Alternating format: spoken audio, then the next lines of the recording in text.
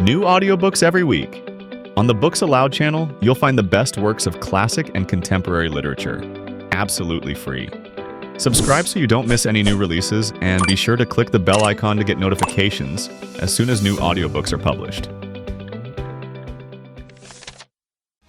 Hello, you're back with us. And today we are listening to the second part of the world-famous book Jane Eyre by Charlotte Brontë. If you haven't subscribed to the channel yet, now is the perfect time to do so. Give us a like and turn on notifications so you don't miss any new and exciting audiobooks. Let's continue our journey into the world of Jane Eyre. The second part of the book begins with Chapter 22.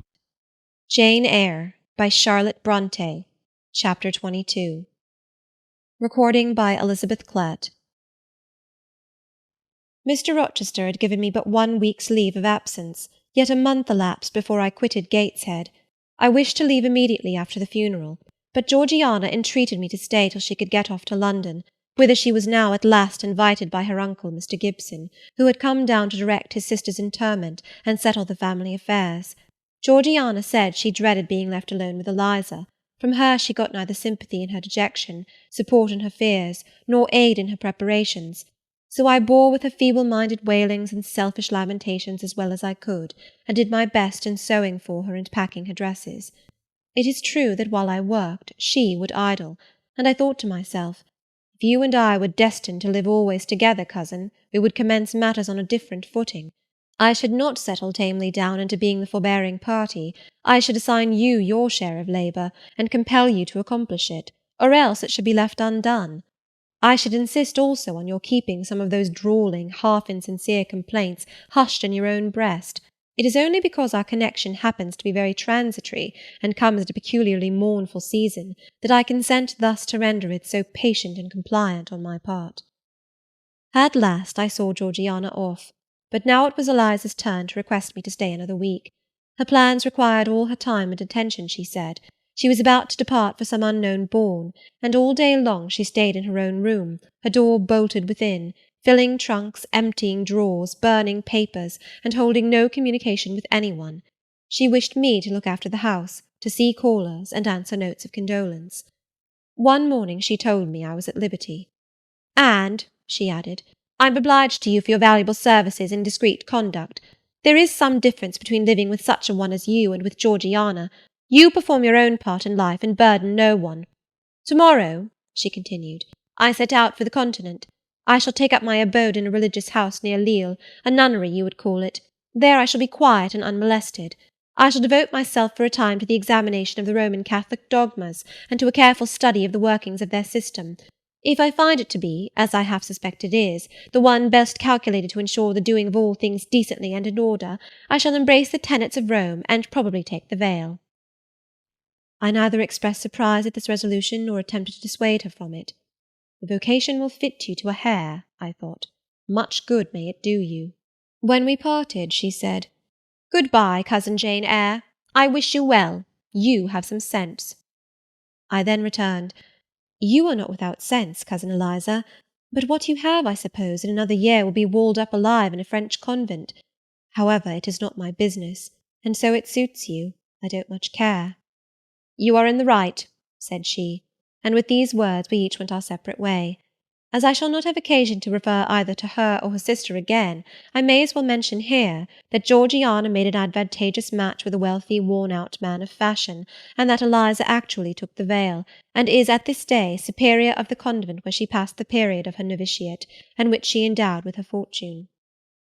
How people feel when they are returning home from an absence, long or short, I did not know. I had never experienced the sensation. I had known what it was to come back to Gateshead when a child after a long walk, to be scolded for looking cold or gloomy, and later what it was to come back from church to Lowood, to long for a plenteous meal and a good fire, and to be unable to get either. Neither of these returnings was very pleasant or desirable. No magnet drew me to a given point, increasing in its strength of attraction the nearer I came. The return to Thornfield was yet to be tried. My journey seemed tedious, very tedious. 50 miles one day, a night spent at an inn, 50 miles the next day. During the first 12 hours I thought of Mrs. Reed in her last moments. I saw her disfigured and discoloured face, and heard her strangely altered voice. I mused on the funeral day, the coffin, the hearse, the black train of tenants and servants. Few was the number of relatives, the gaping vault, the silent church, the solemn service. Then I thought of Eliza and Georgiana. I beheld one the cynosure of a ball-room, the other the inmate of a convent cell, and I dwelt on and analysed their separate peculiarities of person and character. The evening arrival at the great town of scattered these thoughts. Night gave them quite another turn. Laid down on my traveller's bed, I left reminiscence for anticipation. I was going back to Thornfield, but how long was I to stay there? Not long, of that I was sure. I had heard from Mrs. Fairfax in the interim of my absence. The party at the Hall was dispersed. Mr. Rochester had left for London 3 weeks ago, but he was then expected to return in a fortnight. Mrs. Fairfax surmised that he was gone to make arrangements for his wedding, as he had talked of purchasing a new carriage. She said the idea of his marrying Miss Ingram still seemed strange to her, but from what everybody said, and from what she herself had seen, she could no longer doubt that the event would shortly take place. "You would be strangely incredulous if you did doubt it," was my mental comment. "I don't doubt it."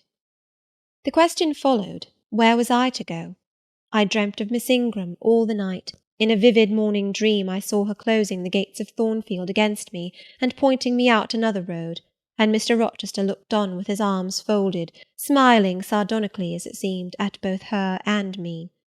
I had not notified to Mrs. Fairfax the exact day of my return, for I did not wish either car or carriage to meet me at Millcote. I proposed to walk the distance quietly by myself, and very quietly, after leaving my box in the ostler's care, did I slip away from the George Inn about 6 o'clock of a June evening, and take the old road to Thornfield, a road which lay chiefly through fields, and was now little frequented. It was not a bright or a splendid summer evening, though fair and soft. The haymakers were at work all along the road, and the sky, though far from cloudless, was such as promised well for the future. Its blue, where blue was visible, was mild and settled, and its cloud strata high and thin. The west, too, was warm. No watery gleam chilled it. It seemed as if there was a fire lit, an altar burning behind its screen of marbled vapour, and out of apertures shone a golden redness.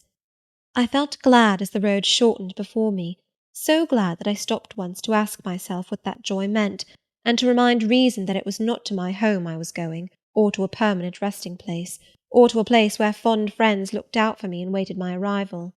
"Mrs. Fairfax will smile you a calm welcome, to be sure," said I, "and little Adele will clap her hands and jump to see you, but you know very well you are thinking of another than they, and that he is not thinking of you." But what is so headstrong as youth? What so blind as inexperience? These affirmed that it was pleasure enough to have the privilege of again looking on Mr. Rochester, whether he looked on me or not, and they added, "Hasten, hasten, be with him while you may, but a few more days or weeks at most, and you are parted from him for ever." And then I strangled a new-born agony, a deformed thing which I could not persuade myself to own and rear, and ran on. They are making hay too in Thornfield meadows, or rather the labourers are just quitting their work and returning home with their rakes on their shoulders, now at the hour I arrive. I have but a field or two to traverse, and then I shall cross the road and reach the gates. How full the hedges are of roses! But I have no time to gather any. I want to be at the house. I passed a tall briar, shooting leafy and flowery branches across the path. I see the narrow stile with stone steps, and I see Mr. Rochester sitting there, a book and a pencil in his hand. He is writing. Well, he is not a ghost, yet every nerve I have is unstrung. For a moment I am beyond my own mastery. What does it mean? I did not think I should tremble in this way when I saw him, or lose my voice or the power of motion in his presence. I will go back as soon as I can stir. I need not make an absolute fool of myself. I know another way to the house. It does not signify if I knew 20 ways, for he has seen me. "Hullo!" he cries, and he puts up his book and his pencil. "There you are. Come on, if you please." I suppose I do come on, though in what fashion I know not, being scarcely cognizant of my movements, and solicitous only to appear calm, and above all to control the working muscles of my face, which I feel rebel insolently against my will, and struggle to express what I had resolved to conceal. But I have a veil. It is down. I may make shift yet to behave with decent composure. And is this Jane Eyre? Are you coming from Millcote and on foot? Yes, just one of your tricks, not to send for a carriage and come clattering over street and road like a common mortal, but to steal into the vicinage of your home along with twilight, just as if you were a dream or a shade. What the deuce have you done with yourself this last month? I have been with my aunt, sir, who is dead. A true Janian reply. Good angels be my guard. She comes from the other world, from the abode of people who are dead, and tells me so when she meets me alone here in the gloaming. If I dared, I'd touch you to see if you are substance or shadow, you elf. But I'd as soon offer to take hold of a blue ignis fatuus light in a marsh. Truant, truant, he added when he had paused an instant.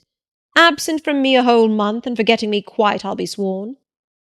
I knew there would be pleasure in meeting my master again, even though broken by the fear that he was so soon to cease to be my master, and by the knowledge that I was nothing to him. But there was ever in Mr. Rochester, so at least I thought, such a wealth of the power of communicating happiness, that to taste but of the crumbs he scattered to stray and stranger birds like me was to feast genially. His last words were balm. They seemed to imply that it imported something to him whether I forgot him or not. And he had spoken of Thornfield as my home. Would that it were my home. He did not leave the stile, and I hardly liked to ask to go by. I inquired soon if he had not been to London. Yes, I suppose he found that out by second sight. Mrs. Fairfax told me in a letter. And did she inform you what I went to do? Oh, yes, sir. Everybody knew your errand. You must see the carriage, Jane, and tell me if you don't think it will suit Mrs. Rochester exactly, and whether she won't look like Queen Boadicea, leaning back against those purple cushions. I wish, Jane, I were a trifle better adapted to match with her externally. Tell me now, fairy as you are, can't you give me a charm or a philtre or something of that sort, to make me a handsome man? It would be past the power of magic, sir. And in thought I added, a loving eye is all the charm needed. To such you are handsome enough, or rather your sternness has a power beyond beauty. Mr. Rochester had sometimes read my unspoken thoughts with an acumen to me incomprehensible. In the present instance he took no notice of my abrupt vocal response, but he smiled at me with a certain smile he had of his own, and which he used but on rare occasions. He seemed to think it too good for common purposes. It was the real sunshine of feeling. He shed it over me now. Pass, Janet, said he, making room for me to cross the stile. Go up home and stay your weary little wandering feet at a friend's threshold. All I had now to do was to obey him in silence. No need for me to colloquize further. I got over the stile without a word, and meant to leave him calmly. An impulse held me fast, a force turned me round. I said, or something in me said, and in spite of me, "Thank you, Mr. Rochester, for your great kindness. I am strangely glad to get back again to you, and wherever you are is my home, my only home." I walked on so fast that even he could hardly have overtaken me had he tried. Little Adele was half wild with delight when she saw me. Mrs. Fairfax received me with her usual plain friendliness. Leah smiled, and even Sophie bid me bonsoir with glee. This was very pleasant. There is no happiness like that of being loved by your fellow creatures, and feeling that your presence is an addition to their comfort. I that evening shut my eyes resolutely against the future. I stopped my ears against the voice that kept warning me of near separation and coming grief. When tea was over and Mrs. Fairfax had taken her knitting, and I had assumed a low seat near her, and Adele, kneeling on the carpet, had nestled close up to me, and a sense of mutual affection seemed to surround us with a ring of golden peace, I uttered a silent prayer that we might not be parted far or soon. But when, as we thus sat, Mr. Rochester entered, unannounced, and looking at us seemed to take pleasure in the spectacle of a group so amicable, when he said he supposed the old lady was all right now that she had got her adopted daughter back again, and added that he saw Adele was prête à croquer sa petite maman anglaise, I half ventured to hope that he would, even after his marriage, keep us together somewhere under the shelter of his protection, and not quite exiled from the sunshine of his presence. A fortnight of dubious calm succeeded my return to Thornfield Hall. Nothing was said of the master's marriage, and I saw no preparation going on for such an event. Almost every day I asked Mrs. Fairfax if she had yet heard anything decided. Her answer was always in the negative. Once she said she had actually put the question to Mr. Rochester as to when he was going to bring his bride home, but he had answered her only by a joke and one of his queer looks, and she could not tell what to make of him. One thing surprised me, and that was there were no journeyings backward and forward, no visits to Ingram Park. To be sure, it was 20 miles off, on the borders of another county, but what was that distance to an ardent lover? To so practised and indefatigable a horseman as Mr. Rochester, it would be but a morning's ride. I began to cherish hopes I had no right to conceive, that the match was broken off, that rumour had been mistaken, that one or both parties had changed their minds. I used to look at my master's face to see if it was sad or fierce, but I could not remember the time when it had been so uniformly clear of clouds or evil feelings. If, in the moments I and my pupil spent with him, I lacked spirits and sank into inevitable dejection, he became even gay. Never had he called me more frequently to his presence, never been kinder to me when there, and alas, never had I loved him so well. End of chapter 22. Jane Eyre by Charlotte Brontë. Chapter 23. A splendid midsummer shone over England, skies so pure, suns so radiant as were then seen in long succession, seldom favour even singly our wave-girt land. It was as if a band of Italian days had come from the south, like a flock of glorious passenger birds, and lighted to rest them on the cliffs of Albion. The hay was all got in, the fields round Thornfield were green and shorn, the roads white and baked, the trees were in their dark prime, hedge and wood, full-leaved and deeply tinted, contrasted well with the sunny hue of the cleared meadows between. On Midsummer Eve, Adele, weary with gathering wild strawberries in Hay Lane half the day, had gone to bed with the sun. I watched her drop asleep, and when I left her, I sought the garden. It was now the sweetest hour of the 24. Day its fervid fires had wasted, and dew fell cool on panting plain and scorched summit. Where the sun had gone down in simple state, pure of the pomp of clouds, spread a solemn purple, burning with the light of red jewel and furnace flame at one point, on one hill peak, and extending high and wide, soft and still softer, over half heaven. The east had its own charm, or fine deep blue, and its own modest gem, a casino and solitary star. Soon it would boast the moon, but she was yet beneath the horizon. I walked a while on the pavement, but a subtle, well-known scent, that of a cigar, stole from some window. I saw the library casement open a hand's breadth. I knew I might be watched thence, so I went apart into the orchard. No nook in the grounds more sheltered and more Eden-like. It was full of trees, it bloomed with flowers. A very high wall shut it out from the court on one side. On the other, a beech avenue screened it from the lawn. At the bottom was a sunk fence, its sole separation from lonely fields, a winding walk bordered with laurels and terminating in a giant horse-chestnut, circled at the base by a seat, led down to the fence. Here one could wander unseen.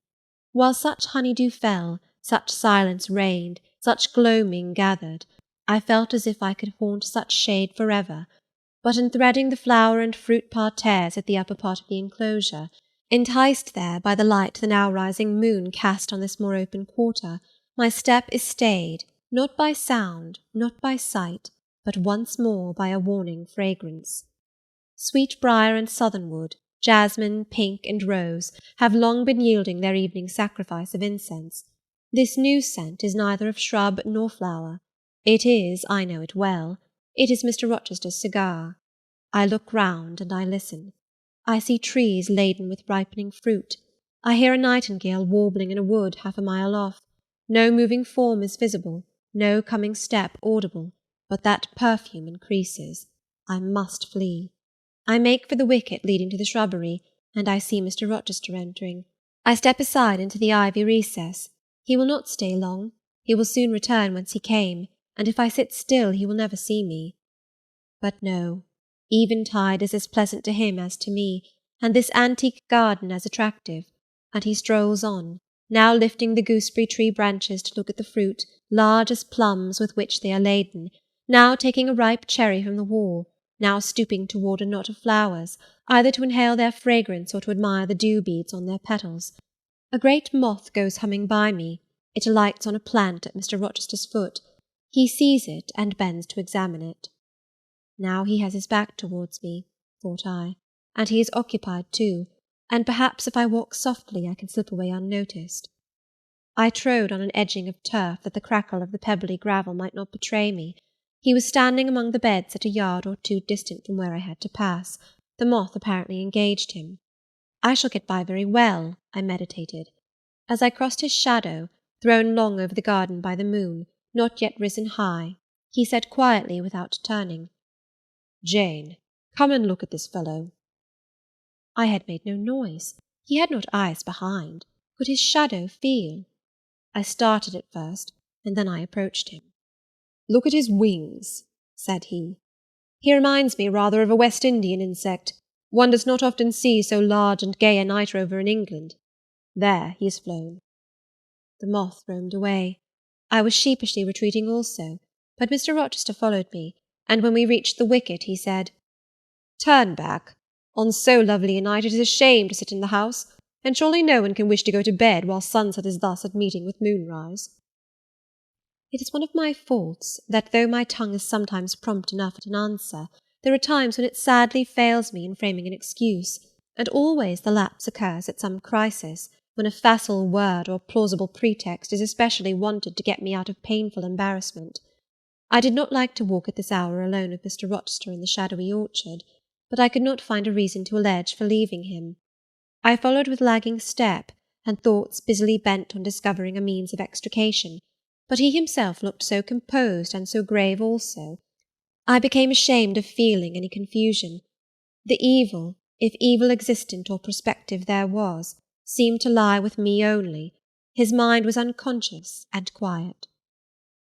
"Jane," he recommenced as we entered the laurel walk, and slowly strayed down in the direction of the sunk fence and the horse-chestnut. "Thornfield is a pleasant place in summer, is it not?" "Yes, sir." "You must have become in some degree attached to the house, you who have an eye for natural beauties and a good deal of the organ of adhesiveness." "I am attached to it, indeed." "And though I don't comprehend how it is, I perceive you have acquired a degree of regard for that foolish little child Adele, too, and even for simple Dame Fairfax." "Yes, sir. In different ways I have an affection for both." "And would be sorry to part with them?" "Yes." "Pity," he said, and sighed and paused. "It is always the way of events in this life," he continued presently. "No sooner have you got settled in a pleasing resting-place than a voice calls out to you to rise and move on, for the hour of repose is expired." "Must I move on, sir?" I asked. "Must I leave Thornfield?" "I believe you must, Jane. I am sorry, Janet, but I believe indeed you must." This was a blow, but I did not let it prostrate me. "Well, sir, I shall be ready when the order to march comes." "It is come now. I must give it tonight." "Then you are going to be married, sir?" "Exactly, precisely. With your usual acuteness you have hit the nail straight on the head." "Soon, sir?" "Very soon, that is, Miss Eyre. And you'll remember, Jane, that the first time I, or rumour, plainly intimated to you that it was my intention to put my old bachelor's neck into the sacred noose, to enter into the holy estate of matrimony, to take Miss Ingram to my bosom, in short. She's an extensive armful, but that's not to the point. One can't have too much of such a very excellent thing as my beautiful Blanche. Well, as I was saying, listen to me, Jane. You're not turning your head to look after more moths, are you? That was only a lady clock, child, flying away home. I wish to remind you that it was you who first said to me, with that discretion I respect in you, with that foresight, prudence, and humility which befit your responsible and dependent position, that in case I married Miss Ingram, both you and little Adele had better trot forthwith. I pass over the sort of slur conveyed in this suggestion on the character of my beloved. Indeed, when you are far away, Janet, I'll try to forget it. I shall notice only its wisdom, which is such that I have made it my law of action. Adele must go to school, and you, Miss Eyre, must get a new situation." "Yes, sir. I will advertise immediately, and meantime, I suppose— I was going to say, I suppose I may stay here, till I find another shelter to betake myself to." But I stopped, feeling it would not do to risk a long sentence, for my voice was not quite under command. "In about a month I hope to be a bridegroom," continued Mr. Rochester, "and in the interim I shall myself look out for employment, and an asylum for you." "Thank you, sir. I am sorry to give—" "Oh, no need to apologize. I consider that when the dependent does her duty as well as you have done yours, she has a sort of claim upon her employer for any little assistance he can conveniently render her. Indeed, I have already, through my future mother-in-law, heard of a place that I think will suit. It is to undertake the education of the 5 daughters of Mrs. Dionysius O'Gall of Bitternut Lodge, Connaught, Ireland. You'll like Ireland, I think. There's such warm-hearted people there, they say." "It is a long way off, sir." "No matter. A girl of your sense will not object to the voyage or the distance." "Not the voyage, but the distance. And then the sea is a barrier." "From what, Jane?" "From England, and from Thornfield, and—" "Well?" "From you, sir." I said this almost involuntarily, and, with as little sanction of free will, my tears gushed out. I did not cry so as to be heard, however. I avoided sobbing. The thought of Mrs. O'Gall and Bitternut Lodge struck cold to my heart, and colder the thought of all the brine and foam, destined, as it seemed, to rush between me and the master at whose side I now walked, and coldest the remembrance of the wider ocean. Wealth, caste, custom intervened between me and what I naturally and inevitably loved. "It is a long way," I again said. "It is, to be sure. And when you get to Bitternut Lodge, Connaught, Ireland, I shall never see you again, Jane. That's morally certain. I never go over to Ireland, not having myself much of a fancy for the country. We have been good friends, Jane, have we not?" "Yes, sir." "And when friends are on the eve of separation, they like to spend the little time that remains to them close to each other. Come, we'll talk over the voyage and the parting quietly half an hour or so, while the stars enter into their shining life up in heaven yonder. Here is the chestnut tree, here is the bench at its old roots. Come, we will sit there in peace tonight, though we should never more be destined to sit there together." He seated me and himself. "It is a long way to Ireland, Janet, and I am sorry to send my little friend on such weary travels, but if I can't do better, how is it to be helped? Are you anything akin to me, do you think, Jane?" I could risk no sort of answer by this time. My heart was still. "Because," he said, "I sometimes have a queer feeling with regard to you, especially when you are near me, as now. It is as if I had a string somewhere under my left ribs, tightly and inextricably knotted to a similar string situated in the corresponding quarter of your little frame, and if that boisterous channel, and 200 miles or so of land come broad between us, I am afraid that cord of communion will be snapped, and then I've a nervous notion I should take to bleeding inwardly. As for you, you'd forget me." "That I never should, sir. You know—" Impossible to proceed.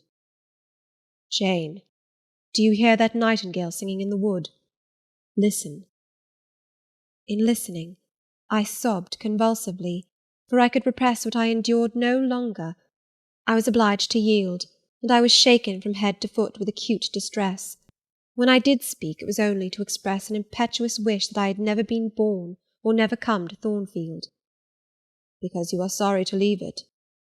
The vehemence of emotion, stirred by grief and love within me, was claiming mastery, and struggling for full sway, and asserting a right to predominate, to overcome, to live, rise, and reign at last, yes, and to speak. I grieve to leave Thornfield. I love Thornfield. I love it because I have lived in it a full and delightful life, momentarily at least. I have not been trampled on. I have not been petrified. I have not been buried with inferior minds and excluded from every glimpse of communion with what is bright and energetic and high. I have talked face to face with what I reverence, with what I delight in, with an original, a vigorous, and expanded mind. I have known you, Mr. Rochester, and it strikes me with terror and anguish to feel I absolutely must be torn from you for ever. I see the necessity of departure, and it is like looking on the necessity of death." "Where do you see the necessity?" he asked suddenly. "Where? You, sir, have placed it before me." "In what shape?" In the shape of Miss Ingram, a noble and beautiful woman.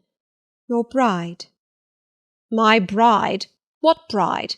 I have no bride. But you will have. Yes, I will. I will. He set his teeth. Then I must go. You have said it yourself. No, you must stay. I swear it, and the oath shall be kept. I tell you I must go, I retorted, roused to something like passion. Do you think I can stay to become nothing to you? Do you think I am an automaton, a machine without feelings, and can bear to have my morsel of bread snatched from my lips and my drop of living water dashed from my cup? Do you think because I am poor, obscure, plain, and little, I am soulless and heartless? You think wrong. I have as much soul as you, and full as much heart.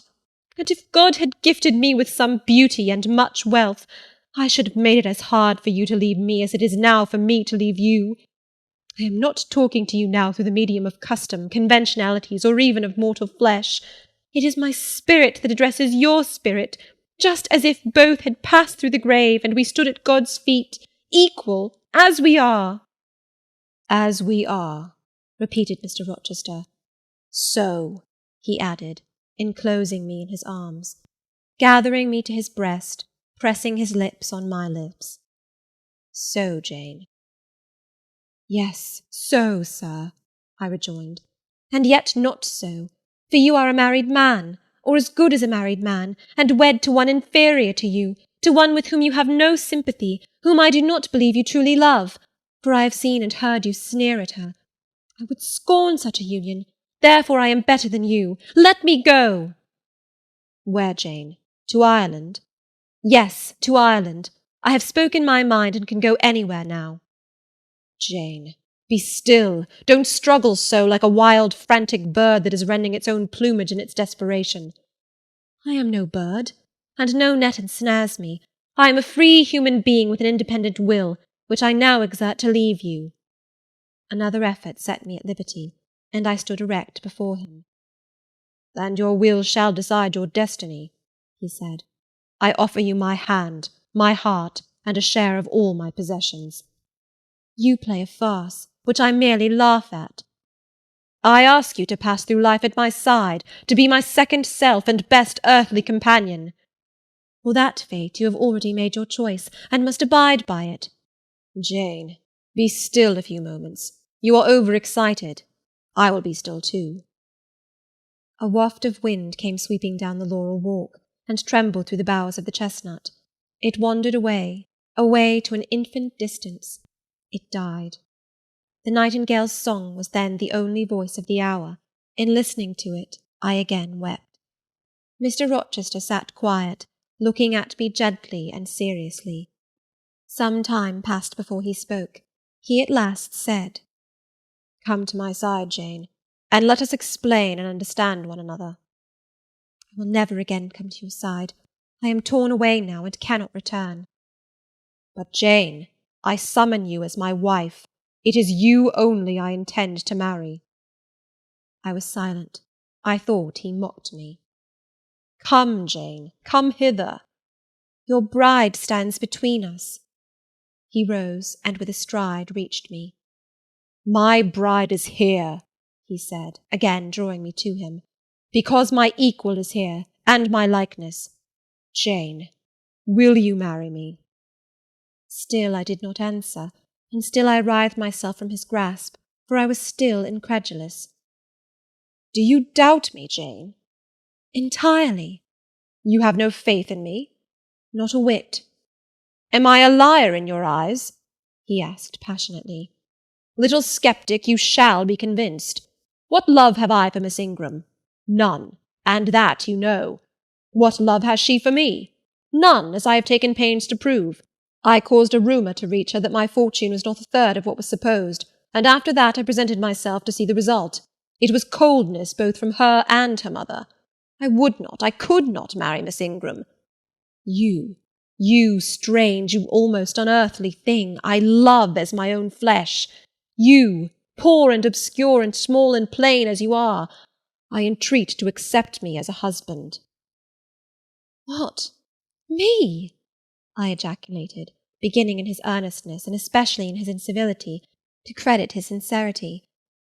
Me, who have not a friend in the world but you, if you are my friend, not a shilling but what you have given me. You, Jane. I must have you for my own, entirely my own. Will you be mine? Say yes, quickly. Mr. Rochester, let me look at your face. Turn to the moonlight. Why? Because I want to read your countenance. Turn. There. You will find it scarcely more legible than a crumpled, scratched page. Read on. Only make haste, for I suffer. His face was very much agitated and very much flushed, and there were strong workings in the features and strange gleams in the eyes. Oh, Jane, you torture me, he exclaimed. With that searching and yet faithful and generous look, you torture me. How can I do that? If you are true and your offer real, my only feelings to you must be gratitude and devotion. They cannot torture. Gratitude, he ejaculated, and added wildly, Jane, accept me quickly. Say, Edward, give me my name, Edward, I will marry you. Are you in earnest? Do you truly love me? Do you sincerely wish me to be your wife? I do, and if an oath is necessary to satisfy you, I swear it. Then, sir, I will marry you. Edward, my little wife. Dear Edward. Come to me entirely now, said he, and added in his deepest tone, speaking in my ear as his cheek was laid on mine, Make my happiness. I will make yours. God pardon me, he subjoined ere long, and man meddle not with me. I have her, and will hold her. There is no one to meddle, sir. I have no kindred to interfere. No, that is the best of it, he said. And if I had loved him less, I should have thought his accent and look of exultation savage, but sitting by him, roused from the nightmare of parting, called to the paradise of union, I thought only of the bliss given me to drink in so abundant a flow. Again and again he said, Are you happy, Jane? And again I answered, Yes. After which he murmured, It will atone, it will atone. Have I not found her friendless, cold, and comfortless? Will I not guard and cherish and solace her? Is there not love in my heart and constancy in my resolves? It will expiate at God's tribunal. I know my Maker sanctions what I do. For the world's judgment I wash my hands thereof. For man's opinion I defy it. But what had befallen the night?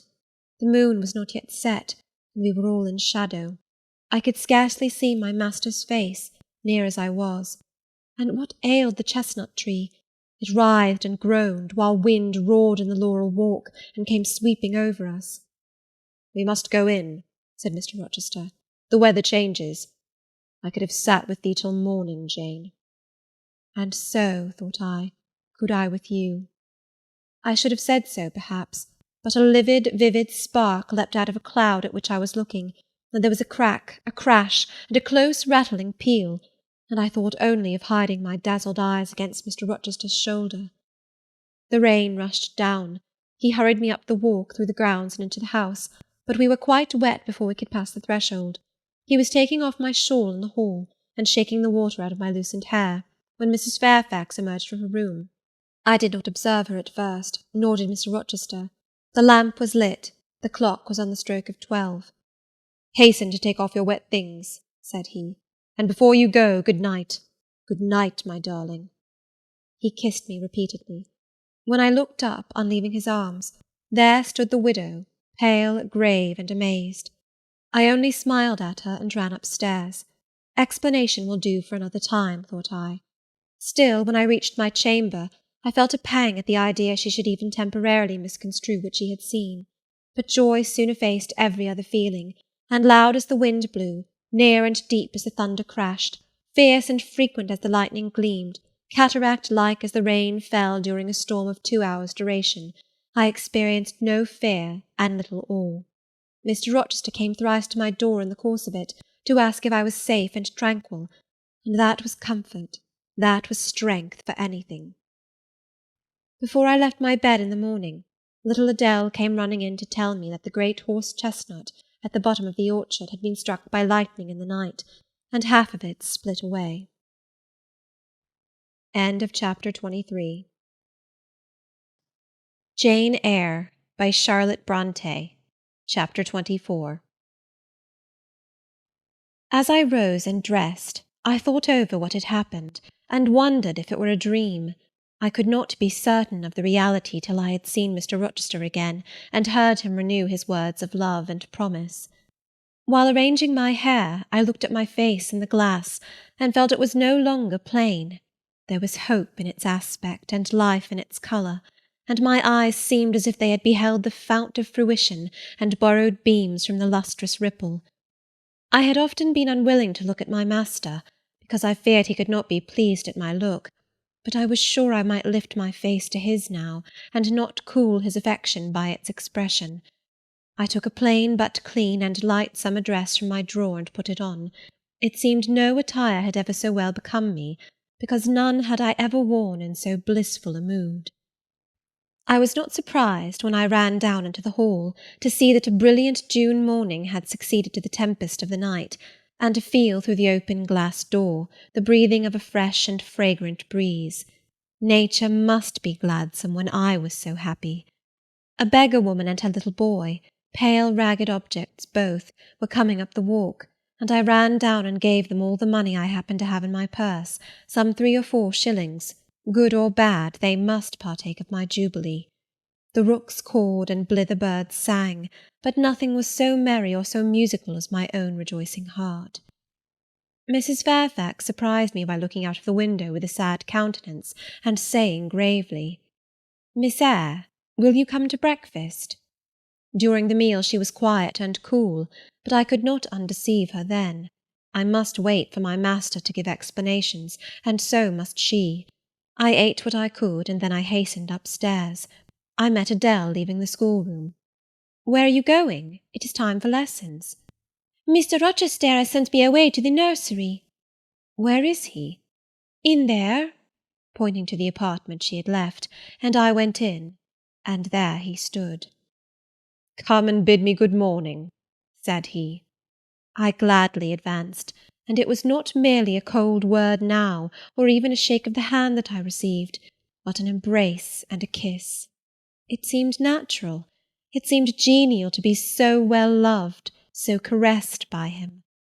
"Jane, you look blooming and smiling and pretty," said he, "truly pretty this morning. Is this my pale little elf? Is this my mustard seed? This little sunny-faced girl with the dimpled cheek and rosy lips, the satin-smooth hazel hair and the radiant hazel eyes?" I had green eyes, reader, but you must excuse the mistake. For him they were new-dyed, I suppose. "It is Jane Eyre, sir." "Soon to be Jane Rochester," he added. "In 4 weeks, Janet, not a day more, do you hear that?" I did, and I could not quite comprehend it. It made me giddy. The feeling, the announcement sent through me, was something stronger than was consistent with joy, something that smote and stunned. It was, I think, almost fear. "You blushed, and now you are white, Jane. What is that for?" "Because you gave me a new name, Jane Rochester, and it seems so strange." "Yes, Mrs. Rochester," said he, "young Mrs. Rochester, Fairfax Rochester's girl bride." "It can never be, sir. It does not sound likely. Human beings never enjoy complete happiness in this world. I was not born for a different destiny to the rest of my species. To imagine such a lot befalling me is a fairy tale, a daydream." "Which I can and will realize. I shall begin to-day. This morning I wrote to my banker in London to send me certain jewels he has in his keeping, heirlooms for the ladies of Thornfield. In a day or 2 I hope to pour them into your lap, for every privilege, every attention shall be yours that I would accord a peer's daughter, if about to marry her." "Oh, sir, never rain jewels. I don't like to hear them spoken of. Jewels for Jane Eyre sounds unnatural and strange. I would rather not have them." "I will myself put the diamond chain round your neck and the circlet on your forehead, which it will become, for nature at least has stamped her patent of nobility on this brow, Jane. and I will clasp the bracelets on these fine wrists, and load these fairy-like fingers with rings." "No, no, sir. Think of other subjects, and speak of other things, and in another strain. Don't address me as if I were a beauty. I am your plain Quakerish governess." "You are a beauty in my eyes, and a beauty just after the desire of my heart, delicate and aerial." "Puny and insignificant, you mean? You are dreaming, sir, or you are sneering. For God's sake, don't be ironical." "I will make the world acknowledge you a beauty too," he went on, while I really became uneasy at the strain he had adopted, because I felt he was either deluding himself or trying to delude me. "I will attire my Jane in satin and lace, and she shall have roses in her hair, and I will cover the head I love best with a priceless veil."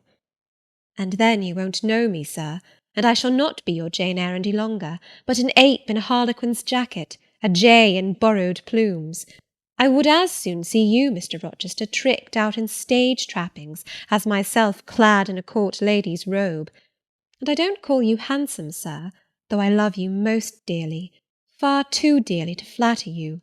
Don't flatter me." He pursued his theme, however, without noticing my deprecation. "This very day I shall take you in the carriage to Millcote, and you must choose some dresses for yourself. I told you we shall be married in 4 weeks. The wedding is to take place quietly in the church down below yonder, and then I shall waft you away at once to town. After a brief stay there, I shall bear my treasure to regions nearer the sun, to French vineyards and Italian plains, and she shall see whatever is famous in old story and in modern record. She shall taste, too, of the life of cities, and she shall learn to value herself by just comparison with others." "Shall I travel? And with you, sir?" "You shall sojourn at Paris, Rome, and Naples, at Florence, Venice, and Vienna. All the ground I have wandered over shall be re-trodden by you. Wherever I have stamped my hoof, your sylph's foot shall step also. 10 years since, I flew through Europe half mad with disgust, hate, and rage as my companions. Now I shall revisit it, healed and cleansed, with a very angel as my comforter." I laughed at him as he said this. "I am not an angel," I asserted, "and I will not be one till I die. I will be myself. Mr. Rochester, you must neither expect nor exact anything celestial of me, for you will not get it, any more than I shall get it of you, which I do not at all anticipate." "What do you anticipate of me?" "For a little while you will perhaps be as you are now, a very little while, and then you will turn cool, and then you will be capricious, and then you will be stern, and I shall have much ado to please you. But when you get well used to me, you will perhaps like me again. Like me, I say, not love me. I suppose your love will effervesce in 6 months or less.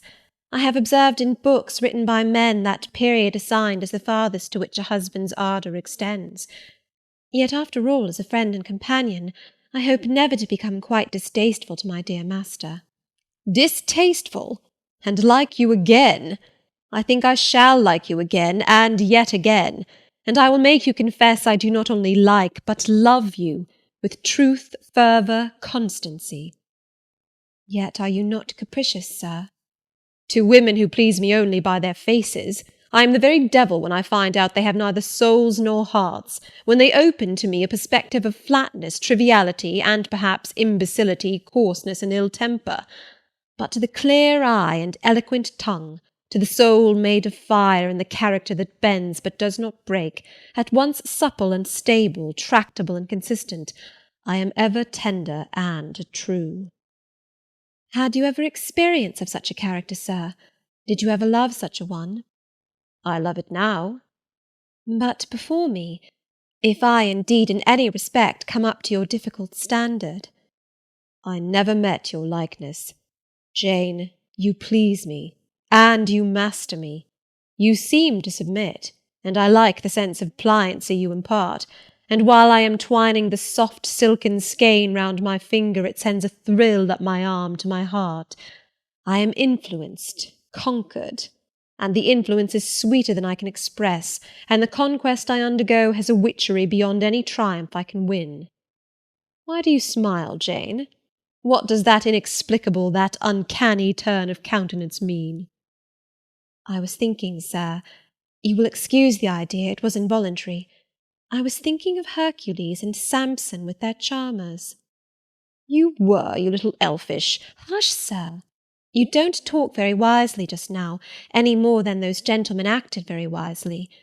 However, had they been married, they would no doubt by their severity as husbands have made up for their softness as suitors, and so will you, I fear. I wonder how you will answer me a year hence, should I ask a favour it does not suit your convenience or pleasure to grant." "Ask me something now, Jane, the least thing. I desire to be entreated." "Indeed I will, sir.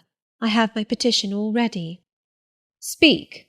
But if you look up and smile with that countenance, I shall swear concession before I know to what, and that will make a fool of me." "Not at all, sir. I only ask this. Don't send for the jewels, and don't crown me with roses. You might as well put a border of gold lace round that plain pocket-handkerchief you have there." "I might as well gild refined gold. I know it. Your request is granted, then, for the time. I will remand the order I dispatched to my banker. But you have not yet asked for anything. You have prayed a gift to be withdrawn. Try again." "Well then, sir, have the goodness to gratify my curiosity, which is much piqued on one point." He looked disturbed. What?" he said hastily. "Curiosity is a dangerous petition. It is well I have not taken a vow to accord every request." "But there can be no danger in complying with this, sir." "Utter it, Jane.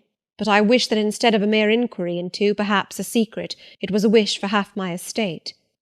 "Now, King Ahasuerus, what do I want with half your estate?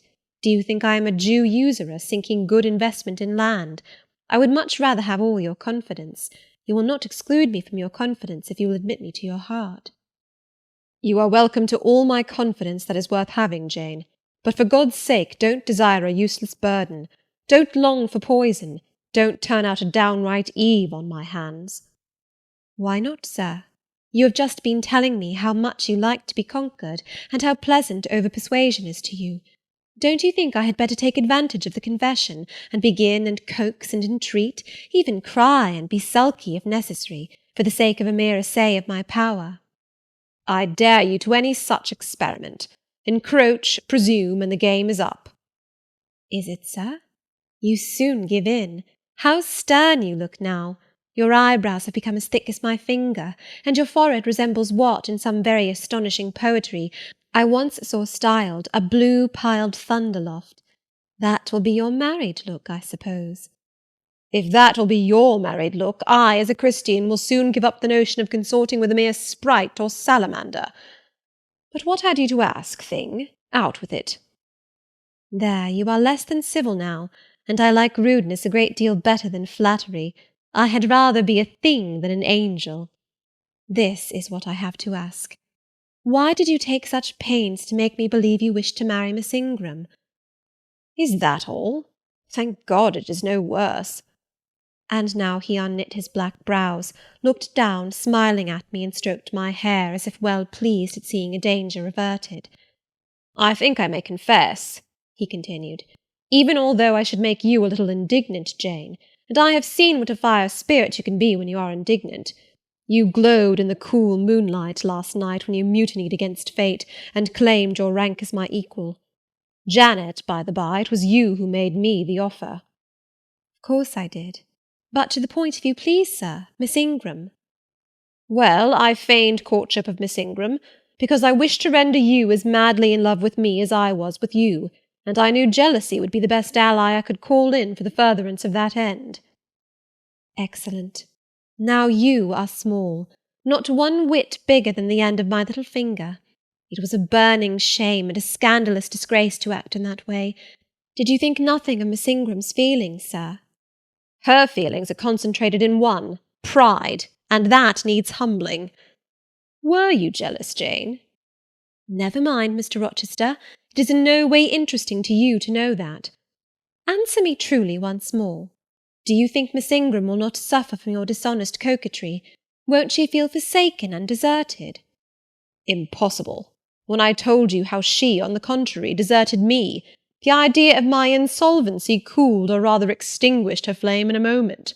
"You have a curious, designing mind, Mr. Rochester. I am afraid your principles on some points are eccentric." "My principles were never trained, Jane. They may have grown a little awry for want of attention." "Once again, seriously, may I enjoy the great good that has been vouchsafed to me without fearing that any one else is suffering the bitter pain I myself felt a while ago?" "That you may, my good little girl. There is not another being in the world has the same pure love for me as yourself, for I lay that pleasant unction to my soul, Jane, a belief in your affection." I turned my lips to the hand that lay on my shoulder. I loved him very much, more than I could trust myself to say, more than words had power to express. "Ask something more," he said presently. "It is my delight to be entreated, and to yield." I was again ready with my request. "Communicate your intentions to Mrs. Fairfax, sir. She saw me with you last night in the hall, and she was shocked. Give her some explanation before I see her again. It pains me to be misjudged by so good a woman." "Go to your room and put on your bonnet," he replied. "I mean you to accompany me to Millcote this morning, and while you prepare for the drive, I will enlighten the old lady's understanding. Did she think, Janet, you had given the world for love and considered it well lost?" "I believe she thought I had forgotten my station, and yours, sir." "Station! Station! Your station is in my heart and on the necks of those who would insult you, now or hereafter. Go." I was soon dressed, and when I heard Mr. Rochester quit Mrs. Fairfax's parlour, I hurried down to it. The old lady had been reading her morning portion of Scripture, the lesson for the day. Her Bible lay open before her, and her spectacles were upon it. Her occupation, suspended by Mr. Rochester's announcement, seemed now forgotten. Her eyes, fixed on the blank wall opposite, expressed the surprise of a quiet mind stirred by unwonted tidings. Seeing me, she roused herself. She made a sort of effort to smile, and framed a few words of congratulation, but the smile expired, and the sentence was abandoned unfinished. She put up her spectacles, shut the Bible, and pushed a chair back from the table. "I feel so astonished," she began. "I hardly know what to say to you, Miss Eyre. I have surely not been dreaming, have I? Sometimes I half fall asleep when I am sitting alone and fancy things that have never happened.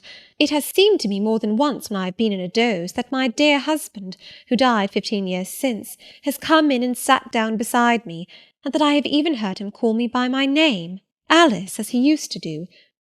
Now can you tell me whether it is actually true that Mr. Rochester has asked you to marry him? Don't laugh at me, but I really thought he came in here 5 minutes ago and said that in a month you would be his wife." "He has said the same thing to me," I replied. "He has? Do you believe him? Have you accepted him?" "Yes." She looked at me bewildered. "I could never have thought it. He is a proud man. All the Rochesters were proud, and his father at least liked money. He too has always been called careful. He means to marry you." "He tells me so." She surveyed my whole person. In her eyes I read that they had there found no charm powerful enough to solve the enigma. "It passes me," she continued, "but no doubt it is true since you say so. How it will answer I cannot tell. I really don't know. Equality of position and fortune is often advisable in such cases, and there are 20 years of difference in your ages. He might almost be your father." "No, indeed, Mrs. Fairfax," exclaimed I, nettled. "He is nothing like my father. No one who saw us together would suppose it for an instant. Mr. Rochester looks as young, and is as young, as some men at 25. "Is it really for love he is going to marry you?" she asked. I was so hurt by her coldness and scepticism that the tears rose to my eyes. "I am sorry to grieve you," pursued the widow, "but you are so young, and so little acquainted with men, I wish to put you on your guard. It is an old saying that all is not gold that glitters, and in this case I do fear there will be something found to be different to what either you or I expect." "Why, am I a monster?" I said. "Is it impossible that Mr. Rochester should have a sincere affection for me?" "No, you are very well, and much improved of late, and Mr. Rochester, I dare say, is fond of you. I have always noticed that you were a sort of pet of his. There are times when, for your sake, I have been a little uneasy at his marked preference, and have wished to put you on your guard, but I did not like to suggest even the possibility of wrong. I knew such an idea would shock, perhaps offend you, and you were so discreet and so thoroughly modest and sensible, I hoped you might be trusted to protect yourself. Last night I cannot tell you what I suffered when I sought all over the house and could find you nowhere, nor the master either, and then at 12 o'clock saw you come in with him." "Well, never mind that now," I interrupted impatiently. "It is enough that all was right." "I hope all will be right in the end," she said. "But believe me, you cannot be too careful. Try and keep Mr. Rochester at a distance. Distrust yourself as well as him. Gentlemen in his station are not accustomed to marry their governesses." I was growing truly irritated. Happily Adele ran in. Let me go to Millcote too," she cried. "Mr. Rochester won't, so there is so much room in the new carriage. Beg him to let me go, mademoiselle." "That I will, Adele," and I hastened away with her, glad to quit my gloomy monitress. The carriage was ready, they were bringing it round to the front, and my master was pacing the pavement, Pilot following him backwards and forwards. "Adele may accompany us, may she not, sir?" "I told her no. I'll have no brats. I'll have only you." "Oh, do let her go, Mr. Rochester, if you please. It would be better." "Not it. She will be a restraint." He was quite peremptory, both in look and voice. The chill of Mrs. Fairfax's warnings and the damp of her doubts were upon me. Something of unsubstantiality and uncertainty had beset my hopes. I half lost the sense of power over him. I was about mechanically to obey him without further remonstrance, but as he helped me into the carriage, he looked at my face. "What is the matter?" he said. "All the sunshine is gone. Do you really wish the bairn to go? Will it annoy you if she is left behind?" "I would far rather she went, sir." "Then off for your bonnet and back like a flash of lightning," cried he to Adele. She obeyed him with what speed she might. "After all, a single morning's interruption will not matter much," said he, "when I mean shortly to claim you, your thoughts, conversation, and company, for life." Adele, when lifted in, commenced kissing me by way of expressing her gratitude for my intercession. She was instantly stowed away into a corner on the other side of him. She then peeped round to where I sat. So stern a neighbour was too restrictive to him, in his present fractious mood. She dared whisper no observations, nor ask of him any information. "Let her come to me," I entreated. "She will perhaps trouble you, sir. There is plenty of room on this side." He handed her over as if she had been a lap-dog. "I'll send her to school yet," he said, but now he was smiling. Adele heard him, and asked if she was to go to school. "Sans mademoiselle?" "Yes," he replied, "absolutely sans mademoiselle, for I am to take mademoiselle to the moon, and there I shall seek a cave in one of the white valleys among the volcano tops, and mademoiselle shall live with me there, and only me." "She will have nothing to eat. You will starve her," observed Adele. "I shall gather manna for her morning and night. The plains and hillsides in the moon are bleached with manna, Adele." "She will want to warm herself. What will she do for a fire?" "Fire rises out of the Luna Mountains. When she is cold, I'll carry her up to a peak and lay her down on the edge of a crater." "Oh, qu'elle y sera mal, peu confortable. And her clothes, they will wear out. How can she get new ones?" Mr. Rochester professed to be puzzled. Said he. "What would you do, Adele? Cudgel your brains for an expedient. How would a white or pink cloud answer for a gown, do you think? And one could cut a pretty enough scarf out of a rainbow." "She is far better as she is," concluded Adele, after musing some time. "Besides, she would get tired of living with you only in the moon. If I were mademoiselle, I would never consent to go with you." "She has consented. She has pledged her word." "But you can't get her there. There is no road to the moon. It is all air, and neither you nor she can fly." "Adele, look at that field." We were now outside Thornfield gates, and bowling lightly along the smooth road to Millcote, where the dust was well laid by the thunderstorm, and where the low hedges and lofty timber trees on each side glistened green and rain-refreshed. "In that field, Adele, I was walking late one evening about a fortnight since, the evening of the day you helped me to make hay in the orchard meadows, and as I was tired with raking swaths, I sat down to rest me on a stile, and there I took out a little book and pencil, and began to write about a misfortune that befell me long ago, and a wish I had for happy days to come. I was writing away very fast, though daylight was fading from the leaf, when something came up the path and stopped 2 yards off me. I looked at it. It was a little thing with a veil of gossamer on its head. I beckoned it to come near me. It soon stood at my knee. I never spoke to it, and it never spoke to me, in words. But I read its eyes, and it read mine, and our speechless colloquy was to this effect. It was a fairy, and come from Elfland, it said, and its errand was to make me happy. I must go with it out of the common world to a lonely place, such as the moon, for instance, and it nodded its head towards her horn, rising over Hay Hill. It told me of the alabaster cave and silver vale where we might live. I said I should like to go, but reminded it, as you did me, that I had no wings to fly. Oh, returned the fairy, that does not signify. Here is a talisman that will remove all difficulties. And she held out a pretty gold ring. Put it, she said, on the fourth finger of my left hand, and I am yours, and you are mine, and we shall leave earth and make our own heaven yonder. She nodded again at the moon. The ring, Adele, is in my breeches pocket, under the disguise of a sovereign, but I mean soon to change it to a ring again. But what has mademoiselle to do with it? I don't care for the fairy. You said it was mademoiselle you would take to the moon.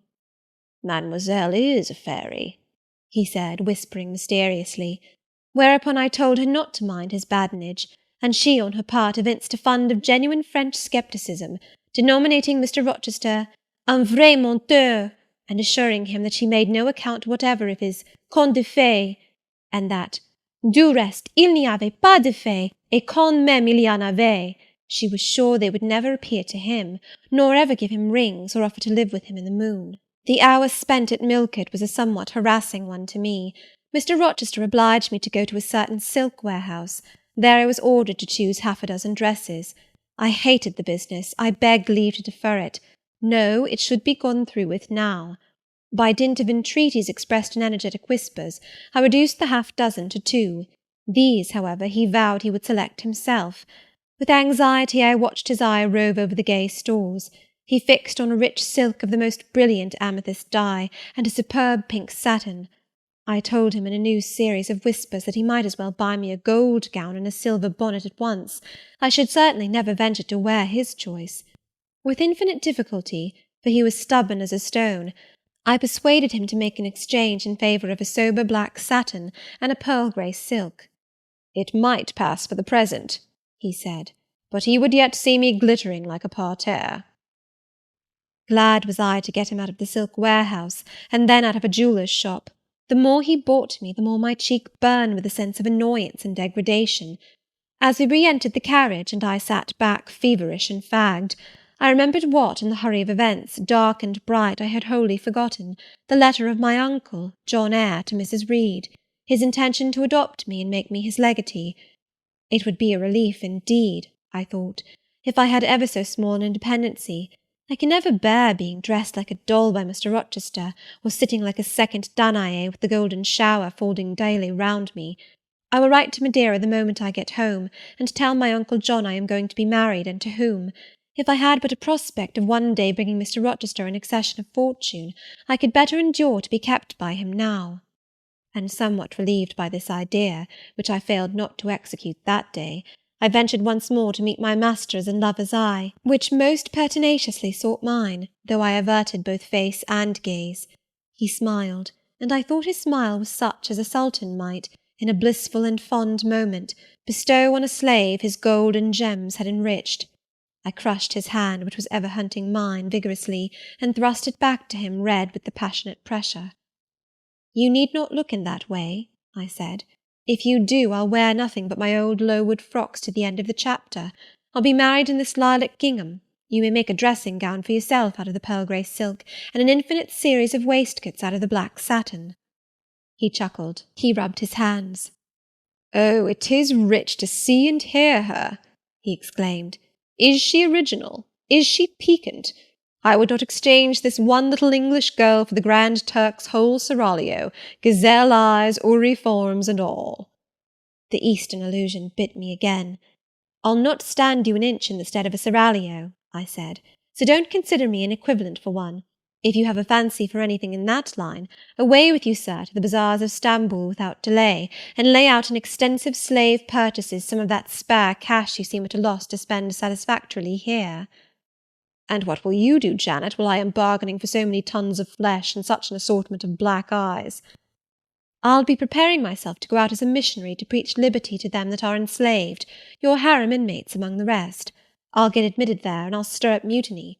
And you, three-tailed bashaw as you are, sir, shall in a trice find yourself fettered amongst our hands. Nor will I, for one, consent to cut your bonds till you have signed a charter, the most liberal that despot ever yet conferred. I would consent to be at your mercy, Jane. I would have no mercy, Mr. Rochester, if you supplicated for it with an eye like that. While you looked so, I should be certain that whatever charter you might grant under coercion, your first act, when released, would be to violate its conditions. Why, Jane, what would you have? I fear you will compel me to go through a private marriage ceremony, besides that performed at the altar. You will stipulate, I see, for peculiar terms. What will they be?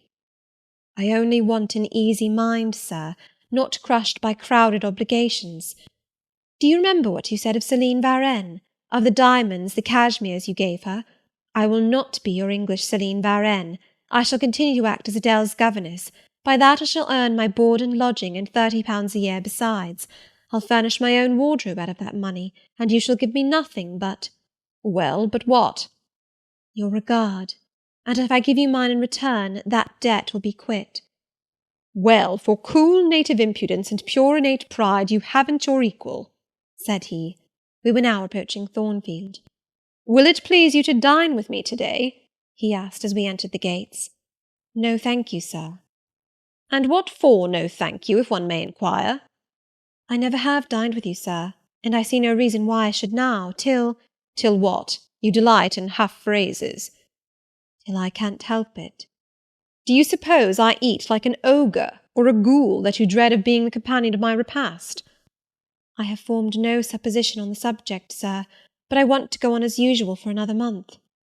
You will give up your governessing slavery at once. Indeed, begging your pardon, sir, I shall not. I shall just go on with it as usual. I shall keep out of your way all day, as I have been accustomed to do. You may send for me in the evening, when you feel disposed to see me, and I'll come then, but at no other time. I want a smoke, Jane, or a pinch of snuff, to comfort me under all this, pour me donner une contenance, as Adèle would say, and unfortunately I have neither my cigar-case nor my snuff-box. But listen, whisper. It is your time now, little tyrant, but it will be mine presently, and when once I have fairly seized you to have and to hold, I'll just, figuratively speaking, attach you to a chain like this, touching his watch-guard. Yes, wee bonny thing, I'll wear you in my bosom, lest my jewel I should tine. He said this as he helped me to alight from the carriage, and while he afterwards lifted out Adèle, I entered the house, and made good my retreat upstairs. He duly summoned me to his presence in the evening. I had prepared an occupation for him, for I was determined not to spend the whole time in tête-à-tête conversation. I remembered his fine voice. I knew he liked to sing, good singers generally do. I was no vocalist myself, and in his fastidious judgment no musician either. But I delighted in listening when the performance was good. No sooner had twilight, that hour of romance, begun to lower her blue and starry banner over the lattice, than I rose, opened the piano, and entreated him for the love of heaven to give me a song. He said I was a capricious witch, and that he would rather sing another time, but I averred that no time was like the present. Did I like his voice? He asked. Very much. I was not fond of pampering that susceptible vanity of his, but for once, and from motives of expediency, I would e'en soothe and stimulate it. Then, Jane, you must play the accompaniment. Very well, sir, I will try. I did try, but was presently swept off the stool and denominated a little bungler. Being pushed unceremoniously to one side, which was precisely what I wished, he usurped my place, and proceeded to accompany himself, for he could play as well as sing. I hied me to the window recess, and while I sat there and looked out at the still trees and dim lawn, to a sweet air was sung in mellow tones the following strain. The truest love that ever heart felt at its kindled core, did through each vein in quickened start the tide of being pour. Her coming was my hope each day, her parting was my pain, the chance that did her steps delay was ice in every vein. I dreamed it would be nameless bliss, as I loved to be, and to this object did I press as blind as eagerly. But wide as pathless was the space that lay our lives between, and dangerous as the foamy race of ocean's surges green, and haunted as a robber path through wilderness or wood, for might and right and woe and wrath between our spirits stood. I dangers dared, I hindrance scorned, I omens did defy, whatever menaced, harassed, warned, I passed impetuous by. On sped my rainbow, fast as light, I flew as in a dream, for glorious rose upon my sight that child of shower and gleam. Still bright on clouds of suffering dim shines that soft solemn joy, nor care I now how dense and grim disasters gather nigh. I care not in this moment sweet, though all I have rushed o'er should come on pinion strong and fleet, proclaiming vengeance sore. Though haughty hate should strike me down, right bar reproach to me, and grinding might with furious frown swear endless enmity. My love has placed her little hand with noble faith in mine, and vowed that wedlock's sacred band our nature shall entwine. My love has sworn with sealing kiss, with me to live, to die. I have at last my nameless bliss, as I loved, loved am I. He rose and came towards me, and I saw his face all kindled, and his full falcon eye flashing, and tenderness and passion in every lineament. I quailed momentarily, and then I rallied. Soft scene, daring demonstration I would not have, and I stood in peril of both. A weapon of defence must be prepared. I wetted my tongue. As he reached me, I asked with asperity whom he was going to marry now. That was a strange question to be put by his darling Jane. Indeed, I considered it a very natural and necessary one. He had talked of his future wife dying with him. What did he mean by such a pagan idea? I had no intention of dying with him, he might depend on that. Oh, all he longed, all he prayed for was I might live with him. Death was not for such as I. Indeed it was. I had as good a right to die when my time came as he had, but I should bide that time, and not be hurried away in a suttee. Would I forgive him for the selfish idea, and prove my pardon by a reconciling kiss? No, I would rather be excused. Here I heard myself apostrophized as a hard little thing, and it was added, any other woman would have been melted to marrow at hearing such stanzas crooned in her praise.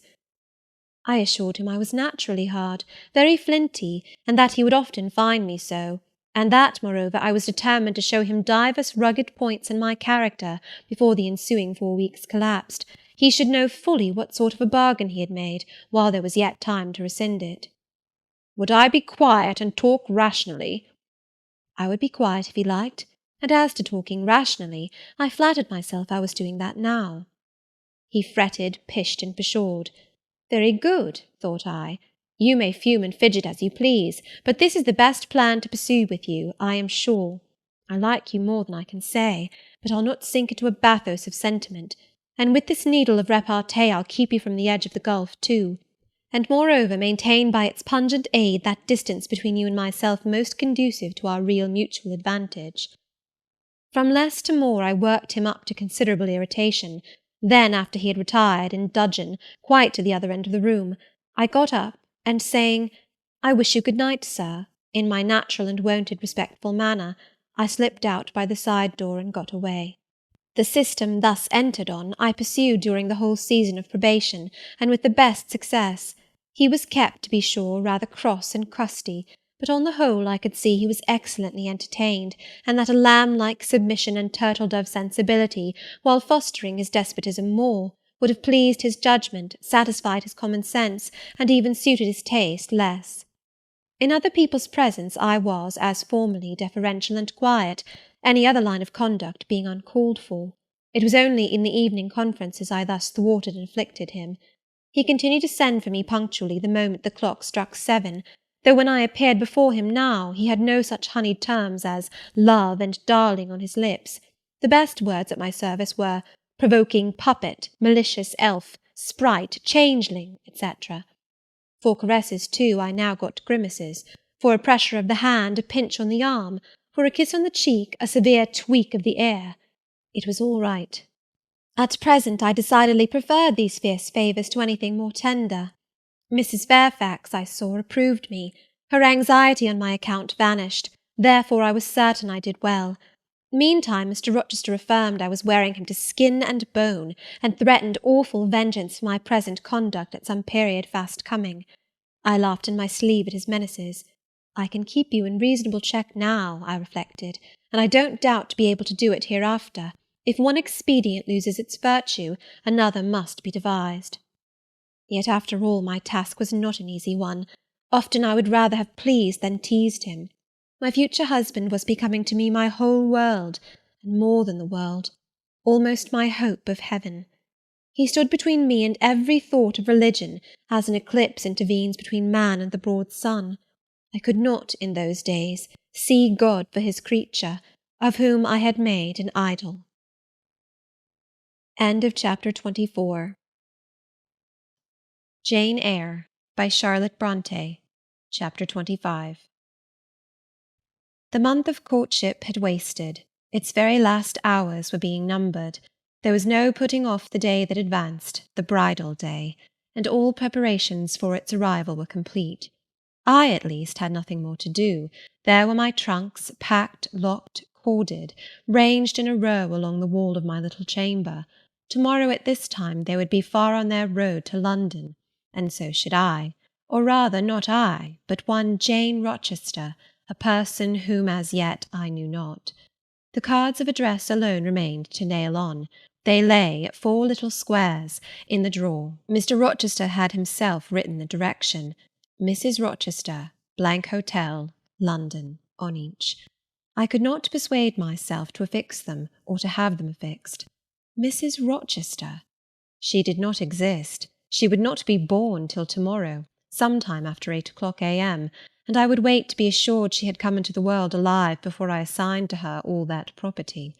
It was enough that in yonder closet opposite my dressing-table, garments said to be hers had already displaced my black stuff Lowood frock and straw bonnet, for not to me appertained that suit of wedding raiment, the pearl-coloured robe, the vapoury veil pendant from the usurped portmanteau.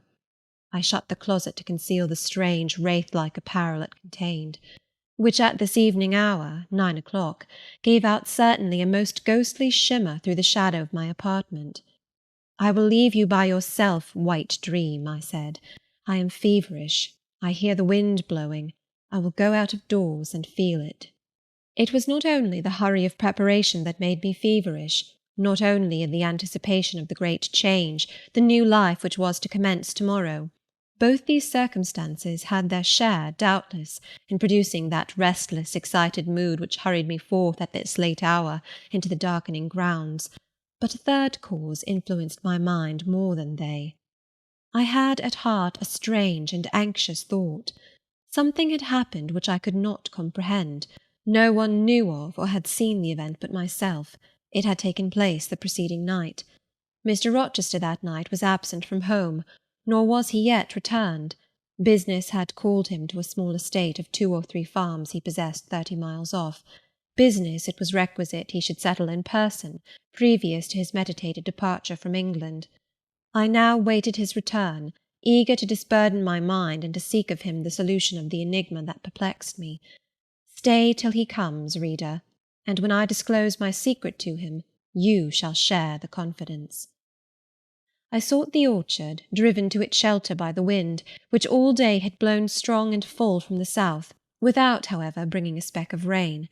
Instead of subsiding as night drew on, it seemed to augment its rush and deepen its roar. The trees blew steadfastly one way, never writhing round, and scarcely tossing back their boughs once in an hour. So continuous was the strain bending their branchy heads northward, the clouds drifting from pole to pole, fast following mass on mass. No glimpse of blue sky had been visible that July day. It was not without a certain wild pleasure I ran before the wind, delivering my trouble of mind to the measureless air-torrent thundering through space. Descending the laurel walk, I faced the wreck of the chestnut tree. It stood up black and riven. The trunk, split down the centre, gasped ghastly. The cloven halves were not broken from each other, for the firm base and strong roots kept them unsundered below. Though community of vitality was destroyed, the sap could flow no more. The great boughs on each side were dead, and next winter's tempests would be sure to fell one or both to earth. As yet, however, they might be said to form one tree, a ruin, but an entire ruin. "You did right to hold fast to each other," I said, as if the monstrous splinters were living things and could hear me. "I think, scathed as you look, and charred and scorched, there must be a little sense of life in you yet, rising out of that adhesion at the faithful, honest roots. You will never have green leaves more, never more see birds making nests and singing idyls in your boughs. The time of pleasure and love is over with you, but you are not desolate. Each of you has a comrade to sympathize with him in his decay." As I looked up at them, the moon appeared momentarily in that part of the sky which filled their fissure. Her disk was blood-red and half overcast.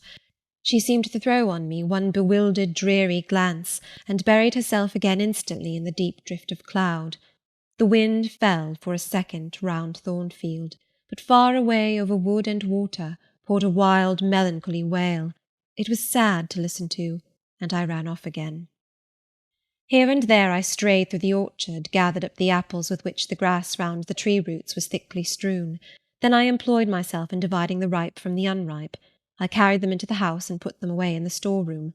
Then I repaired to the library to ascertain whether the fire was lit, for though summer, I knew on such a gloomy evening Mr. Rochester would like to see a cheerful hearth when he came in. Yes, the fire had been kindled some time, and burnt well. I placed his arm-chair by the chimney-corner. I wheeled the table near it. I let down the curtain, and had the candles brought in ready for lighting. More restless than ever, when I had completed these arrangements I could not sit still, nor even remain in the house. A little timepiece in the room and the old clock in the hall simultaneously struck 10. "How late it grows," I said. "I will run down to the gates. It is moonlight at intervals. I can see a good way on the road. He may be coming now, and to meet him will save some minutes of suspense." The wind roared high in the great trees which embowered the gates, but the road, as far as I could see, to the right hand and the left, was all still and solitary, save for the shadows of clouds crossing it at intervals as the moon looked out. It was but a long, pale line, unvaried by one moving speck.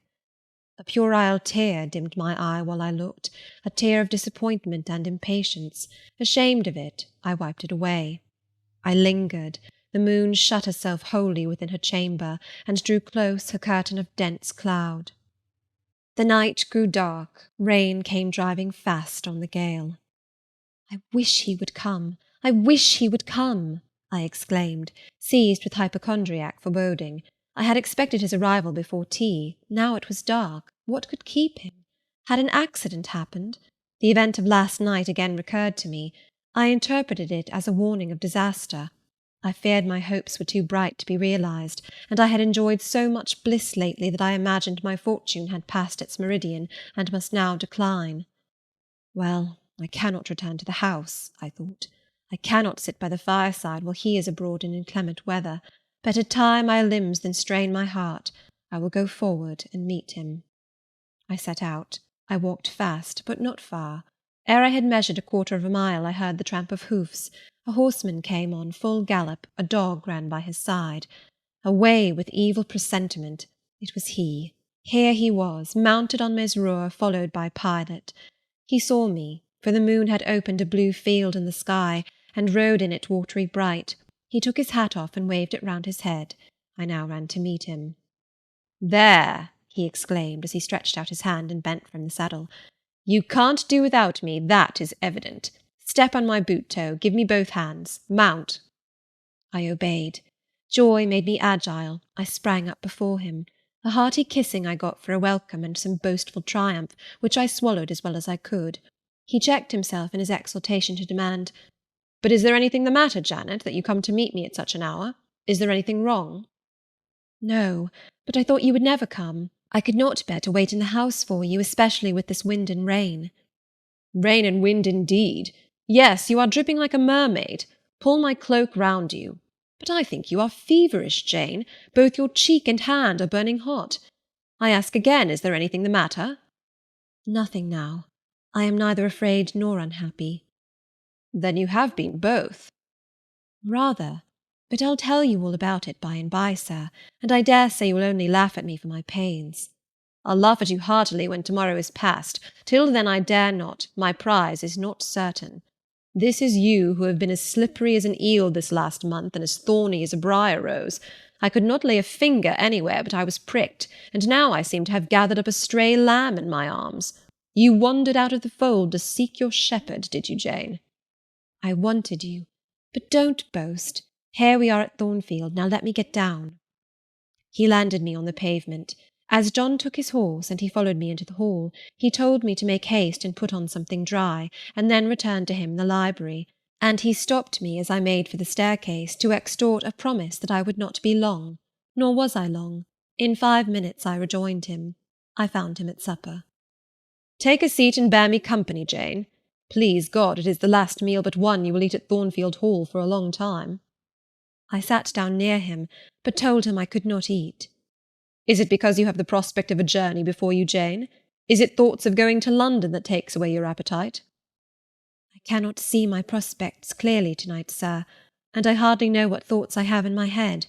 Everything in life seems unreal. Except me. I am substantial enough. Touch me. You, sir, are the most phantom-like of all. You are a mere dream. He held out his hand, laughing. Is that a dream? Said he, placing it close to my eyes. He had a rounded, muscular, and vigorous hand, as well as a long, strong arm. Yes, though I touch it, it is a dream, said I, as I put it down from before my face. Sir, have you finished supper? Yes, Jane. I rang the bell and ordered away the tray. When we were again alone, I stirred the fire and then took a low seat at my master's knee. It is near midnight, I said. Yes, but remember, Jane, you promised to wake with me the night before my wedding. I did, and I will keep my promise, for an hour or two at least. I have no wish to go to bed. Are all your arrangements complete? All, sir. And on my part likewise, he returned. I have settled everything, and we shall leave Thornfield tomorrow, within half an hour after our return from church. Very well, sir. With what an extraordinary smile you uttered that word, very well, Jane. What a bright spot of colour you have on each cheek, and how strangely your eyes glitter. Are you well? I believe I am. Believe? What is the matter? Tell me what you feel. I could not, sir. No words could tell you what I feel. I wish this present hour would never end. Who knows with what fate the next may come charged? This is hypochondria, Jane. You have been overexcited or overfatigued. Do you, sir, feel calm and happy? Calm? No, but happy, to the heart's core. I looked up at him to read the signs of bliss in his face. It was ardent and flushed. Give me your confidence, Jane, he said. Relieve your mind of any weight that oppresses it by imparting it to me. What do you fear? That I shall not prove a good husband? It is the idea farthest from my thoughts. Are you apprehensive of the new sphere you are about to enter, of the new life into which you are passing? No. You puzzle me, Jane. Your look and tone of sorrowful audacity perplex and pain me. I want an explanation. Then, sir, listen. You were from home last night. I was. I know that, and you hinted a while ago at something which had happened in my absence. Nothing probably of consequence, but in short it has disturbed you. Let me hear it. Mrs. Fairfax has said something, perhaps, or you have overheard the servants talk. Your sensitive self-respect has been wounded. No, sir. It struck 12. I waited till the timepiece had concluded its silver chime, and the clock its hoarse vibrating stroke, and then I proceeded. All day yesterday I was very busy and very happy in my ceaseless bustle, for I am not, as you seem to think, troubled by any haunting fears about the new sphere, etc. I think it a glorious thing to have the hope of living with you, because I love you. No, sir, don't caress me now. Let me talk undisturbed. Yesterday I trusted well in Providence, and believed that events were working together for your good and mine. It was a fine day, if you recollect. The calmness of the air and sky forbade apprehensions respecting your safety or comfort on your journey. I walked a little on the pavement after tea, thinking of you, and I beheld you in imagination so near me I scarcely missed your actual presence. I thought of the life that lay before me, your life, sir, an existence more expansive and stirring than my own, as much more so as the depths of the sea to which the brook runs are than the shallows of its own straight channel. I wondered why moralists call this world a dreary wilderness. For me it blossomed like a rose. Just at sunset the air turned cold and the sky cloudy. I went in. Sophie called me upstairs to look at my wedding dress, which they had just brought, and under it in the box I found your present, the veil which, in your princely extravagance, you sent for from London, resolved, I suppose, since I would not have jewels, to cheat me into accepting something as costly. I smiled as I unfolded it, and devised how I would tease you about your aristocratic tastes, and your efforts to mask your plebeian bride in the attributes of a peeress. I thought how I would carry down to you the square of unembroidered blonde I had myself prepared as a covering for my low-born head, and ask if that was not good enough for a woman who could bring her husband neither fortune, beauty, nor connections. I saw plainly how you would look, and heard your impetuous republican answers, and your haughty disavowal of any necessity on your part to augment your wealth or elevate your standing by marrying either a purse or a coronet. "How well you read me, you witch!" interposed Mr. Rochester. "But what did you find in the veil besides its embroidery? Did you find poison or a dagger that you look so mournful now?" No, no, sir.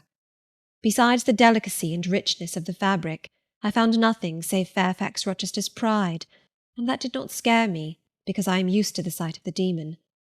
But, sir, as it grew dark, the wind rose. It blew yesterday evening, not as it blows now, wild and high, but with a sullen, moaning sound, far more eerie. I wished you were at home. I came into this room, and the sight of the empty chair and fireless hearth chilled me. For some time after I went to bed I could not sleep. A sense of anxious excitement distressed me. The gale still rising seemed to my ear to muffle a mournful undersound. Whether in the house or abroad I could not at first tell, but it recurred, doubtful yet doleful at every lull. At last I made out it must be some dog howling at a distance. I was glad when it ceased. On sleeping I continued in dreams the idea of a dark and gusty night. I continued also the wish to be with you, and experienced a strange, regretful consciousness of some barrier dividing us. During all my first sleep I was following the windings of an unknown road. Total obscurity environed me. Rain pelted me. I was burdened with the charge of a little child, a very small creature, too young and feeble to walk, and which shivered in my cold arms and wailed piteously in my ear. I thought, sir, that you were on the road a long way before me, and I strained every nerve to overtake you, and made effort on effort to utter your name and entreat you to stop, but my movements were fettered, and my voice still died away inarticulate, while you, I felt, withdrew farther and farther every moment. "And those dreams weigh on your spirits now, Jane, when I am close to you? Little nervous subject! Forget visionary woe, and think only of real happiness. You say you love me, Janet? Yes, I will not forget that, and you cannot deny it. Those words did not die inarticulate on your lips. I heard them clear and soft, a thought too solemn perhaps, but sweet as music. I think it is a glorious thing to have the hope of living with you, Edward, because I love you. Do you love me, Jane? Repeat it." "I do, sir. I do, with my whole heart." "Well," he said, after some minutes' silence, "it is strange, but that sentence has penetrated my breast painfully. Why? I think because you said it with such an earnest religious energy, and because your upward gaze at me now is the very sublime of faith, truth, and devotion. It is too much as if some spirit were near me. Look wicked, Jane, as you know well how to look.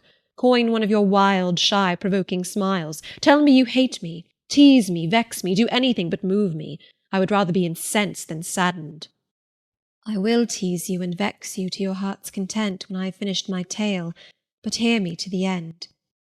"I thought, Jane, you had told me all. I thought I had found the source of your melancholy in a dream." I shook my head. "What? Is there more? But I will not believe it to be anything important. I warn you of incredulity beforehand. Go on." The disquietude of his air, the somewhat apprehensive impatience of his manner surprised me, but I proceeded. "I dreamt another dream, sir. That Thornfield Hall was a dreary ruin, the retreat of bats and owls. I thought that of all the stately front nothing remained but a shell-like wall, very high and very fragile-looking. I wandered, on a moonlit night, through the grass-grown enclosure within. Here I stumbled over a marble hearth, and there over a fallen fragment of cornice. Wrapped up in a shawl, I still carried the unknown little child. I might not lay it down anywhere, however tired my arms, however much its weight impeded my progress, I must retain it. I heard the gallop of a horse at a distance on the road. I was sure it was you, and you were departing for many years, and for a distant country. I climbed the thin wall with frantic, perilous haste, eager to catch one glimpse of you from the top. The stones rolled from under my feet, the ivy branches I grasped gave way, the child clung round my neck in terror and almost strangled me. At last I gained the summit. I saw you like a speck on a white track, lessening every moment. The blast blew so strong I could not stand. I sat down on the narrow ledge. I hushed the scared infant in my lap. You turned an angle of the road. I bent forward to take a last look. The wall crumbled. I was shaken. The child rolled from my knee. I lost my balance, fell, and woke. Now, Jane, that is all. All the preface, sir. The tale is yet to come. On waking, a gleam dazzled my eyes. I thought, oh, it is daylight. But I was mistaken. It was only candlelight. Sophie, I supposed, had come in. There was a light in the dressing-table, and the door of the closet, where, before going to bed, I had hung my wedding dress and veil, stood open. I heard a rustling there. I asked, Sophie, what are you doing? No one answered. But a form emerged from the closet. It took the light, held it aloft, and surveyed the garments pendant from the portmanteau. Sophie! Sophie! I again cried, and still it was silent. I had risen up in bed. I bent forward. First surprise, then bewilderment came over me. Then my blood crept cold through my veins. Mr. Rochester, this was not Sophie. It was not Leah. It was not Mrs. Fairfax. It was not, no, I was sure of it, and am still, it was not even that strange woman, Grace Poole. It must have been one of them, interrupted my master. No, sir, I solemnly assure you to the contrary. The shape standing before me had never crossed my eyes within the precincts of Thornfield Hall before. The height, the contour were new to me. Describe it, Jane. It seemed, sir, a woman, tall and large, with thick and dark hair hanging down her back. I knew not what dress she had on. It was white and straight, but whether gown, sheet, or shroud I cannot tell. Did you see her face? Not at first, but presently she took my veil from its place. She held it up, gazed at it long, and then she threw it over her own head and turned to the mirror. At that moment I saw the reflection of the visage and features quite distinctly in the dark oblong glass. And how were they? Fearful and ghastly to me. Oh, sir, I never saw a face like it. It was a discoloured face. It was a savage face. I wish I could forget the roll of the red eyes and the fearful blackened inflation of the lineaments. Ghosts are usually pale, Jane. This, sir, was purple. The lips were swelled and dark, the brow furrowed, the black eyebrows widely raised over the bloodshot eyes. Shall I tell you of what it reminded me? You may. Of the foul German spectre, the vampire. Ah, what did it do? Sir, it removed my veil from its gaunt head, rent it in 2 parts, and flinging both on the floor, trampled on them. Afterwards? It drew aside the window curtain and looked out. Perhaps it saw dawn approaching, for taking the candle it retreated to the door. Just at my bedside, the figure stopped. The fiery eyes glared upon me. She thrust up her candle close to my face and extinguished it under my eyes. I was aware her lurid visage flamed over mine, and I lost consciousness. For the second time in my life, only the second time, I became insensible from terror. Who was with you when you revived? No one, sir, but the broad day. I rose, bathed my head and face in water, drank a long draught, felt that though enfeebled I was not ill, and determined that to none but you would I impart this vision. Now, sir, tell me who and what that woman was. The creature of an overstimulated brain, that is certain. I must be careful of you, my treasure. Nerves like yours were not made for rough handling. Sir, depend upon it, my nerves were not in fault. The thing was real. The transaction actually took place. And your previous dreams, were they real too? Is Thornfield Hall a ruin? Am I severed from you by insuperable obstacles? Am I leaving you without a tear, without a kiss, without a word? Not yet. Am I about to do it? Why, the day is already commenced which is to bind us indissolubly, and when we are once united there shall be no recurrence of these mental terrors. I guarantee that. Mental terrors, sir? I wish I could believe them to be only such. I wish it more now than ever. since even you cannot explain to me the mystery of that awful visitant. And since I cannot do it, Jane, it must have been unreal. But, sir, when I said so to myself on rising this morning, and when I looked round the room to gather courage and comfort from the cheerful aspect of each familiar object in full daylight, there, on the carpet, I saw what gave the distinct lie to my hypothesis, the veil, torn from top to bottom in 2 halves. I felt Mr. Rochester start and shudder. He hastily flung his arms round me. "Thank God," he exclaimed, "that if anything malignant did come near you last night, it was only the veil that was harmed. Or to think what might have happened." He drew his breath short and strained me so close to him I could scarcely pant. After some minutes' silence he continued cheerily. "Now, Janet, I'll explain to you all about it. It was half dream, half reality. A woman did, I doubt not, enter your room, and that woman must have been, Grace Poole. You call her a strange being yourself. From all you know, you have reason so to call her. What did she do to me? What to Mason? In a state between sleeping and waking, you noticed her entrance and her actions, but feverish, almost delirious as you were, you ascribed to her a goblin appearance different from her own. The long dishevelled hair, the swelled black face, the exaggerated stature, were figments of imagination, results of nightmare. The spiteful tearing of the veil was real, and it is like her. I see you would ask why I keep such a woman in my house. When we have been married a year and a day, I will tell you, but not now. Are you satisfied, Jane? Do you accept my solution of the mystery?" I reflected, and in truth it appeared to me the only possible one. Satisfied I was not, but to please him I endeavoured to appear so. Relieved I certainly did feel, so I answered him with a contented smile. And now, as it was long past 1, I prepared to leave him. "Does not Sophie sleep with Adele in the nursery?" he asked as I lit my candle. "Yes, sir." "And there is enough room in Adele's little bed for you. You must share it with her tonight, Jane. It is no wonder that the incident you have related should make you nervous, and I would rather you did not sleep alone. Promise me to go to the nursery." "I shall be very glad to do so, sir." "And fasten the door securely on the inside. Wake Sophie when you go upstairs under pretence of requesting her to rouse you in good time tomorrow, for you must be dressed and have finished breakfast before 8. And now, no more sombre thoughts. Chase dull care away, Janet.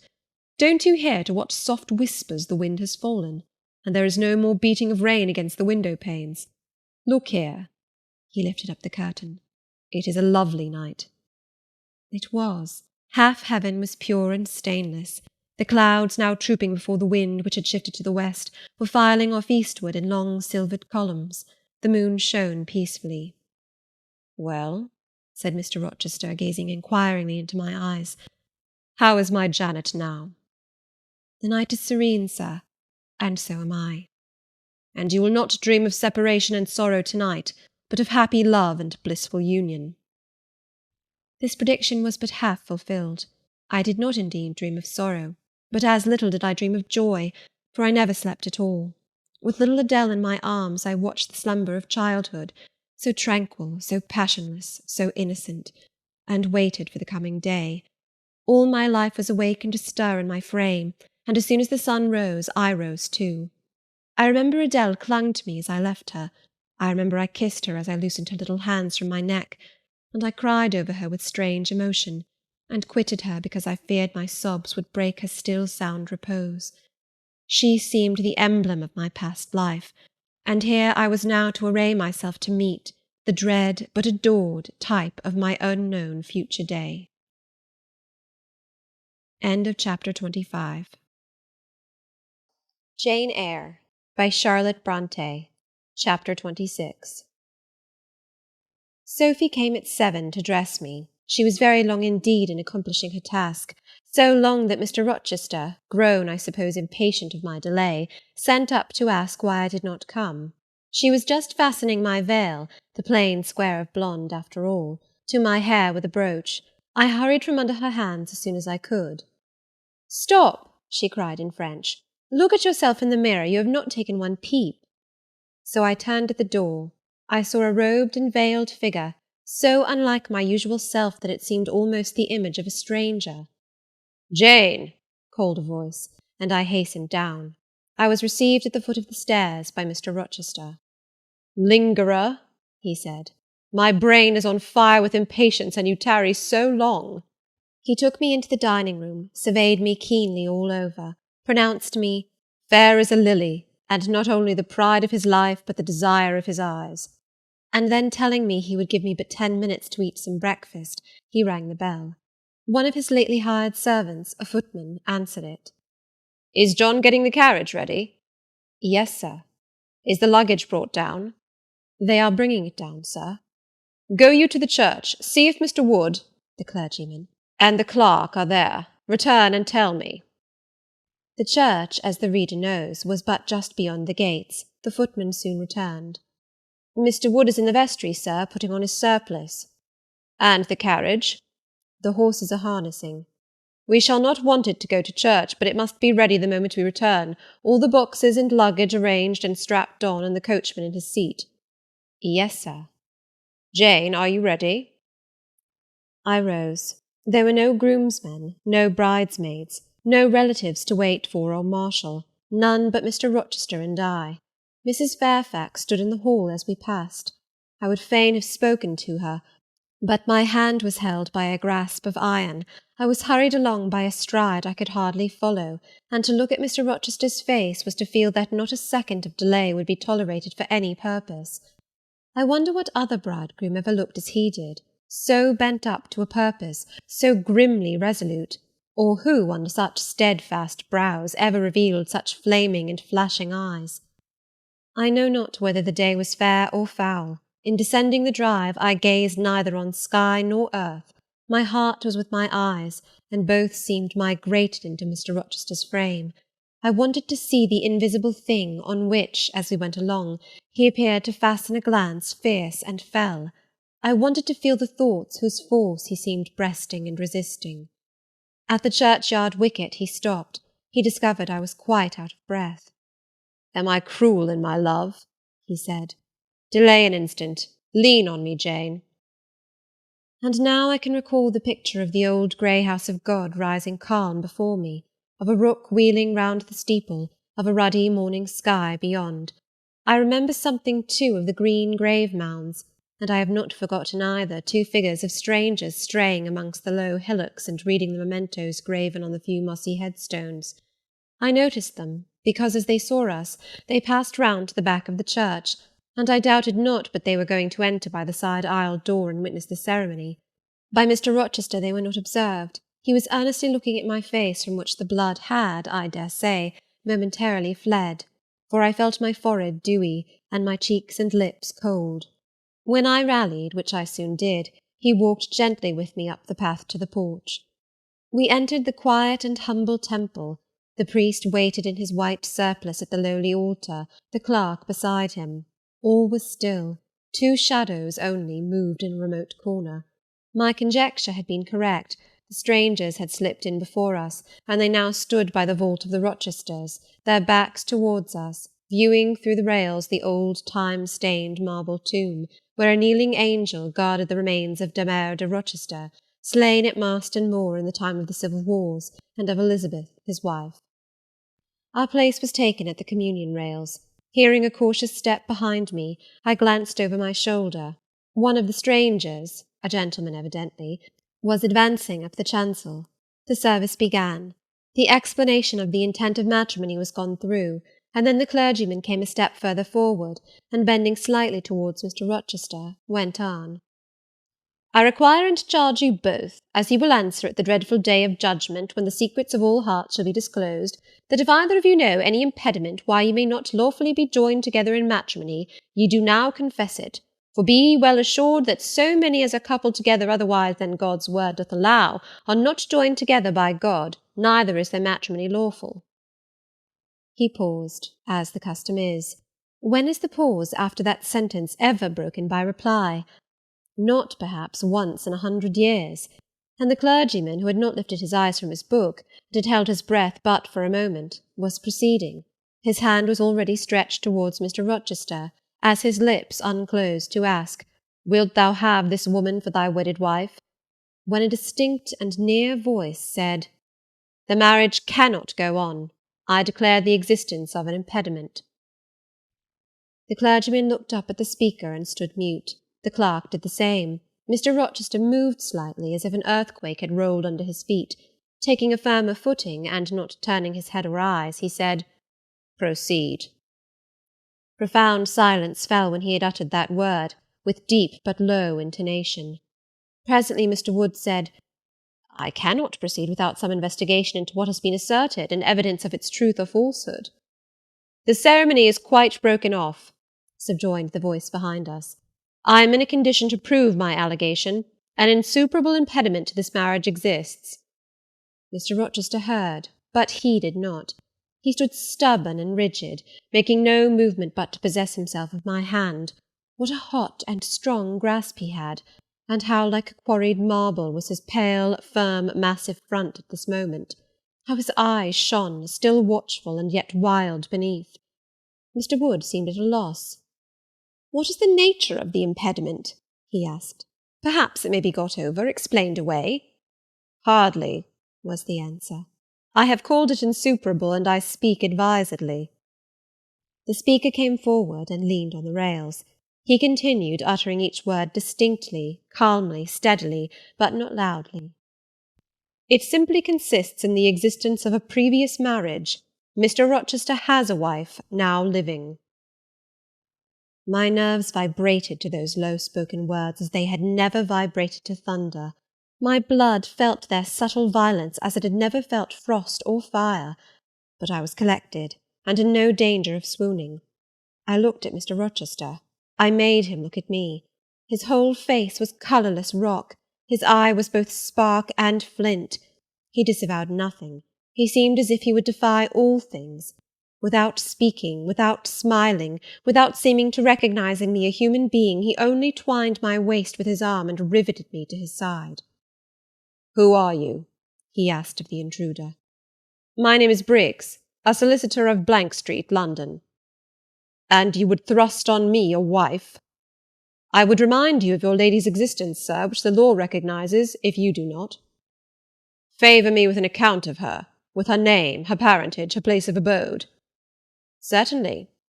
Mr. Briggs calmly took a paper from his pocket, and read out in a sort of official, nasal voice. "I affirm and can prove that on the 20th of October, A.D., a date of some 15 years back, Edward Fairfax Rochester of Thornfield Hall in the county of Blank, and of Ferndean Manor in Blankshire, England, was married to my sister, Bertha Antoinetta Mason, daughter of Jonas Mason, merchant, and of Antoinetta his wife, a Creole, at Blank Church, Spanish Town, Jamaica. The record of the marriage will be found in the register of that church. A copy of it is now in my possession. Signed, Richard Mason. That, if a genuine document, may prove I have been married, but it does not prove that the woman mentioned therein as my wife is still living." "She was living 3 months ago," returned the lawyer. "How do you know?" "I have a witness to the fact, whose testimony even you, sir, will scarcely controvert." "Produce him, or go to hell." "I will produce him first. He is on the spot. Mr. Mason, have the goodness to step forward." Mr. Rochester, on hearing the name, set his teeth. He experienced, too, a sort of strong convulsive quiver. Near to him as I was, I felt the spasmodic movement of fury or despair run through his frame. The second stranger, who had hitherto lingered in the background, now drew near. A pale face looked over the solicitor's shoulder. Yes, it was Mason himself. Mr. Rochester turned and glared at him. His eye, as I have often said, was a black eye. It now had a tawny, nay, a bloody light in its gloom, and his face flushed, olive cheek and hueless forehead received a glow as from spreading, ascending heart-fire, and he stirred, lifted his strong arm. He could have struck Mason, dashed him on the church floor, shocked by a ruthless blow the breath from his body, but Mason shrank away and cried faintly, "Good God!" Contempt fell cool on Mr. Rochester. His passion died as if a blight had shrivelled it up. He only asked, "What have you to say?" An inaudible reply escaped Mason's white lips. "The devil is in it if you cannot answer distinctly. I again demand, what have you to say?" Sir, interrupted the clergyman, do not forget you are in a sacred place." Then, addressing Mason, he inquired gently, "Are you aware, sir, whether or not this gentleman's wife is still living?" "Courage," urged the lawyer. "Speak out." "She is now living at Thornfield Hall," said Mason in more articulate tones. "I saw her there last April. I am her brother." "Thornfield Hall!" ejaculated the clergyman. "Impossible! I am an old resident in this neighbourhood, sir, and I never heard of a Mrs. Rochester at Thornfield Hall." I saw a grim smile contort Mr. Rochester's lips, and he muttered, "No, by God! I took care that none should hear of it, or of her under that name." He mused. For 10 minutes he held counsel with himself. He formed his resolve, and announced it. "Enough! All shall bolt out at once like the bullet from the barrel. Wood, close your book and take off your surplice. John Green," to the clerk, "leave the church. There will be no wedding to-day." The man obeyed. Mr. Rochester continued, hardily and recklessly. "Bigamy is an ugly word. I meant, however, to be a bigamist, but fate has outmanoeuvred me, or Providence has checked me, perhaps the last. I am little better than a devil at this moment, and, as my pastor there would tell me, deserve no doubt the sternest judgments of God, even to the quenchless fire and deathless worm. Gentlemen, my plan is broken up. What this lawyer and his client say is true. I have been married, and the woman to whom I was married lives. You say you have never heard of a Mrs. Rochester at the house up yonder, Wood, but I dare say you have many a time inclined your ear to gossip about the mysterious lunatic kept under watch and ward. Some have whispered to you that she is my bastard half-sister, some my cast-off mistress. I now inform you that she is my wife, whom I married 15 years ago, Bertha Mason by name, sister of this resolute personage, who is now, with his quivering limbs and white cheeks, showing you what a stout heart men may bear. Cheer up, Dick. Never fear me. I'd almost as soon strike a woman as you. Bertha Mason is mad, and she came of a mad family, idiots and maniacs through 3 generations. Her mother, the Creole, was both a madwoman and a drunkard, as I found out after I had wed the daughter, for they were silent on family secrets before. Bertha, like a dutiful child, copied her parent in both points. I had a charming partner, pure, wise, modest. You can fancy I was a happy man. I went through rich scenes. Oh, my experience has been heavenly, if you only knew it. But I owe you no further explanation. Briggs, Wood, Mason, I invite you all to come up to the house and visit Mrs. Poole's patient and my wife. You shall see what sort of a being I was cheated into espousing, and judge whether or not I had a right to break the compact, and seek sympathy with something at least human. This girl," he continued, looking at me, "knew no more than you would of the disgusting secret. She thought all was fair and legal, and never dreamt she was going to be entrapped into a feigned union with a defrauded wretch, already bound to a bad, mad, and embruted partner. Come, all of you, follow." Still holding me fast, he left the church. The 3 gentlemen came after. At the front door of the hall we found the carriage. "Take it back to the coach-house, John," said Mr. Rochester coolly. "It will not be wanted to-day." At our entrance, Mrs. Fairfax, Adele, Sophie, Leah advanced to meet and greet us. "To the right about, every soul!" cried the master. "Away with your congratulations! Who wants them? Not I! They are 15 years too late." He passed on and ascended the stairs, still holding my hand, and still beckoning the gentlemen to follow him, which they did. We mounted the first staircase, passed up the gallery, proceeded to the 3rd story. The low black door, opened by Mr. Rochester's master key, admitted us into the tapestried room, with its great bed and its pictorial cabinet. "You know this place, Mason?" said our guide. "She bit and stabbed you here." He lifted the hangings from the wall, uncovering the 2nd door. This, too, he opened. In a room without a window there burnt a fire guarded by a high and strong fender, and a lamp suspended from the ceiling by a chain. Grace Poole bent over the fire, apparently cooking something in a saucepan. In the deep shade at the farther end of the room, a figure ran backwards and forwards. What it was, whether beast or human being, one could not at first sight tell. It grovelled seemingly on all fours. It snatched and growled like some strange wild animal, but it was covered with clothing, and a quantity of dark grizzled hair, wild as a mane, hid its head and face. "Good morrow, Mrs. Poole," said Mr. Rochester. "How are you, and how is your charge to-day?" "We're tolerable, sir, I thank you," replied Grace, lifting the boiling mess carefully on to the hob. "Rather snappish, but not rageous."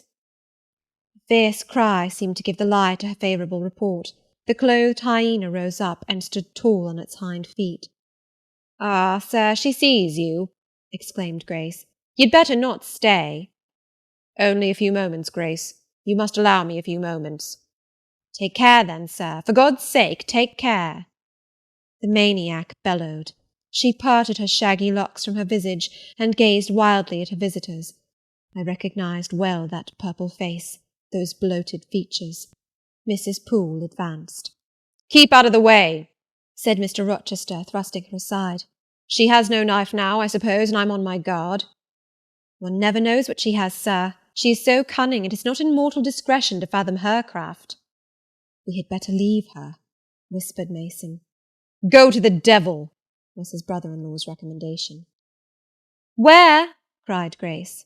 The three gentlemen retreated simultaneously. Mr. Rochester flung me behind him. The lunatic sprang and grappled his throat viciously, and laid her teeth to his cheek. They struggled. She was a big woman, in stature almost equalling her husband, and corpulent besides. She showed virile force in the contest. More than once she almost throttled him, athletic as he was. He could have settled her with a well-planted blow, but he would not strike. He would only wrestle. At last he mastered her arms. Grace Poole gave him a cord, and he pinioned them behind her. With more rope, which was at hand, he bound her to a chair. The operation was performed amidst the fiercest yells and the most convulsive plunges. Mr. Rochester then turned to the spectators. He looked at them with a smile both acrid and desolate. "That is my wife," said he. "Such is the sole conjugal embrace I am ever to know. Such are the endearments which are to solace my leisure hours. And this is what I wished to have," laying his hand on my shoulder. "This young girl, who stands so grave and quiet at the mouth of hell, looking collectedly at the gambols of a demon. I wanted her just as a change after that fierce ragout. Wood and Briggs, look at the difference. Compare these clear eyes with the red balls yonder, this face with that mask, this form with that bulk. Then judge me, priest of the gospel and man of the law, and remember, with what judgment ye judge, ye shall be judged. Off with you now. I must shut up my prize." We all withdrew. Mr. Rochester stayed a moment behind us to give some further order to Grace Poole. The solicitor addressed me as he descended the stair. "You, madam," said he, "are cleared from all blame. Your uncle will be glad to hear it, if indeed he should be still living, when Mr. Mason returns to Madeira." "My uncle? What of him? Do you know him?" "Mr. Mason does. Mr. Eyre has been the functional correspondent of his house for some years. When your uncle received your letter intimating the contemplated union between yourself and Mr. Rochester, Mr. Mason, who was staying at Madeira to recruit his health, on his way back to Jamaica, happened to be with him. Mr. Eyre mentioned the intelligence, for he knew that my client here was acquainted with a gentleman of the name of Rochester. Mr. Mason, astonished and distressed, as you may suppose, revealed the real state of matters. Your uncle, I am sorry to say, is now on a sick-bed, from which, considering the nature of his disease, decline, and the stage it has reached, it is unlikely he will ever rise. He could not then hasten to England himself, to extricate you from the snare into which you had fallen, but he implored Mr. Mason to lose no time in taking steps to prevent the false marriage. He referred him to me for assistance. I used all dispatch, and am thankful I was not too late, as you doubtless must be also.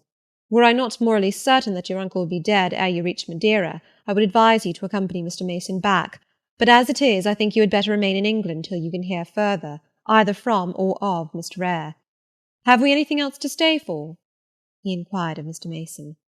"No, no, let us be gone," was the anxious reply, and without waiting to take leave of Mr. Rochester, they made their exit at the hall door. The clergyman stayed to exchange a few sentences, either of admonition or reproof, with his haughty parishioner. This duty done, he too departed. I heard him go as I stood at the half-open door of my own room, to which I had now withdrawn. The house cleared, I shut myself in, fastened the bolt that none might intrude, and proceeded, not to weep, not to mourn, I was yet too calm for that, but mechanically to take off the wedding dress, and replace it by the stuff gown I had worn yesterday, as I thought, for the last time. I then sat down. I felt weak and tired. I leaned my arms on a table, and my head dropped on them.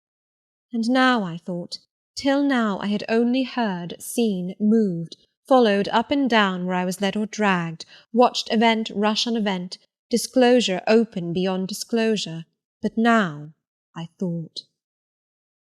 The morning had been a quiet morning enough, all except the brief scene with the lunatic. The transaction in the church had not been noisy. There was no explosion of passion, no loud altercation, no dispute, no defiance or challenge, no tears, no sobs. A few words had been spoken, a calmly pronounced objection to the marriage made, some stern, short questions put by Mr. Rochester, answers, explanations given, evidence adduced, an open admission of the truth had been uttered by my master. Then the living proof had been seen, the intruders were gone, and all was over. I was in my own room as usual, just myself, without obvious change. Nothing had smitten me, or scathed me, or maimed me. And yet, where was the Jane Eyre of yesterday? Where was her life? Where were her prospects? Jane Eyre, who had been an ardent, expectant woman, almost a bride, was a cold, solitary girl again. Her life was pale, her prospects were desolate. A Christmas frost had come at midsummer, a white December storm had whirled over June. Ice glazed the ripe apples, drifts crushed the blowing roses. On hayfield and cornfield lay a frozen shroud. Lanes which last night blushed full of flowers, to-day were pathless with untrodden snow. And the woods, which 12 hours since waved leafy and fragrant as groves between the tropics, now spread waste, wild, and white as pine forests in wintry Norway. My hopes were all dead, struck with a subtle doom, such as in one night fell on all the firstborn in the land of Egypt. I looked on my cherished wishes, yesterday so blooming and glowing. They lay stark, chill, livid corpses that would never revive. I looked at my love, that feeling which was my master's, which he had created. It shivered in my heart, like a suffering child in a cold cradle. Sickness and anguish had seized it. It could not seek Mr. Rochester's arms. It could not derive warmth from his breast. Oh, never more could it turn to him, for faith was blighted, confidence destroyed. Mr. Rochester was not to me what he had been, for he was not what I had thought him.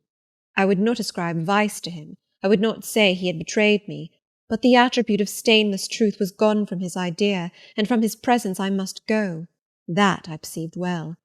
When, how, whither, I could not yet discern, but he himself, I doubted not, would hurry me from Thornfield. Real affection, it seemed, he could not have for me. It had been only fitful passion. That was balked. He would want me no more. I should fear even to cross his path now. My view must be hateful to him. Oh, how blind had been mine eyes! How weak my conduct! My eyes were covered and closed. Eddying darkness seemed to swim round me, and reflection came in as black and confused a flow. Self-abandoned, relaxed and effortless, I seemed to have laid me down in the dried-up bed of a great river. I heard a flood loosened in remote mountains, and felt the torrent come. To rise I had no will, to flee I had no strength. I lay faint, longing to be dead. One idea only still throbbed lifelike within me, a remembrance of God. It begot an unuttered prayer. These words went wandering up and down in my rayless mind, as something that should be whispered, but no energy was found to express them. Be not far from me, for trouble is near.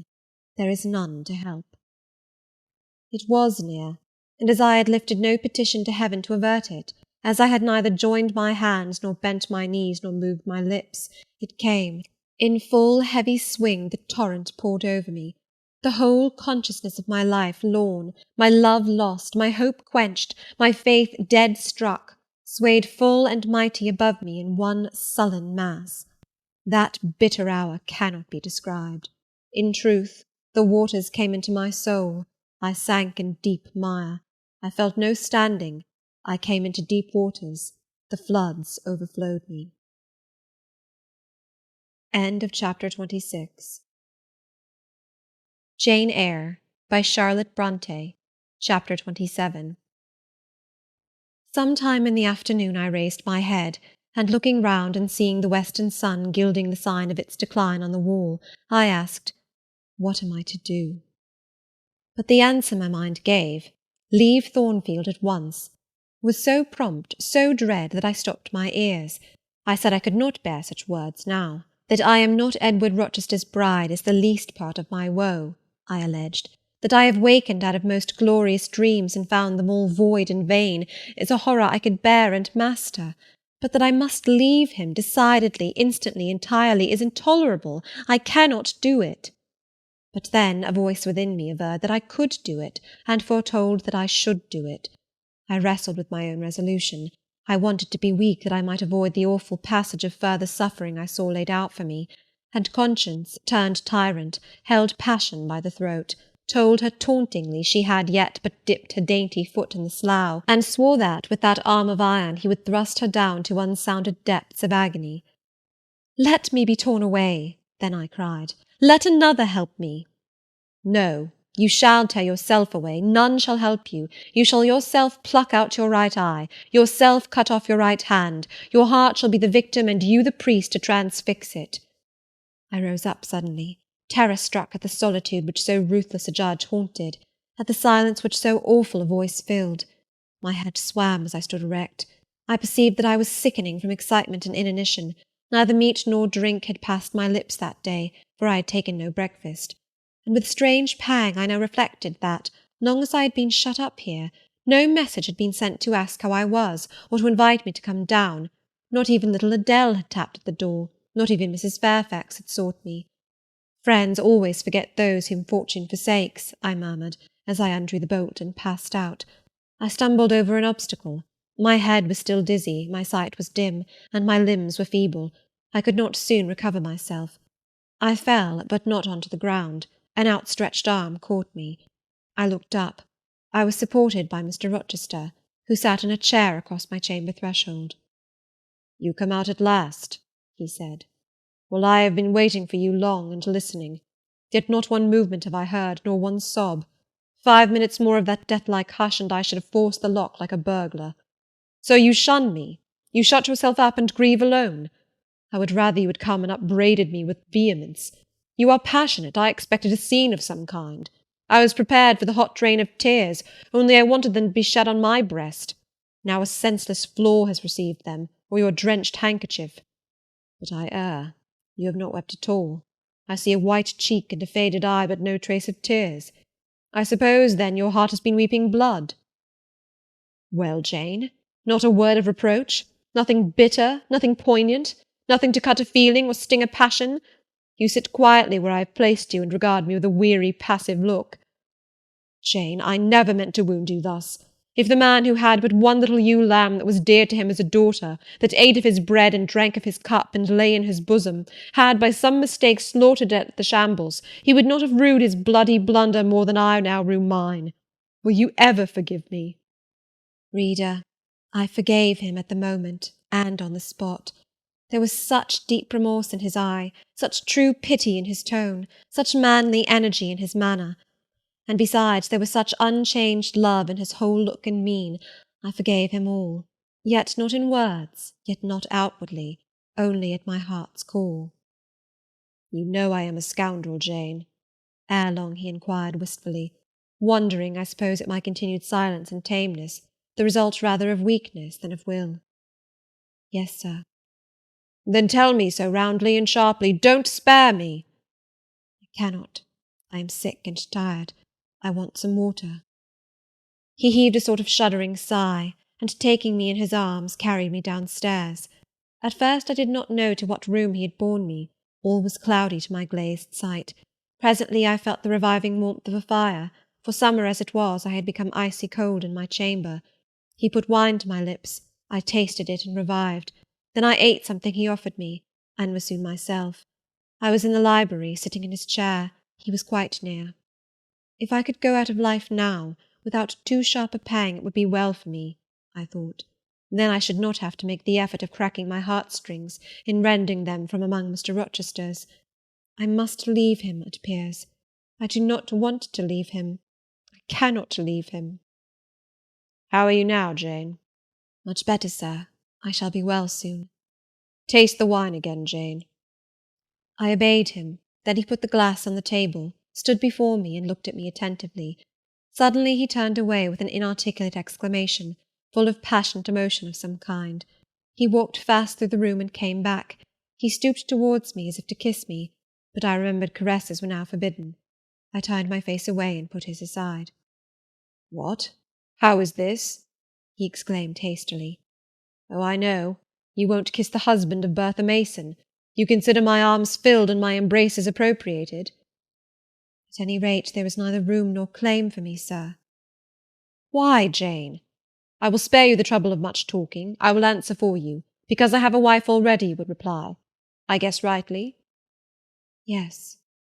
"If you think so, you must have a strange opinion of me. You must regard me as a plotting profligate, a base and low rake who's been simulating disinterested love in order to draw you into a snare deliberately laid and strip you of honour and rob you of self-respect.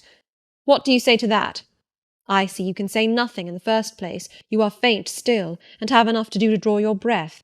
In the second place, you cannot yet accustom yourself to accuse and revile me, and besides, the floodgates of tears are opened, and they would rush out if you spoke much, and you have no desire to expostulate, to upbraid, to make a scene. You are thinking how to act. Talking you consider is of no use. I know you. I am on my guard." "Sir, I do not wish to act against you," I said, and my unsteady voice warned me to curtail my sentence. "Not in your sense of the word, but in mine you are scheming to destroy me. You have as good as said that I am a married man. As a married man you will shun me, keep out of my way. Just now you have refused to kiss me. You intend to make yourself a complete stranger to me, to live under this roof only as Adele's governess. If ever I say a friendly word to you, if ever a friendly feeling inclines you again to me, you will say, 'That man had nearly made me his mistress. I must be ice and rock to him.' And ice and rock you will accordingly become." I cleared and steadied my voice to reply, "All is changed about me, sir. I must change too. There is no doubt of that. And to avoid fluctuations of feeling and continual combats with recollections and associations, there is only one way. Adele must have a new governess, sir." "Oh, Adele will go to school. I have settled that already.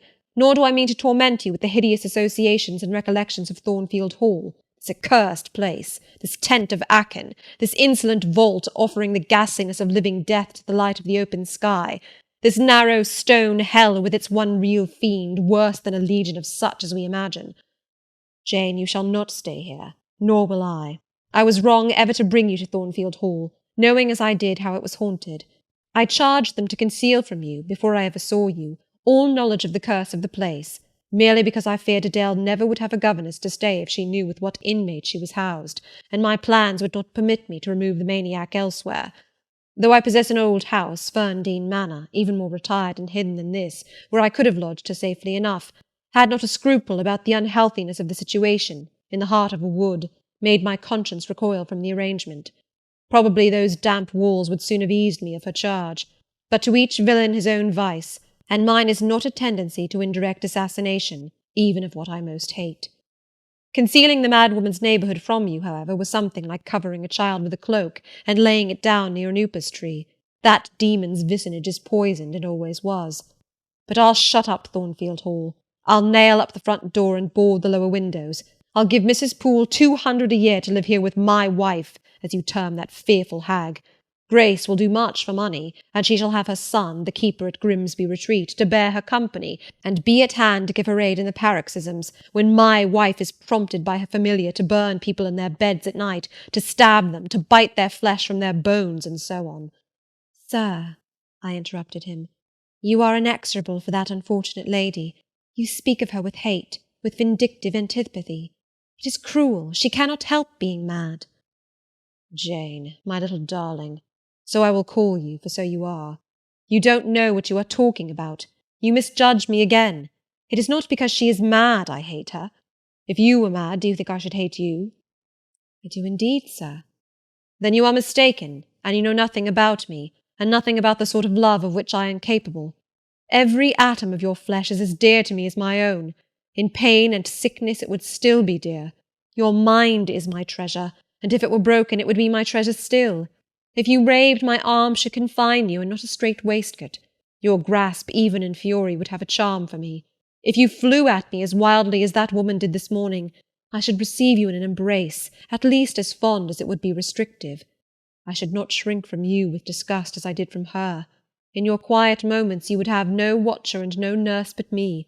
and I could hang over you with untiring tenderness, though you gave me no smile in return, and never weary of gazing into your eyes, though they had no longer a ray of recognition for me.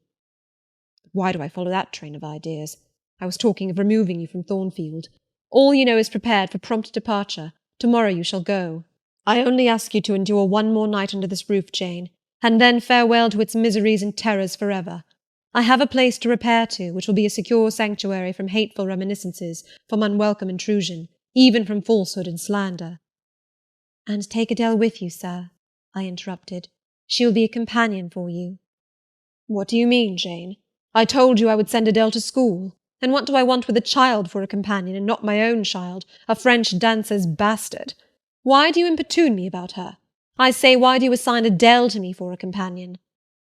You spoke of a retirement, sir, and retirement and solitude are dull, too dull for you. Solitude, solitude, he reiterated with irritation.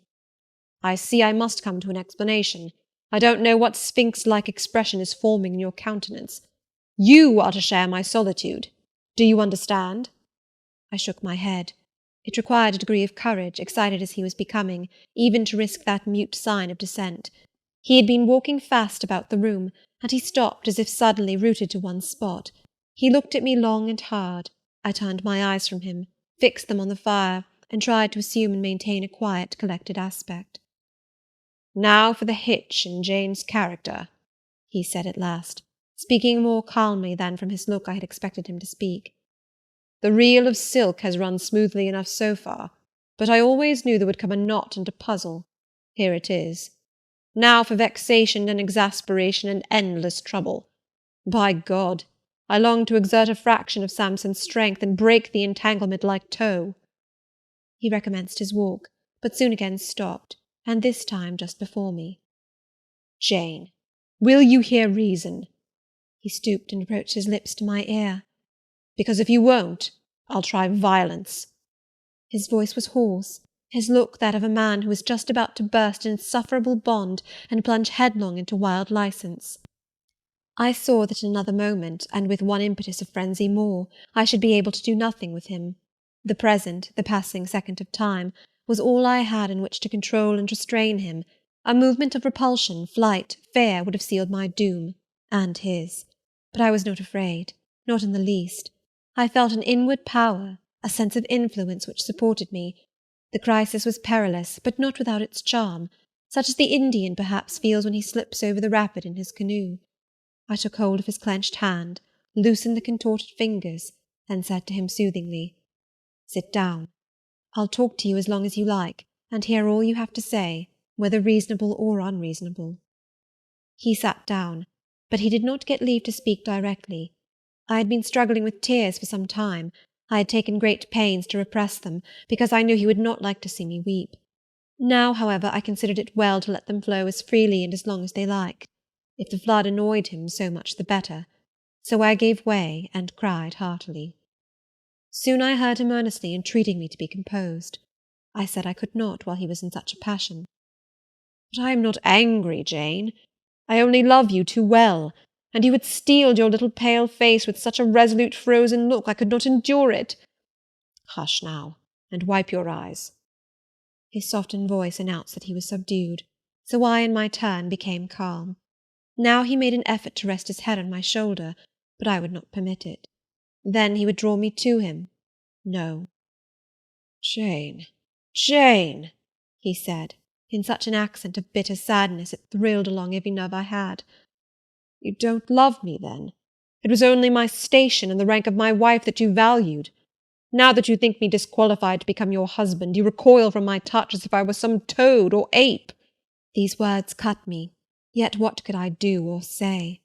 I ought probably to have done or said nothing, but I was so tortured by a sense of remorse at this hurting his feelings I could not control the wish to drop balm where I had wounded. "I do love you," I said, "more than ever.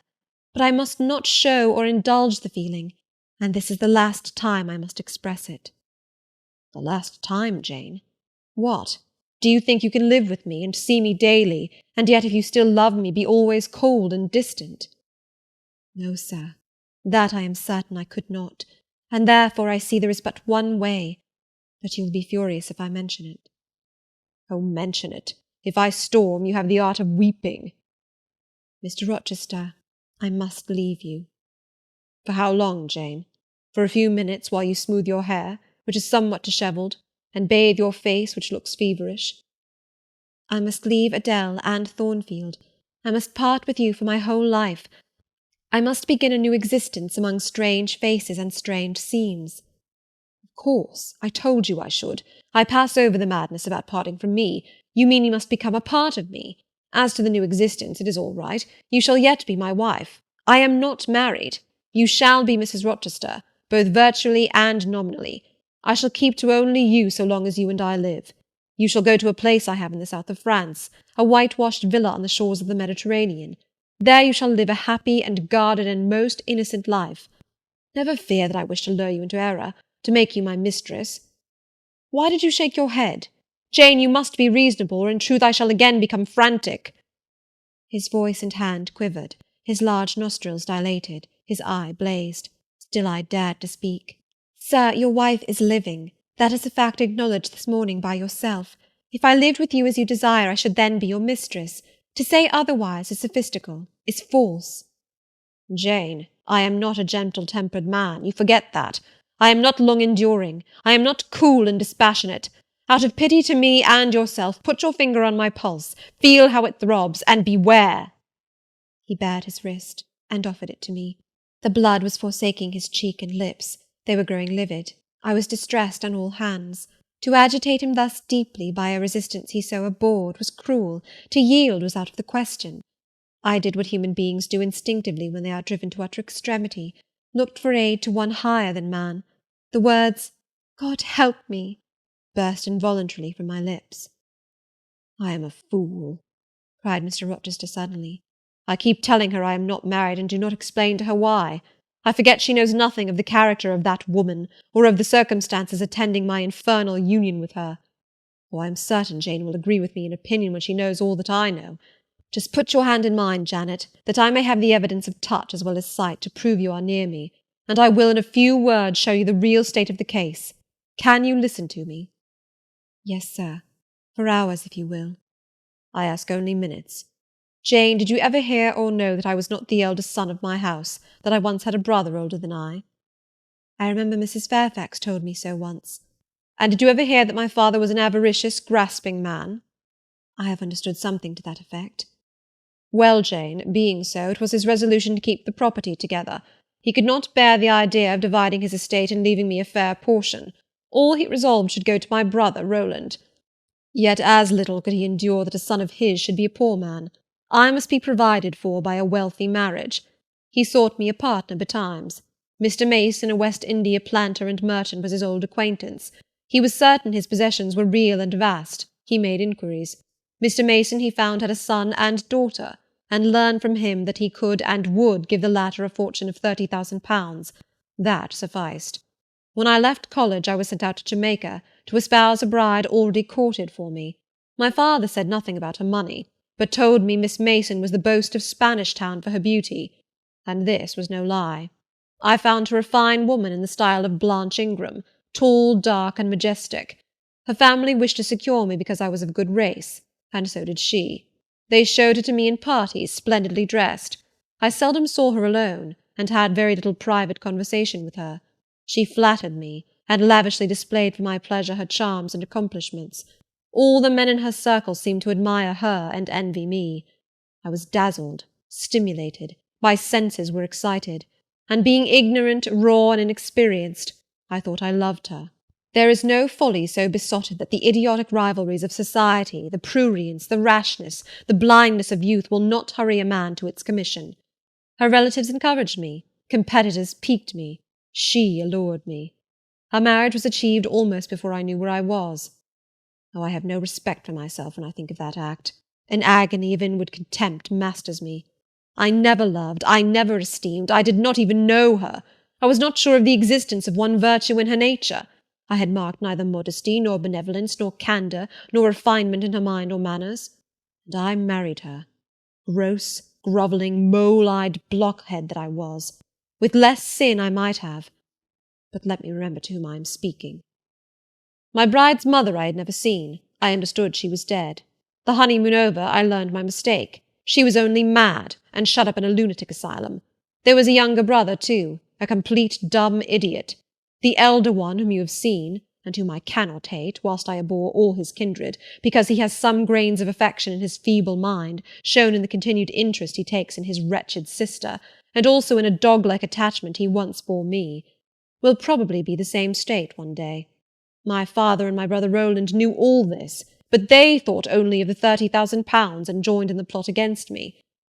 These were vile discoveries, but except for the treachery of concealment, I should have made them no subject of reproach to my wife, even when I found her nature wholly alien to mine, her tastes obnoxious to me, her cast of mind common, low, narrow, and singularly incapable of being led to anything higher, expanded to anything larger.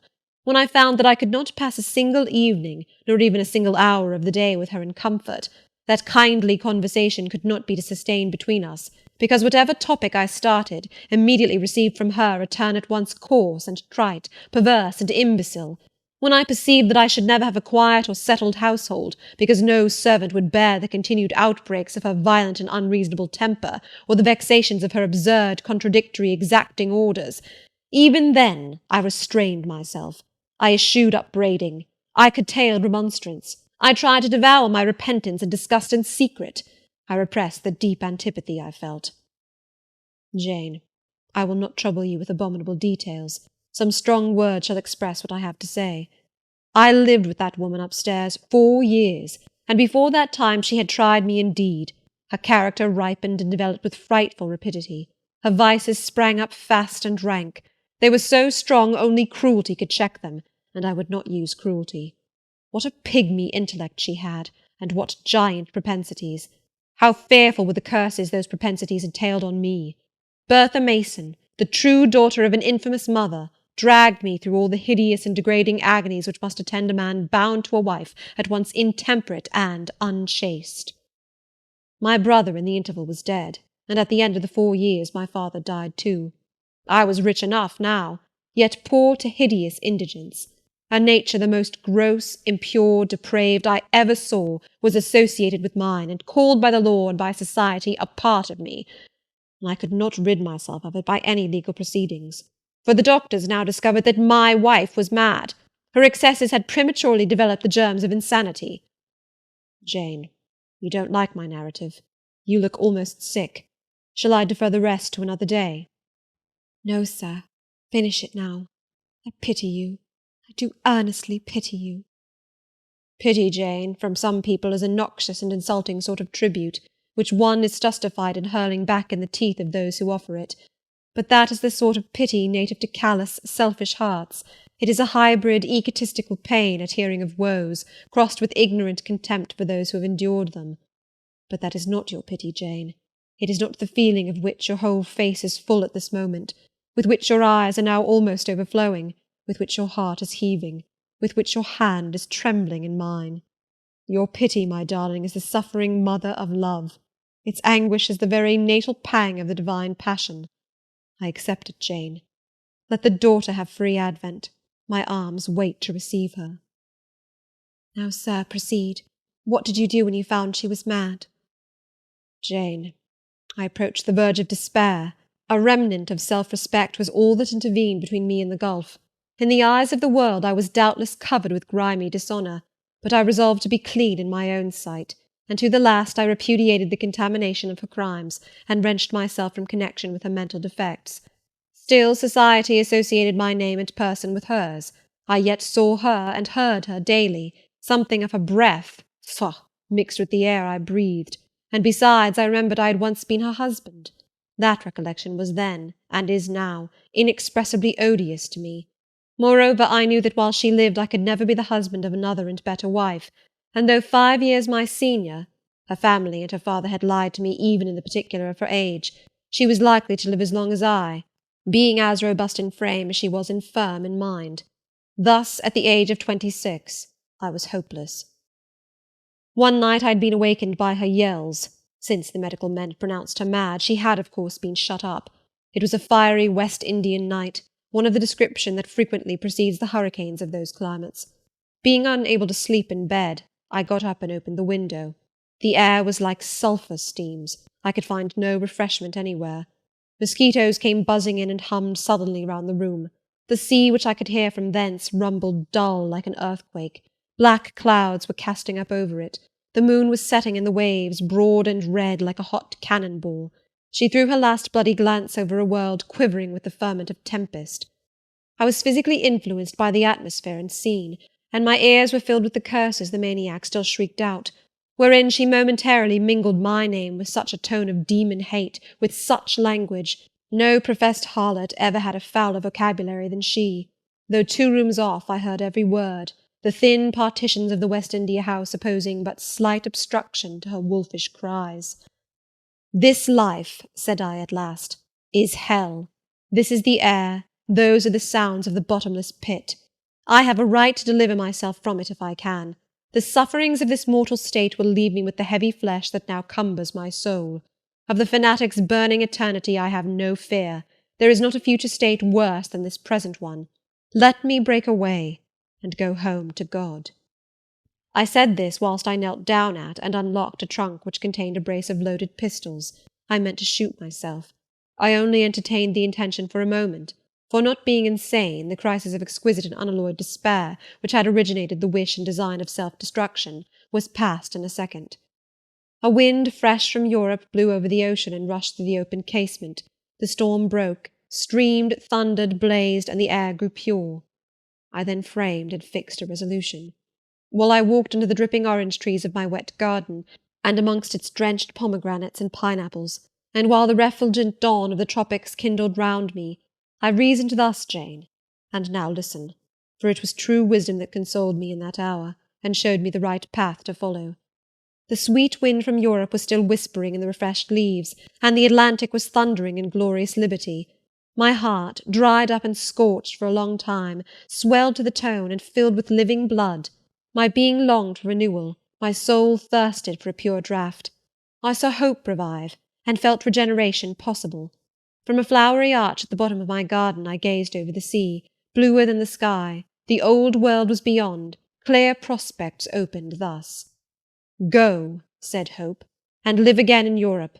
There it is not known what a sullied name you bear, nor what a filthy burden is bound to you. You may take the maniac with you to England. Confine her with due attendance and precautions at Thornfield. Then travel yourself to what clime you will, and form what new tie you like. That woman who has so abused your long suffering, so sullied your name, so outraged your honour, so blighted your youth, is not your wife, nor are you her husband. See that she is cared for as her condition demands, and you have done all that God and humanity require of you. Let her identity, her connection with yourself, be buried in oblivion. You are bound to impart them to no living being. Place her in safety and comfort, shelter her degradation with secrecy, and leave her." I acted precisely on this suggestion. My father and brother had not made my marriage known to their acquaintance, because in the very first letter I wrote to apprise them of the union, having already begun to experience extreme disgust of its consequences, and from the family character and constitution seeing a hideous future opening to me, I added an urgent charge to keep it secret. And very soon the infamous conduct of the wife my father had selected for me was such as to make him blush to own her as his daughter-in-law. Far from desiring to publish the connection, he became as anxious to conceal it as myself. To England, then, I conveyed her. A fearful voyage I had, with such a monster in the vessel. Glad was I when I at last got her to Thornfield, and saw her safely lodged in that 3rd-story room, of whose secret inner cabinet she has now for 10 years made a wild beast's den, a goblin's cell. I had some trouble in finding an attendant for her, as it was necessary to select one on whose fidelity dependence could be placed, for her ravings would inevitably betray my secret. Besides, she had lucid intervals of days, sometimes weeks, which she filled up with abuse of me. At last I hired Grace Poole from the Grimsby retreat. She and the surgeon, Carter, who dressed Mason's wounds that night he was stabbed and worried, are the only 2 I have ever admitted to my confidence. Mrs. Fairfax may indeed have suspected something, but she could have gained no precise knowledge as to facts. Grace has, on the whole, proved a good keeper, though owing partly to a fault of her own, of which it appears nothing can cure her, and which is incident to her harassing profession, her vigilance has been more than once lulled and baffled. The lunatic is both cunning and malignant. She has never failed to take advantage of her guardian's temporary lapses, once to secrete the knife with which she stabbed her brother, and twice to possess herself of the key of her cell, and issue therefrom in the night-time. On the first of these occasions she perpetrated the attempt to burn me in my bed. On the second she paid that ghastly visit to you. I thank Providence, who watched over you, that she then spent her fury on your wedding apparel, which perhaps brought back vague reminiscences of her own bridal days. But on what might have happened I cannot endure to reflect. When I think of the thing which flew at my throat this morning, hanging its black and scarlet visage over the nest of my dove, my blood curdles. And what, sir, I asked while he paused, did you do when you had settled her here? Where did you go? What did I do, Jane? I transformed myself into a will-o'-the-wisp. Where did I go? I pursued wanderings as wild as those of the March spirit. I sought the continent, and went devious through all its lands. My fixed desire was to seek and find a good and intelligent woman whom I could love, a contrast to the fury I left at Thornfield. But you could not marry, sir. I had determined and was convinced that I could and ought. It was not my original intention to deceive as I have deceived you. I meant to tell my tale plainly, and make my proposals openly, and it appeared to me so absolutely rational that I should be considered free to love and be loved. I never doubted some woman might be found willing and able to understand my case, and accept me in spite of the curse with which I was burdened. Well, sir? When you are inquisitive, Jane, you always make me smile. You open your eyes like an eager bird, and make every now and then a restless movement, as if answers in speech did not flow fast enough for you, and you wanted to read the tablet of one's heart. But before I go on, tell me what you mean by your "well, sir." It is a small phrase very frequent with you, and which many a time has drawn me on and on through interminable talk. I don't very well know why. I mean, what next? How did you proceed? What came of such an event? Precisely. And what do you wish to know now? Whether you found anyone you liked, whether you asked her to marry you, and what she said. I can tell you whether I found anyone I liked, and whether I asked her to marry me, but what she said is yet to be recorded in the book of fate. For 10 long years I roved about, living first in one capital, then another, sometimes in St. Petersburg, oftener in Paris, occasionally in Rome, Naples, Florence. Provided with plenty of money and the passport of an old name, I could choose my own society. No circles were closed against me. I sought my ideal of a woman amongst English ladies, French countesses, Italian signoras, and German Grafinnen. I could not find her. Sometimes for a fleeting moment I thought I caught a glance, heard a tone, beheld a form which announced the realization of my dream, but I was presently undeserved. You are not to suppose that I desired perfection, either of mind or person. I longed only for what suited me, for the antipodes of the Creole, and I longed vainly. Amongst them all I found not one, whom, had I been ever so free, I, warned as I was of the risks, the horrors, the loathings of incongruous unions, would have asked to marry me. Disappointment made me reckless. I tried dissipation, never debauchery. That I hated, and hate. That was my Indian Messalina's attribute. Rooted disgust at it and her restrained me much, even in pleasure. Any enjoyment that bordered on riot seemed to approach me to her and her vices, and I eschewed it. Yet I could not live alone, so I tried the companionship of mistresses. The first I chose was Celine Varenne, another of those steps which make a man spurn himself when he recalls them. You already know what she was, and how my liaison with her terminated. She had 2 successors, an Italian, Giacinta, and a German, Clara, both considered singularly handsome. What was their beauty to me in a few weeks? Giacinta was unprincipled and violent. I tired of her in 3 months. Clara was honest and quiet, but heavy, mindless, and unimpressible, not one whit to my taste. I was glad to give her a sufficient sum to set her up in a good line of business, and so get decently rid of her. But, Jane, I see by your face you are not forming a very favourable opinion of me just now. You think me an unfeeling, loose-principled rake, don't you? I don't like you so well as I have done sometimes, indeed, sir. Did it not seem to you in the least wrong to live in that way, first with one mistress and then another? You talk of it as a mere matter of course. It was with me, and I did not like it. It was a grovelling fashion of existence. I should never like to return to it. Hiring a mistress is the next worst thing to buying a slave. Both are often by nature, and always by position, inferior, and to live familiarly with inferiors is degrading. I now hate the recollection of the time I passed with Celine, Giacinta, and Clara." I felt the truth of those words, and I drew from them the certain inference that if I were so far to forget myself and all the teaching that had ever been instilled into me, as, under any pretext, with any justification, through any temptation, to become the successor of these poor girls, he would one day regard me with the same feeling which now in his mind desecrated their memory. I did not give utterance to this conviction. It was enough to feel it. I impressed it on my heart, that it might remain there to serve me as aid in the time of trial. "Now, Jane, why don't you say, 'Well, sir'?" "I have not done." "You are looking grave. You disapprove of me still, I see. But let me come to the point.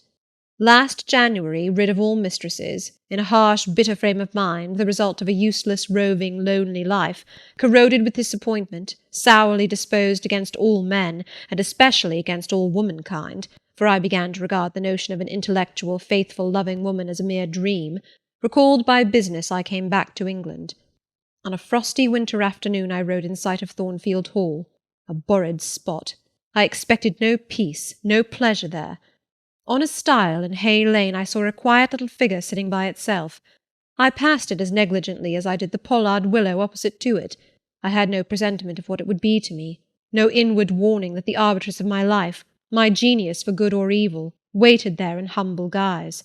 I did not know it even when, on the occasion of Mesrour's accident, it came up and gravely offered me help.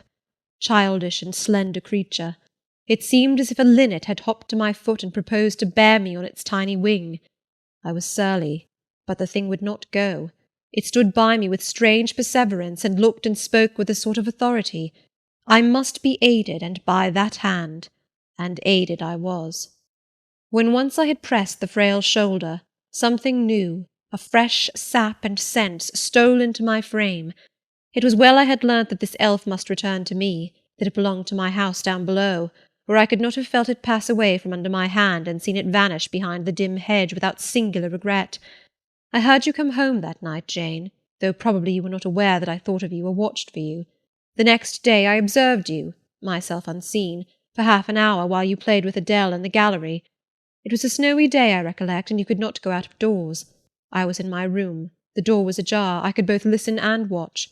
Adele claimed your outward attention for a while, yet I fancied your thoughts were elsewhere. But you were very patient with her, my little Jane. You talked to her and amused her a long time. When at last she left you, you lapsed at once into deep reverie. You betook yourself slowly to pace the gallery. Now and then, in passing a casement, you glanced out at the thick falling snow. You listened to the sobbing wind, and again you paced gently on and dreamed. I think those day visions were not dark.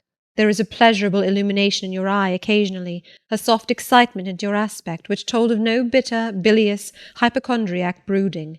Your look revealed rather the sweet musings of youth when its spirit follows on willing wings the flight of hope, up and on to an ideal heaven. The voice of Mrs. Fairfax, speaking to a servant in the hall, wakened you. And how curiously you smiled to and at yourself, Janet! There was much sense in your smile. It was very shrewd, and seemed to make light of your own abstraction. It seemed to say, "My fine visions are all very well, but I must not forget they are absolutely unreal. I have a rosy sky and green flowery Eden in my brain, but without, I am perfectly aware, lies at my feet a rough tract to travel, and around me gather black tempests to encounter." You ran downstairs and demanded of Mrs. Fairfax some occupation, the weekly house accounts to make up, or something of that sort, I think it was. I was vexed with you for getting out of my sight. Impatiently I waited for evening, when I might summon you to my presence. An unusual, to me, a perfectly new character I suspected was yours. I desired to search it deeper and know it better. You entered the room with a look and air at once shy and independent. You were quaintly dressed, much as you are now. I made you talk. Ere long I found you full of strange contrasts. Your garb and manner were restricted by rule, your air was often diffident, and altogether that of one refined by nature, but absolutely unused to society, and a good deal afraid of making herself disadvantageously conspicuous by some solecism or blunder. Yet when addressed, you lifted a keen, a daring, and a glowing eye to your interlocutor's face. There was penetration and power in each glance you gave. When plied by close questions, you found ready and round answers. Very soon you seemed to get used to me. I believe you felt the existence of sympathy between you and your grim cross-master Jane, for it was astonishing to see how quickly a certain pleasant ease tranquillized your manner. Snarl as I would, you showed no surprise, fear, annoyance, or displeasure at my moroseness. You watched me, and now and then smiled at me with a simple yet sagacious grace I cannot describe. I was at once content and stimulated with what I saw. I liked what I had seen and wished to see more. Yet for a long time I treated you distantly, and sought your company rarely. I was an intellectual epicure, and wished to prolong the gratification of making this novel and piquant acquaintance. Besides, I was for a while troubled with a haunting fear that if I handled the flower freely its bloom would fade, the sweet charm of freshness would leave it. I did not then know that it was no transitory blossom, but rather the radiant resemblance of one cut in an indestructible gem. Moreover, I wished to see whether you would seek me if I shunned you. But you did not. You kept in the schoolroom as still as your own desk and easel. If by chance I met you, you passed me as soon and with as little token of recognition as was consistent with respect. Your habitual expression in those days, Jane, was a thoughtful look, not despondent, for you were not sickly, but not buoyant, for you had little hope, and no actual pleasure. I wondered what you thought of me, or if you ever thought of me, and resolved to find this out. I resumed my notice of you. There was something glad in your glance and genial in your manner. When you conversed, I saw you had a social heart. It was the silent schoolroom, it was the tedium of your life that made you mournful. I permitted myself the delight of being kind to you. Kindness stirred emotion soon. Your face became soft in expression, your tones gentle. I liked my name pronounced by your lips in a grateful, happy accent. I used to enjoy a chance meeting with you, Jane, at this time. There was a curious hesitation in your manner. You glanced at me with a slight trouble, a hovering doubt. You did not know what my caprice might be, whether I was going to play the master and be stern, or the friend and be benignant. I was now too fond of you often to simulate the first whim, and when I stretched my hand out cordially, such bloom and light and bliss rose to your young wistful features, I had much ado often to avoid straining you then and there to my heart. "Don't talk any more of those days, sir," I interrupted, furtively dashing away some tears from my eyes. His language was torture to me, for I knew what I must do, and do soon, and all these reminiscences and these revelations of his feelings only made my work more difficult. "No, Jane," he returned. "What necessity is there to dwell on the past, when the present is so much surer, the future so much brighter?" I shuddered to hear the infatuated assertion. "You see now how the case stands, do you not?" he continued. "After a youth and manhood passed half in unutterable misery and half in dreary solitude, I have for the first time found what I can truly love. I have found you. You are my sympathy, my better self, my good angel. I am bound to you with a strong attachment. I think you good, gifted, lovely. A fervent, solemn passion is conceived in my heart. It leans to you, draws you to my centre and spring of life, wraps my existence about you, and kindling in pure, powerful flame, fuses you and me in one. It was because I felt and knew this that I resolved to marry you. To tell me that I had already a wife is empty mockery. You know now that I had but a hideous demon. I was wrong to attempt to deceive you, but I feared a stubbornness that exists in your character. I feared early instilled prejudice. I wanted to have you safe before hazarding confidences. This was cowardly. I should have appealed to your nobleness and magnanimity at first, as I do now, opened to you plainly my life of agony, described to you my hunger and thirst after a higher and worthier existence, shown to you, not my resolution, that word is weak, but my resistless bent to love faithfully and well, where I am faithfully and well loved in return. Then I should have asked you to accept my pledge of fidelity, and to give me yours. Jane, give it me now." A pause. "Why are you silent, Jane?" I was experiencing an ordeal. A hand of fiery iron grasped my vitals. Terrible moment, full of struggle, blackness, burning. Not a human being that ever lived could wish to be loved better than I was loved, and him who thus loved me I absolutely worshipped, and I must renounce love and idol. One drear word comprised my intolerable duty: depart. Jane, you understand what I want of you. Just this promise. I will be yours, Mr. Rochester. Mr. Rochester, I will not be yours. Another long silence. Jane, recommenced he, with a gentleness that broke me down with grief, and turned me stone cold with ominous terror, for this still voice was the pant of a lion rising. Jane, do you mean to go one way in the world, and to let me go another? I do. Jane, bending towards and embracing me. Do you mean it now? I do. And now? Softly kissing my forehead and cheek. I do, extricating myself from restraint rapidly and completely. Oh, Jane, this is bitter. This is wicked. It would be wicked not to love me. It would to obey you. A wild look raised his brows, crossed his features. He rose, but he forbore yet. I laid my hand on the back of a chair for support. I shook, I feared, but I resolved. One instant, Jane. Give one glance to my horrible life when you are gone. All happiness will be torn away with you. What then is left?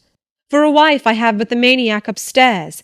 As well might you refer me to some corpse in yonder churchyard. What shall I do, Jane? Where turn for a companion and for some hope? Do as I do. Trust in God and yourself. Believe in heaven. Hope to meet again there. Then you will not yield? No. Then you condemn me to live wretched and to die accursed.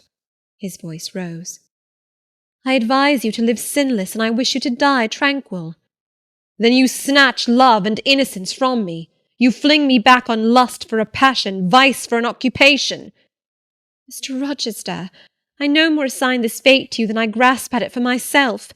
We were born to strive and endure, you as well as I. Do so. You will forget me before I forget you. You make me a liar by such language. You sully my honour. I declared I could not change. You tell me to my face I shall change soon. And what a distortion in your judgment, what a perversity in your ideas is proved by your conduct. Is it better to drive a fellow creature to despair than to transgress a mere human law, no man being injured by the breach? For you have neither relatives nor acquaintances whom you need fear to offend by living with me. This was true, and while he spoke, my very conscience and reason turned traitors against me, and charged me with crime in resisting him. They spoke almost as loud as feeling, and that clamoured wildly. "Oh, comply," it said. "Think of his misery, think of his danger. Look at his state when left alone. Remember his headlong nature. Consider the recklessness following on despair. Soothe him, save him, love him. Tell him you love him and will be his. Who in the world cares for you, or who will be injured by what you do?" Still indomitable was the reply. "I care for myself. The more solitary, the more friendless, the more unsustained I am, the more I will respect myself. I will keep the law given by God, sanctioned by man. I will hold to the principles received by me when I was sane and not mad as I am now. Laws and principles are not for the times when there is no temptation. They are for such moments as this, when body and soul rise in mutiny against their rigour. Stringent are they, inviolate they shall be. If at my individual convenience I might break them, what would be their worth? They have a worth. So I have always believed. And if I cannot believe it now, it is because I am insane, quite insane, with my veins running fire and my heart beating faster than I can count its throbs.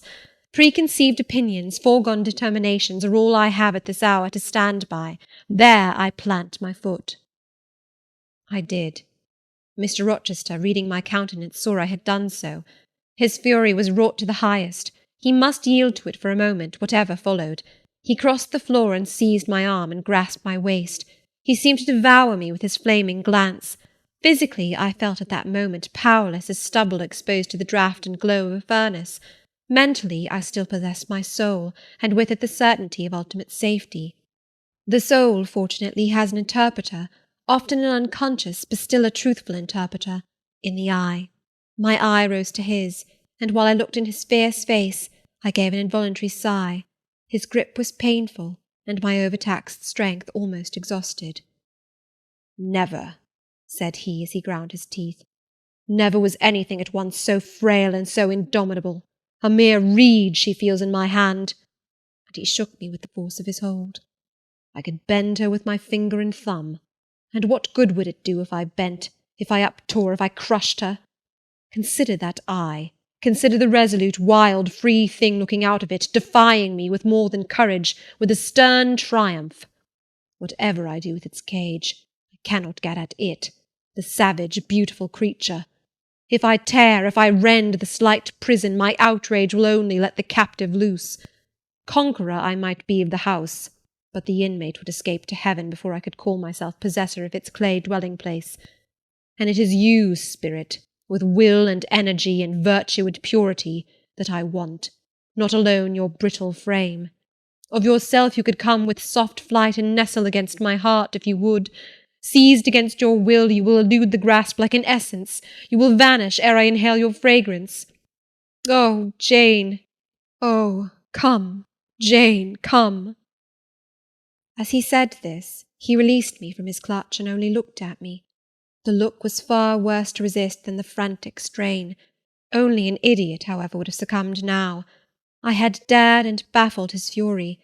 I must elude his sorrow. I retired to the door. You are going, Jane? I am going, sir. You are leaving me? Yes. You will not come. You will not be my comforter, my rescuer. My deep love, my wild woe, my frantic prayer, all are nothing to you. What unutterable pathos was in his voice! How hard it was to reiterate firmly, I am going. Jane. Mr. Rochester. Withdraw, then. I consent. But remember, you leave me here in anguish. Go up to your own room. Think over all I have said, and, Jane, cast a glance on my sufferings. Think of me. He turned away. He threw himself on his face on the sofa. Oh, Jane, my hope, my love, my life, broke in anguish from his lips. Then came a deep, strong sob. I had already gained the door, but, reader, I walked back as determinedly as I had retreated. I knelt down by him. I turned his face from the cushion to me. I kissed his cheek. I smoothed his hair with my hand. God bless you, my dear master, I said. God keep you from harm and wrong, direct you, solace you, reward you well for your past kindness to me. Little Jane's love would have been my best reward, he answered. Without it, my heart is broken. But Jane will give me her love, yes, nobly, generously. Up the blood rushed to his face, forth flashed the fire from his eyes, erect he sprang, he held his arms out, but I evaded the embrace, and at once quitted the room. Farewell, was the cry of my heart as I left him. Despair added, farewell forever. That night I never thought to sleep, but a slumber fell on me as soon as I lay down in bed. I was transported in thought to the scenes of childhood. I dreamt I lay in the Red Room at Gateshead, that the night was dark, and my mind impressed with strange fears. The light that had long ago struck me into syncope, recalled in this vision, seemed glidingly to mount the wall, and tremblingly to pause in the centre of the obscured ceiling. I lifted up my head to look. The roof resolved to clouds, high and dim. The gleam was such as the moon imparts to vapours she is about to sever. I watched her come, watched with the strangest anticipation, as though some word of doom would be written on her disk. She broke forth as never moon yet burst from cloud. A hand first penetrated the sable folds and waved them away. Then not a moon, but a white human form shone in the azure, inclining a glorious brow earthward. It gazed and gazed on me. It spoke to my spirit. Immeasurably distant was the tone, yet so near, it whispered in my heart. My daughter, flee temptation. Mother, I will. So I answered after I had waked from the trance-like dream. It was yet night, but July nights are short. Soon after midnight dawn comes. It cannot be too early to commence the task I have to fulfil, thought I. I rose. I was dressed. for I had taken off nothing but my shoes. I knew where to find in my drawers some linen, a locket, a ring. In seeking these articles I encountered the beads of a pearl necklace Mr. Rochester had forced me to accept a few days ago. I left that. It was not mine. It was the visionary bride's who had melted in air. The other articles I made up in a parcel. My purse, containing 20 shillings, it was all I had, I put in my pocket. I tied on my straw bonnet, pinned my shawl, took the parcel and my slippers, which I would not put on yet, and stole from my room. "Farewell, kind Mrs. Fairfax," I whispered as I glided past her door. "Farewell, my darling Adele," I said as I glanced toward the nursery. No thought could be admitted of entering to embrace her. I had to deceive a fine ear. For aught I knew, it might now be listening. I would have got past Mr. Rochester's chamber without a pause, but my heart momentarily stopping its beat at that threshold, my foot was forced to stop also. No sleep was there. The inmate was walking restlessly from wall to wall, and again he sighed while I listened. There was a heaven, a temporary heaven, in this room for me if I chose. I had but to go in and to say, "Mr. Rochester, I will love you and live with you through life till death," and a fount of rapture would spring to my lips. I thought of this. The kind master who could not sleep now was waiting with impatience for day. He would send for me in the morning. I should be gone. He would have me sought for, vainly. He would feel himself forsaken, his love rejected. He would suffer, perhaps grow desperate. I thought of this too. My hand moved towards the lock. I caught it back and glided on. Drearily I wound my way downstairs. I knew what I had to do, and I did it mechanically. I sought the key of the side door in the kitchen. I sought too a phial of oil and a feather. I oiled the key and the lock. I got some water. I got some bread, for perhaps I should have to walk far, and my strength, sorely shaken of late, must not break down. All this I did without one sound. I opened the door, passed out, shut it softly. Dim dawn glimmered in the yard. The great gates were closed and locked, but a wicket in one of them was only latched. Through that I departed. It too I shut, and now I was out of Thornfield. A mile off beyond the fields lay a road which stretched in the contrary direction to Millcote, a road I had never travelled but often noticed, and wondered where it led. Thither I bent my steps. No reflection was to be allowed now, not one glance was to be cast back, not even one forward. Not one thought was to be given either to the past or the future. The first was a page so heavenly sweet, so deadly sad, that to read one line of it would dissolve my courage and break down my energy. The last was an awful blank, something like the world when the deluge was gone by. I skirted fields and hedges and lanes till after sunrise. I believe it was a lovely summer morning. I know my shoes, which I had put on when I left the house, were soon wet with dew. But I looked neither to rising sun, nor smiling sky, nor wakening nature. He who is taken out to pass through a fair scene to the scaffold thinks not of the flowers that smile on his road, but of the block and axe-edge, of the disseverment of bone and vein, of the grave gaping at the end. And I thought of drear flight and homeless wandering. And oh, with agony I thought of what I left. I could not help it. I thought of him now, in his room, watching the sunrise, hoping I should soon come to say I would stay with him and be his. I longed to be his. I panted to return. It was not too late. I could yet spare him the bitter pang of bereavement. As yet my flight, I was sure, was undiscovered. I could go back and be his comforter, his pride, his redeemer from misery, perhaps from ruin. That fear of his self-abandonment, far worse than my abandonment, how it goaded me! It was a barbed arrowhead in my breast. It tore me when I tried to extract it. It sickened me when remembrance thrust it farther in. Birds began singing in brake and copse. Birds were faithful to their mates. Birds were emblems of love. What was I? In the midst of my pain of heart and frantic effort of principle, I abhorred myself. I had no solace from self-approbation, none even from self-respect. I had injured, wounded, left my master. I was hateful in my own eyes. Still I could not turn, nor retrace one step. God must have led me on. As to my own will or conscience, impassioned grief had trampled one and stifled the other. I was weeping wildly as I walked along my solitary way. Fast, fast I went, like one delirious. A weakness, beginning inwardly, extending to the limbs, seized me, and I fell. I lay on the ground some minutes, pressing my face to the wet turf. I had some fear, or hope, that here I should die, but I was soon up, crawling forwards on my hands and knees, and then again raised to my feet, as eager and as determined as ever to reach the road. When I got there, I was forced to sit to rest me under a hedge, and while I sat, I heard wheels and saw a coach come on. I stood up and lifted my hand. It stopped.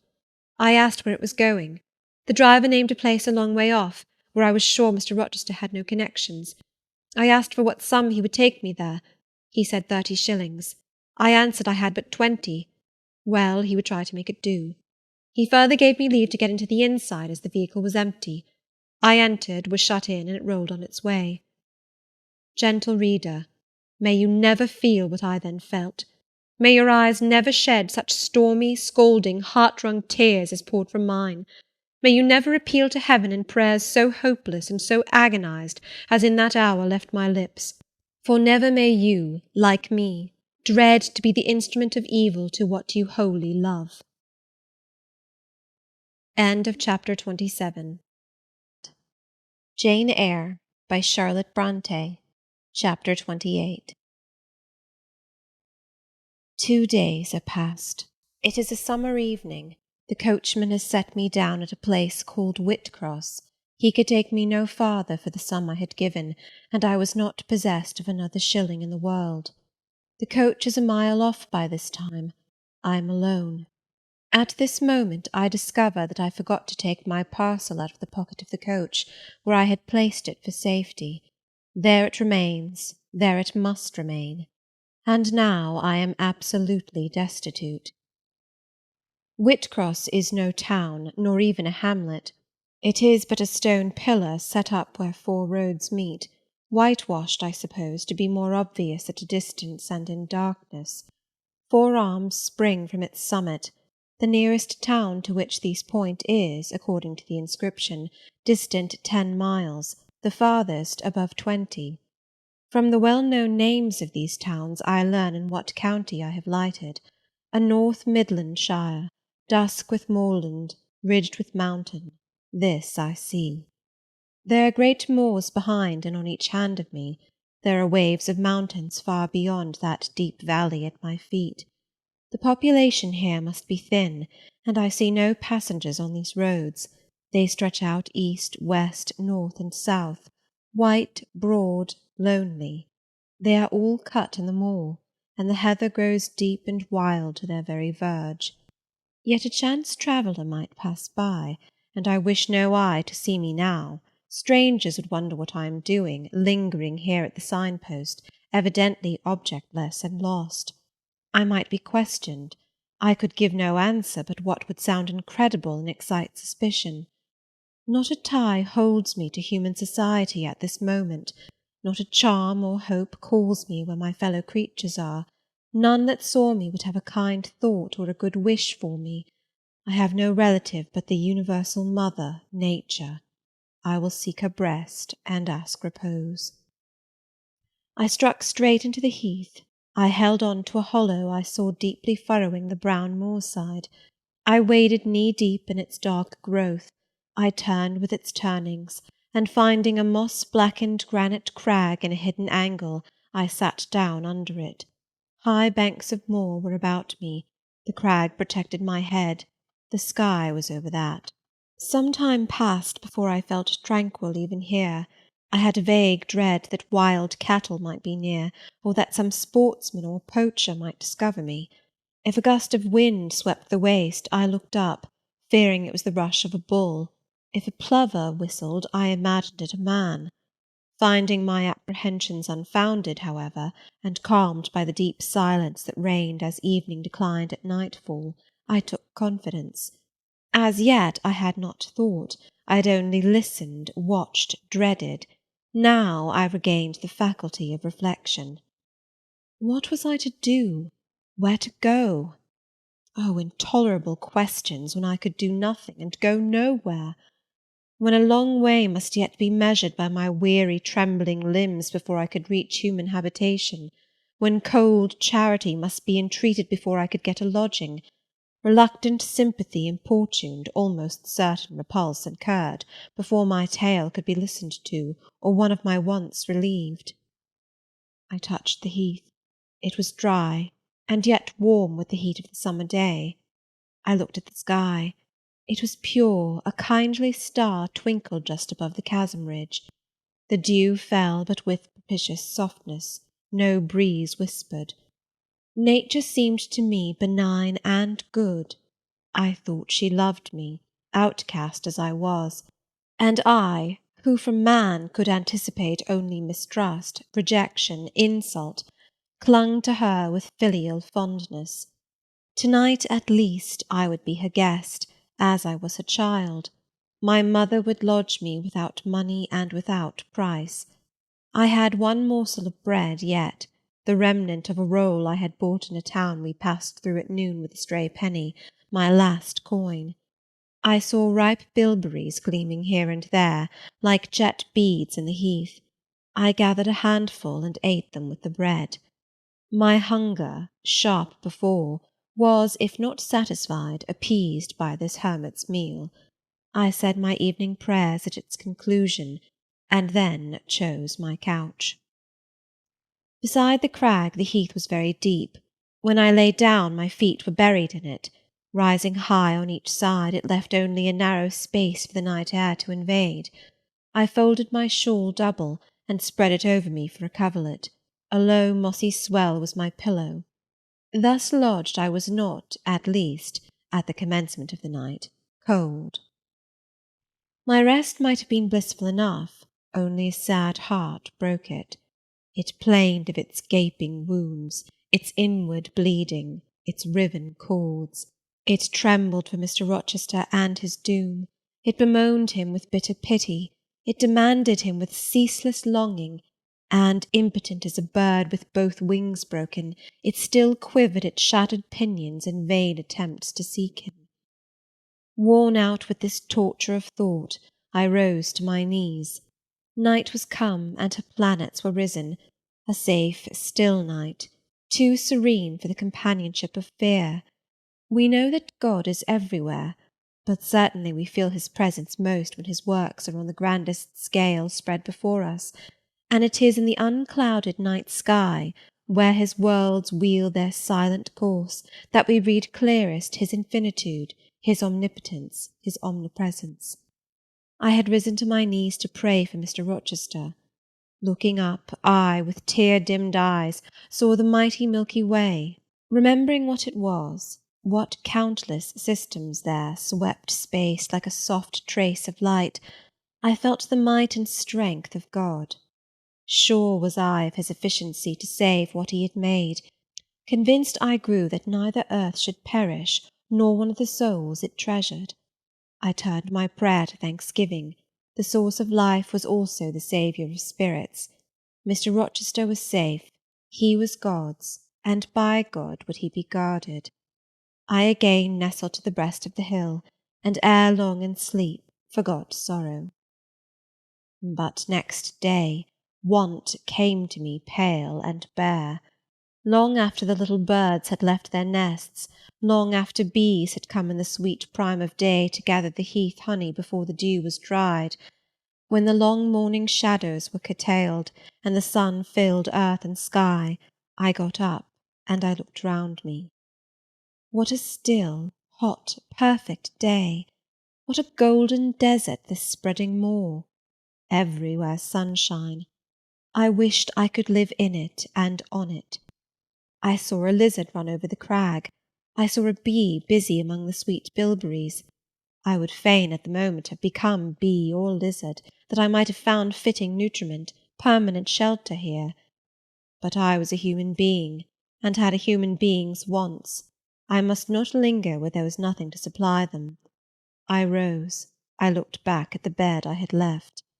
Hopeless of the future, I wished but this, that my Maker had that night thought good to require my soul of me while I slept, and that this weary frame, absolved by death from further conflict with fate, had now but to decay quietly, and mingle in peace with the soil of this wilderness. Life, however, was yet in my possession, with all its requirements and pains and responsibilities. The burden must be carried, the want provided for, the suffering endured, the responsibility fulfilled. I set out. Whitcross regained, I followed a road which led from the sun, now fervent and high. By no other circumstance had I will to decide my choice.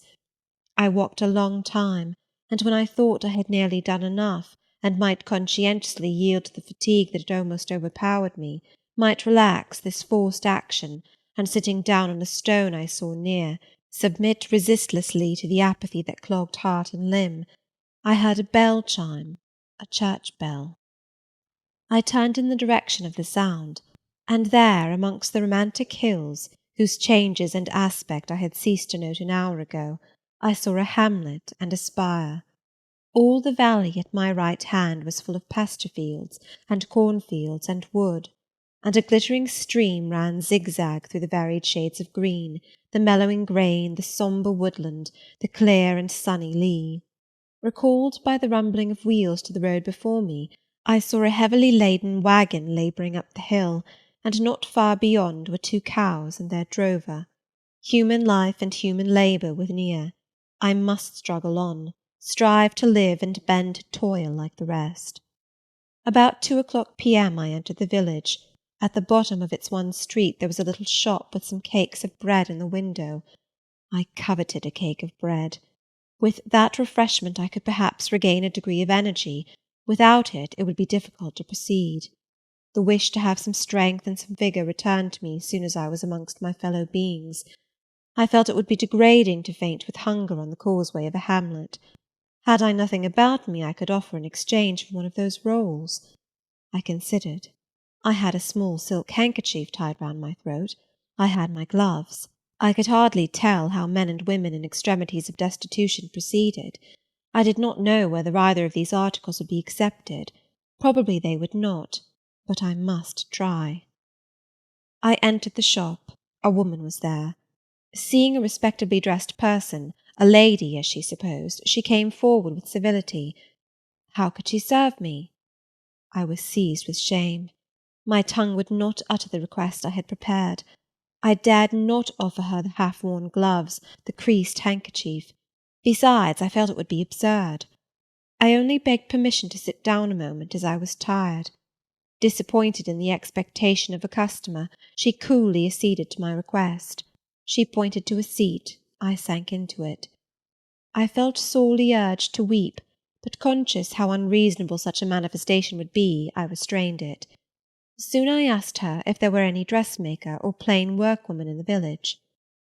Yes, 2 or 3, quite as many as there was employment for. I reflected. I was driven to the point now. I was brought face to face with necessity. I stood in the position of one without a resource, without a friend, without a coin. I must do something. What? I must apply somewhere. Where?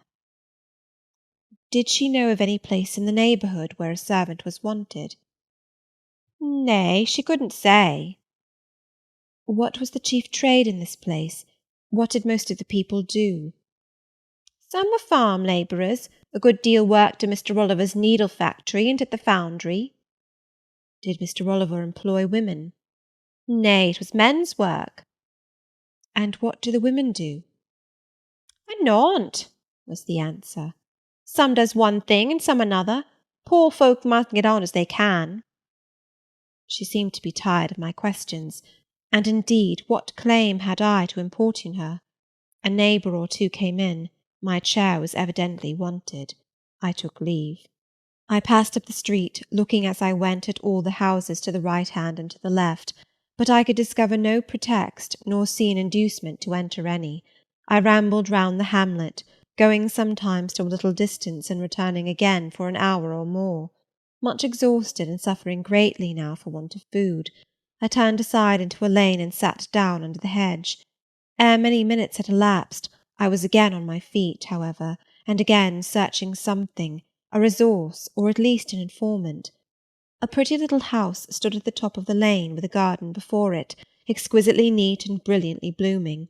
I stopped at it. What business had I to approach the white door or touch the glittering knocker?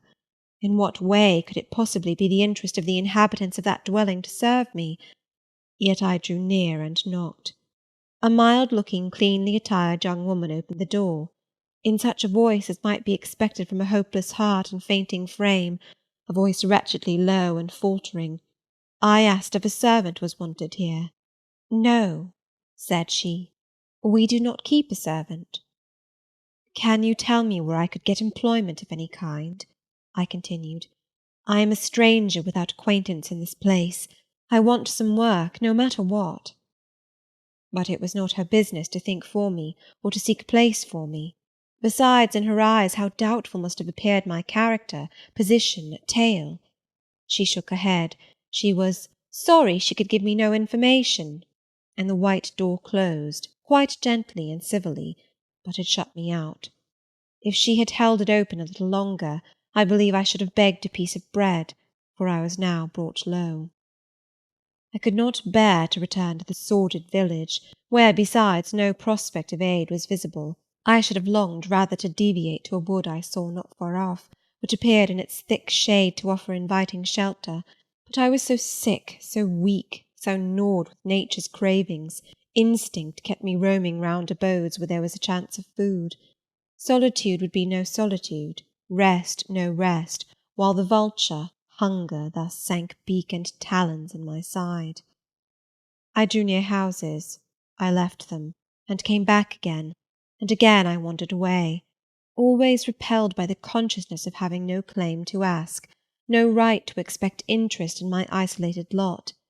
Meantime the afternoon advanced, while I thus wandered about like a lost and starving dog. In crossing a field I saw the church spire before me. I hastened towards it. Near the churchyard and in the middle of a garden stood a well-built though small house, which I had no doubt was the parsonage. I remembered that strangers who arrive at a place where they have no friends, and who want employment, sometimes apply to the clergyman for introduction and aid. It is the clergyman's function to help, at least with advice, those who wish to help themselves. I seemed to have something like a right to seek counsel here. Renewing then my courage, and gathering my feeble remains of strength, I pushed on. I reached the house and knocked at the kitchen door. An old woman opened. I asked, was this the parsonage? Yes. Was the clergyman in? No. Would he be in soon? No, he was gone from home. To a distance? Not so far, happen 3 mile. He had been called away by the sudden death of his father. He was at Marsh End now, and would very likely stay there a fortnight longer. Was there any lady of the house? Nay, there was naught but her, and she was housekeeper. And of her, reader, I could not bear to ask the relief for want of which I was sinking. I could not yet beg, and again I crawled away. Once more I took off my handkerchief. Once more I thought of the cakes of bread in the little shop. Oh, for but a crust, for but one mouthful to allay the pang of famine! Instinctively I turned my face again to the village. I found the shop again, and I went in. And though others were there besides the woman, I ventured the request, would she give me a roll for this handkerchief? She looked at me with evident suspicion. Nay, she never sold stuff that way. Almost desperate, I asked for half a cake. She again refused. How could she tell where I had got the handkerchief? She said. Would she take my gloves? No, what could she do with them? Reader, it is not pleasant to dwell on these details. Some say there is enjoyment in looking back to painful experience past, but at this day I can scarcely bear to review the times to which I allude. The moral degradation, blent with the physical suffering, form too distressing a recollection ever to be willingly dwelt on. I blamed none of those who repulsed me.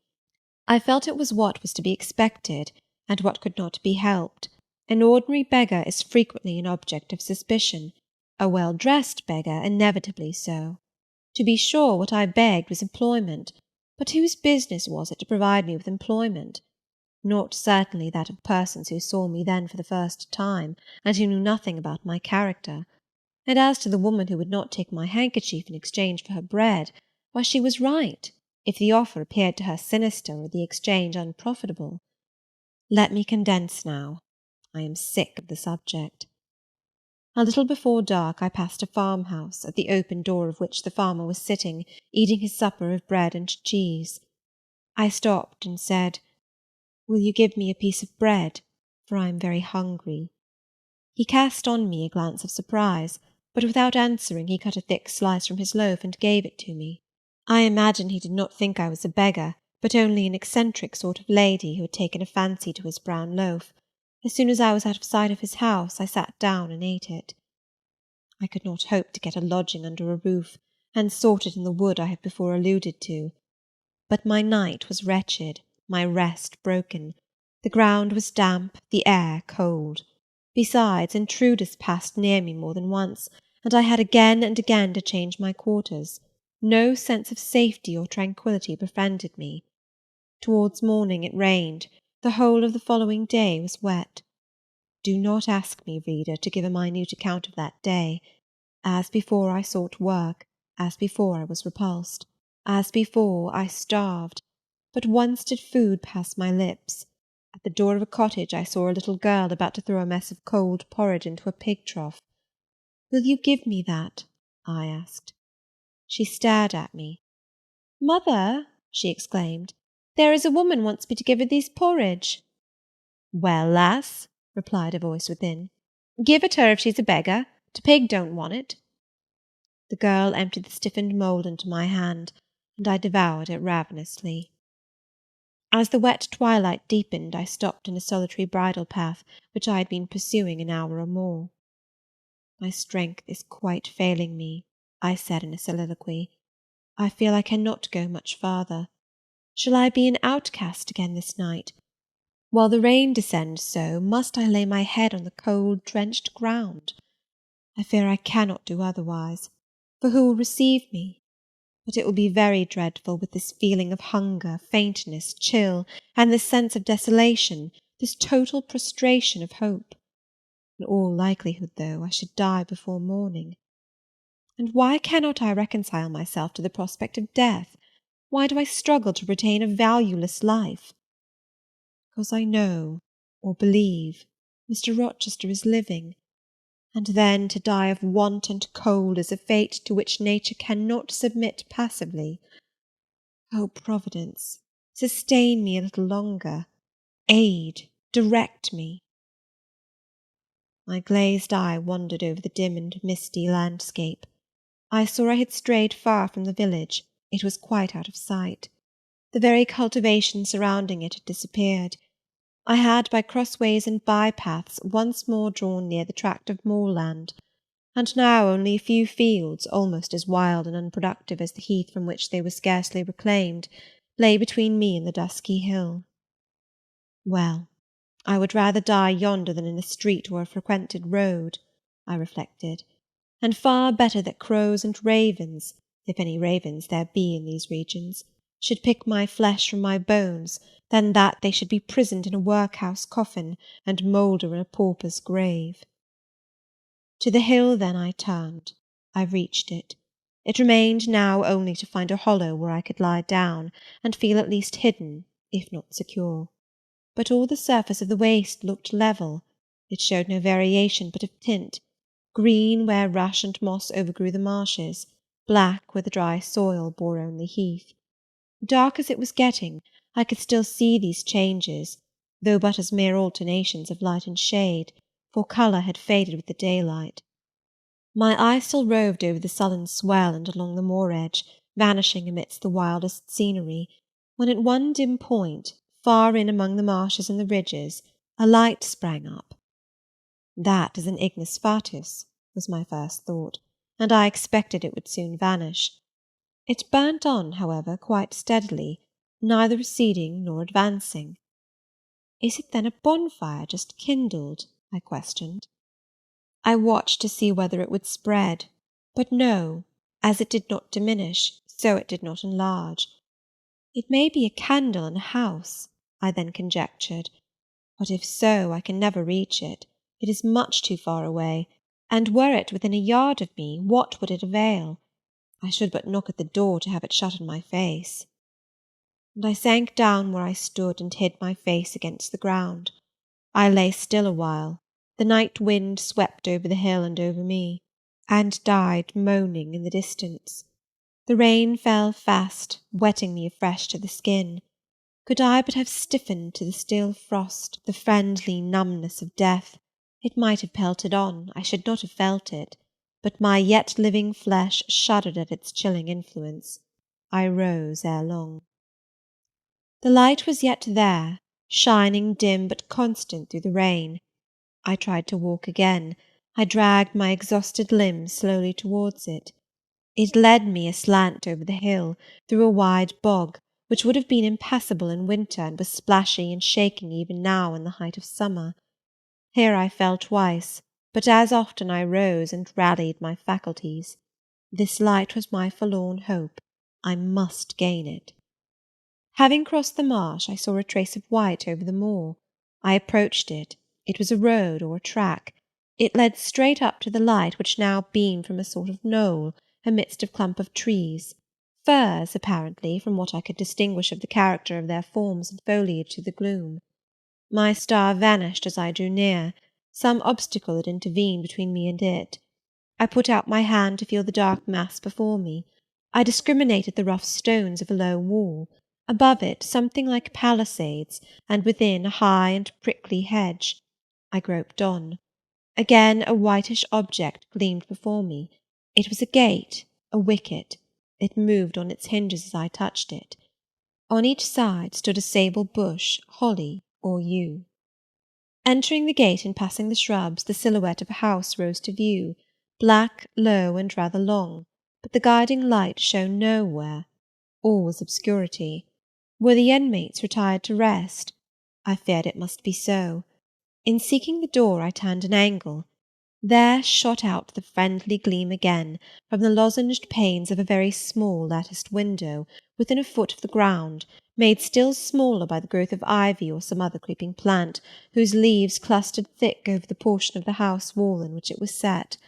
The aperture was so screened and narrow that curtain or shutter had been deemed unnecessary, and when I stooped down and put aside the spray of foliage shooting over it, I could see all within.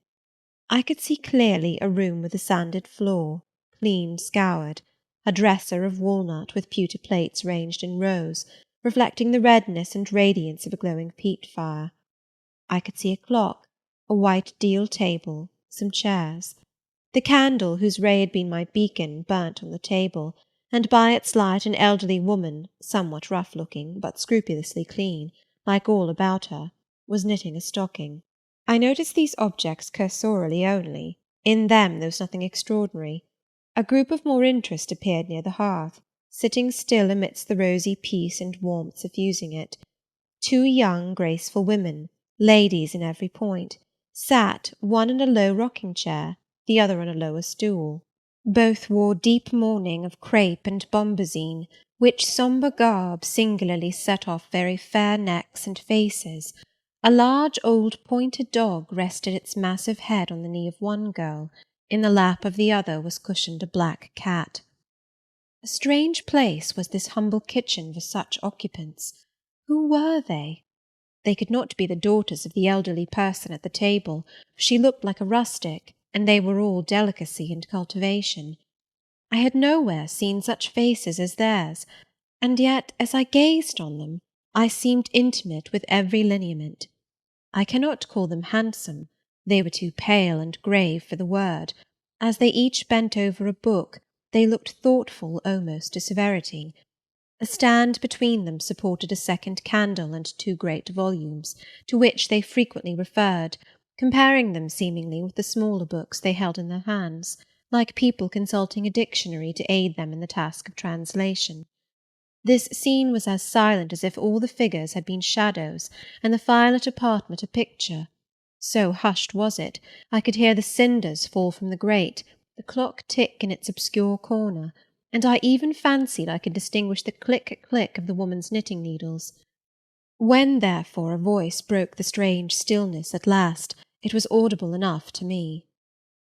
"Listen, Diana," said one of the absorbed students.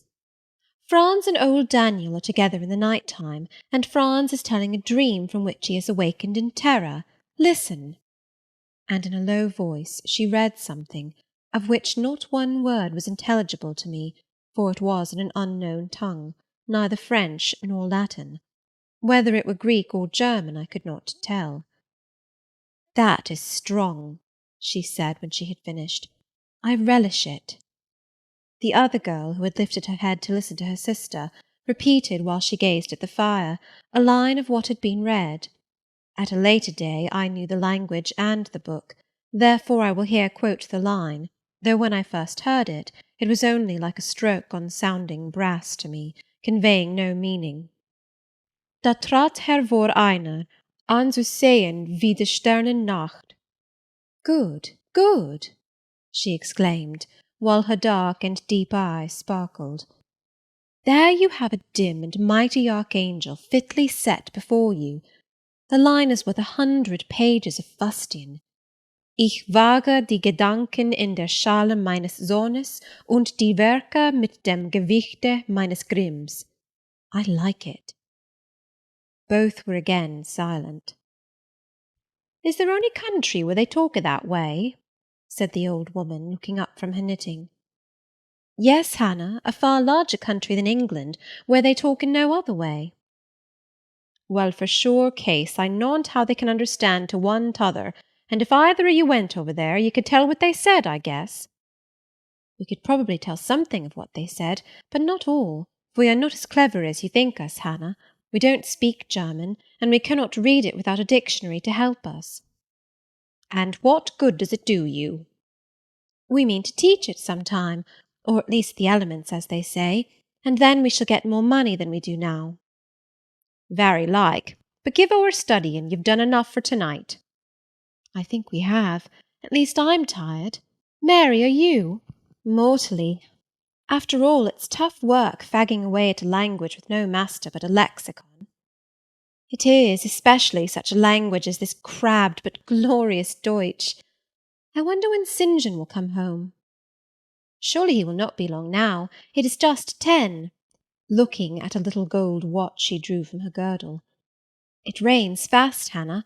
Will you have the goodness to look at the fire in the parlour?" The woman rose. She opened a door, through which I dimly saw a passage. Soon I heard her stir a fire in an inner room. She presently came back. "Ah, childer," said she, "it fair troubles me to go into yond room now. It looks so lonesome, with a chair empty and set back in a corner." She wiped her eyes with her apron. The two girls, grave before, looked sad now. "But he is in a better place," continued Hannah. "We shouldn't wish him here again, and then nobody need to have a quieter death nor he had." "You say he never mentioned us?" inquired one of the ladies. "He hadn't time, bairn. He was gone in a minute, was your father. He had been a bit ailing like the day before, but not to signify, and when Mr. St. John asked if he would like either of you to be sent for, he fair laughed at him. He began again with a bit of heaviness in his head the next day, that is a fortnight sin, and he went to sleep and never wakened. He were almost stark when your brother went into the chamber and found him. Oh, childer, that's to last to the old stock, for ye and Mr. St. John is of like a different sort to them that's gone, for all your mother wore mitch o' your way, and almost as book learned. She were the picture o' ye, Mary. Diana is more like your father." I thought them so similar, I could not tell where the old servant, for such I now concluded her to be, saw the difference. Both were fair-complexioned and slenderly made. Both possessed faces full of distinction and intelligence. One, to be sure, had hair a shade darker than the other, and there was a difference in their style of wearing it. Mary's pale brown locks were parted and braided smooth. Diana's duskier tresses covered her neck with thick curls. The clock struck 10. "You'll want your supper, I am sure," observed Hannah, "and so will Mr. St. John when he comes in." And she proceeded to prepare the meal. The ladies rose. They seemed about to withdraw to the parlour. Till this moment I had been so intent on watching them, their appearance and conversation had excited in me so keen an interest, I had half forgotten my own wretched position. Now it recurred to me, more desolate, more desperate than ever it seemed from contrast. And how impossible did it appear to touch the inmates of this house with concern on my behalf, to make them believe in the truth of my wants and woes, to induce them to vouchsafe a rest for my wanderings. As I groped out the door and knocked at it hesitatingly, I felt that last idea to be a mere chimera. Hannah opened. "What do you want?" she inquired in a voice of surprise, as she surveyed me by the light of the candle she held. "May I speak to your mistresses?" I said. "You had better tell me what you have to say to them. Where do you come from?" "I am a stranger." "What is your business here at this hour?" "I want a night's shelter in an outhouse or anywhere, and a morsel of bread to eat." Distrust, the very feeling I dreaded, appeared in Hannah's face. "I'll give you a piece of bread," she said after a pause. "But we can't take in a vagrant to lodge. It isn't likely." "Do let me speak to your mistresses." "No, not I. What can they do for you? You should not be roving about now. It looks very ill." "But where shall I go if you drive me away? What shall I do?" "Oh, I'll warrant you know where to go and what to do. Mind you don't do wrong, that's all. Here is a penny. Now go." "A penny cannot feed me, and I have no strength to go farther. Don't shut the door. Oh, don't, for God's sake." "I must. The rain is driving in." "Tell the young ladies. Let me see them." "Indeed I will not. You are not what you ought to be, or you wouldn't make such a noise. Move off." "But I must die if I am turned away." "Not you. I'm feared you'd have some ill plans agate that brings you about folks' houses at this time o' night. If you've any followers, housebreakers or such like, anywhere near, you may tell 'em we are not by ourselves in the house. We have a gentleman and dogs and guns." Here the honest but inflexible servant clapped the door to, and bolted it within. This was the climax. A pang of exquisite suffering, a throe of true despair, rent and heaved my heart. Worn out indeed I was. Not another step could I stir. I sank on the wet doorstep. I groaned, I wrung my hands, I wept in utter anguish. Oh, this spectre of death! Oh, this last hour approaching in such horror! Alas, this isolation, this banishment from my kind! Not only the anchor of hope, but the footing of fortitude was gone, at least for a moment, but the last I soon endeavoured to regain. "I can but die," I said, "and I believe in God. Let me try to wait his will in silence." These words I not only thought, but uttered, and thrusting back all my misery into my heart, I made an effort to compel it to remain there, dumb and still. "All men must die," said a voice quite close at hand, "but all are not condemned to meet a lingering and premature doom such as yours would be if you perished here of want." "Who or what speaks?" I asked, terrified at the unexpected sound, and incapable now of deriving from any occurrence a hope of aid. A form was near. What form, the pitch-dark night and my enfeebled vision prevented me from distinguishing. With a loud long knock, the newcomer appealed to the door. "Is it you, Mr. St. John?" cried Hannah. "Yes, yes, open quickly." "Well, how wet and cold you must be, such a wild night as it is. Come in, your sisters are quite uneasy about you, and I believe there are bad folks about. There has been a beggar-woman. I declare she is not gone yet. Lay down there. Get up, for shame. Move off, I say." "Hush, Hannah. I have a word to say to the woman. You have done your duty in excluding. Now let me do mine in admitting her. I was near and listened to both you and her. I think this is a peculiar case. I must at least examine into it. Young woman, rise, and pass before me into the house." With difficulty I obeyed him. Presently I stood within that clean bright kitchen, on the very hearth, trembling, sickening, conscious of an aspect in the last degree ghastly, wild, and weather-beaten. The two ladies, their brother, Mr. St. John, the old servant, were all gazing at me. "St. John, who is it?" I heard one ask. "I cannot tell. I found her at the door," was the reply. "She does look white," said Hannah. "As white as clay or death," was responded. "She will fall. Let her sit." And indeed my head swam. I dropped, but a chair received me. I still possessed my senses, though just now I could not speak. Perhaps a little water would restore her. Hannah, fetch some. But she is worn to nothing. How very thin, and how very bloodless! A mere spectre! Is she ill, or only famished? Famished, I think. Hannah, is that milk? Give it me, and a piece of bread. Diana, I knew her by the long curls which I saw drooping between me and the fire as she bent over me, broke some bread, dipped it in milk, and put it to my lips. Her face was near mine. I saw there was pity in it, and I felt sympathy in her hurried breathing. In her simple words, too, the same balm-like emotion spoke. "Try to eat." "Yes, try," repeated Mary gently, and Mary's hand removed my sodden bonnet and lifted my head. I tasted what they offered me, feebly at first, eagerly soon. "Not too much at first. Restrain her," said the brother. "She has had enough." And he withdrew the cup of milk and the plate of bread. "A little more, St. John. Look at the avidity in her eyes." "No more at present, sister. Try if she can speak now. Ask her her name." I felt I could speak, and I answered, "My name is Jane Elliot." Anxious as ever to avoid discovery, I had before resolved to assume an alias. "And where do you live? Where are your friends?" I was silent. "Can we send for any one you know?" I shook my head. "What account can you give of yourself?"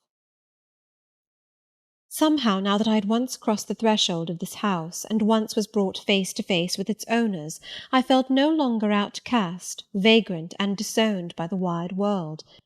I dared to put off the mendicant, to resume my natural manner and character. I began once more to know myself, and when Mr. St. John demanded an account, which at present I was far too weak to render, I said, after a brief pause, "Sir, I can give you no details to-night."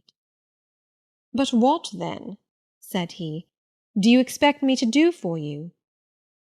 "Nothing," I replied. My strength sufficed but for short answers. Diana took the word. "Do you mean," she asked, "that we have now given you what aid you require, and that we may dismiss you to the moor in the rainy night?" I looked at her. She had, I thought, a remarkable countenance, instinct both with power and goodness. I took sudden courage. Answering her compassionate gaze with a smile, I said, "I will trust you. If I were a masterless and stray dog, I know that you would not turn me from your hearth to-night. As it is, I really have no fear. Do with me and for me as you like, but excuse me from much discourse. My breath is short. I feel a spasm when I speak." All three surveyed me, and all three were silent. "Hannah," said Mr. St. John at last, "let her sit there at present, and ask her no questions. In 10 minutes more give her the remainder of that milk and bread. Mary and Diana, let us go into the parlour and talk the matter over." They withdrew. Very soon one of the ladies returned, I could not tell which. A kind of pleasant stupor was stealing over me as I sat by the genial fire. In an undertone she gave some directions to Hannah. Ere long, with the servant's aid, I contrived to mount a staircase. My dripping clothes were removed. Soon a warm, dry bed received me. I thanked God, experienced amidst unutterable exhaustion a glow of grateful joy, and slept. End of chapter 28. Jane Eyre by Charlotte Brontë. Chapter 29. The recollection of about 3 days and nights succeeding this is very dim in my mind. I can recall some sensations felt in that interval, but few thoughts framed, and no actions performed. I knew I was in a small room and in a narrow bed. To that bed I seemed to have grown. I lay on it motionless as a stone, and to have torn me from it would have been almost to kill me. I took no note of the lapse of time, of the change from morning to noon, from noon to evening. I observed when any one entered or left the apartment. I could even tell who they were. I could understand what was said when the speaker stood near to me, but I could not answer.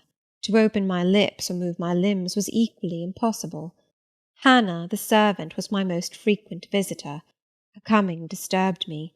I had a feeling that she wished me away, that she did not understand me or my circumstances, that she was prejudiced against me. Diana and Mary appeared in the chamber once or twice a day. They would whisper sentences of this sort at my bedside. "It is very well we took her in." "Yes, she would certainly have been found dead at the door in the morning had she been left out all night. I wonder what she has gone through. Strange hardships, I imagine. Poor emaciated, pallid wanderer. She is not an uneducated person, I should think, by her manner of speaking. Her accent was quite pure, and the clothes she took off, though splashed and wet, were little worn and fine. She has a peculiar face, fleshless and haggard as it is. I rather like it, and when in good health and animated, I can fancy her physiognomy would be agreeable." Never once in their dialogues did I hear a syllable of regret at the hospitality they had extended to me, or of suspicion of, or aversion to, myself. I was comforted. Mr. St. John came but once. He looked at me, and said my state of lethargy was the result of reaction from excessive and protracted fatigue. He pronounced it needless to send for a doctor. Nature, he was sure, would manage best, left to herself. He said every nerve had been overstrained in some way, and the whole system must sleep torpid a while. There was no disease. He imagined my recovery would be rapid enough when once commenced. These opinions he delivered in a few words, in a quiet, low voice, and added, after a pause, in the tone of a man little accustomed to expansive comment, "Rather an unusual physiognomy, certainly not indicative of vulgarity or degradation." "Far otherwise," responded Diana.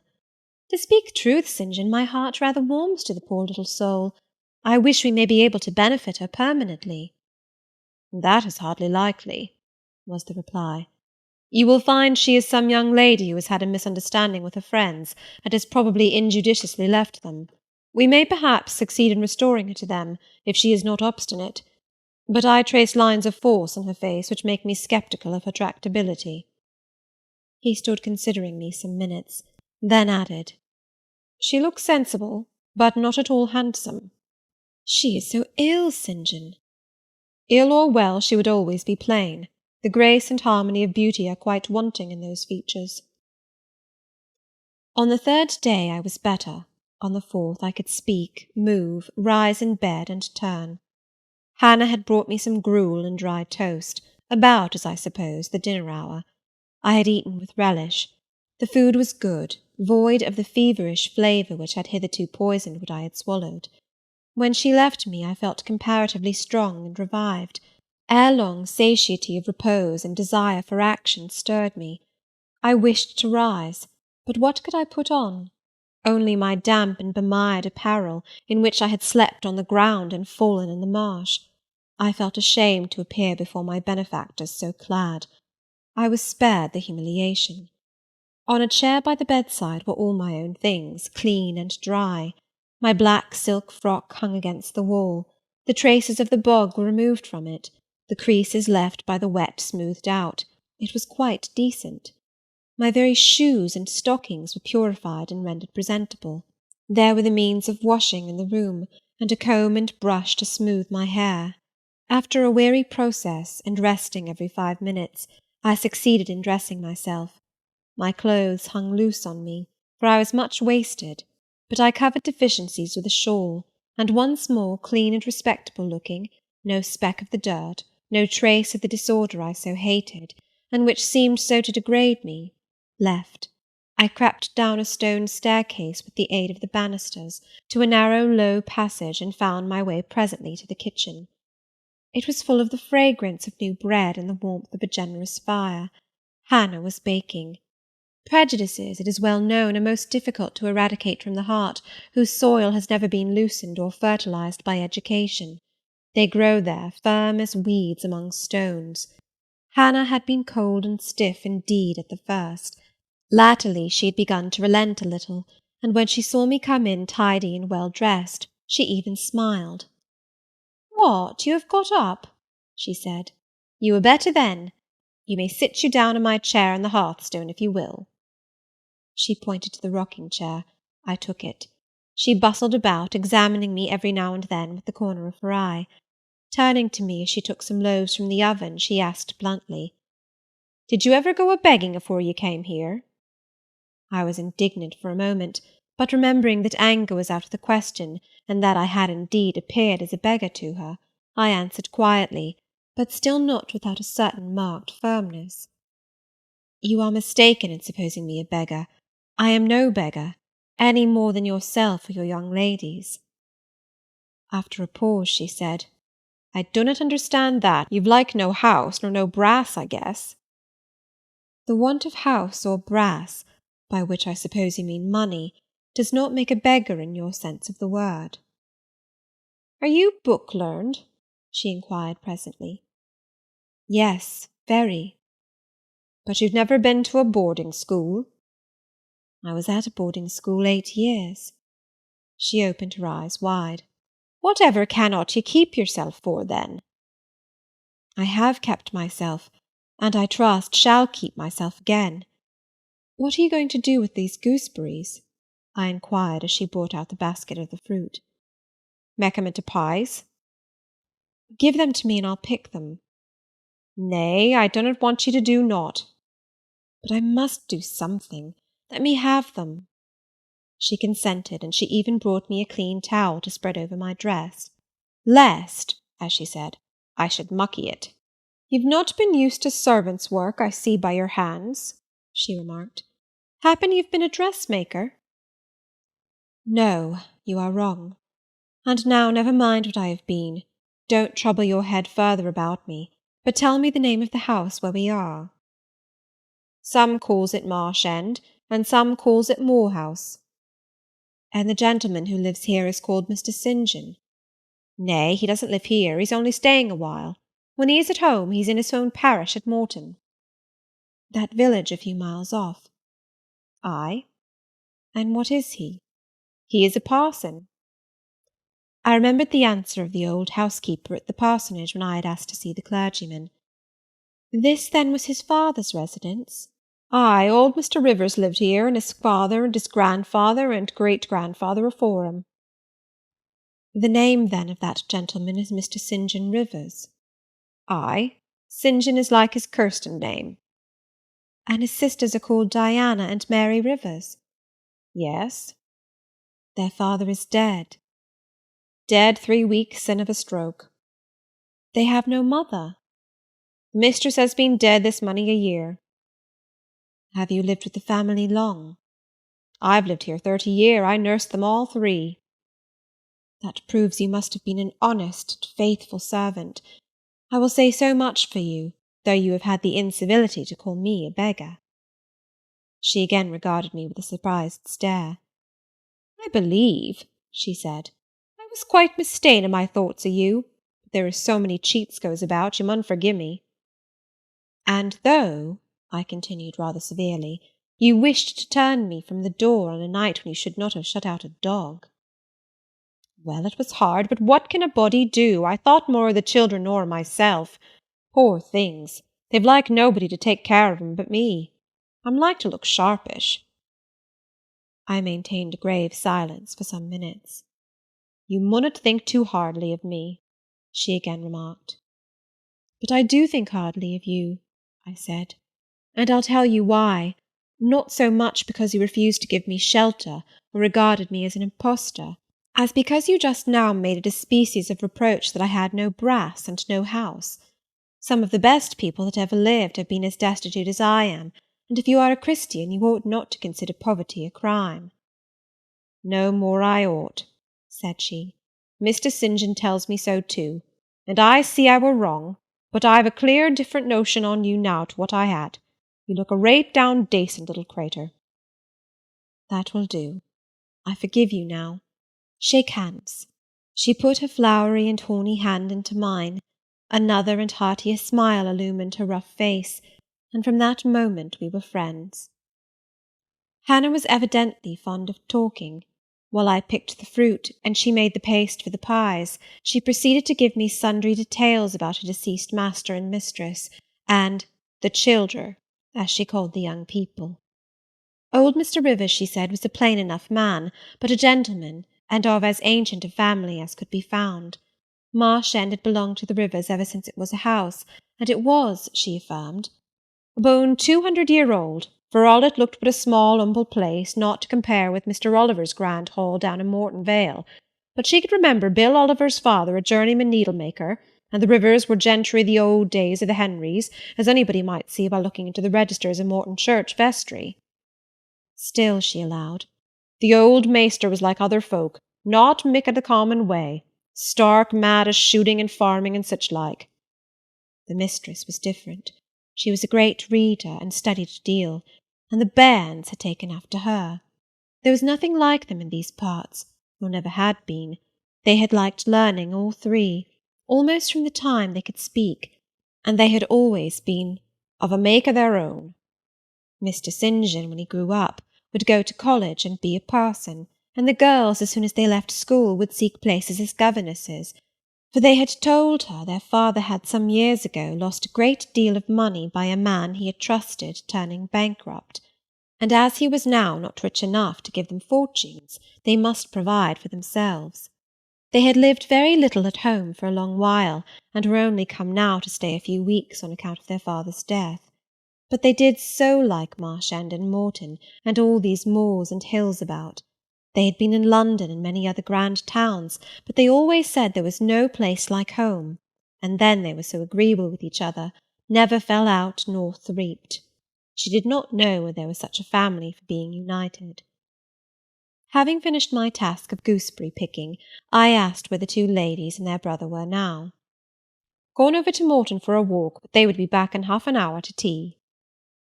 They returned within the time Hannah had allotted them. They entered by the kitchen door. Mr. St. John, when he saw me, merely bowed and passed through. The two ladies stopped.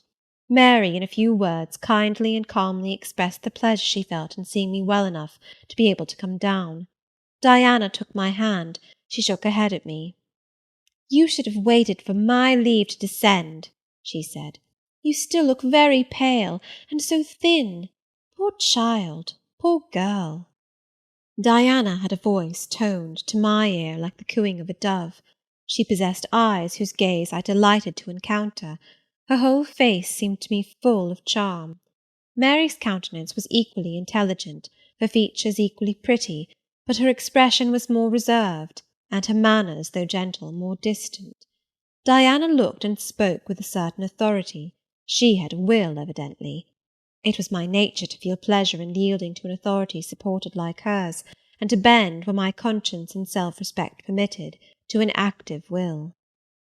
"And what business have you here?" she continued. "It is not your place. Mary and I sit in the kitchen sometimes, because at home we like to be free, even to license. But you are a visitor, and must go into the parlour." "I am very well here." "Not at all, with Hannah bustling about and covering you with flour." "Besides, the fire is too hot for you," interposed Mary. "To be sure," added her sister. "Come, you must be obedient." And still holding my hand, she made me rise, and led me into the inner room. "Sit there," she said, placing me on the sofa, "while we take our things off and get the tea ready. It is another privilege we exercise in our little moorland home, to prepare our own meals when we are so inclined, or when Hannah is baking, brewing, washing, or ironing." She closed the door, leaving me solus of Mr. St. John, who sat opposite, a book or newspaper in his hand. I examined first the parlour, and then its occupant. The parlour was rather a small room, very plainly furnished, yet comfortable because clean and neat. The old-fashioned chairs were very bright, and the walnut wood table was like a looking-glass. A few strange antique portraits of the men and women of other days decorated the stained walls. A cupboard with glass doors contained some books and an ancient set of china. There was no superfluous ornament in the room, not one modern piece of furniture, save a brace of work-boxes and a lady's desk in rosewood, which stood on a side table. Everything, including the carpet and curtains, looked at once well worn and well saved.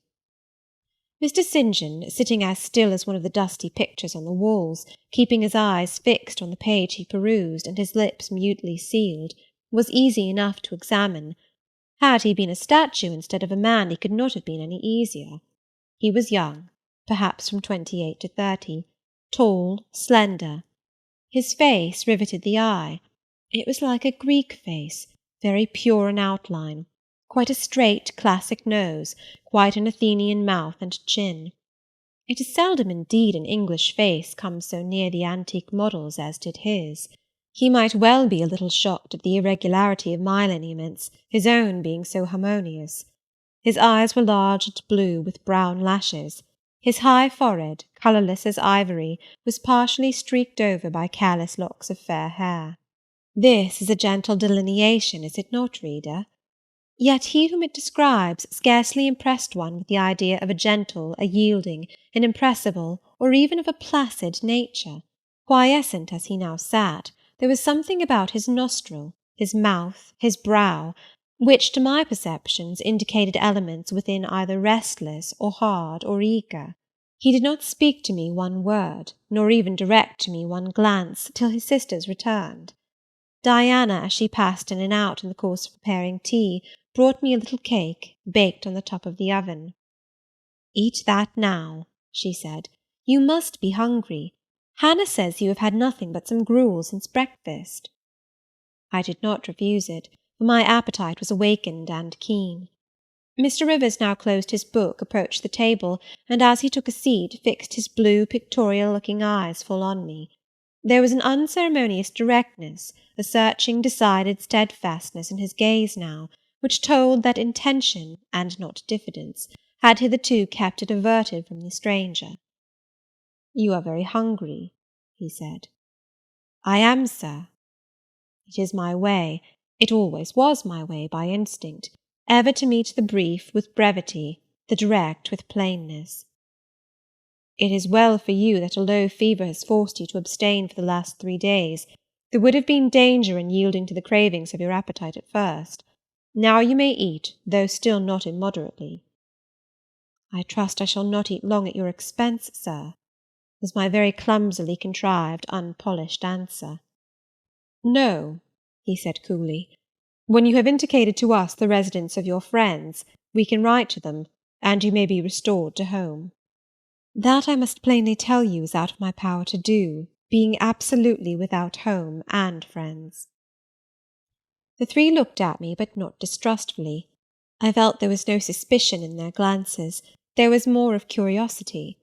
I speak particularly of the young ladies. St. John's eyes, though clear enough in a literal sense, in a figurative one were difficult to fathom. He seemed to use them rather as instruments to search other people's thoughts than as agents to reveal his own, the which combination of keenness and reserve was considerably more calculated to embarrass than to encourage. "Do you mean to say," he asked, "that you are completely isolated from every connection?" "I do. Not a tie links me to any living thing, not a claim do I possess to admittance under any roof in England." "A most singular position at your age." Here I saw his glance directed to my hands, which were folded on the table before me. I wondered what he sought there. His words soon explained the quest. "You have never been married? You are a spinster?" Diana laughed.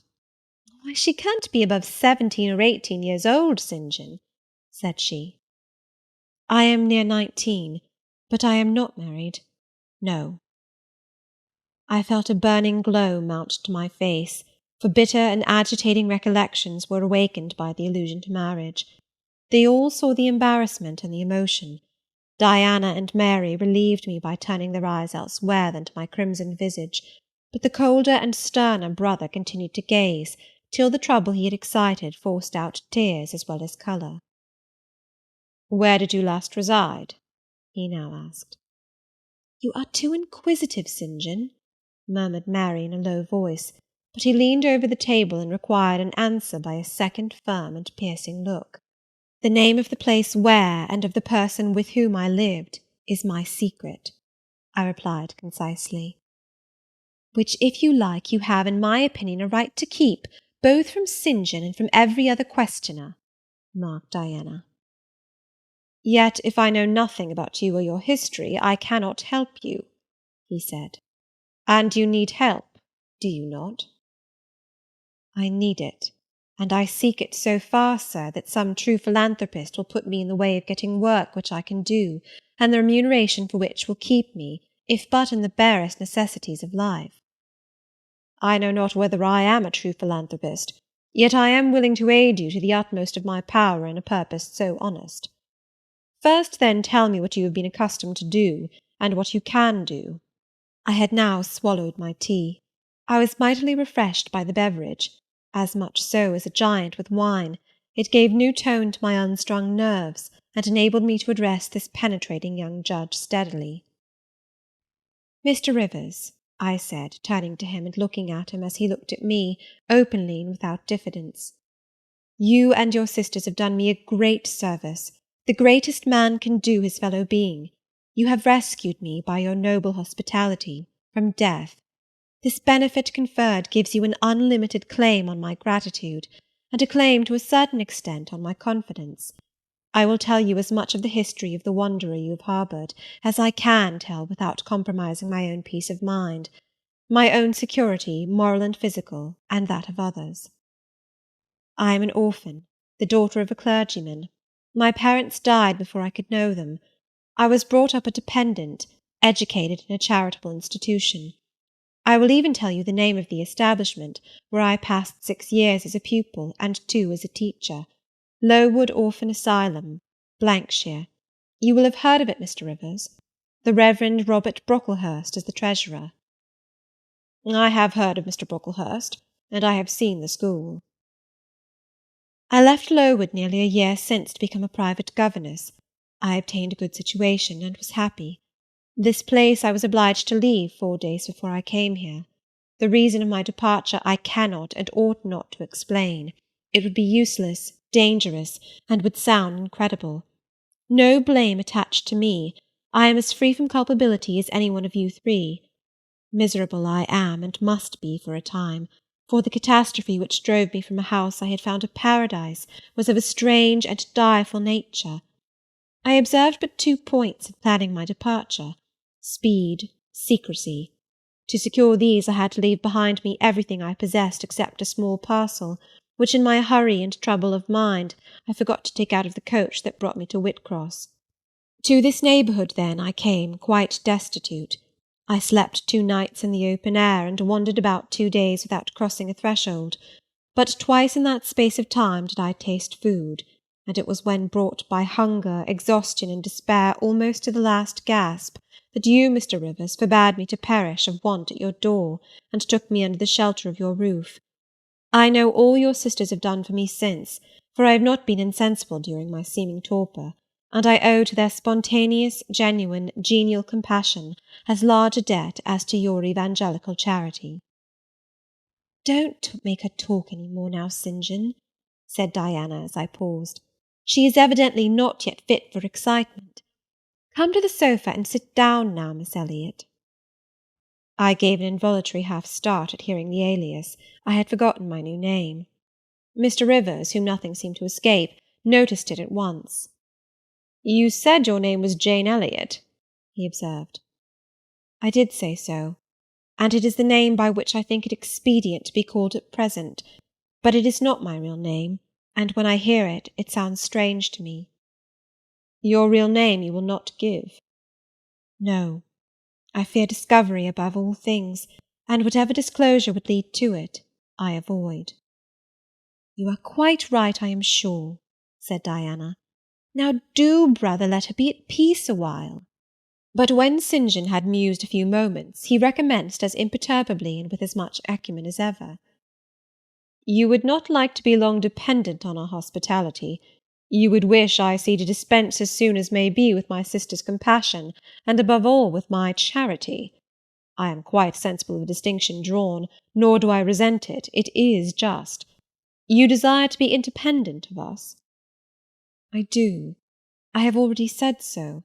Show me how to work, or how to seek work. That is all I now ask. Then let me go, if it be but to the meanest cottage. But till then allow me to stay here. I dread another essay of the horrors of homeless destitution." "Indeed, you shall stay here," said Diana, putting her white hand on my head. You shall, repeated Mary, in the tone of undemonstrative sincerity which seemed natural to her. My sisters, you see, have a pleasure in keeping you, said Mr. St. John, as they would have a pleasure in keeping and cherishing a half-frozen bird some wintry wind might have driven through their casement. I feel more inclination to put you in the way of keeping yourself, and shall endeavour to do so. But observe, my sphere is narrow. I am but the incumbent of a poor county parish. My aid must be of the humblest sort. And if you are inclined to despise the day of small things, seek some more efficient succour than such as I can offer. She has already said that she is willing to do anything honest she can do, answered Diana for me. And you know, St. John, she has no choice of helpers. She is forced to put up with such crusty people as you. I will be a dressmaker. I will be a plain workwoman. I will be a servant, a nurse-girl, if I can be no better, I answered. Right, said Mr. St. John quite coolly. If such is your spirit, I promise to aid you in my own time and way. He now resumed the book with which he had been occupied before tea. I soon withdrew, for I had talked as much and sat up as long as my present strength would permit. Chapter 29. Jane Eyre, by Charlotte Brontë. Chapter 30. The more I knew of the inmates of Moor House, the better I liked them. In a few days I had so far recovered my health that I could sit up all day, and walk out sometimes. I could join with Diana and Mary in all their occupations, converse with them as much as they wished, and aid them when and where they would allow me. There was a reviving pleasure in this intercourse, of a kind now tasted by me for the first time, the pleasure arising from perfect congeniality of tastes, sentiments, and principles. I liked to read what they liked to read. What they enjoyed delighted me. What they approved I reverenced. They loved their sequestered home.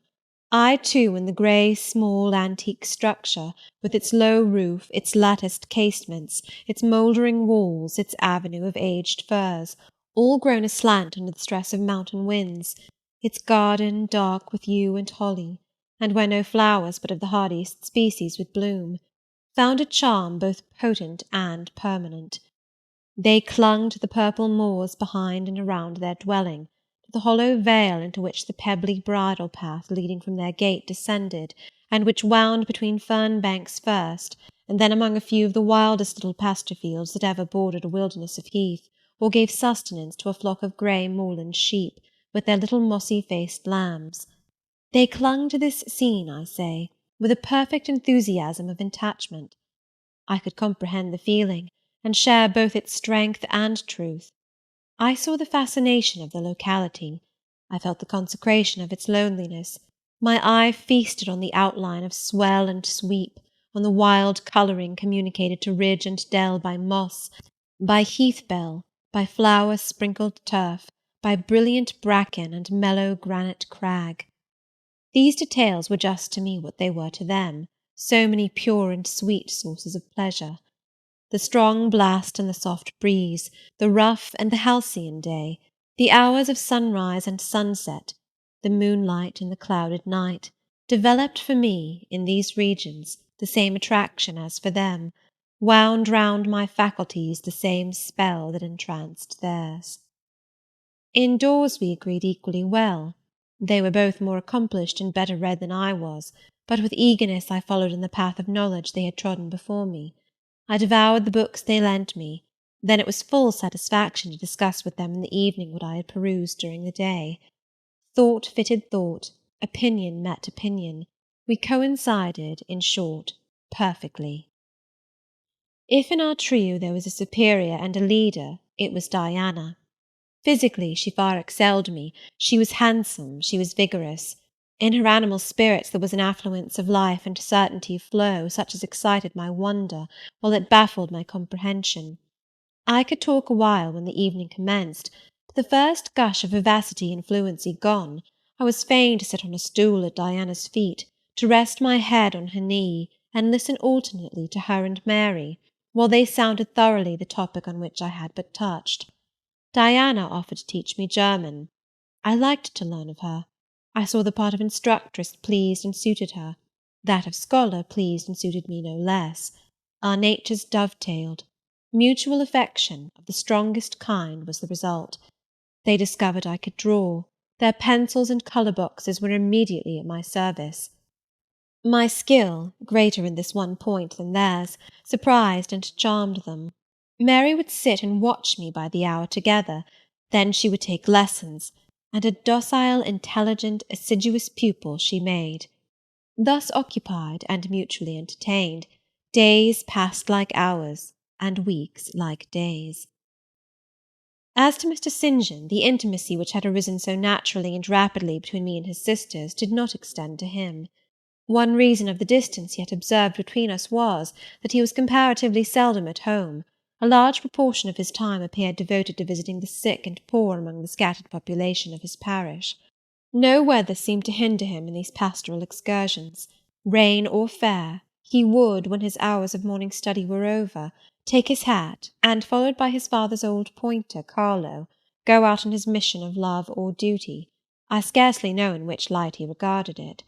Sometimes, when the day was very unfavourable, his sisters would expostulate.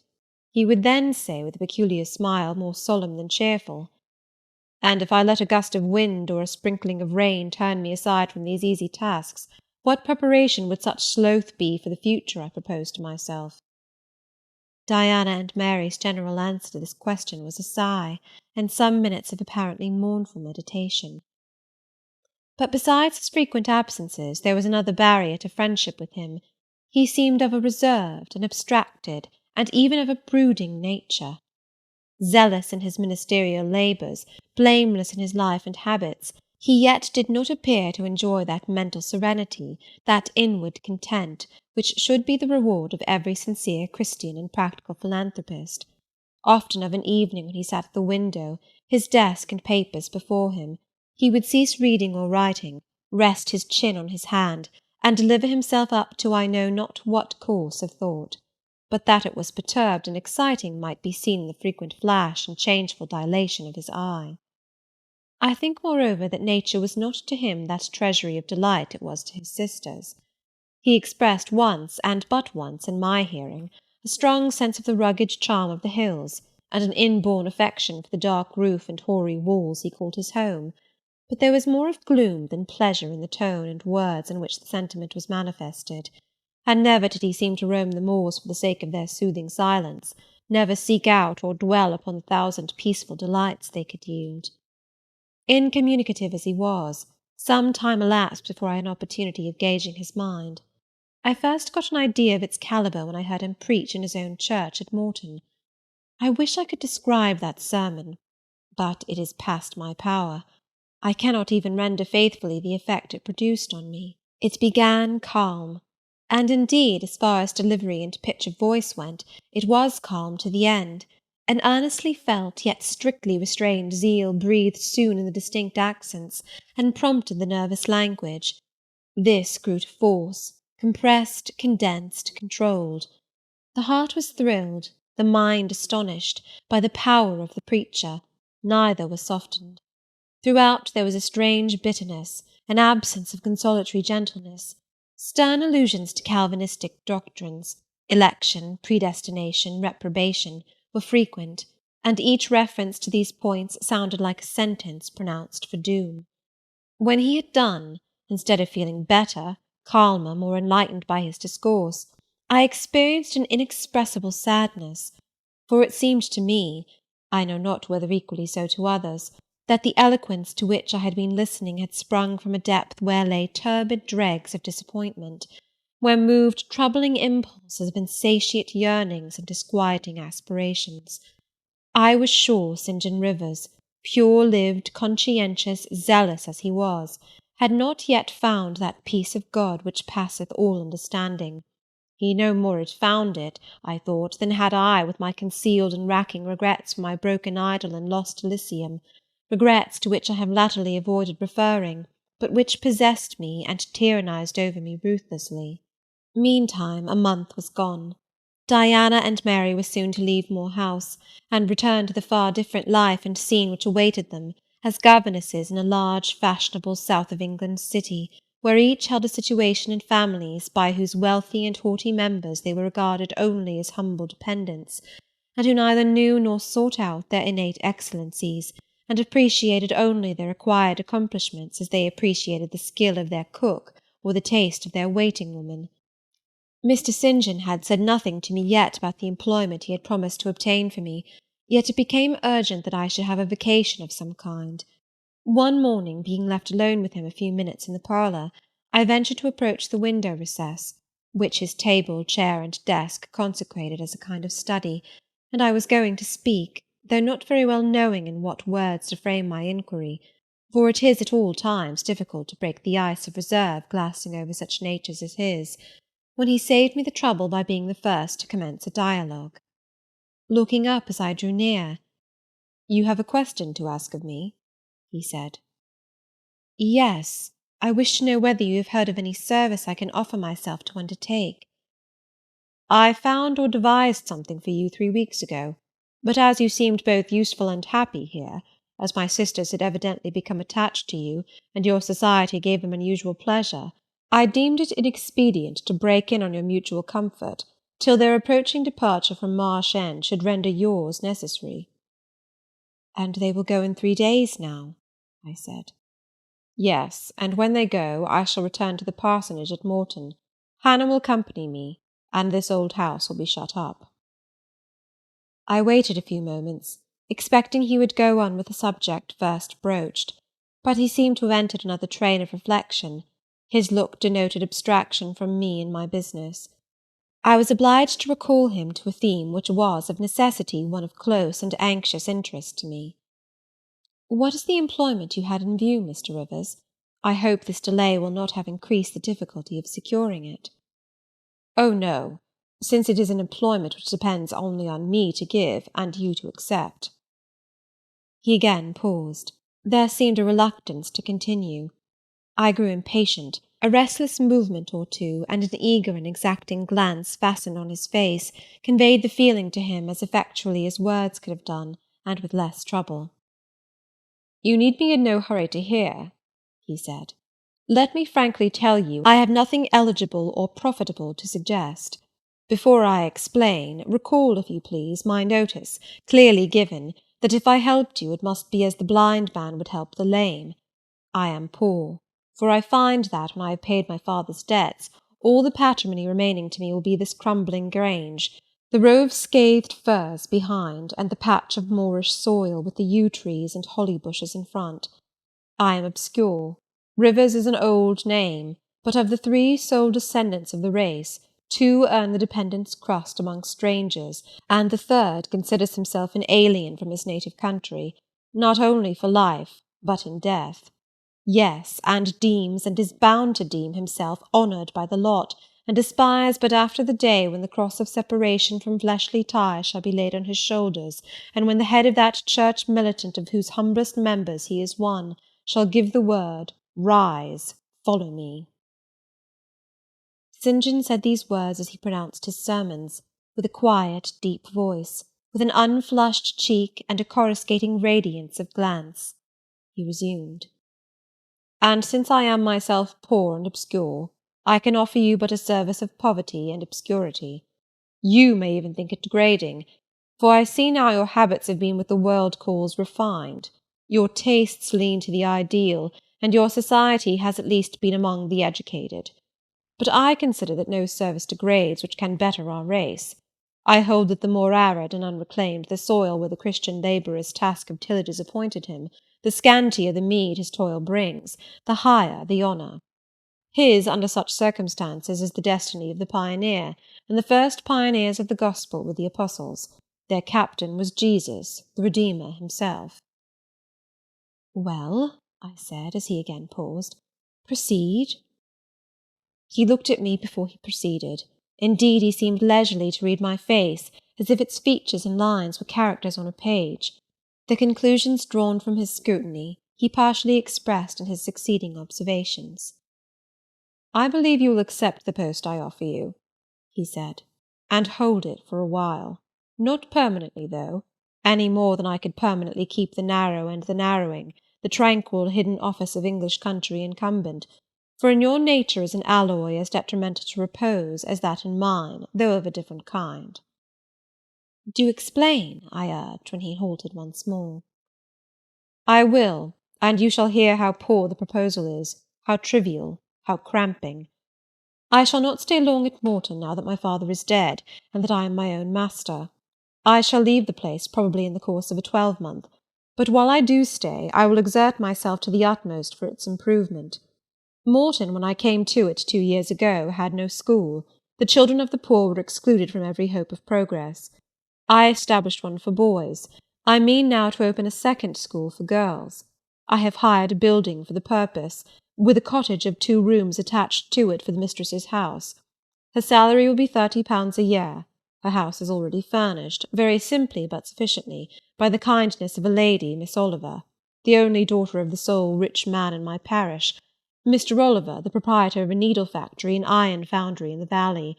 The same lady pays for the education and clothing of an orphan from the workhouse, on condition that she shall aid the mistress in such menial offices connected with her own house and the school as her occupation of teaching will prevent her having time to discharge in person.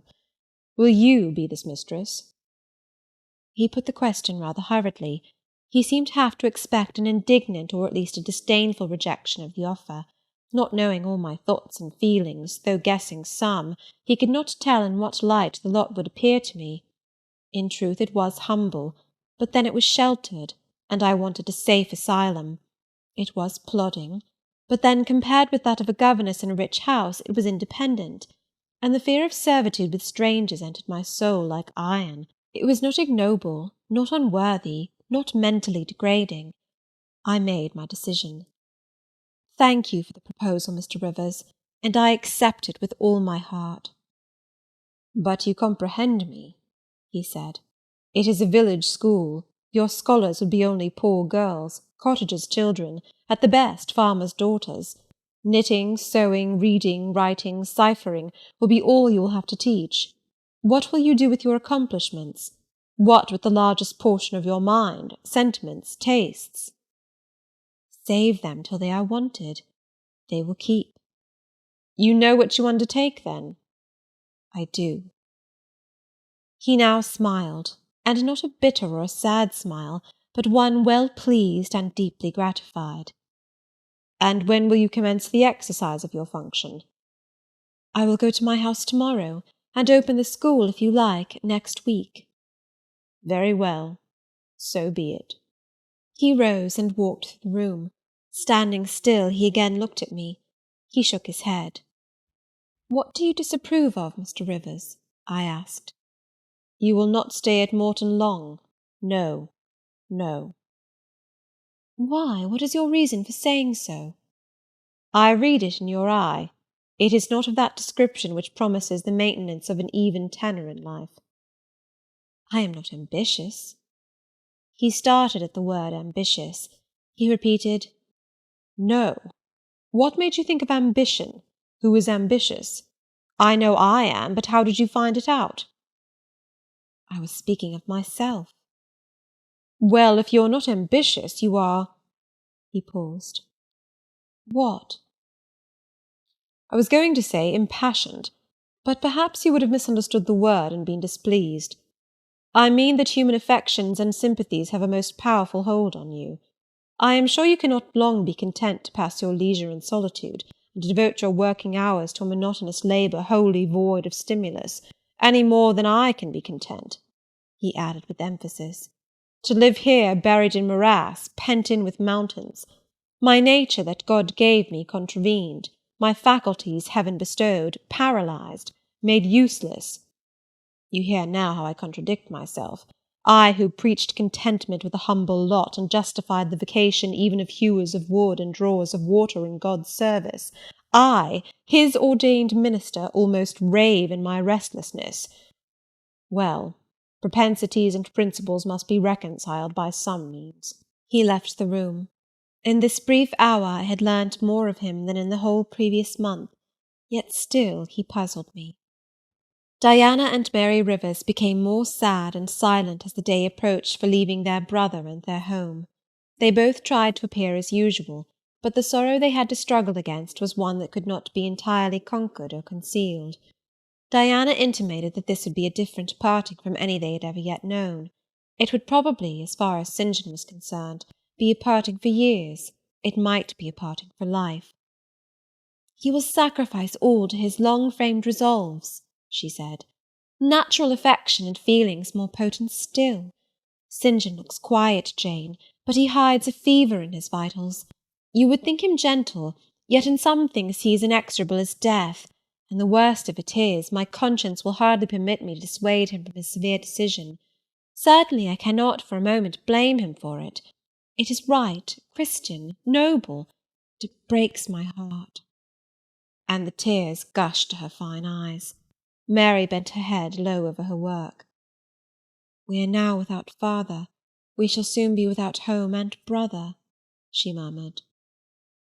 At that moment a little accident supervened, which seemed decreed by fate purposely to prove the truth of the adage that misfortunes never come singly, and to add to their distresses the vexing one of the slip between the cup and lip. St. John passed the window reading a letter. He entered. "Our Uncle John is dead," said he. Both the sisters seemed struck, not shocked or appalled. The tidings appeared in their eyes rather momentous than afflicting. "Dead?" repeated Diana. "Yes." She riveted a searching gaze on her brother's face. "And what then?" she demanded in a low voice. "What then, Di?" he replied, maintaining a marble immobility of feature. "What then? Why, nothing. Read." He threw the letter into her lap. She glanced over it and handed it to Mary. Mary perused it in silence and returned it to her brother. All three looked at each other, and all three smiled, a dreary, pensive smile enough. "Amen, I can yet live," said Diana at last. "At any rate it makes us no worse off than we were before," remarked Mary. "Only it forces rather strongly on the mind the picture of what might have been," said Mr. Rivers, "and contrasts it somewhat too vividly with what is."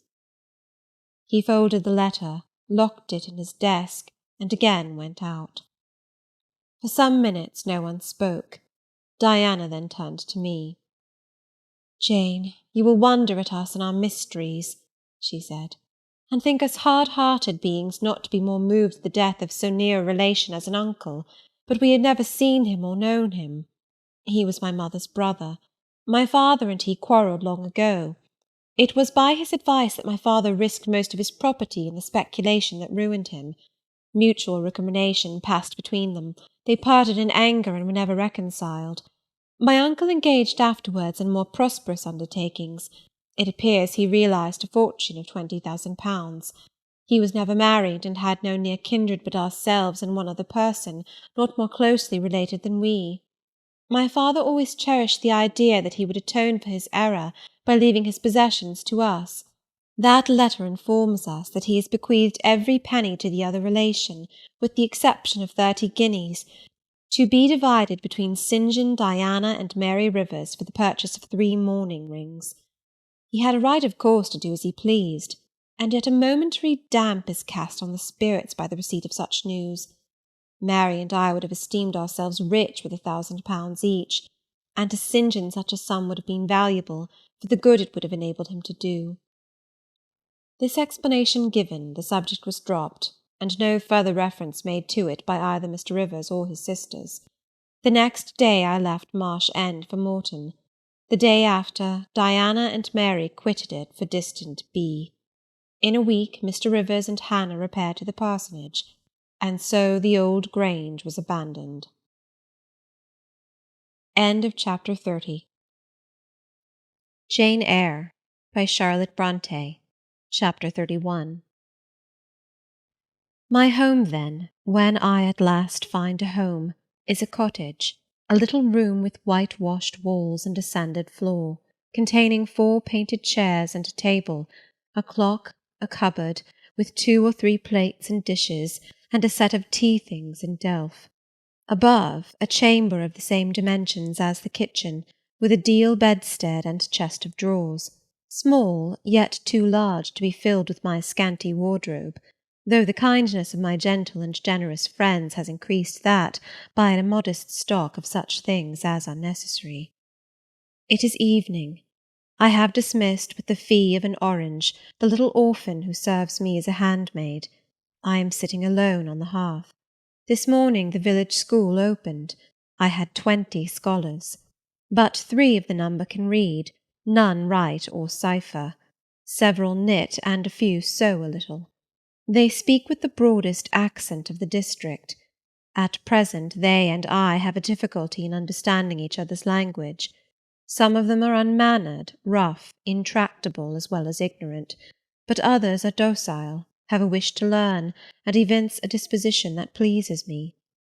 I must not forget that these coarsely clad little peasants are of flesh and blood as good as the scions of gentlest genealogy, and that the germs of native excellence, refinement, intelligence, kind feeling, are as likely to exist in their hearts as in those of the best born. My duty will be to develop these germs. Surely I shall find some happiness in discharging that office. Much enjoyment I do not expect in the life opening before me, yet it will, doubtless, if I regulate my mind and exert my powers as I ought, yield me enough to live on from day to day. Was I very gleeful, settled, content during the hours I passed in yonder bare, humble schoolroom this morning and afternoon? Not to deceive myself, I must reply, no. I felt desolate to a degree. I felt, yes, idiot that I am, I felt degraded. I doubted I had taken a step which sank instead of raising me in the scale of social existence. I was weakly dismayed at the ignorance, the poverty, the coarseness of all I heard and saw round me. But let me not hate and despise myself too much for these feelings. I know them to be wrong. That is a great step gained. I shall strive to overcome them. To-morrow, I trust, I shall get the better of them partially, and in a few weeks, perhaps, they will be quite subdued. In a few months, it is possible, the happiness of seeing progress and a change for the better in my scholars may substitute gratification for disgust. Meantime, let me ask myself one question. Which is better? To have surrendered to temptation, listened to passion, made no painful effort, no struggle, but to have sunk down in the silken snare, fallen asleep on the flowers covering it, wakened in a southern clime among the luxuries of a pleasure villa, to have been now living in France, Mr. Rochester's mistress, delirious with his love half my time, for he would, oh yes, he would have loved me well for a while. He did love me. No one will ever love me so again. I shall never more know the sweet homage given to beauty, youth, and grace, for never to any one else shall I seem to possess these charms. He was fond and proud of me. It is what no man besides will ever be. But where am I wandering, and what am I saying, and above all feeling? Whether it is better, I ask, to be a slave in a fool's paradise at Marseilles, fevered with delusive bliss one hour, suffocating with the bitterest tears of remorse and shame the next, or to be a village schoolmistress, free and honest, in a breezy mountain nook in the healthy heart of England? Yes, I feel now that I was right when I adhered to principle and law, and scorned and crushed the insane promptings of a frenzied moment. God directed me to a correct choice. I thank his providence for the guidance. Having brought my eventide musings to this point, I rose, went to my door, and looked at the sunset of the harvest day, and at the quiet fields before my cottage, which, with the school, was distant 1/2 mile from the village. The birds were singing their last strains. The air was mild, the dew was balm. While I looked, I thought myself happy, and was surprised to find myself ere long weeping. And why?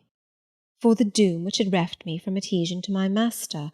For him I was no more to see, for the desperate grief and fatal fury, consequences of my departure, which might now perhaps be dragging him from the path of right, too far to leave hope of ultimate restoration thither. At this thought I turned my face aside from the lovely sky of eve and lonely vale of Morton. I say lonely, for in that bend of it visible to me there was no building apparent save the church and the parsonage, half-hidden trees, and quite at the extremity the roof of Vale Hall, where the rich Mr. Oliver and his daughter lived. I hid my eyes, and leant my head against the stone frame of my door, but soon a slight noise near the wicket which shut in my tiny garden from the meadow beyond it made me look up. A dog, old Carlo, Mr. Rivers' pointer, as I saw in a moment, was pushing the gate with his nose, and St. John himself leant upon it with folded arms, his brow knit, his gaze, grave almost to displeasure, fixed on me. I asked him to come in. "No, I cannot stay. I have only brought you a little parcel my sisters left for you. I think it contains a colour box, pencils, and paper." I approached to take it. A welcome gift it was. He examined my face, I thought, with austerity as I came near. The traces of tears were doubtless very visible upon it. "Have you found your first day's work harder than you expected?" he asked. "Oh, no. On the contrary, I think in time I shall get on with my scholars very well." "But perhaps your accommodations, your cottage, your furniture, have disappointed your expectations. They are in truth scanty enough, but—" I interrupted. "My cottage is clean and weather-proof, my furniture sufficient and commodious. All I see has made me thankful, not despondent. I am not absolutely such a fool and sensualist as to regret the absence of a carpet, a sofa, and silver plate. Besides, 5 weeks ago I had nothing. I was an outcast, a beggar, a vagrant. Now I have acquaintance, a home, a business. I wonder at the goodness of God, the generosity of my friends, the bounty of my lot. I do not repine." "But you feel solitude and oppression. The little house there behind you is dark and empty." "I have hardly had time yet to enjoy a sense of tranquillity, much less to grow impatient under one of loneliness." "Very well. I hope you feel the content you express. At any rate, your good sense will tell you that it is too soon yet to yield to the vacillating fears of Lot's wife. What you had left before I saw you, of course, I do not know. But I counsel you to resist firmly every temptation which would incline you to look back. Pursue your present career steadily, for some months at least." "It is what I mean to do," I answered. St. John continued. "It is hard work to control the workings of inclination and turn the bent of nature, but that it may be done I know from experience. God has given us, in a measure, the power to make our own fate, and when our energies seem to demand a sustenance they cannot get, when our will strains after a path we may not follow, we need neither starve from inanition nor stand still in despair. We have but to seek another nourishment for the mind, as strong as the forbidden food it longed to taste, and perhaps purer, and to hew out for the adventurous foot a road as direct and broad as the one fortune has blocked up against us, if rougher than it. A year ago I was myself intensely miserable, because I thought I had made a mistake in entering the ministry. Its uniform duties wearied me to death. I burnt for the more active life of the world, for the more exciting toils of a literary career, for the destiny of an artist, author, orator, anything rather than that of a priest. Yes, the heart of a politician, of a soldier, of a votary of glory, a lover of renown, a lustre after power, beat under my curate's surplice. I considered. My life was so wretched it must be changed, or I must die. After a season of darkness and struggling, light broke and relief fell.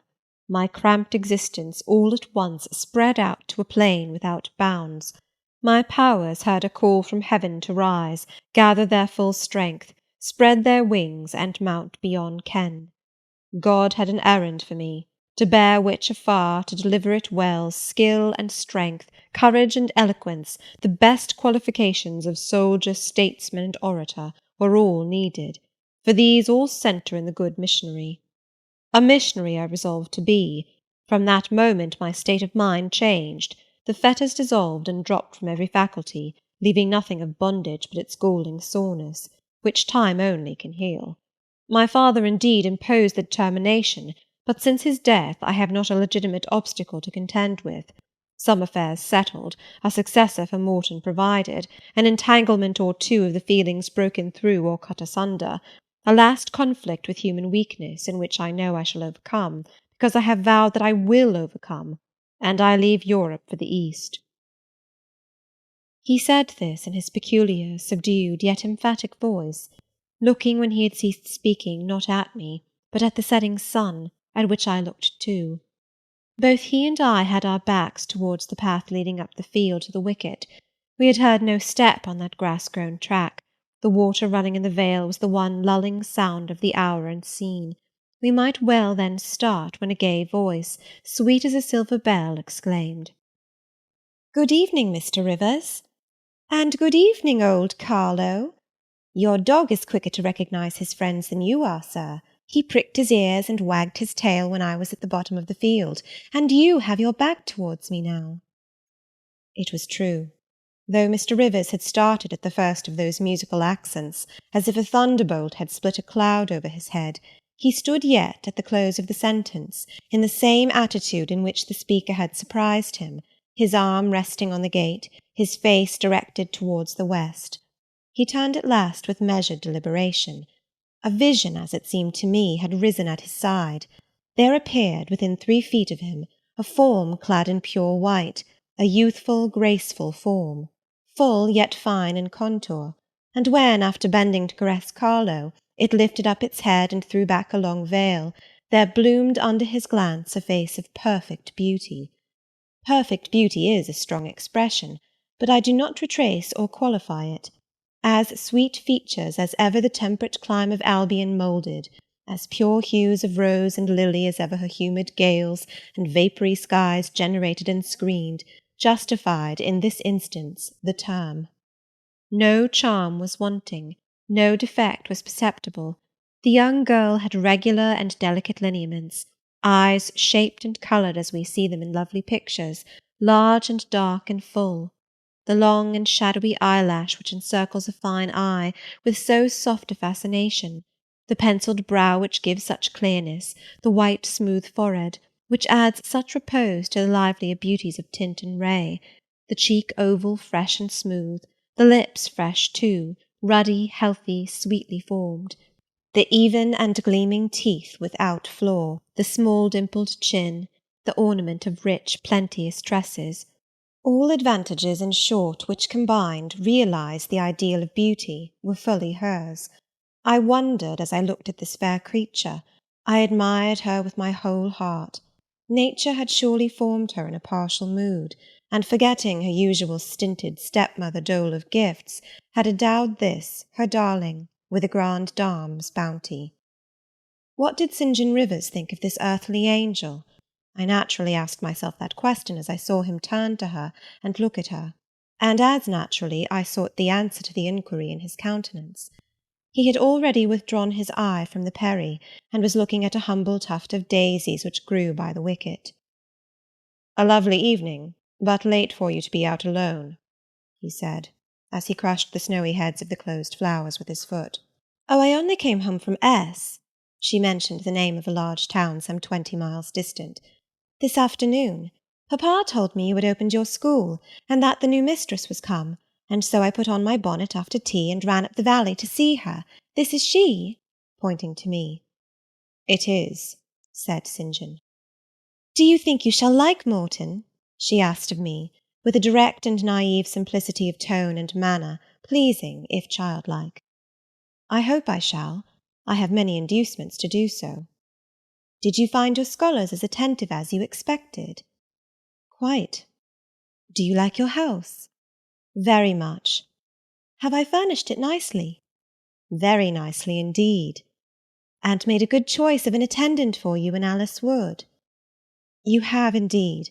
She is teachable and handy." This, then, I thought, is Miss Oliver, the heiress, favoured, it seems, in the gifts of fortune as well as in those of nature. What happy combination of the planets presided over her birth, I wonder? "I shall come up and help you to teach sometimes," she added. "It will be a change for me to visit you now and then, and I like a change. Mr. Rivers, I have been so gay during my stay at S. Last night, or rather this morning, I was dancing till 2 o'clock. The th Regiment are stationed there since the riots, and the officers are the most agreeable men in the world. They put all our young knife-grinders and scissor merchants to shame." It seemed to me that Mr. St. John's under lip protruded, and his upper lip curled a moment. His mouth certainly looked a good deal compressed, and the lower part of his face unusually stern and square, as the laughing girl gave him this information. He lifted his gaze, too, from the daisies, and turned it on her. An unsmiling, a searching, a meaning gaze it was. She answered it with a second laugh, and laughter well became her youth, her roses, her dimples, her bright eyes. As he stood, mute and grave, she again fell to caressing Carlo. "Poor Carlo loves me," said she. "He is not stern and distant to his friends, and if he could speak he would not be silent." As she patted the dog's head, bending with native grace before his young and austere master, I saw a glow rise to that master's face. I saw his solemn eye melt with sudden fire, and flicker with resistless emotion. Flushed and kindled thus, he looked nearly as beautiful for a man as she for a woman.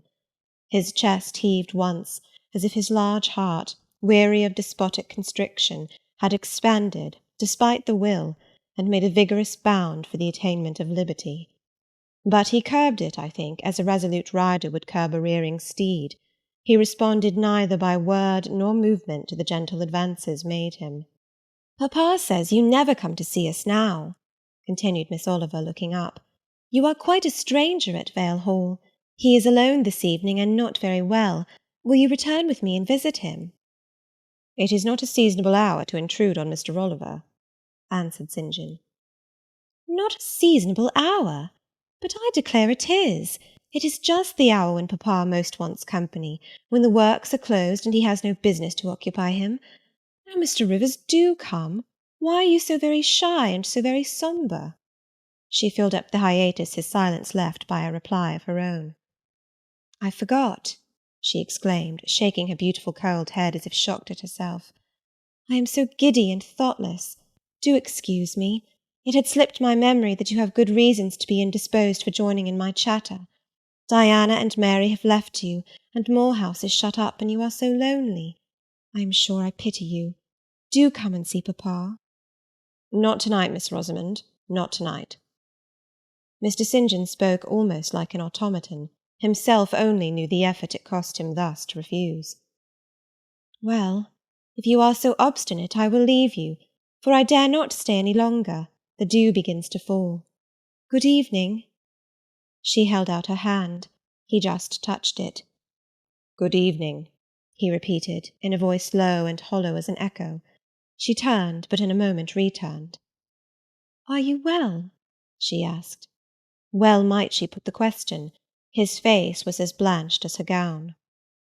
"Quite well," he enunciated, and with a bow he left the gate. She went one way, he another. She turned twice to gaze after him as she tripped fairy-like down the field.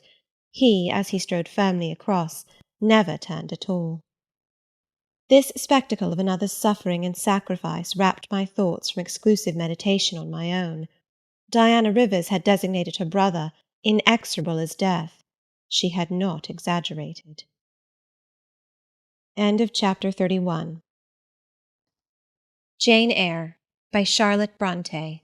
Chapter 32. I continued the labours of the village school as actively and faithfully as I could. It was truly hard work at first. Some time elapsed before, with all my efforts, I could comprehend my scholars and their nature. Wholly untaught, with faculties quite torpid, they seemed to me hopelessly dull, and at first sight all dull alike, but I soon found I was mistaken. There was a difference amongst them as amongst the educated, and when I got to know them, and they me, this difference rapidly developed itself. Their amazement at me, my language, my rules, and ways, once subsided, I found some of these heavy-looking, gaping rustics wake up into sharp-witted girls enough. Many showed themselves obliging and amiable too, and I discovered amongst them not a few examples of natural politeness and innate self-respect, as well as of excellent capacity, that won both my good-will and my admiration.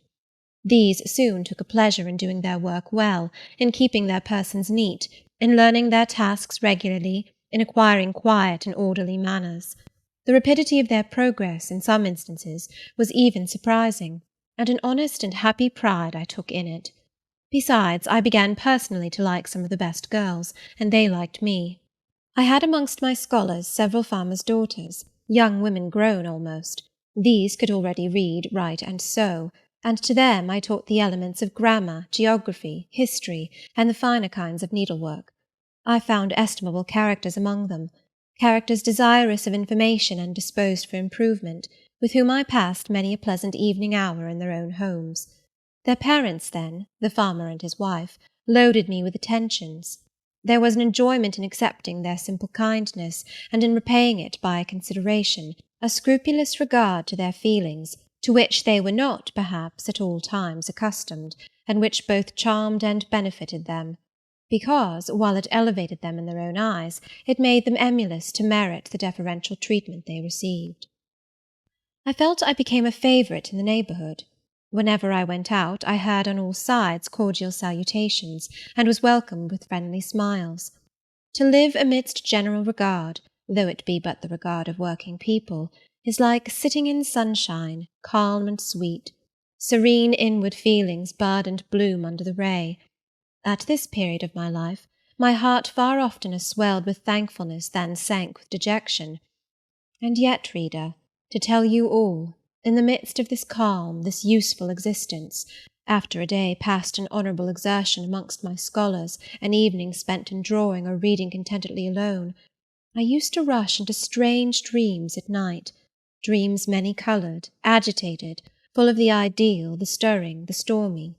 Dreams where, amidst unusual scenes, charged with adventure, with agitating risk and romantic chance, I still again and again met Mr. Rochester, always at some exciting crisis, and then the sense of being in his arms, hearing his voice, meeting his eye, touching his hand and cheek, loving him, being loved by him, the hope of passing a lifetime at his side, would be renewed, with all its first force and fire.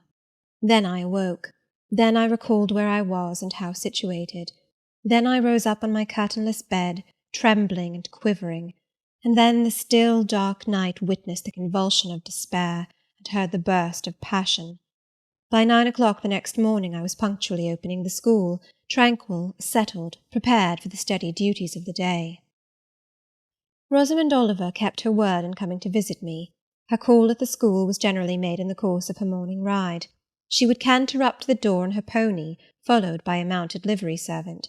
Anything more exquisite than her appearance in her purple habit, with her Amazon's cap of black velvet placed gracefully above the long curls that kissed her cheek and floated to her shoulders, can scarcely be imagined, and it was thus she would enter the rustic building, and glide through the dazzled ranks of the village children.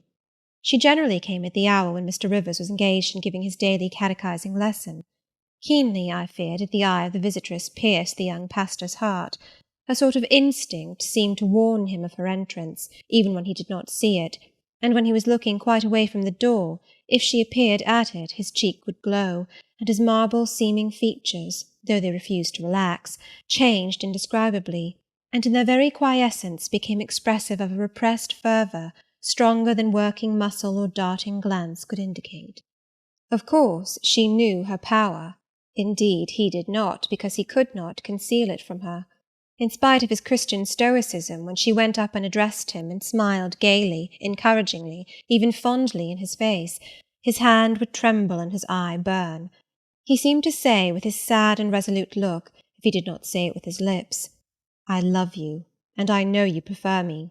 It is not despair of success that keeps me dumb. If I offered my heart, I believe you would accept it. But that heart is already laid on a sacred altar, the fire is arranged round it. It will soon be no more than a sacrifice consumed." And then she would pout like a disappointed child. A pensive cloud would soften her radiant vivacity. She would withdraw her hand hastily from his, and turn in transient petulance from his aspect, at once so heroic and so martyr-like. St. John no doubt would have given the world to follow, recall, retain her when she thus left him, but he would not give one chance of heaven, nor relinquished for the Elysium of her love one hope of the true eternal paradise. Besides, he could not bind all that he had in his nature, the rover, the aspirant, the poet, the priest, in the limits of a single passion. He could not, he would not, renounce his wild field of mission warfare for the parlours and the peace of Vale Hall. I learnt so much from himself in an inroad I once, despite his reserve, had the daring to make on his confidence. Miss Oliver already honoured me with frequent visits to my cottage. I had learnt her whole character, which was without mystery or disguise. She was coquettish, but not heartless, exacting, but not worthlessly selfish. She had been indulged from her birth, but was not absolutely spoiled. She was hasty, but good-humoured, vain, she could not help it when every glance in the class showed her such a flush of loveliness, but not affected, liberal-handed, innocent of the pride of wealth, ingenuous, sufficiently intelligent, gay, lively, and unthinking. She was very charming, in short, even to a cool observer of her own sex like me, but she was not profoundly interesting or thoroughly impressive. A very different sort of mind was hers from that, for instance, of the sisters of St. John. Still, I liked her almost as much as I liked my pupil Adele, except that, for a child whom we have watched over and taught, a closer affection is engendered than we can give an equally attractive adult acquaintance.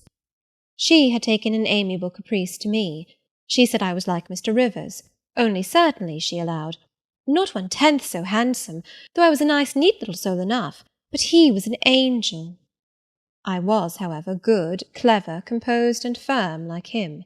I was a lusus naturae, she affirmed, as a village schoolmistress. She was sure my previous history, if known, would make a delightful romance.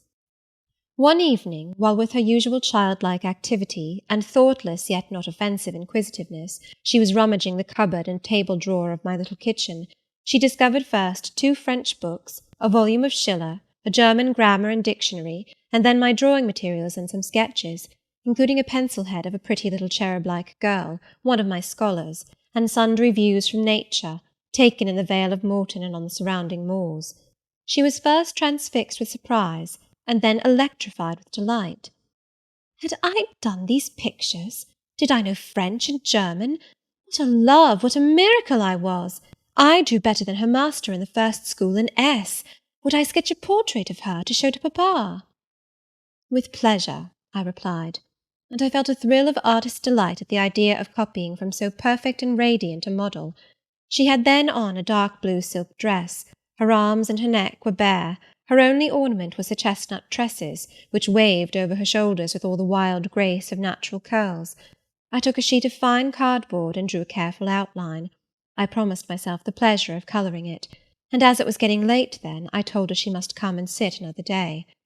She made such a report of me to her father that Mr. Oliver himself accompanied her next evening, a tall, massive-featured, middle-aged and grey-headed man, at whose side his lovely daughter looked like a bright flower near a hoary turret. He appeared a taciturn and perhaps a proud personage, but he was very kind to me. The sketch of Rosamond's portrait pleased him highly. He said I must make a finished picture of it. He insisted, too, on my coming the next day to spend the evening at Vale Hall. I went. I found it a large, handsome residence, showing abundant evidences of wealth in the proprietor. Rosamond was full of glee and pleasure all the time I stayed. Her father was affable, and when he entered into conversation with me after tea, he expressed in strong terms his approbation of what I had done in Morton School, and said he only feared, from what he saw and heard, I was too good for the place, and would soon quit it for one more suitable. "Indeed," cried Rosamond, "she is clever enough to be a governess in a high family, papa." I thought I would far rather be where I am than in any high family in the land. Mr. Oliver spoke of Mr. Rivers, of the Rivers family, with great respect. He said it was a very old name in that neighbourhood, that the ancestors of the house were wealthy, that all Morton had once belonged to them, that even now he considered the representative of that house might, if he liked, make an alliance with the best. He accounted it a pity that so fine and talented a young man should have formed the design of going out as a missionary. It was quite throwing a valuable life away. It appeared, then, that the father would throw no obstacle in the way of Rosamond's union with St. John. Mr. Oliver evidently regarded the young clergyman's good birth, old name, and sacred profession as sufficient compensation for the want of fortune. It was the 5th of November, and a holiday. My little servant, after helping me to clean my house, was gone, well satisfied with the fee of a penny for her aid. All about me was spotless and bright, scoured floor, polished grate, and well-rubbed chairs. I had also made myself neat, and had now the afternoon before me to spend as I would. The translation of a few pages of German occupied an hour. Then I got my palette and pencils, and fell to the more soothing, because easier occupation, of completing Rosamond Oliver's miniature. The head was finished already. There was but the background to tint, and the drapery to shade off. A touch of carmine, too, to add to the ripe lips, a soft curl here and there to the tresses, a deeper tinge to the shadow of the lash under the azured eyelid. I was absorbed in the execution of these nice details, when after one rapid tap my door unclosed, admitting St. John Rivers. "I come to see how you are spending the holiday," he said. "Not, I hope, in thought. No, that is well. While you draw you will not feel lonely. You see, I mistrust you still, though you have borne up wonderfully so far. I have brought you a book for evening solace." And he laid on the table a new publication, a poem, one of those genuine productions so often vouchsafed to the fortunate public of those days, the golden age of modern literature. Alas, the readers of our era are less favoured. But courage! I will not pause either to accuse or repine. I know poetry is not dead, nor genius lost, nor has Mammon gained power over either to bind or slay. They will both assert their existence, their presence, their liberty and strength again one day. Powerful angels, safe in heaven. They smile when sordid souls triumph, and feeble ones weep over their destruction. Poetry destroyed? Genius banished? No. Mediocrity, no. Do not let envy prompt you to the thought. No, they not only live, but reign and redeem, and without their divine influence spread everywhere, you would be in hell, the hell of your own meanness. While I was eagerly glancing at the bright pages of Marmion, for Marmion it was, St. John stooped to examine my drawing. His tall figure sprang erect again with a start. He said nothing. I looked up at him. He shunned my eye. I knew his thoughts well, and could read his heart plainly. At the moment I felt calmer and cooler than he. I had then temporarily the advantage of him, and I conceived an inclination to do him some good if I could. With all his firmness and self-control, thought I, he tasks himself too far, locks every feeling and pang within, expresses, confesses, imparts nothing. I am sure it would benefit him to talk a little about this sweet Rosamond, whom he thinks he ought not to marry. I will make him talk. I said first, "Take a chair, Mr. Rivers." But he answered, as he always did, that he could not stay. "Very well," I responded mentally. "Stand, if you like, but you shall not go just yet. I am determined. Solitude is at least as bad for you as it is for me.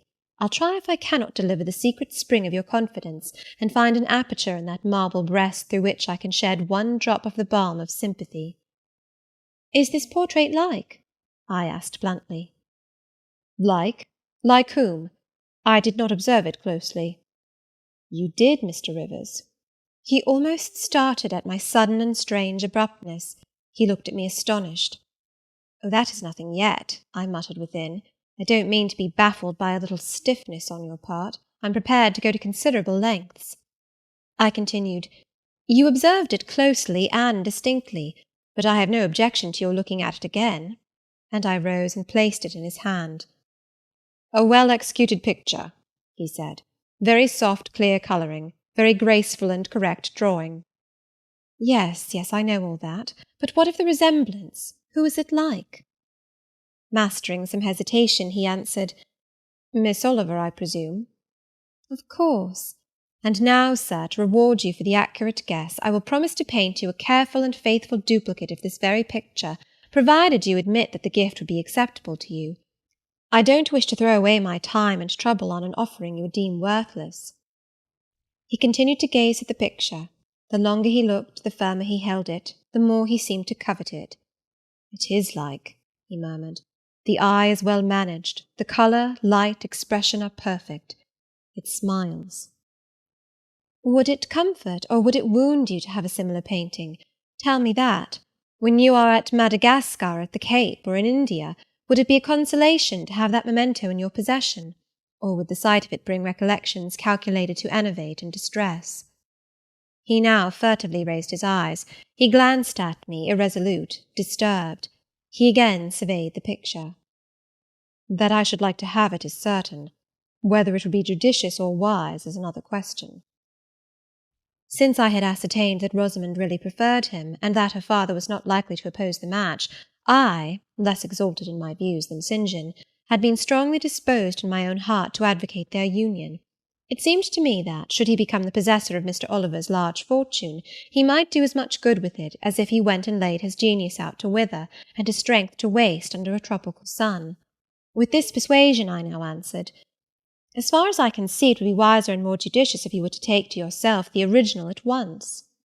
By this time he had sat down. He had laid the picture on the table before him, and with his brow supported on both hands, hung fondly over it. I discerned he was now neither angry nor shocked at my audacity. I saw even that to be thus frankly addressed on a subject he had deemed unapproachable, to hear it thus freely handled, was beginning to be felt by him as a new pleasure, an unhoped-for relief. Reserved people often really need the frank discussion of their sentiments and griefs more than the expansive. The sternest seeming stoic is human after all, and to burst with boldness and good-will into the silent sea of their souls is often to confer on them the first of obligations. "She likes you, I am sure," said I, as I stood behind his chair, "and her father respects you.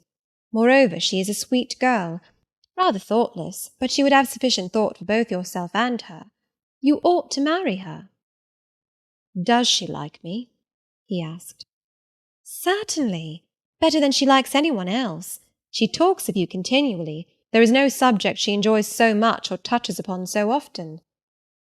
"It is very pleasant to hear this," he said. "Very. Go on, for another quarter of an hour." And he actually took out his watch and laid it upon the table to measure the time. "But where is the use of going on?" I asked, "when you are probably preparing some iron blow of contradiction, or forging a fresh chain to fetter your heart? Don't imagine such hard things. Fancy me yielding and melting as I am doing.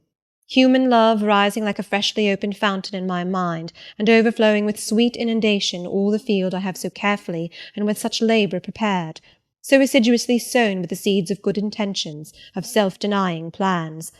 And now it is deluged with a nectarous flood, the young germs swamped, delicious poison cankering them. Now I see myself stretched on an ottoman in the drawing-room at Vale Hall, at my bride Rosamond Oliver's feet. She is talking to me with a sweet voice, gazing down on me with those eyes your skilful hand has copied so well, smiling at me with those coral lips. She is mine, I am hers. This present life and passing world suffice to me. Hush, say nothing. My heart is full of delight. My senses are entranced. Let the time I marked pass in peace." I humoured him. The watch ticked on. He breathed fast and low. I stood silent. Amidst this hush the quartet sped.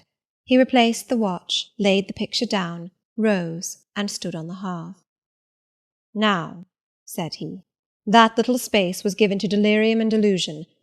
I rested my temples on the breast of temptation, and put my neck voluntarily under her yoke of flowers. I tasted her cup. The pillow was burning. There is an asp in the garland. The wine has a bitter taste. Her promises are hollow, her offers false. I see and know all this." I gazed at him in wonder. "It is strange," pursued he, "that while I love Rosamond Oliver so wildly, with all the intensity indeed of a first passion, the object of which is exquisitely beautiful, graceful, fascinating, I experience at the same time a calm, unwarped consciousness that she would not make me a good wife, that she is not the partner suited to me, that I should discover this within a year after marriage, and that to 12 months' rapture would succeed a lifetime of regret. This I know." "Strange indeed!" I could not help ejaculating. "While something in me," he went on, "is acutely sensible to her charms, something else is as deeply impressed with her defects. They are such that she could sympathize in nothing I aspired to, co-operate in nothing I undertook. Rosamond a sufferer, a labourer, a female apostle? Rosamond a missionary's wife? No." "But you need not be a missionary. You might relinquish that scheme." "Relinquish? What? My vocation? My great work? My foundation laid on earth for a mansion in heaven? My hopes of being numbered in the band who have merged all ambitions in the glorious one of bettering their race, of carrying knowledge into the realms of ignorance, of substituting peace for war, freedom for bondage, religion for superstition, the hope of heaven for the fear of hell. Must I relinquish that?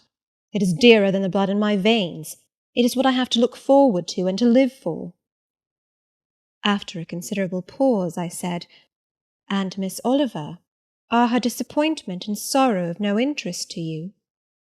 "Miss Oliver is ever surrounded by suitors and flatterers. In less than a month my image will be effaced from her heart. She will forget me, and will marry probably someone who will make her far happier than I should do." "You speak coolly enough, but you suffer in the conflict. You are wasting away." "No. If I get a little thin, it is with anxiety about my prospects yet unsettled, my departure continually procrastinated. Only this morning I received intelligence that the successor, whose arrival I have been so long expecting, cannot be ready to replace me for 3 months to come yet, and perhaps the 3 months may extend to 6. "You tremble and become flushed whenever Miss Oliver enters the schoolroom." Again the surprised expression crossed his face. He had not imagined that a woman would dare to speak so to a man. For me, I felt at home in this sort of discourse. I could never rest in communication with strong, discreet, and refined minds, whether male or female, till I had passed the outworks of conventional reserve, and crossed the threshold of confidence, and won a place by their heart's very hearthstone. "You are original," said he, "and not timid. There is something brave in your spirit, as well as penetrating in your eye. But allow me to assure you that you partially misinterpret my emotions. You think them more profound and potent than they are. You give me a larger allowance of sympathy than I have a just claim to. When I colour and when I shade before Miss Oliver, I do not pity myself. I scorn the weakness. I know it is ignoble, a mere fever of the flesh, not, I declare, the convulsion of the soul. That is just as fixed as a rock, firm set in the depths of a restless sea. Know me to be what I am, a cold, hard man." I smiled incredulously. "You have taken my confidence by storm," he continued, "and now it is much at your service. I am simply in my original state, stripped of that blood-bleached robe with which Christianity covers human deformity, a cold, hard, ambitious man. Natural affection only, of all the sentiments, has permanent power over me. Reason and not feeling is my guide. My ambition is unlimited. My desire to rise higher, to do more than others, insatiable. I honour endurance, perseverance, industry, talent, because these are the means by which men achieve great ends and mount to lofty eminence. I watch your career with interest, because I consider you a specimen of a diligent, orderly, energetic woman, not because I deeply compassionate what you have gone through, or what you still suffer." "You would describe yourself as a mere pagan philosopher," I said. "No. There is this difference between me and deistic philosophers. I believe, and I believe the gospel. You missed your epithet. I am not a pagan, but a Christian philosopher, a follower of the sect of Jesus. As his disciple I adopt his pure, his merciful, his benignant doctrines. I advocate them. I am sworn to spread them. Won in youth to religion, she has cultivated my original qualities thus. From the minute germ, natural affection, she has developed the overshadowing tree, philanthropy. From the wild, stringy root of human uprightness, she has reared a due sense of the divine justice. Of the ambition to win power and renown for my wretched self, she has formed the ambition to spread my Master's kingdom, to achieve victories for the standard of the cross. So much has religion done for me, turning the original materials to the best account, pruning and training nature. But she could not eradicate nature, nor will it be eradicated till this mortal shall put on immortality." Having said this, he took his hat, which lay on the table beside my pallet. Once more he looked at the portrait. "She is lovely," he murmured. "She is well named the rose of the world indeed." "And may I not paint one like it for you?" "Cui bono? No." He drew over the picture the sheet of thin paper on which I was accustomed to rest my hand in painting, to prevent the cardboard from being sullied. What he suddenly saw on this blank paper, it was impossible for me to tell, but something had caught his eye. He took it up with a snatch. He looked at the edge. then shot a glance at me inexpressibly peculiar and quite incomprehensible, a glance that seemed to take and make note of every point in my shape, face, and dress, for it traversed all, quick, keen as lightning. His lips parted as if to speak, but he checked the coming sentence, whatever it was. "What is the matter?" I asked. "Nothing in the world," was the reply, and replacing the paper, I saw him dexterously tear a narrow slip from the margin. It disappeared in his glove, and with one hasty nod and "Good afternoon," he vanished. "Well," I exclaimed, using an expression of the district, "that caps the globe, however." I in my turn scrutinized the paper, but saw nothing on it save a few dingy stains of paint where I had tried the tint in my pencil. I pondered the mystery a minute or two, but finding it insolvable, and being certain it could not be of much moment, I dismissed and soon forgot it. End of chapter 32. Jane Eyre by Charlotte Brontë. Chapter 33. When Mr. St. John went, it was beginning to snow. The whirling storm continued all night. The next day a keen wind brought fresh and blinding falls. By twilight the valley was drifted up and almost impassable. I had closed my shutter, laid a mat to the door to prevent the snow from blowing in under it, trimmed my fire, and after sitting nearly an hour on the hearth listening to the muffled fury of the tempest, I lit a candle, took down Marmion, and beginning. They set on Norham's castle steep, and Tweed's fair river broad and deep, and Cheviot's mountains lone, the massive towers the dungeon keep, the flanking walls that round them sweep, in yellow lustre shone. I soon forgot storm in music. I heard a noise. The wind, I thought, shook the door. No, it was St. John Rivers, who, lifting the latch, came in out of the frozen hurricane, the howling darkness, and stood before me, the cloak that covered his tall figure all white as a glacier. I was almost in consternation, so little had I expected any guest from the blocked-up vale that night. "Any ill news?" I demanded. "Has anything happened?" "No. How very easily alarmed you are," he answered, removing his cloak and hanging it up against the door, towards which he again coolly pushed the mat which his entrance had deranged. He stamped the snow from his boots. "I shall sully the purity of your floor," said he, "but you must excuse me for once." Then he approached the fire. "I have had hard work to get here, I assure you," he observed, as he warmed his hands over the flame. "One drift took me up to the waist. Happily the snow is quite soft yet." "But why are you come?" I could not forbear saying. "Rather an inhospitable question to put to a visitor, but since you ask it, I answer simply to have a little talk with you. I got tired of my mute books and empty rooms. Besides, since yesterday I have experienced the excitement of a person to whom a tale has been half told, and who is impatient to hear the sequel." He sat down. I recalled his singular conduct of yesterday, and really I began to fear his wits were touched. If he were insane, however, this was a very cool and collected insanity. I had never seen that handsome-featured face of his look more like chiselled marble than it did just now, as he put aside his snow-wet hair from his forehead, and let the firelight shine free on his pale brow and cheek as pale, where it grieved me to discover the hollow trace of care or sorrow now so plainly graved. I waited, expecting he would say something I could at least comprehend, but his hand was now at his chin, his finger on his lip. He was thinking. It struck me that his hand looked wasted like his face. A perhaps uncalled-for gush of pity came over my heart. I was moved to say, "I wish Diana or Mary would come and live with you. It is too bad that you should be quite alone, and you are recklessly rash about your own health." "Not at all," said he. "I care for myself when necessary. I am well now. What do you see amiss in me?" This was said with a careless, abstracted indifference, which showed that my solicitude was, at least in his opinion, wholly superfluous. I was silenced.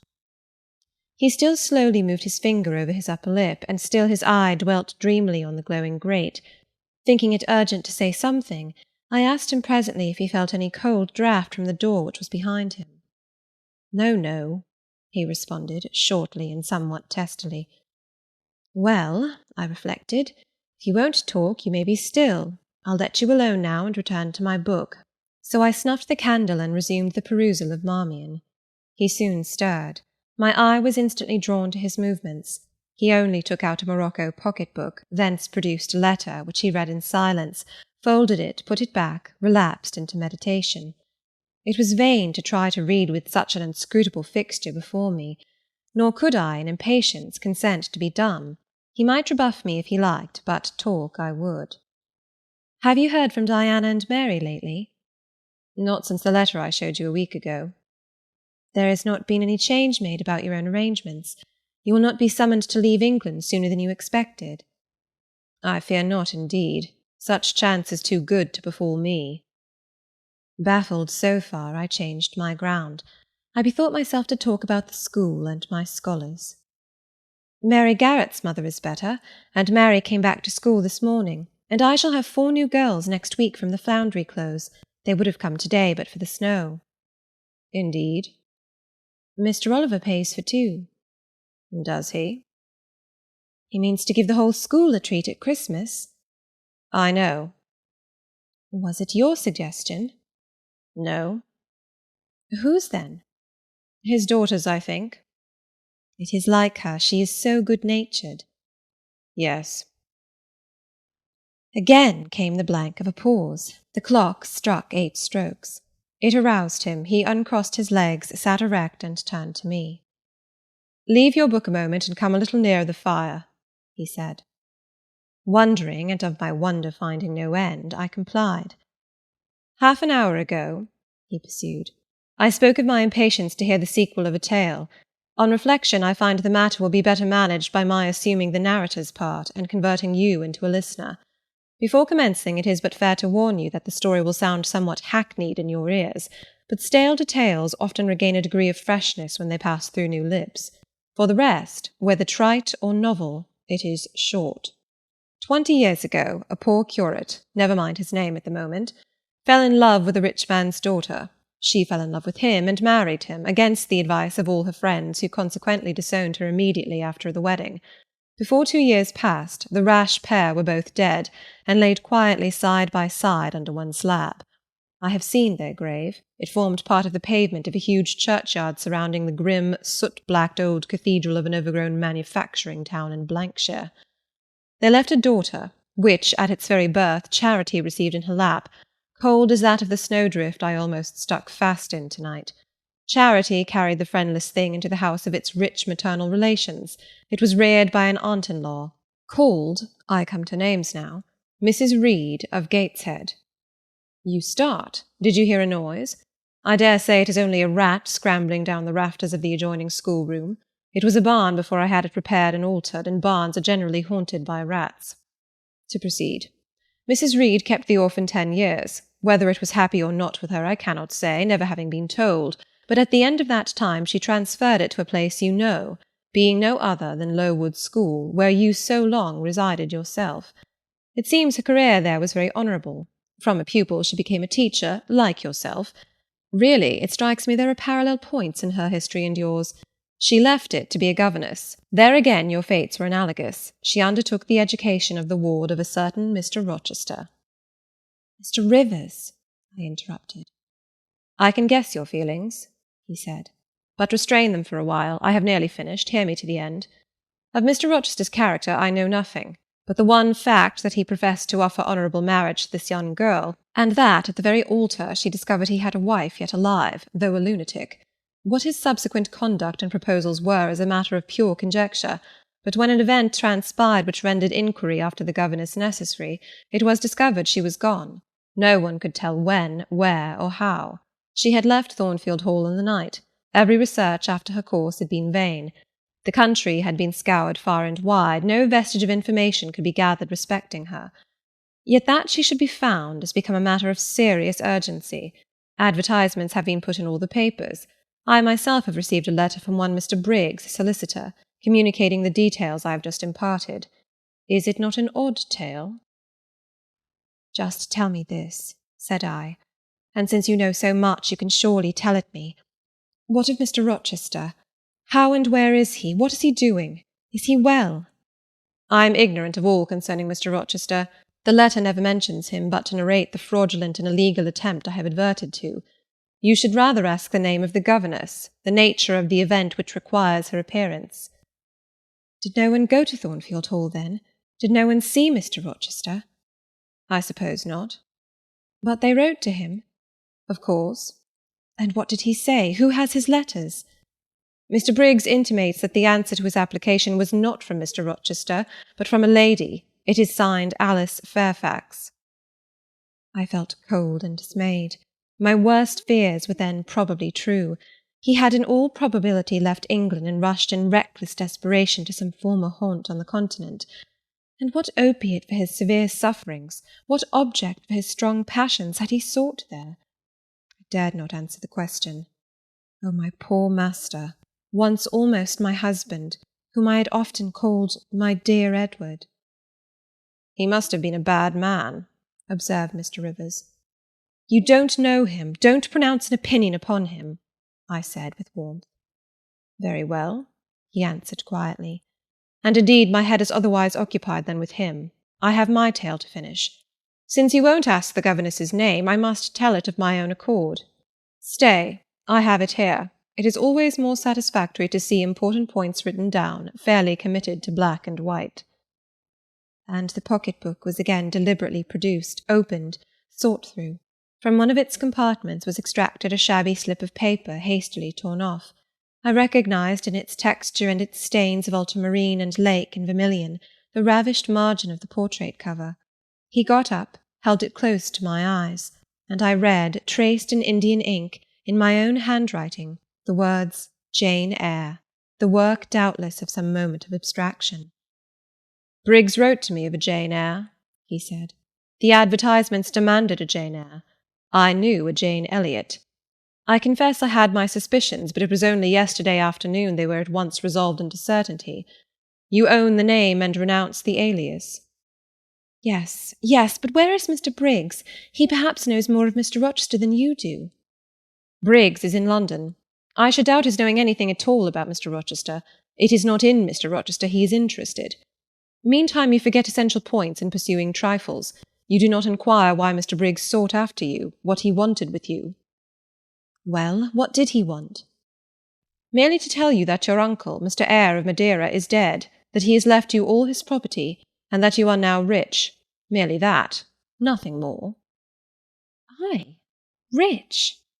"Yes, you, rich, quite an heiress." Silence succeeded. "You must prove your identity, of course," resumed St. John presently.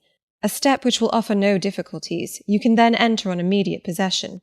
Your fortune is vested in the English funds. Briggs has the will and the necessary documents." Here was a new card turned up. It is a fine thing, reader, to be lifted in a moment from indigence to wealth, a very fine thing, but not a matter one can comprehend, or consequently enjoy all at once. And then there are other chances in life far more thrilling and rapture-giving. This is solid, an affair of the actual world, nothing ideal about it. All its associations are solid and sober, and its manifestations are the same.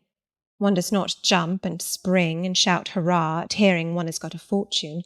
One begins to consider responsibilities, and to ponder business. On a base of steady satisfaction rise certain grave cares, and we contain ourselves and brood over our bliss with a solemn brow. Besides, the words legacy, bequest, go side by side with the words death, funeral. My uncle, I had heard, was dead, my only relative. Ever since being made aware of his existence, I had cherished the hope of one day seeing him.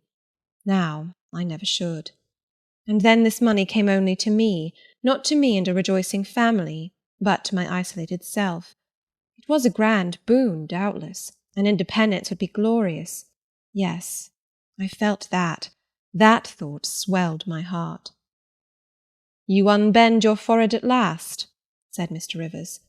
"I thought Medusa had looked at you, and that you were turning into stone.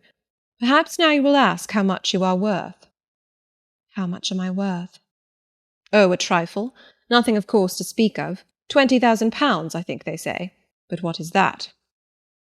20,000 pounds! Here was a new stunner. I had been calculating on 4,000 or 5,000. This news actually took my breath for a moment. Mr. St. John, whom I had never heard laugh before, laughed now. "Well," said he, "if you had committed a murder, and I had told you your crime was discovered, you could scarcely look more aghast."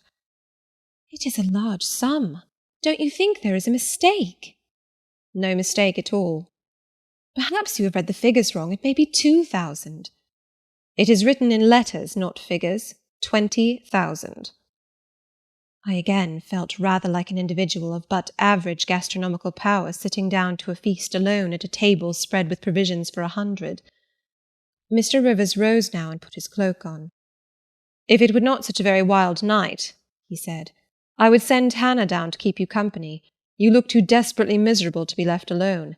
But Hannah, poor woman, could not stride the drift so well as I. Her legs are not quite so long. So I must e'en leave you to your sorrows. Good night." He was lifting the latch.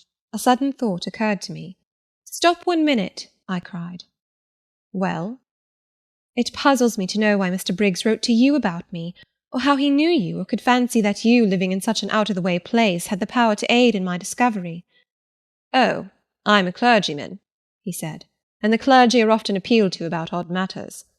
Again the latch rattled. "No, that does not satisfy me," I exclaimed, and indeed there was something in the hasty and unexplanatory reply which, instead of allaying, piqued my curiosity more than ever. "It is a very strange piece of business," I added. "I must know more about it." "Another time." "No, tonight, tonight." And as he turned from the door, I placed myself between it and him. He looked rather embarrassed. "You certainly shall not go till you have told me all," I said. "I would rather not just now." "You shall, you must." "I would rather Diana or Mary informed you." Of course these objections wrought my eagerness to a climax. Gratified it must be, and that without delay, and I told him so. "But I apprized you that I was a hard man," said he, "difficult to persuade." "And I am a hard woman, impossible to put off." "And then," he pursued, "I am cold, no fervour infects me." "Whereas I am hot, and fire dissolves ice. The blaze there has thawed all the snow from your cloak. By the same token it has streamed on to my floor, and made it like a trampled street.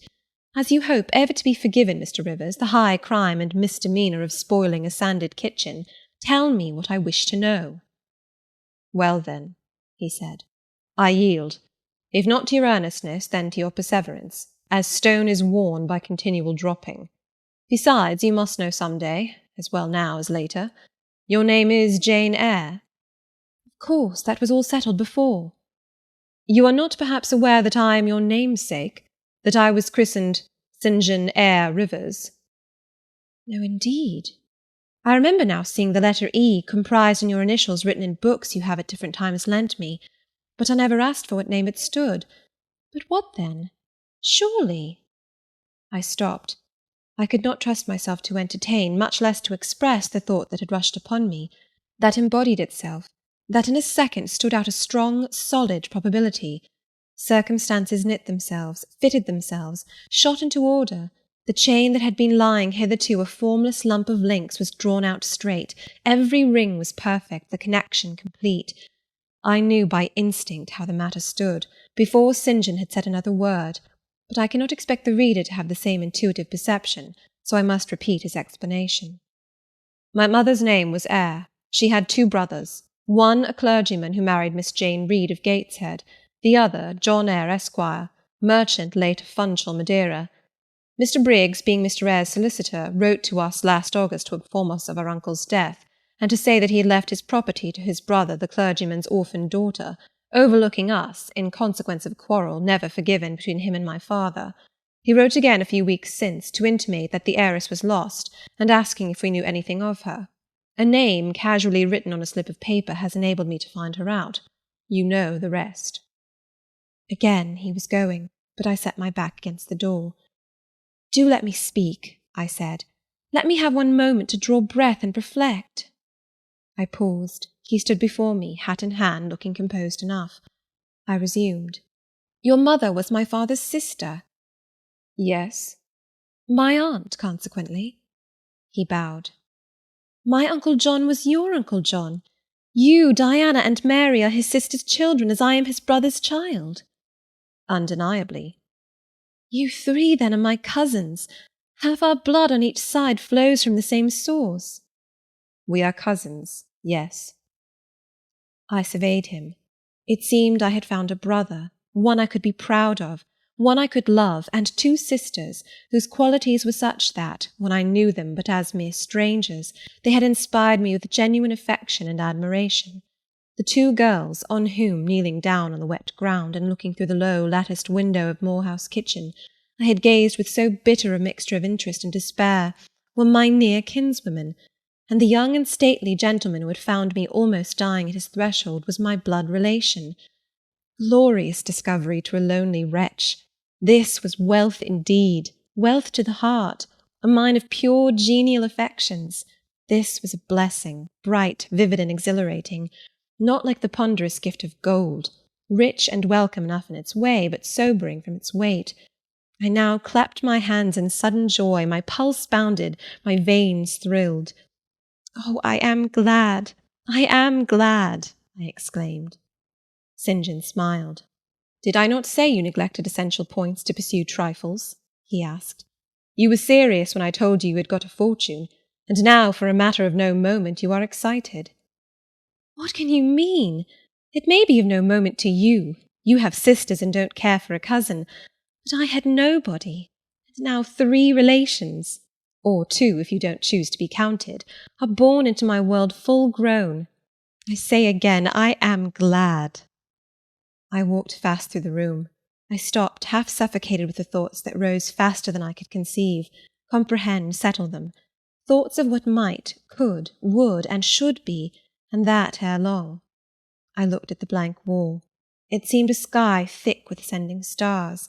Every one lit me to a purpose or delight. Those who had saved my life, whom, till this hour, I had loved barrenly, I could now benefit. They were under a yoke. I could free them. They were scattered. I could reunite them. The independence, the affluence which was mine, might be theirs too. Were we not 4? 20,000 shared equally would be 5,000 each. Justice, enough and to spare. Justice would be done. Mutual happiness secured. Now the wealth did not weigh on me. Now it was not mere bequest of coin. It was a legacy of life, hope, enjoyment. How I looked while these ideas were taking my spirit by storm I cannot tell, but I perceived soon that Mr. Rivers had placed a chair behind me, and was gently attempting to make me sit down on it. He also advised me to be composed. I scorned the insinuation of helplessness and distraction, shook off his hand, and began to walk about again. "Write to Diana and Mary tomorrow," I said, "and tell them to come home directly. Diana said they would both consider themselves rich with £1,000, so with 5,000 they will do very well." "Tell me where I can get you a glass of water," said St. John. "You really must make an effort to tranquillize your feelings." "Nonsense! And what sort of an effect will the bequest have on you? Will it keep you in England, induce you to marry Miss Oliver, and settle down like an ordinary mortal?" "You wonder. Your head becomes confused. I have been too abrupt in communicating the news. It has excited you beyond your strength." "Mr. Rivers, you quite put me out of patience. I am rational enough. It is you who misunderstand, or rather who affect to misunderstand." "Perhaps if you explained yourself a little more fully, I should comprehend better." "Explain? What is there to explain? You cannot fail to see that £20,000, the sum in question, divided equally between the nephew and 3 nieces of our uncle, will give 5,000 to each. What I want is that you should write to your sisters and tell them of the fortune that has accrued to them. To you, you mean." "I have intimated my view of the case. I am incapable of taking any other. I am not brutally selfish, blindly unjust, or fiendishly ungrateful. Besides, I am resolved I will have a home and connections. I like Moor House, and I will live at Moor House. I like Diana and Mary, and I will attach myself for life to Diana and Mary. It would please and benefit me to have £5,000. It would torment and oppress me to have 20,000, which, moreover, could never be mine in justice, though it might be in law. I abandon to you, then, what is absolutely superfluous to me. Let there be no opposition and no discussion about it. Let us agree amongst each other and decide the point at once." This is acting on first impulses. You must take days to consider such a matter, ere your word can be regarded as valid. Oh, if all you doubt is my sincerity, I am easy. You see the justice of the case. I do see a certain justice, but it is contrary to all custom. Besides, the entire fortune is your right. My uncle gained it by his own efforts. He was free to leave it to whom he would. He left it to you. After all, justice permits you to keep it. You may, with a clear conscience, consider it absolutely your own. With me, said I, it is fully as much a matter of feeling as of conscience. I must indulge my feelings. I so seldom have had an opportunity of doing so. Were you to argue, object, and annoy me for a year, I could not forego the delicious pleasure of which I have caught a glimpse, that of repaying, in part, a mighty obligation, and winning to myself lifelong friends. You think so now, rejoined St. John, because you do not know what it is to possess, nor consequently to enjoy wealth. You cannot form a notion of the importance 20,000 would give you, of the place it would enable you to take in society, of the prospects it would open to you. You cannot. And you, I interrupted, cannot at all imagine the craving I have for fraternal and sisterly love. I never had a home. I never had brothers and sisters. I must and will have them now. You are not reluctant to admit me and own me, are you? Jane, I will be your brother. My sisters will be your sisters, without stipulating for this sacrifice of your just rights. Brother? Yes, at the distance of 1,000 leagues. Sisters? Yes, slaving among strangers. I, wealthy, gorged with gold I never earned and do not merit. You, penniless, famous equality and fraternization, close union, intimate attachment. But, Jane, your aspirations after family ties and domestic happiness may be realized otherwise than by the means you contemplate. You may marry. Nonsense again. Marry? I don't want to marry, and never shall marry. That is saying too much. Such hazardous affirmations are a proof of the excitement under which you labour. It is not saying too much. I know what I feel, and how averse are my inclinations to the bare thought of marriage. No one would take me for love, and I will not be regarded in the light of a mere money speculation. And I do not want a stranger, unsympathizing, alien, different from me. I want my kindred, those with whom I have full fellow-feeling. Say again you will be my brother. When you uttered the words I was satisfied, happy. Repeat them, if you can. Repeat them sincerely. I think I can. I know I have always loved my own sisters, and I know on what my affection for them is grounded, respect for their worth and admiration of their talents. You too have principle and mind. Your tastes and habits resemble Diana's and Mary's. Your presence is always agreeable to me. In your conversation I have already for some time found a salutary solace. I feel I can easily and naturally make room in my heart for you, as my third and youngest sister. Thank you. That contents me for tonight. Now you had better go, for if you stay longer you will perhaps irritate me afresh by some mistrustful scruple. And the school, Miss Eyre? It must now be shut up, I suppose? No, I will retain my post of mistress till you get a substitute. He smiled approbation. We shook hands, and he took leave. I need not narrate in detail the further struggles I had and arguments I used to get matters regarding the legacy settled as I wished. My task was a very hard one, but as I was absolutely resolved, as my cousins saw at length that my mind was really and immutably fixed on making a just division of the property, as they must in their own hearts have felt the equity of the intention, and must besides have been innately conscious that in my place they would have done precisely what I wished to do, they yielded at length so far as to consent to put the affair to arbitration. The judges chosen were Mr. Oliver and an able lawyer. Both coincided in my opinion. I carried my point. The instruments of transfer were drawn out. St. John, Diana, Mary, and I each became possessed of a competency. End of chapter 33. Jane Eyre by Charlotte Brontë. Chapter 34. It was near Christmas by the time all was settled. The season of general holiday approached. I now closed Morton School, taking care that the parting should not be barren on my side. Good fortune opens the hand as well as the heart wonderfully. and to give somewhat when we have largely received is but to afford a vent to the unusual ebullition of the sensations. I had long felt with pleasure that many of my rustic scholars liked me, and when we parted, that consciousness was confirmed. They manifested their affection plainly and strongly. Deep was my gratification to find I had really a place in their unsophisticated hearts. I promised them that never a week should pass in future that I did not visit them, and give them an hour's teaching in their school. Mr. Rivers came up as, having seen the classes, now numbering 60 girls, file out before me, and locked the door, I stood with the key in my hand, exchanging a few words of special farewell with some half-dozen of my best scholars, as decent, respectable, modest, and well-informed young women as could be found in the ranks of the British peasantry. And that is saying a great deal, for after all the British peasantry are the best taught, best mannered, most self-respecting of any in Europe.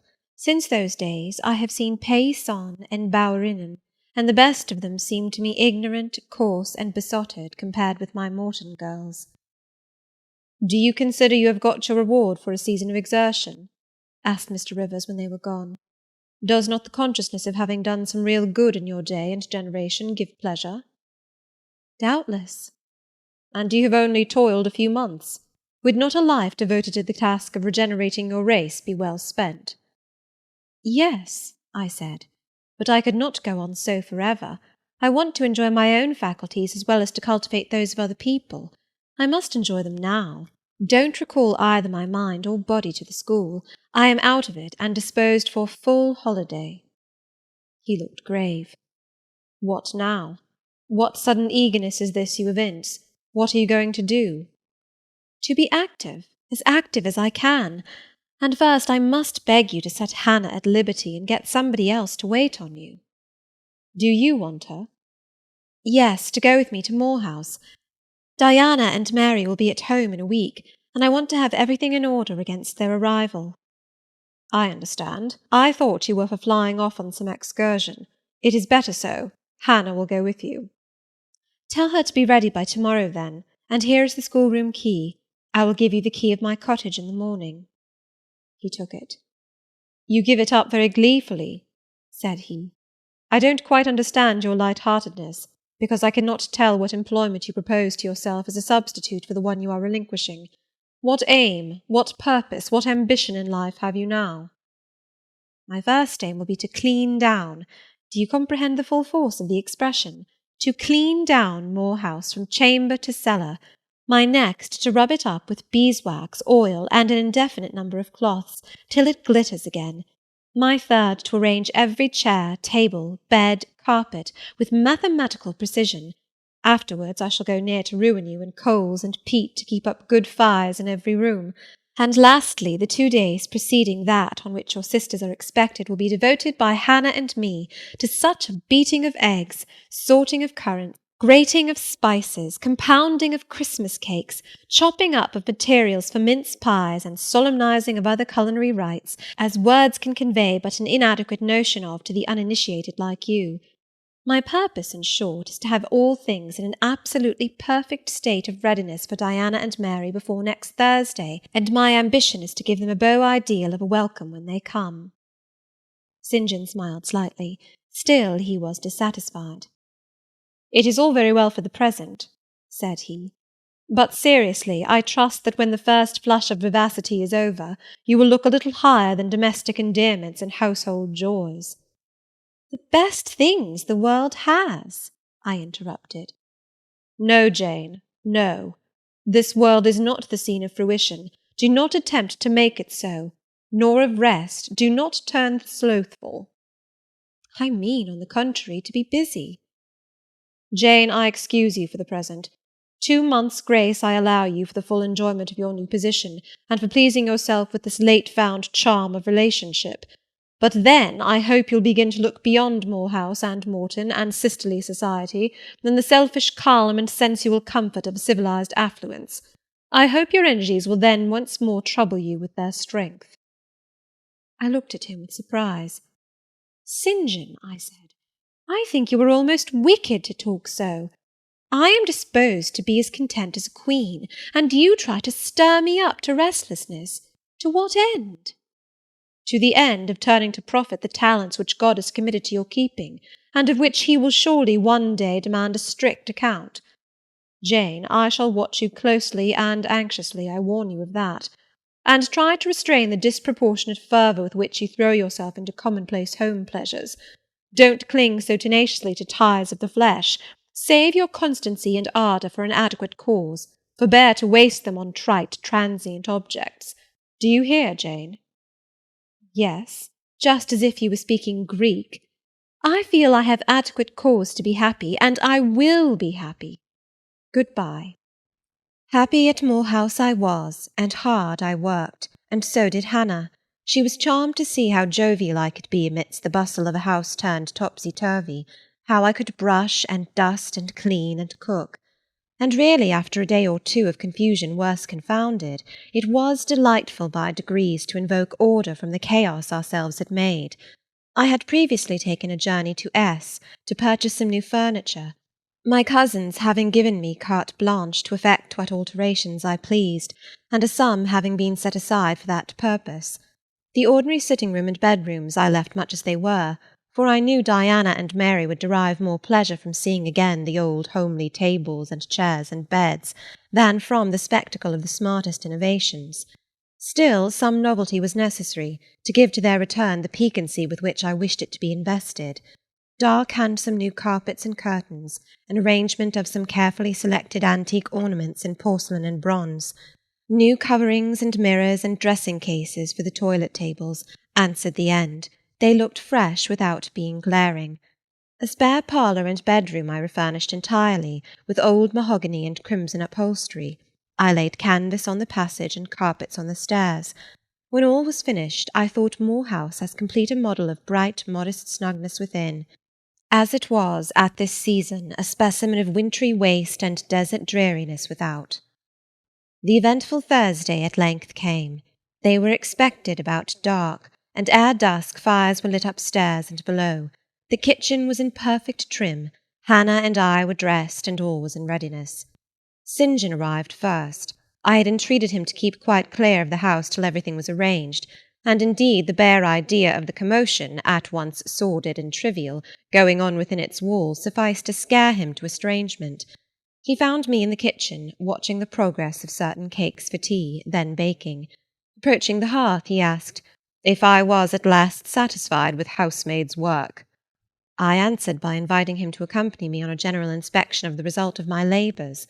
With some difficulty I got him to make the tour of the house. He just looked in at the doors I opened, and when he had wandered upstairs and downstairs, he said I must have gone through a great deal of fatigue and trouble to have effected such considerable changes in so short a time, but not a syllable did he utter indicating pleasure in the improved aspect of his abode. This silence damped me. I thought perhaps the alterations had disturbed some old associations he valued. I inquired whether this was the case, no doubt in a somewhat crestfallen tone. Not at all. He had, on the contrary, remarked I had scrupulously respected every association. He feared, indeed, I must have bestowed more thought on the matter than it was worth. How many minutes, for instance, had I devoted to studying the arrangement of this very room? By the by, could I tell him where such a book was? I showed him the volume on the shelf. He took it down, and withdrawing to his accustomed window recess, he began to read it. Now I did not like this reader. St. John was a good man, but I began to feel he had spoken truth of himself when he said he was hard and cold. The humanities and amenities of life had no attraction for him, its peaceful enjoyments no charm. Literally, he lived only to aspire, after what was good and great, certainly, but still he would never rest, nor approve of others resting round him. As I looked at his lofty forehead, still and pale as a white stone, at his fine lineaments fixed in study, I comprehended all at once that he would hardly make a good husband, that it would be a trying thing to be his wife. I understood, as by inspiration, the nature of his love for Miss Oliver. I agreed with him that it was but a love of the senses. I comprehended how he should despise himself for the feverish influence it exercised over him, how he should wish to stifle and destroy it, how he should mistrust its ever conducting permanently to his happiness or hers. I saw he was of the material from which nature hews her heroes, Christian and pagan, her lawgivers, her statesmen, her conquerors. a steadfast bulwark for great interest to rest upon, but at the fireside too often a cold, cumbrous column, gloomy and out of place. This parlour is not his sphere, I reflected. The Himalayan ridge or Caffrey bush, even the plague-cursed Guinea coast swamp would suit him better. Well may he eschew the calm of domestic life. It is not his element. There his faculties stagnate. They cannot develop or appear to advantage. It is in scenes of strife and danger, where courage is proved and energy exercised and fortitude tasked, that he will speak and move, the leader and superior. A merry child would have the advantage of him on this hearth. He is right to choose a missionary's career. I see it now. "They are coming! They are coming!"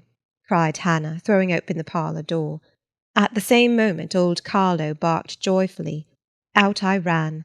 It was now dark, but a rumbling of wheels was audible. Hannah soon had a lantern lit. The vehicle had stopped at the wicket. The driver opened the door.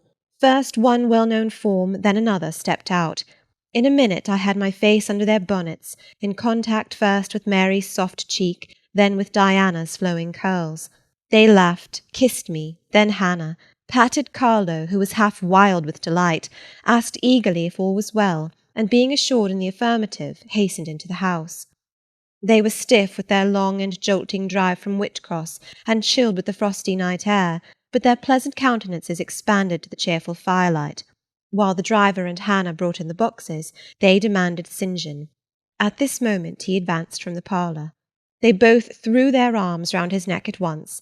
He gave each one quiet kiss, said in a low tone a few words of welcome, stood a while to be talked to, and then, intimating that he supposed they would soon rejoin him in the parlour, withdrew there as to a place of refuge. I had lit their candles to go upstairs, but Diana had first to give hospitable orders respecting the driver. This done, both followed me. They were delighted with the renovation and decorations of their rooms, with the new drapery and fresh carpets and rich tinted china vases. They expressed their gratification ungrudgingly. I had the pleasure of feeling that my arrangements met their wishes exactly, and that what I had done added a vivid charm to their joyous return home. Sweet was that evening. My cousins, full of exhilaration, were so eloquent in narrative and comment that their fluency covered St. John's taciturnity. He was sincerely glad to see his sisters, but in their glow of fervour and flow of joy he could not sympathize. The event of the day, that is, the return of Diana and Mary, pleased him, but the accompaniments of that event, the glad tumult, the garrulous glee of reception, irked him. I saw he wished the calmer morrow was come. In the very meridian of the night's enjoyment, about an hour after tea, a rap was heard at the door. Hannah entered with the intimation that a poor lad was come at that unlikely time to fetch Mr. Rivers to see his mother, who was drawing away. "Where does she live, Hannah?" "Clear up at Whitcross Brow, almost 4 miles off, and more in moss all the way." "Tell him I will go." "I'm sure, sir, you had better not. It's the worst road to travel after dark that can be. There's no track at all over the bog. And then it is such a bitter night, the keenest wind you ever felt. You had better send word, sir, that you will be there in the morning." But he was already in the passage, putting on his cloak, and without one objection, one murmur, he departed. It was then 9 o'clock. He did not return till midnight. Starved and tired enough he was, but he looked happier than when he set out. He had performed an act of duty, made an exertion, felt his own strength to do and deny, and was on better terms with himself. I am afraid the whole of the ensuing week tried his patience. It was Christmas week. We took to no settled employment, but spent it in a sort of merry domestic dissipation. The air of the moors, the freedom of home, the dawn of prosperity, acted on Diana and Mary's spirits like some life-giving elixir. They were gay from morning till noon, and from noon till night. They could always talk, and their discourse, witty, pithy, original, had such charms for me that I preferred listening to and sharing in it to doing anything else. St. John did not rebuke our vivacity, but he escaped from it. He was seldom in the house, his parish was large, the population scattered, and he found daily business in visiting the sick and poor in its different districts. One morning at breakfast, Diana, after looking a little pensive for some minutes, asked him if his plans were yet unchanged. "Unchanged and unchangeable," was the reply, and he proceeded to inform us that his departure from England was now definitively fixed for the ensuing year. "And Rosamond Oliver?" suggested Mary, the words seeming to escape her lips involuntarily. For no sooner had she uttered them than she made a gesture as if wishing to recall them. St. John had a book in his hand. It was his unsocial custom to read at meals. He closed it and looked up.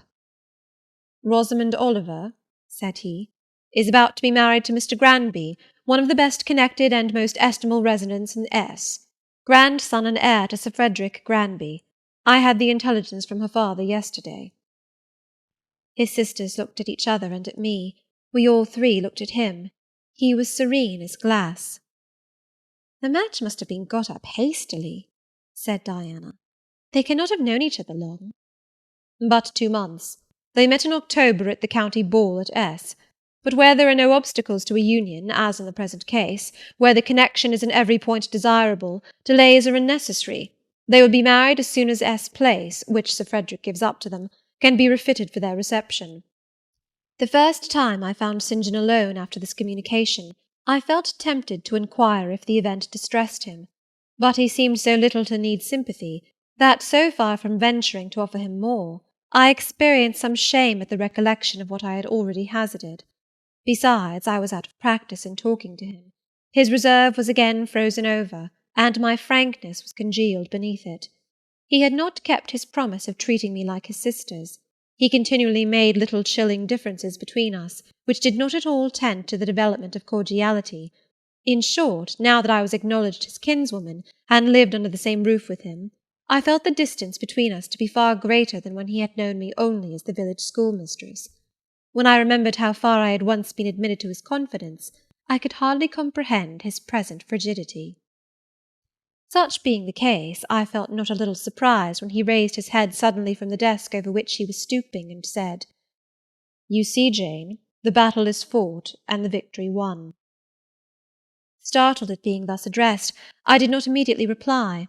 After a moment's hesitation, I answered, "But are you sure you are not in the position of those conquerors whose triumphs have cost them too dear? Would not such another ruin you?" "I think not, and if I were it does not much signify. I shall never be called upon to contend for such another. The event of the conflict is decisive. My way is now clear. I thank God for it." So saying, he returned to his papers and his silence. As our mutual happiness, i.e. Diana's, Mary's, and mine, settled into a quieter character, and we resumed our usual habits and regular studies, St. John stayed more at home. He sat with us in the same room, sometimes for hours together. While Mary drew, Diana pursued a course of encyclopedic reading she had, to my awe and amazement, undertaken, and I fagged away at German. He pondered a mystic lore of his own, that of some Eastern tongue, the acquisition of which he thought necessary to his plans. Thus engaged, he appeared, sitting in his own recess, quiet and absorbed enough, but that blue eye of his had a habit of leaving the outlandish-looking grammar, and wandering over, and sometimes fixing upon us, his fellow-students, with a curious intensity of observation. If caught, it would be instantly withdrawn, yet ever and anon it returned searchingly to our table. I wondered what it meant. I wondered, too, at the punctual satisfaction he never failed to exhibit on an occasion that seemed to me of small moment, namely, my weekly visit to Morton School. And still more was I puzzled, when, if the day was unfavourable, if there was snow or rain or high wind, and his sisters urged me not to go, he would invariably make light of their solicitude, and encourage me to accomplish the task without regard to the elements. "Jane is not such a weakling as you would make her," he would say. "She can bear a mountain blast, or a shower, or a few flakes of snow, as well as any of us. Her constitution is both sound and elastic, better calculated to endure variations of climate than many more robust." And when I returned, sometimes a good deal tired, and not a little weather-beaten, I never dared complain, because I saw that to murmur would be to vex him. On all occasions fortitude pleased him. The reverse was a special annoyance. One afternoon, however, I got leave to stay at home, because I really had a cold. His sisters were gone to Morton in my stead. I sat reading Schiller, he deciphering his crabbed oriental scrolls. As I exchanged a translation for an exercise, I happened to look his way. There I found myself under the influence of the ever-watchful blue eye. How long it had been searching me through, and over, I cannot tell. So keen was it, and yet so cold, I felt for the moment superstitious, as if I was sitting in the room with something uncanny.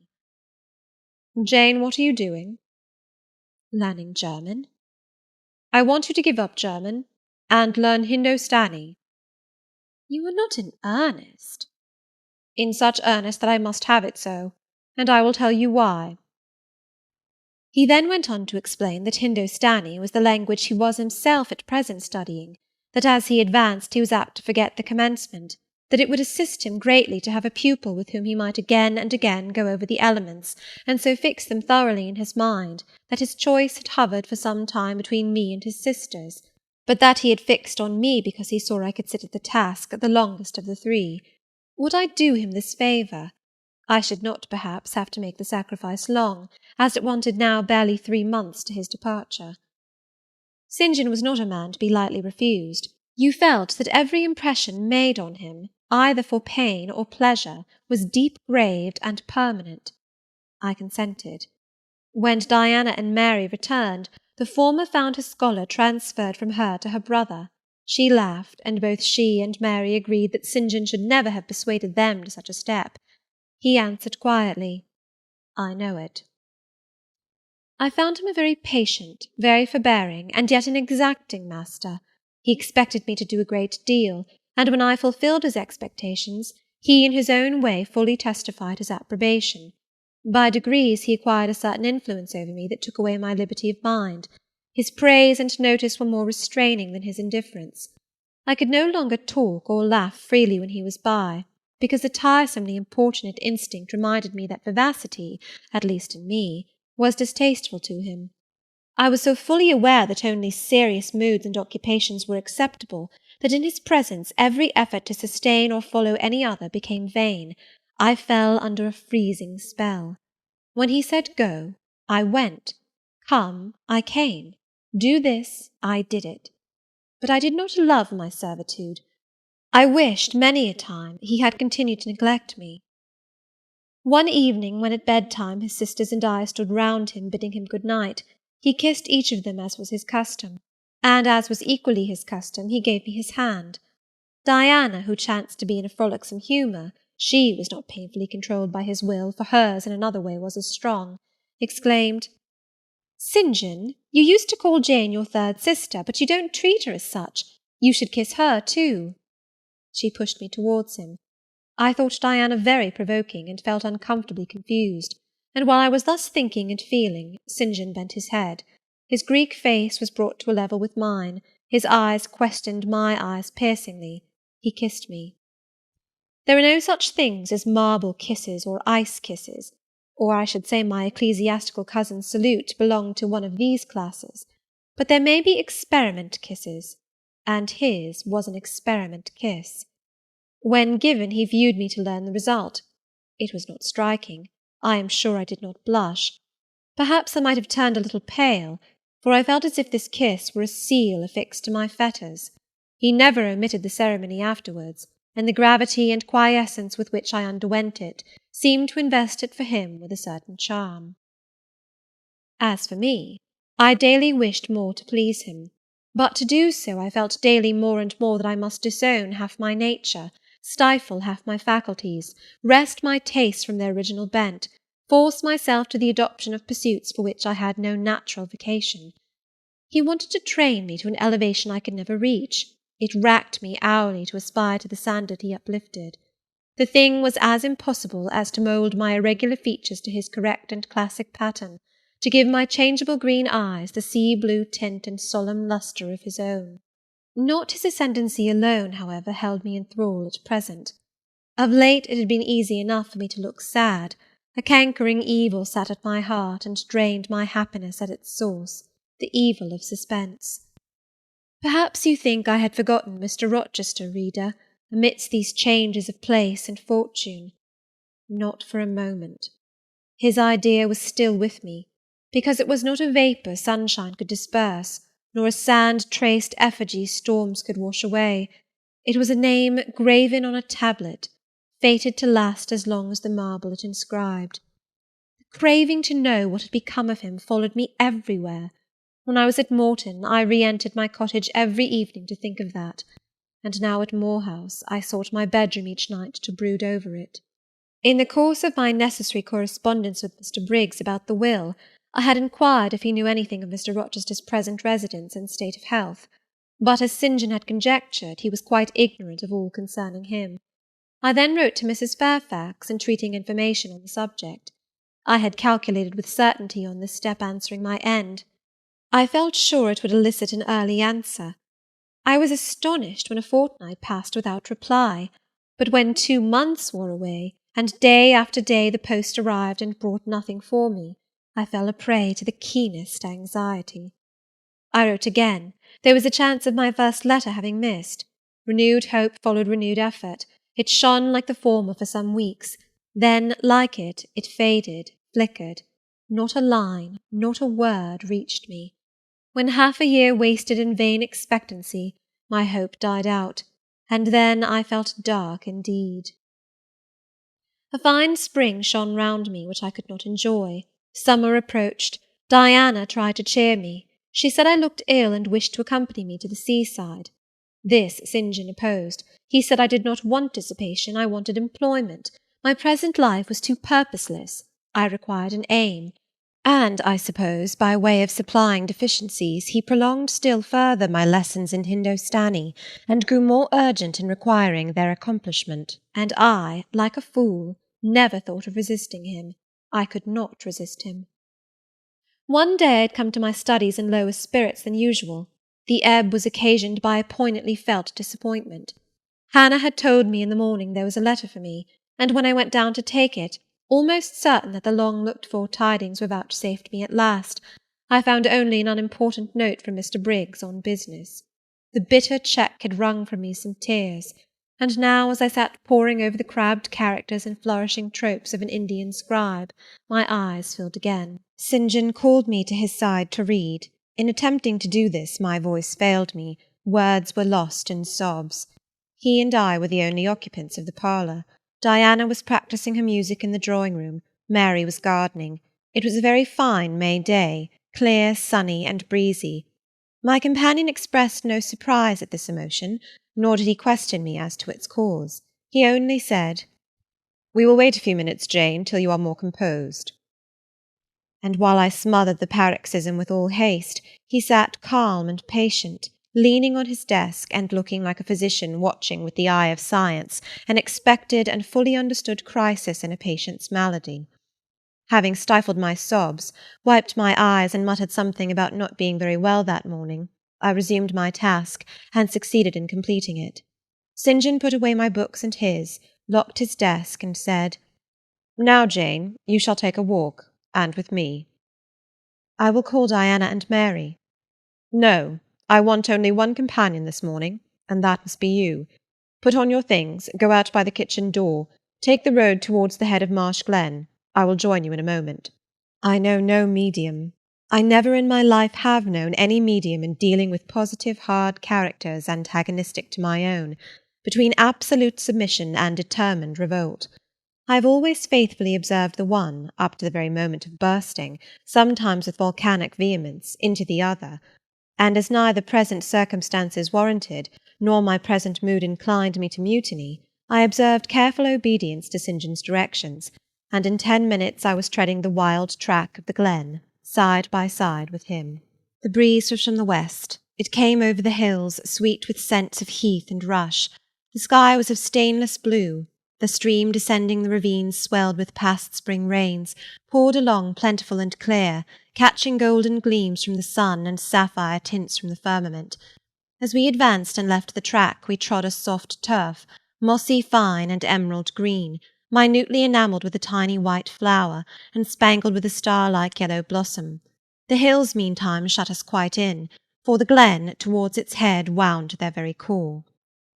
"Let us rest here," said St. John as we reached the first stragglers of a battalion of rocks, guarding a sort of pass, beyond which the beck rushed down a waterfall, and where, still a little further, the mountain shook off turf and flower, had only heath for raiment and crag for gem, where it exaggerated the wild to the savage, and exchanged the fresh for the frowning, where it guarded the forlorn hope of solitude, and a last refuge for silence. I took a seat. St. John stood near me. He looked up the pass and down the hollow.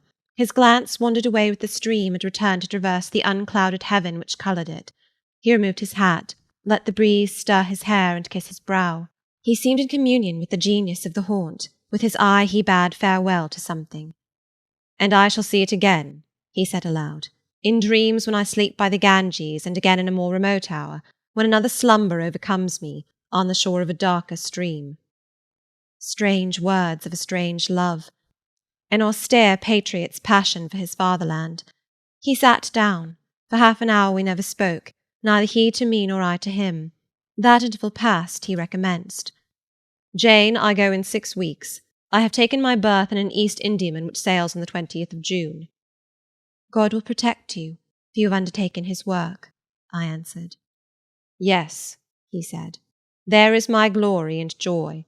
I am the servant of an infallible master. I am not going out under human guidance, subject to the defective laws and erring control of my feeble fellow-worms. My king, my lawgiver, my captain is the all-perfect. It seems strange to me that all round me do not burn to enlist under the same banner, to join in the same enterprise." "All have not your powers, and it would be folly for the feeble to wish to march with the strong." "I do not speak of the feeble, or think of them. I address only such as are worthy of the work and content to accomplish it."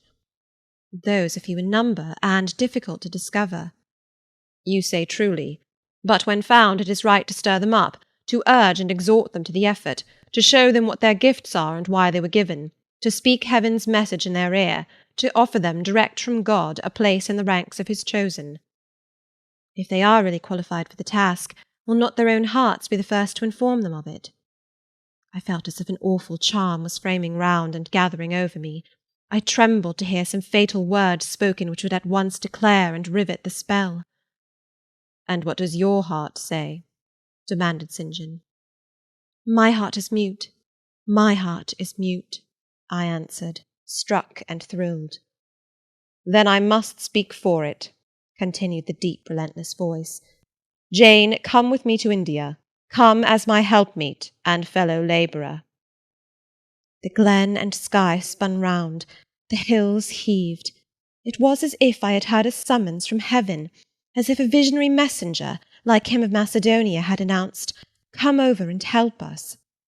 But I was no apostle. I could not behold the herald. I could not receive his call. "Oh, St. John," I cried, "have some mercy." I appealed to one who, in the discharge of what he believed his duty, knew neither mercy nor remorse. He continued, "God and nature intended you for a missionary's wife. It is not personal, but mental endowments they have given you. You are formed for labour, not for love. A missionary's wife you must, shall be. You shall be mine. I claim you, not for my pleasure, but for my sovereign's service." "I am not fit for it. I have no vocation," I said. He had calculated on these first objections. He was not irritated by them. Indeed, as he leaned back against the crag behind him, folded his arms on his chest, and fixed his countenance, I saw he was prepared for a long and trying opposition, to taken in a stock of patience to last him to its close, resolved, however, that that close should be conquest for him. "Humility, Jane," said he, "is the groundwork of Christian virtues. You say right that you are not fit for the work. Who is fit for it? Or who, that ever was truly called, believed himself worthy of the summons? I, for instance, am but dust and ashes. With St. Paul I acknowledge myself the chiefest of sinners, but I do not suffer this sense of my personal vileness to daunt me. I know my leader, that he is just as well as mighty, and while he has chosen a feeble instrument to perform a great task, he will, from the boundless stores of his providence, supply the inadequacy of the means to the end. Think like me, Jane. Trust like me. It is the rock of ages I ask you to lean on. Do not doubt but it will bear the weight of your human weakness." "I do not understand a missionary life. I have never studied missionary labours." "There I, humble as I am, can give you the aid you want. I can set you your task from hour to hour, stand by you always, help you from moment to moment. This I could do in the beginning. Soon, for I know your powers, you would be as strong and apt as myself, and would not require my help. But my powers, where are they for this undertaking? I do not feel them. Nothing speaks or stirs in me while you talk. I am sensible of no light kindling, no life quickening, no voice counselling or cheering. Oh, I wish I could make you see how much my mind is at this moment like a rayless dungeon, with one shrinking fear fettered in its depths, the fear of being persuaded by you to attempt what I cannot accomplish. I have an answer for you. Hear it. I have watched you ever since we first met. I have made you my study for 10 months. I have proved you in that time by sundry tests. And what have I seen and elicited? In the village school I found you could perform well, punctually, uprightly, labour uncongenial to your habits and inclinations. I saw you could perform it with capacity and tact. You could win while you controlled. In the calm with which you learnt you had become suddenly rich, I read a mind clear of the vice of Demas. Lucre had no undue power over you.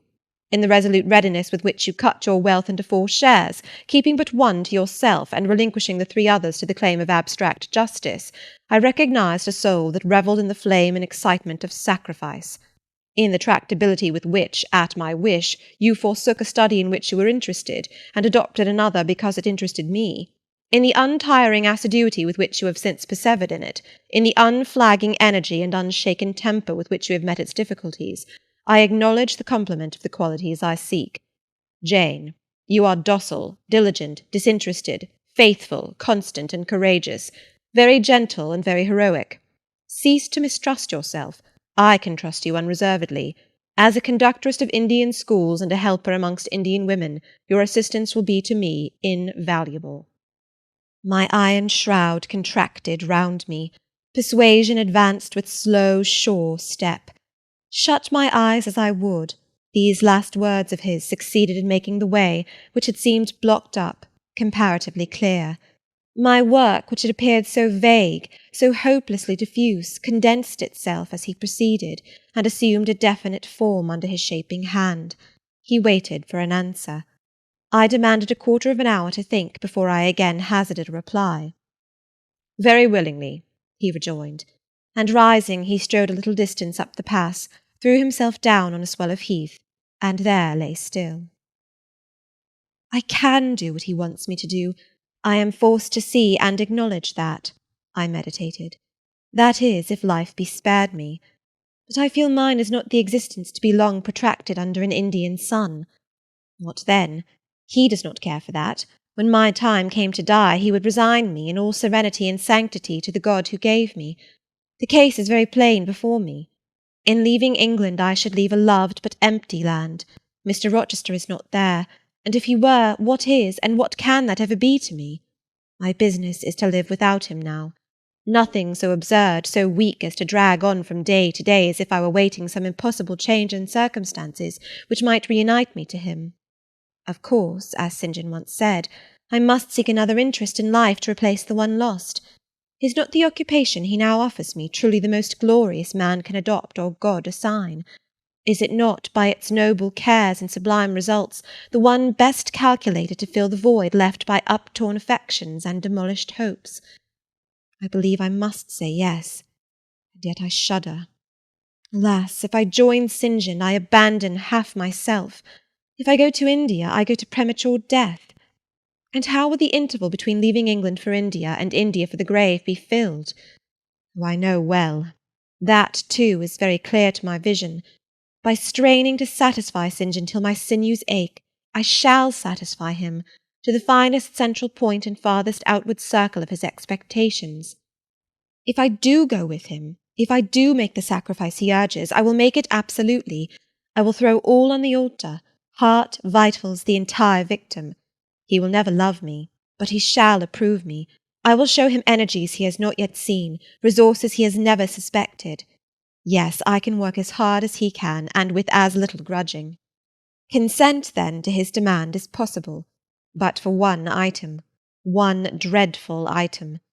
It is that he asks me to be his wife, and has no more of a husband's heart for me than that frowning giant of a rock down which the stream is foaming in yonder gorge. He prizes me as a soldier would a good weapon, and that is all. Unmarried to him, this would never grieve me. But can I let him complete his calculations, coolly put into practice his plans, go through the wedding ceremony? Can I receive from him the bridal ring, endure all the forms of love, which I doubt not he would scrupulously observe, and know that the spirit was quite absent? Can I bear the consciousness that every endearment he bestows is a sacrifice made on principle? No, such a martyrdom would be monstrous. I will never undergo it. As his sister I might accompany him, not as his wife. I will tell him so. I looked towards the knoll. There he lay, still as a prostrate column. His face turned to me, his eye beaming watchful and keen. He started to his feet and approached me. I am ready to go to India, if I may go free. Your answer requires a commentary, he said. It is not clear. You have hitherto been my adopted brother, I your adopted sister. Let us continue as such. You and I had better not marry. He shook his head. Adopted fraternity will not do in this case. If you were my real sister, it would be different. I should take you and seek no wife. But as it is, either our union must be consecrated and sealed by marriage, or it cannot exist. Practical obstacles oppose themselves to any other plan. Do you not see it, Jane? Consider a moment. Your strong sense will guide you. I did consider, and still my sense, such as it was, directed me only to the fact that we did not love each other as man and wife should, and therefore it inferred we ought not to marry. I said so. St. John, I returned, I regard you as a brother, you me as a sister, so let us continue. We cannot, he answered, with short, sharp determination. It would not do. You have said you will go with me to India. Remember, you have said that. Conditionally. Well, to the main point. The departure with me from England, the cooperation with me in my future labours, you do not object. You have already as good as put your hand to the plough. You are too consistent to withdraw it. You have but one end to keep in view, how the work you have undertaken can best be done. Simplify your complicated interests, feelings, thoughts, wishes, aims. Merge all considerations in one purpose, that of fulfilling with effect, with power, the mission of your great master. To do so you must have a coadjutor, not a brother, that is a loose tie, but a husband. I, too, do not want a sister. A sister might any day be taken from me. I want a wife, the sole helpmeet I can influence sufficiently in life and retain absolutely till death. I shuddered as he spoke. I felt his influence in my marrow, his hold on my limbs. Seek one elsewhere than in me, St. John. Seek one fitted to you. One fitted to my purpose, you mean? Fitted to my vocation? Again, I tell you, it is not the insignificant private individual, the mere man with the man's selfish senses, I wish to mate. It is the missionary. And I will give the missionary my energies. It is all he wants, but not myself. That would only be adding the husk and shell to the kernel. For them he has no use. I retain them. You cannot. You ought not. Do you think God will be satisfied with half an oblation? Will he accept a mutilated sacrifice? It is the cause of God I advocate. It is under his standard I enlist you. I cannot accept on his behalf a divided allegiance. It must be entire. Oh, I will give my heart to God, I said. You do not want it. I will not swear, reader, that there was not something of repressed sarcasm both in the tone in which I uttered this sentence and in the feeling that accompanied it. I had silently feared St. John till now, because I had not understood him. He had held me in awe because he had held me in doubt. How much of him was saint, how much mortal, I could not heretofore tell, but revelations were being made in this conference. The analysis of his nature was proceeding before my eyes. I saw his fallibilities, I comprehended them. I understood that, sitting there where I did on the bank of heath, and with that handsome form before me, I sat at the feet of a man, caring as I. The veil fell from his hardness and despotism. Having felt in him the presence of these qualities, I felt his imperfection and took courage. I was with an equal, one with whom I might argue, one whom, if I saw good, I might resist. He was silent after I had uttered the last sentence, and I presently risked an upward glance at his countenance. His eye, bent on me, expressed at once stern surprise and keen inquiry. Is she sarcastic, and sarcastic to me? It seemed to say. What does this signify? Do not let us forget that this is a solemn matter, he said ere long, one of which we may neither think nor talk lightly without sin. I trust, Jane, you are in earnest when you say you will serve your heart to God. It is all I want. Once wrench your heart from man and fix it on your Maker. The advancement of that Maker's spiritual kingdom on earth will be your chief delight and endeavour. You will be ready to do at once whatever furthers that end. You will see what impetus would be given to your efforts and mine by our physical and mental union in marriage, the only union that gives a character of permanent conformity to the destinies and designs of human beings, and passing over all minor caprices, all trivial difficulties and delicacies of feeling, all scruple about the degree, kind, strength, or tenderness of mere personal inclination, you will hasten to enter into that union at once. Shall I said briefly, and I looked at his features, beautiful in their harmony, but strangely formidable in their still severity, at his brow, commanding but not open, at his eyes, bright and deep and searching, but never soft, at his tall imposing figure, and fancied myself in idea his wife. Oh, it would never do. As his curate, his comrade, all would be right. I would cross oceans with him in that capacity, toil under eastern suns and Asian deserts with him in that office, admire and emulate his courage and devotion and vigour, accommodate quietly to his masterhood, smile undisturbed at his ineradicable ambition, discriminate the Christian from the man, profoundly esteem the one and freely forgive the other. I should suffer often, no doubt, attached to him only in this capacity. My body would be under rather a stringent yoke, but my heart and mind would be free. I should still have my unblighted self to turn to, my natural unenslaved feelings with which to communicate in moments of loneliness. There would be recesses in my mind which would be only mine, to which he never came, and sentiments growing there fresh and sheltered which his austerity could never blight, nor his measured warrior march trample down. But as his wife, at his side always and always constrained, and always checked, forced to keep the fire of my nature continually low, to compel it to burn inwardly and never utter a cry, though the imprisoned flame consumed vital after vital, this would be unendurable. St. John, I exclaimed, when I had got so far in my meditation. Well, he answered icily. I repeat, I freely consent to go with you as your fellow missionary, but not as your wife. I cannot marry you and become part of you. A part of me you must become, he answered steadily. Otherwise the whole bargain is void. How can I, a man not yet 30, take out with me to India a girl of 19, unless she be married to me?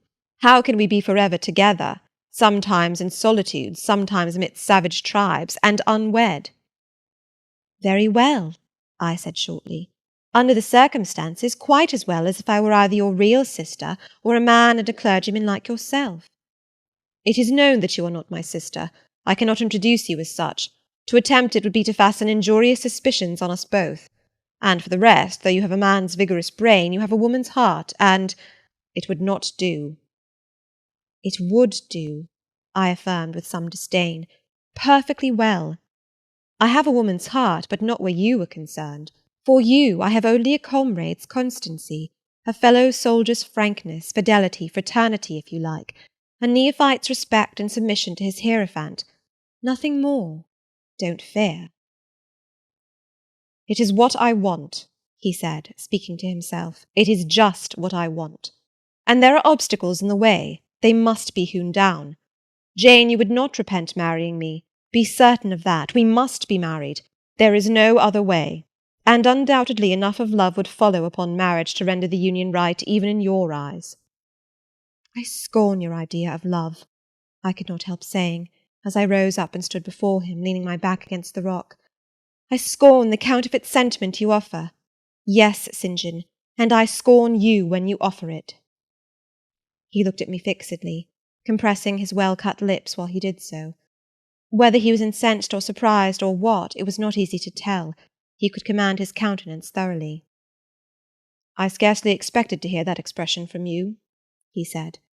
I think I have done and uttered nothing to deserve scorn. I was touched by his gentle tone, and overawed by his high, calm mien.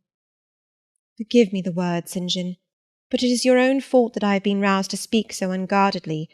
You have introduced a topic in which our natures are at variance, a topic we should never discuss. The very name of love is an apple of discord between us. If the reality were required, what should we do? How should we feel? My dear cousin, abandon your scheme of marriage. Forget it. No, said he. It is a long-cherished scheme, and the only one which can secure my great end, but I shall urge you no further at present. To-morrow I leave home for Cambridge. I have many friends there to whom I should wish to say farewell. I shall be absent a fortnight. Take that space of time to consider my offer, and do not forget that if you reject it, it is not me you deny, but God.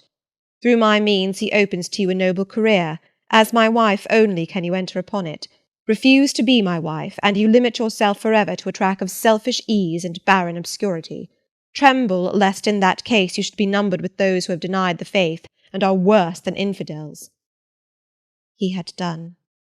Turning from me, he once more looked to river, looked to hill. But this time his feelings were all pent in his heart. I was not worthy to hear them uttered.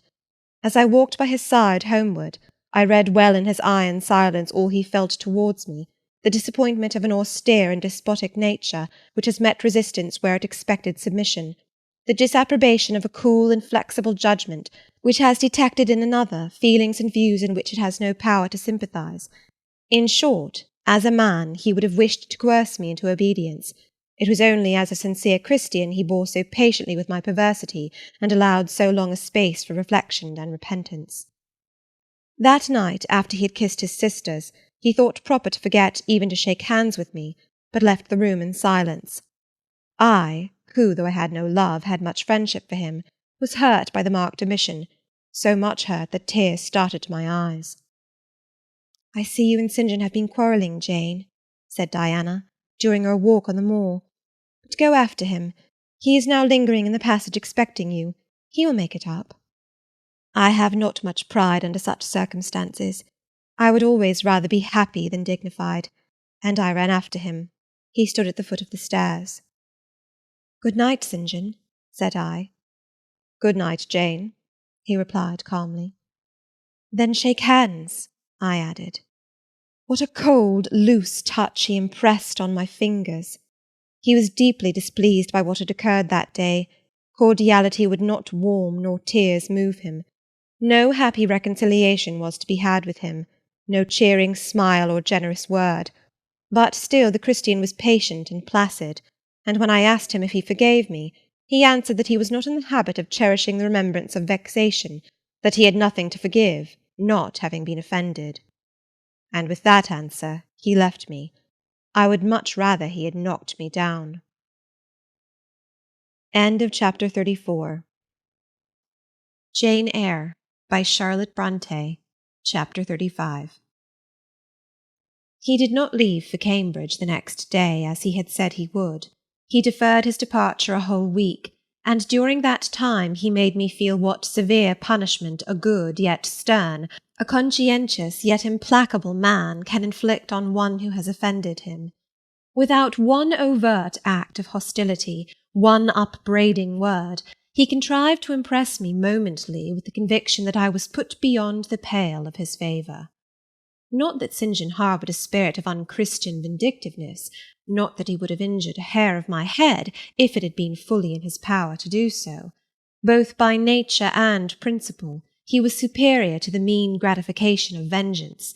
He had forgiven me for saying I scorned him in his love, but he had not forgotten the words, and as long as he and I lived, he never would forget them.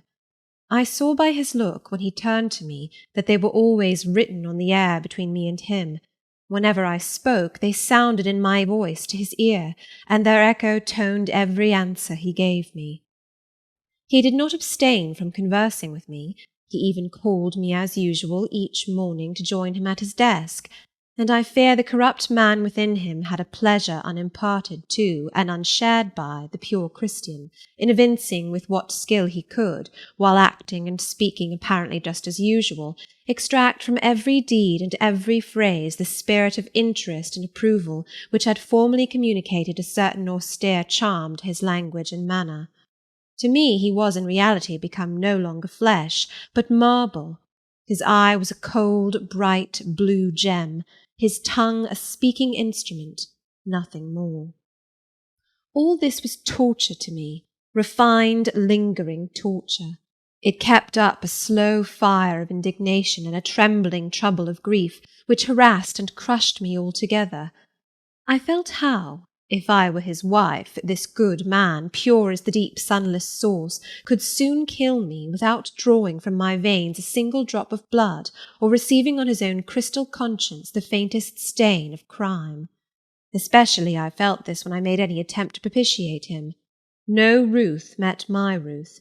He experienced no suffering from estrangement, no yearning after reconciliation, and though more than once my fast-falling tears blistered the page over which we both bent, they produced no more effect on him than if his heart had been really a matter of stone or metal. To his sisters, meantime, he was somewhat kinder than usual, as if afraid that mere coldness would not sufficiently convince me how completely I was banished and banned. He added the force of contrast, and this I am sure he did not by force, but on principle. The night before he left home, happening to see him walking in the garden about sunset, and remembering as I looked at him that this man, alienated as he now was, had once saved my life, and that we were near relations, I was moved to make a last attempt to regain his friendship. I went out and approached him as he stood leaning over the little gate. I spoke to the point at once. "St. John, I am unhappy because you are still angry with me. Let us be friends." "I hope we are friends," was the unmoved reply, while he stood watching the rising of the moon, which he had been contemplating as I approached. "No, St. John, we are not friends as we were. You know that." "Are we not? That is wrong. For my part, I wish you no ill and all good." "I believe you, St. John, for I am sure you are incapable of wishing anyone ill. But as I am your kinswoman, I should desire somewhat more of affection than that sort of general philanthropy you extend to mere strangers." "Of course," he said, "your wish is reasonable, and I am far from regarding you as a stranger." This, spoken in a cool, tranquil tone, was mortifying and baffling enough. Had I attended to the suggestions of pride and ire, I should immediately have left him, but something worked within me more strongly than those feelings could. I deeply venerated my cousin's talent and principle. His friendship was of value to me. To lose it tried me severely. I would not so soon relinquish the attempt to reconquer it. "Must we part in this way, St. John? And when you go to India, will you leave me so, without a kinder word than you have yet spoken?" He now turned quite from the moon and faced me. "When I go to India, Jane, will I leave you? What? Do you not go to India?"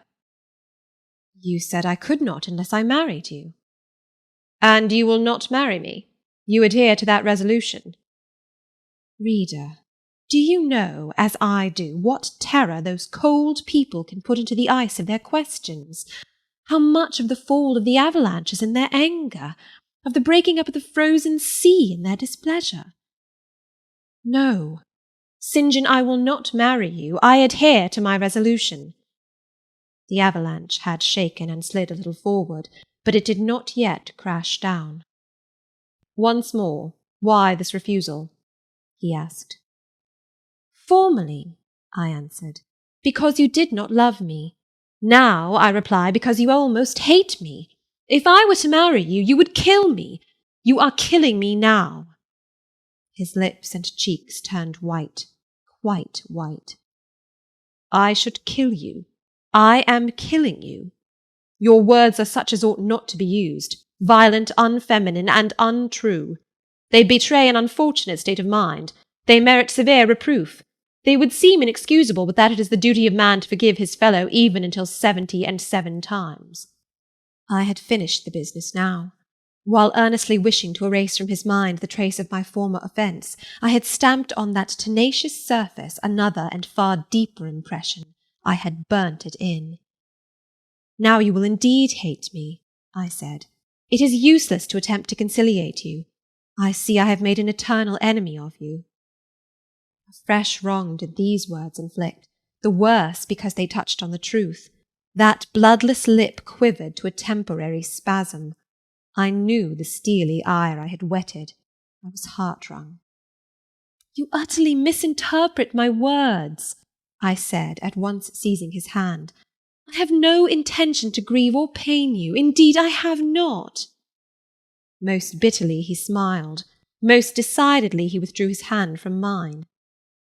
And now you recall your promise, and will not go to India at all, I presume? Said he, after a considerable pause. Yes, I will, as your assistant, I answered.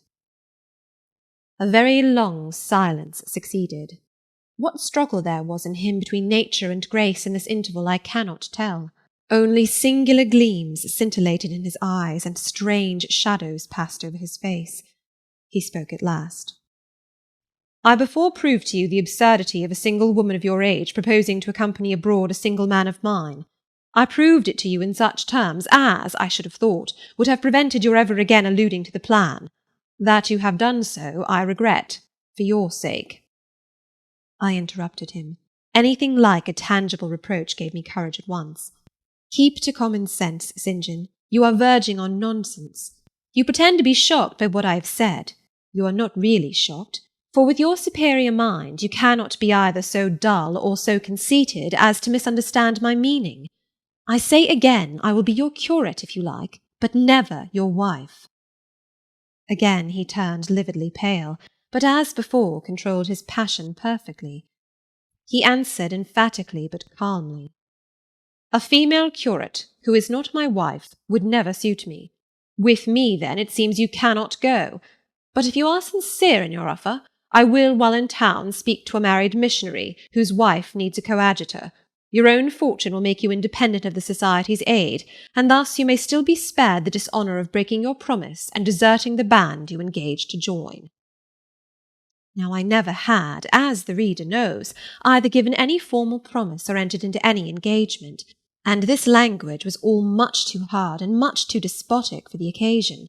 I replied, There is no dishonour, no breach of promise, no desertion in the case. I am not under the slightest obligation to go to India, especially with strangers. With you I would have ventured much, because I admire, confide in, and as a sister I love you. But I am convinced that, go when and with whom I would, I should not live long in that climate. Ah, you are afraid of yourself, he said, curling his lip. I am. God did not give me my life to throw away, and to do as you wish me would, I begin to think, be almost equivalent to committing suicide. Moreover, before I definitively resolve on quitting England, I will know for certain whether I cannot be of greater use by remaining in it than by leaving it. What do you mean? It would be fruitless to attempt to explain, but there is a point on which I have long endured painful doubt, and I can go nowhere till by some means that doubt is removed. I know where your heart turns and to what it clings. The interest you cherish is lawless and unconsecrated. Long since you ought to have crushed it. Now you should blush to allude to it. You think of Mr. Rochester. It was true. I confessed it by silence. Are you going to seek Mr. Rochester? I must find out what has become of him. It remains for me, then, he said, to remember you in my prayers, and to entreat God for you in all earnestness that you may not indeed become a castaway. I had thought I recognized in you one of the chosen, but God sees not as man sees. His will be done. He opened the gate, passed through it, and strayed away down the glen. He was soon out of sight. On re-entering the parlour, I found Diana standing at the window looking very thoughtful. Diana was a great deal taller than I. She put her hand on my shoulder, and stooping examined my face. Jane, she said, you are always agitated and pale now. I am sure there is something the matter. Tell me what business St. John and you have on hands. I have watched you this half-hour from the window. You must forgive my being such a spy, but for a long time I have fancied I hardly know what. St. John is a strange being. She paused. I did not speak. Soon she resumed. That brother of mine cherishes peculiar views of some sort respecting you, I am sure. He has long distinguished you by a notice and interest he never showed to anyone else. To what end? I wish he loved you. Does he, Jane? I put her cool hand to my hot forehead. No, Di, not one whit. Then why does he follow you so with his eyes, and get you so frequently alone with him, and keep you so continually at his side? Mary and I had both concluded he wished you to marry him. He does. He has asked me to be his wife. Diana clapped her hands. Oh, that is just what we hoped and thought. And you will marry him, Jane, won't you? And then he will stay in England. Far from that, Diana. His sole idea in proposing to me is to procure a fitting fellow-labourer in his Indian toils. What? He wishes you to go to India? Yes. Madness! She exclaimed. You would not live 3 months there, I am certain. You never shall go. You have not consented, have you, Jane? I have refused to marry him. And have consequently displeased him, she suggested. Deeply. He will never forgive me, I fear. Yet I offered to accompany him as his sister. It was frantic folly to do so, Jane. Think of the task you undertook, one of incessant fatigue, where fatigue kills even the strong, and you are weak. St. John, you know him, would urge you to impossibilities. With him there would be no permission to rest during the hot hours, and unfortunately I have noticed whatever he exacts you force yourself to perform. I am astonished you found courage to refuse his hand. You do not love him, then, Jane? Not as a husband. Yet he is a handsome fellow. And I am so plain, you see, Di. We should never suit. Plain? You? Not at all. You are much too pretty as well as too good to be grilled alive in Calcutta.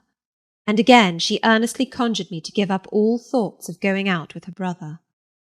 I must indeed, I said, for when just now I repeated the offer of serving him for a deacon, he expressed himself shocked at my want of decency. He seemed to think I had committed an impropriety in proposing to accompany him unmarried, as if I had not from the first hoped to find in him a brother, and habitually regarded him as such. What makes you say he does not love you, Jane? You should hear himself on the subject. He has again and again explained that it is not himself, but his office he wishes to mate. He has told me I am formed for labour, not for love, which is true, no doubt. But in my opinion, if I am not formed for love, it follows that I am not formed for marriage.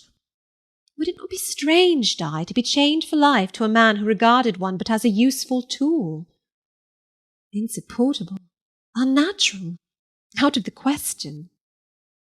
And then, I continued, though I have only sisterly affection for him now, yet, if forced to be his wife, I can imagine the possibility of conceiving an inevitable, strange, torturing kind of love for him, because he is so talented, and there is often a certain heroic grandeur in his look, manner, and conversation. In that case my lot would become unspeakably wretched. He would not want me to love him, and if I showed the feeling, he would make me sensible that it was a superfluity, unrequired by him, unbecoming in me. I know he would. And yet St. John is a good man, said Diana. He is a good and a great man, but he forgets pitilessly the feelings and claims of little people in pursuing his own large views. It is better, therefore, for the insignificant to keep out of his way, lest in his progress he should trample them down. Here he comes. I will leave you, Diana. And I hastened upstairs as I saw him entering the garden. But I was forced to meet him again at supper. During that meal he appeared just as composed as usual. I had thought he would hardly speak to me, and I was certain he had given up the pursuit of his matrimonial scheme. The sequel showed I was mistaken on both points. He addressed me precisely in his ordinary manner, or what had of late been his ordinary manner, one scrupulously polite.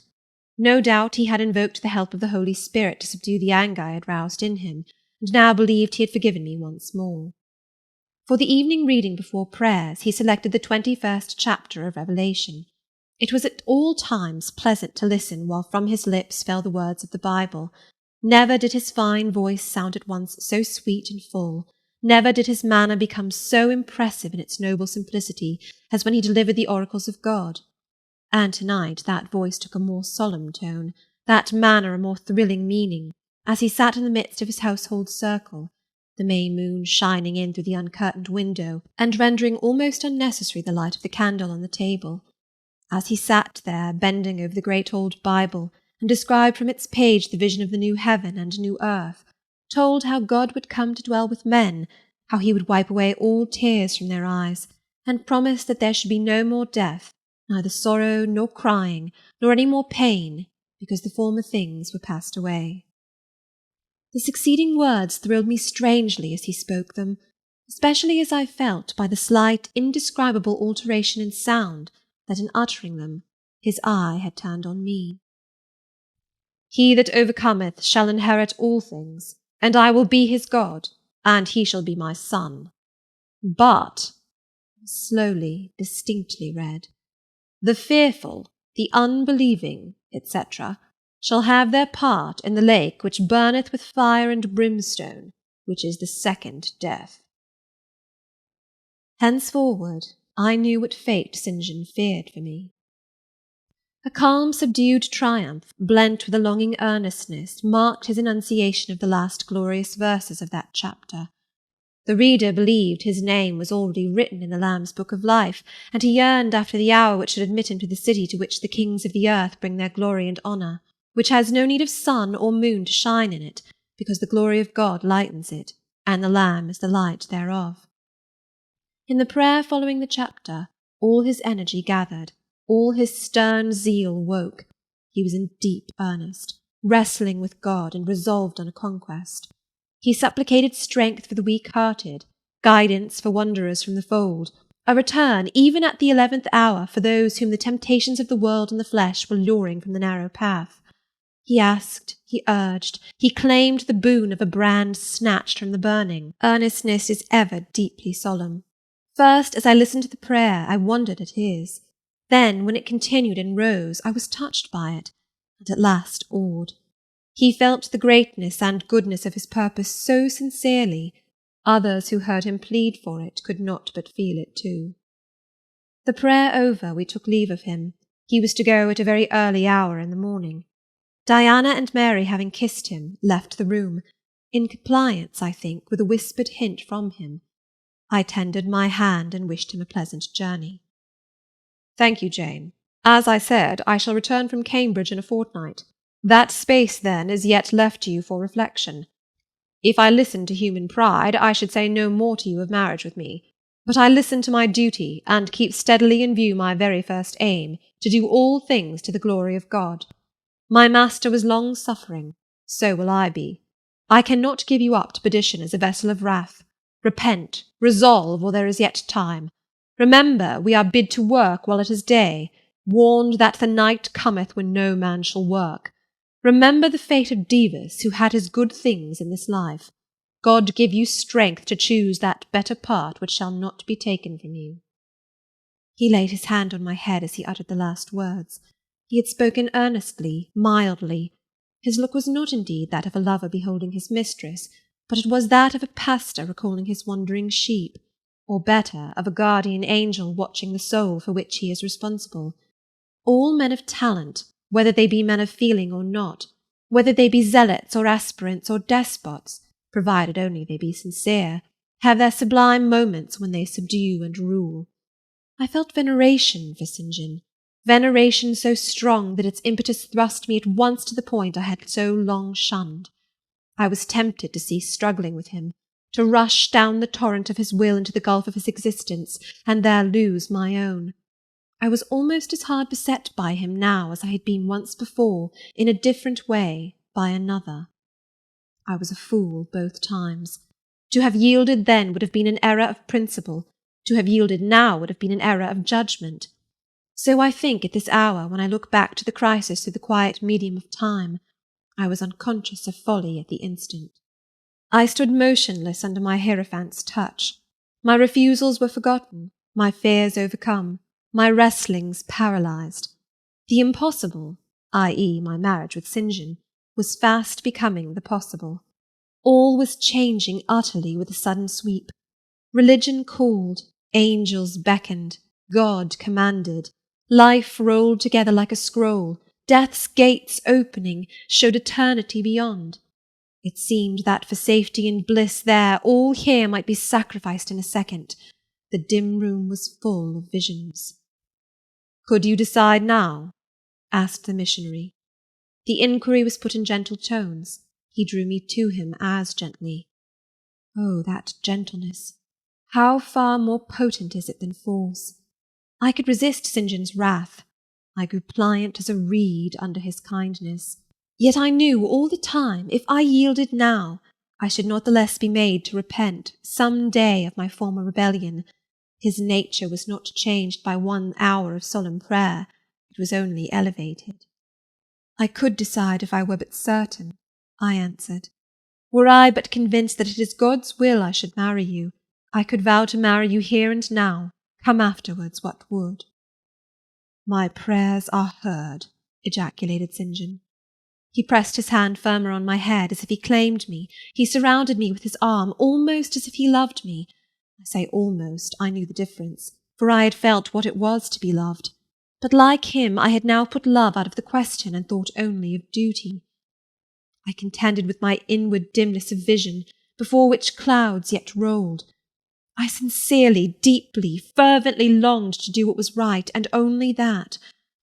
Show me the path, I entreated of heaven. I was excited more than I had ever been, and whether what followed was the effect of excitement the reader shall judge.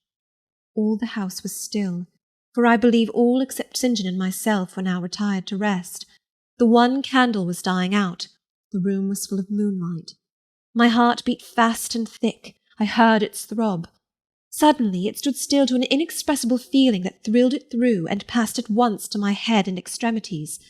The feeling was not like an electric shock, but it was quite as sharp, as strange, as startling.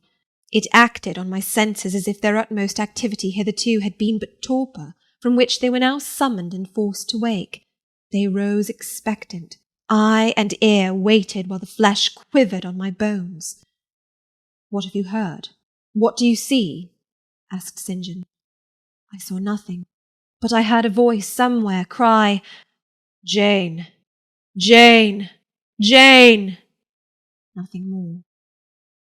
Oh, God, what is it? I gasped. I might have said, where is it? For it did not seem in the room, nor in the house, nor in the garden. It did not come out of the air, nor from under the earth, nor from overhead. I had heard it. Where or whence, forever impossible to know. And it was the voice of a human being, a known, loved, well-remembered voice, that of Edward Fairfax Rochester. And it spoke in pain and woe, wildly, eerily, urgently. I am coming, I cried. Wait for me. Oh, I will come. I flew to the door and looked into the passage. It was dark. I ran out into the garden. It was void. Where are you? I exclaimed. The hills beyond Marsh Glen sent the answer faintly back. Where are you? I listened. The wind sighed low in the firs. All was moorland loneliness and midnight hush. Downed superstition, I commented, as that spectre rose up black by the black yew at the gate. This is not thy deception, nor thy witchcraft. It is the work of nature. She was roused and did no miracle, but her best. I broke from St. John, who had followed and would have detained me. It was my time to assume ascendancy. My powers were in play and in force. I told him to forbear question or remark. I desired him to leave me. I must and would be alone. He obeyed at once. Where there is energy to command well enough, obedience never fails.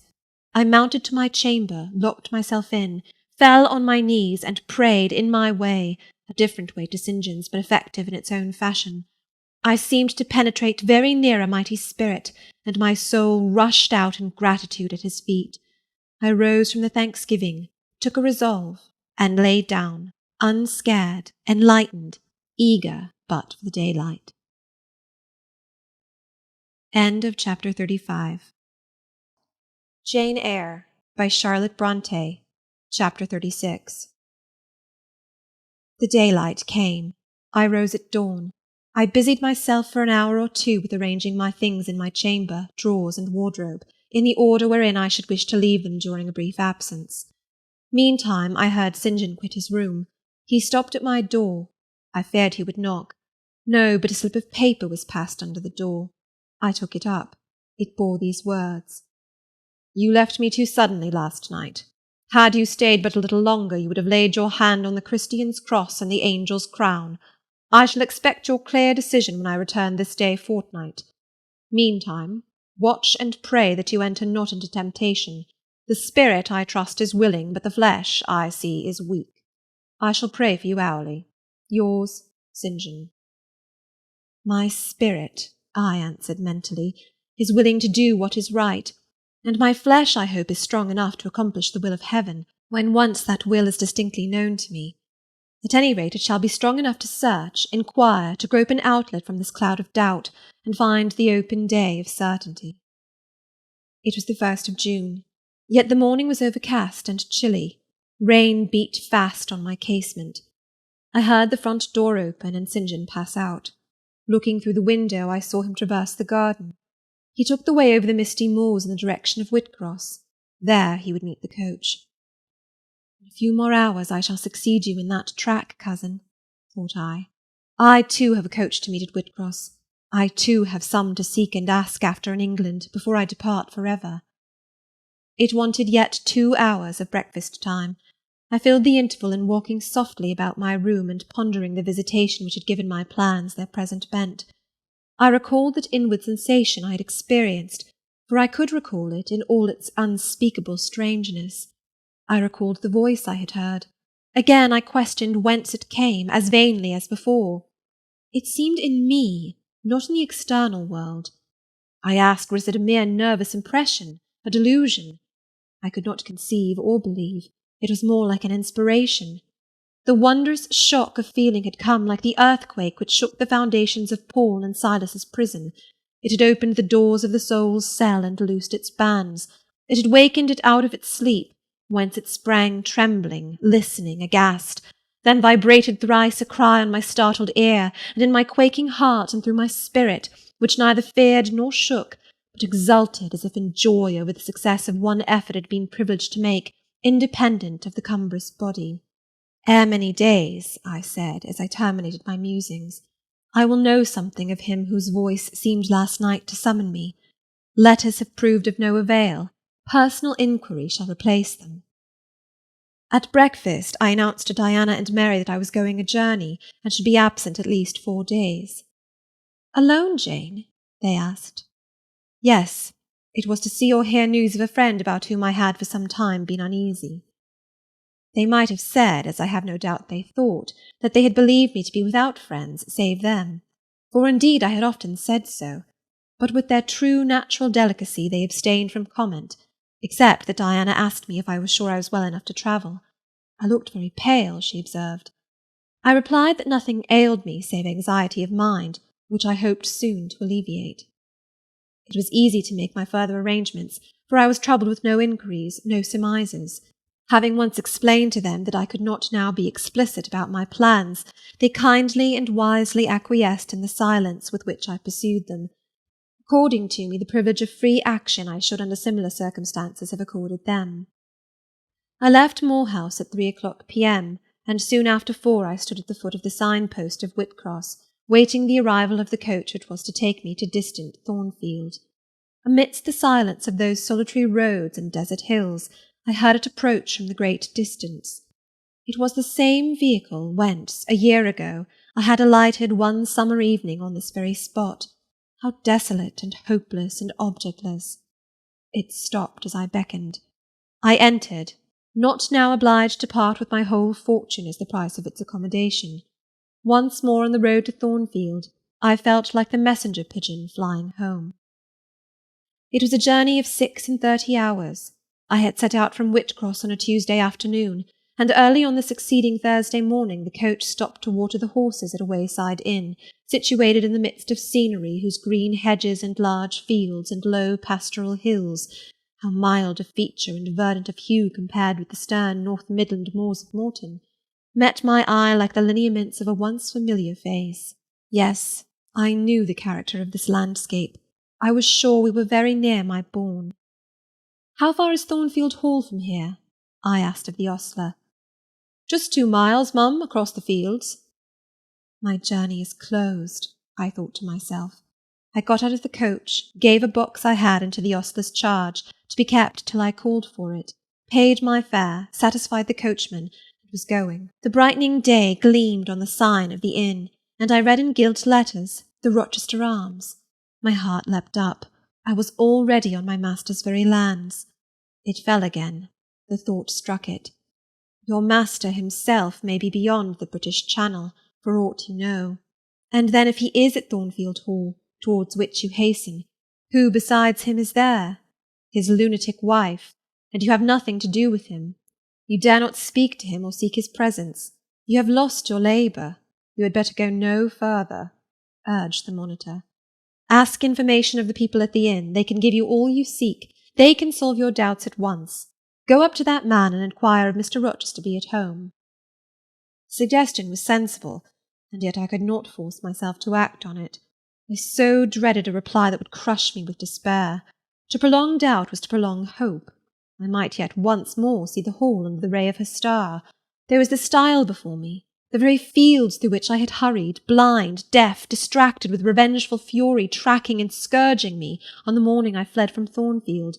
Ere I well knew what course I had resolved to take, I was in the midst of them. How fast I walked, how I ran sometimes, how I looked forward to catch the first view of the well-known woods.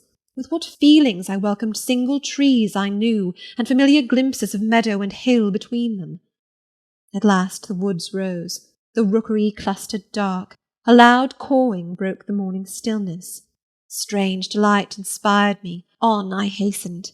Another field crossed, a lane threaded, and there were the courtyard walls, the back offices, the house itself, the rookery still hid.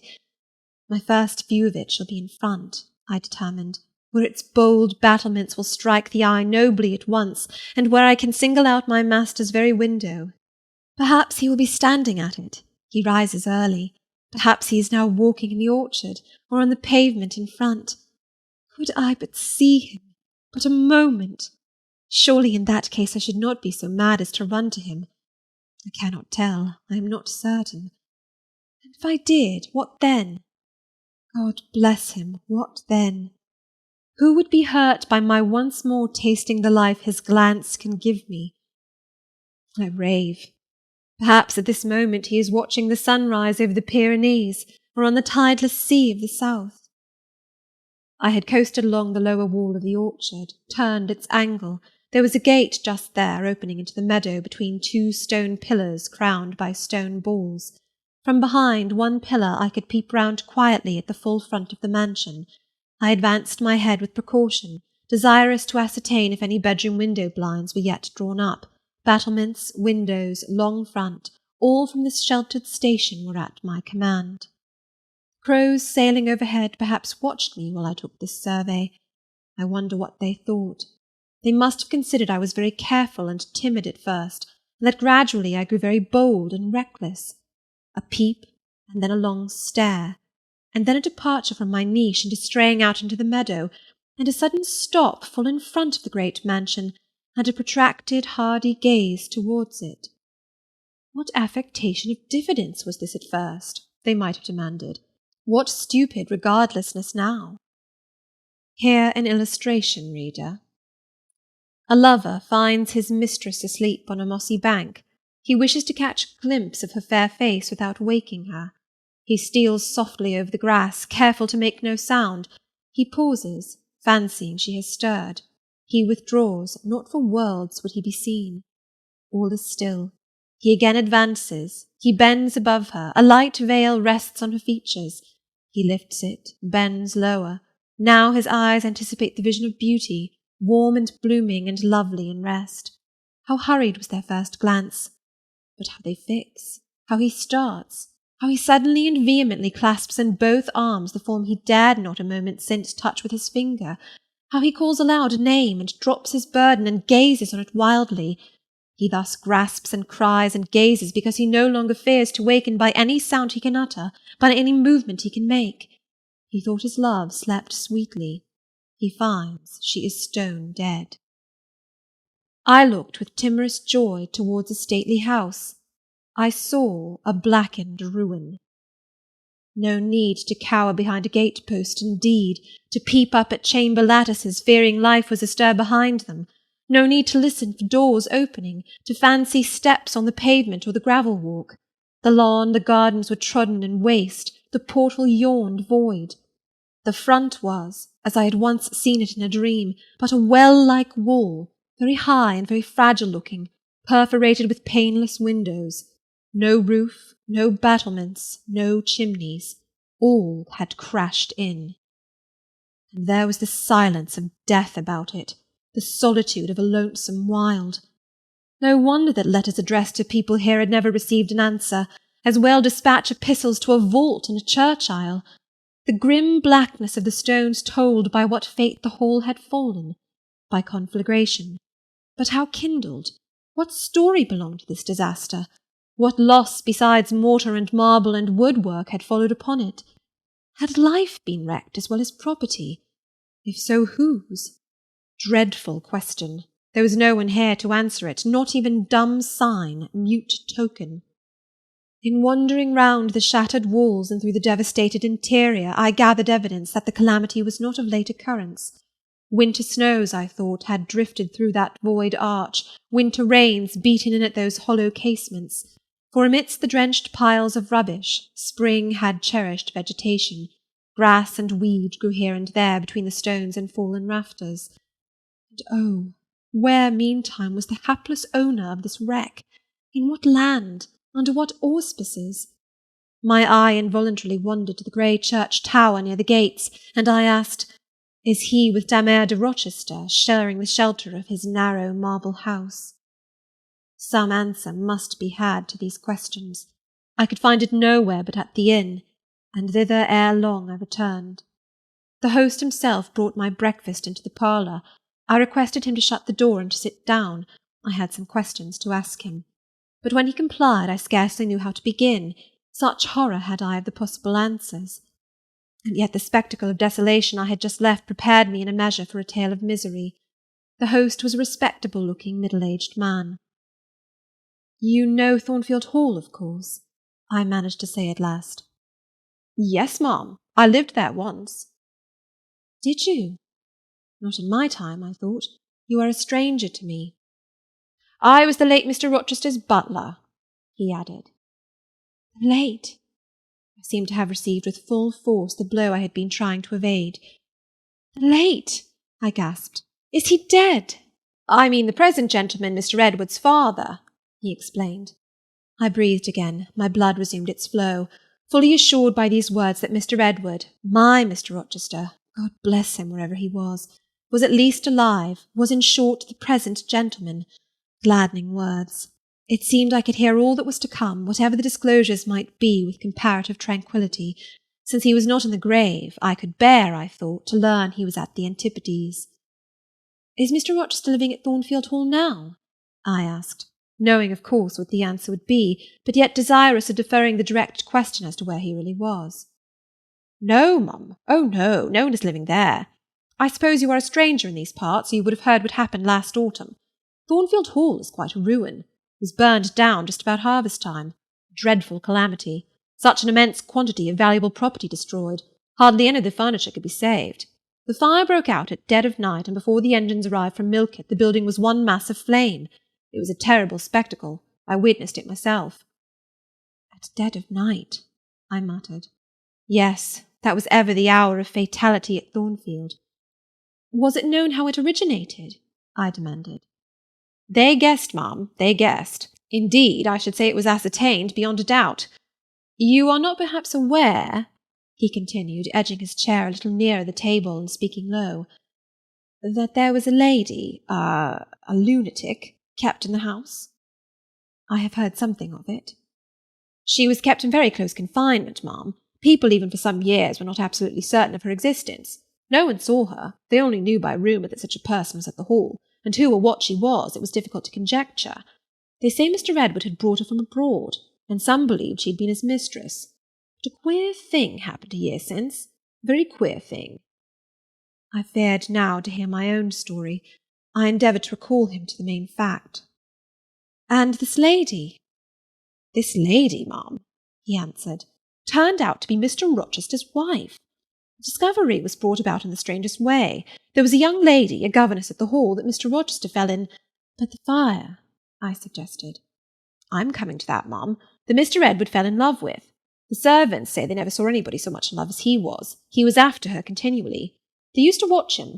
Servants will, you know, Mum. And he set store on her past everything. For all, nobody but him thought her so very handsome. She was a little small thing, they say, almost like a child. I never saw her myself, but I've heard Leah, the housemaid, tell of her. Leah liked her well enough.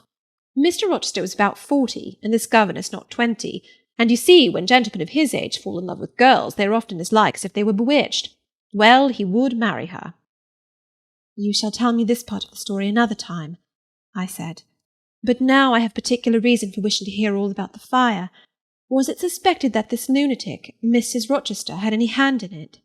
You've hit it, Mum. It's quite certain that it was her, and nobody but her, that set it going. She had a woman to take care of her called Mrs. Poole, an able woman in her line, and very trustworthy, but for one fault, a fault common to a deal of them nurses and matrons. She kept a private bottle of gin by her, and now and then took a drop overmuch. It is excusable, for she had a hard life of it, but still it was dangerous, for when Mrs. Poole was fast asleep after the gin and water, the mad lady, who was as cunning as a witch, would take the keys out of her pocket and let herself out of her chamber, and go roaming about the house, doing any wild mischief that came into her head. They say she had nearly burnt her husband in his bed once. I don't know about that. However, on this night she set fire first to the hangings of the room next her own, and then she got down to a lower story, and made her way to the chamber that had been the governess's. She was like as if she knew somehow matters had gone on, and had a spite at her, and she kindled the bed there, but there was nobody sleeping in it, fortunately. The governess had run away 2 months before, and for all Mr. Rochester sought her as if she'd been the most precious thing he had in the world, he never could hear a word of her, and he grew savage, quite savage on his disappointment. He never was a wild man, but he got dangerous after he lost her. He would be alone, too. He sent Mrs. Fairfax, the housekeeper, away to her friends at a distance, but he did it handsomely, for he settled an annuity on her for life, and she deserved it. She was a very good woman. Miss Adele, a ward he had, was put to school. He broke off acquaintance with all the gentry, and shut himself up like a hermit at the Hall. What? Did he not leave England? Leave England? Bless you, no.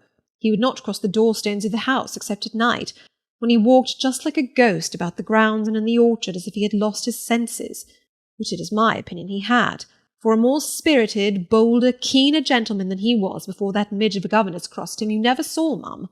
He was not a man given to wine, or cards, or racing, as some are, and he was not so very handsome, but he had a courage and a will of his own, if ever man had.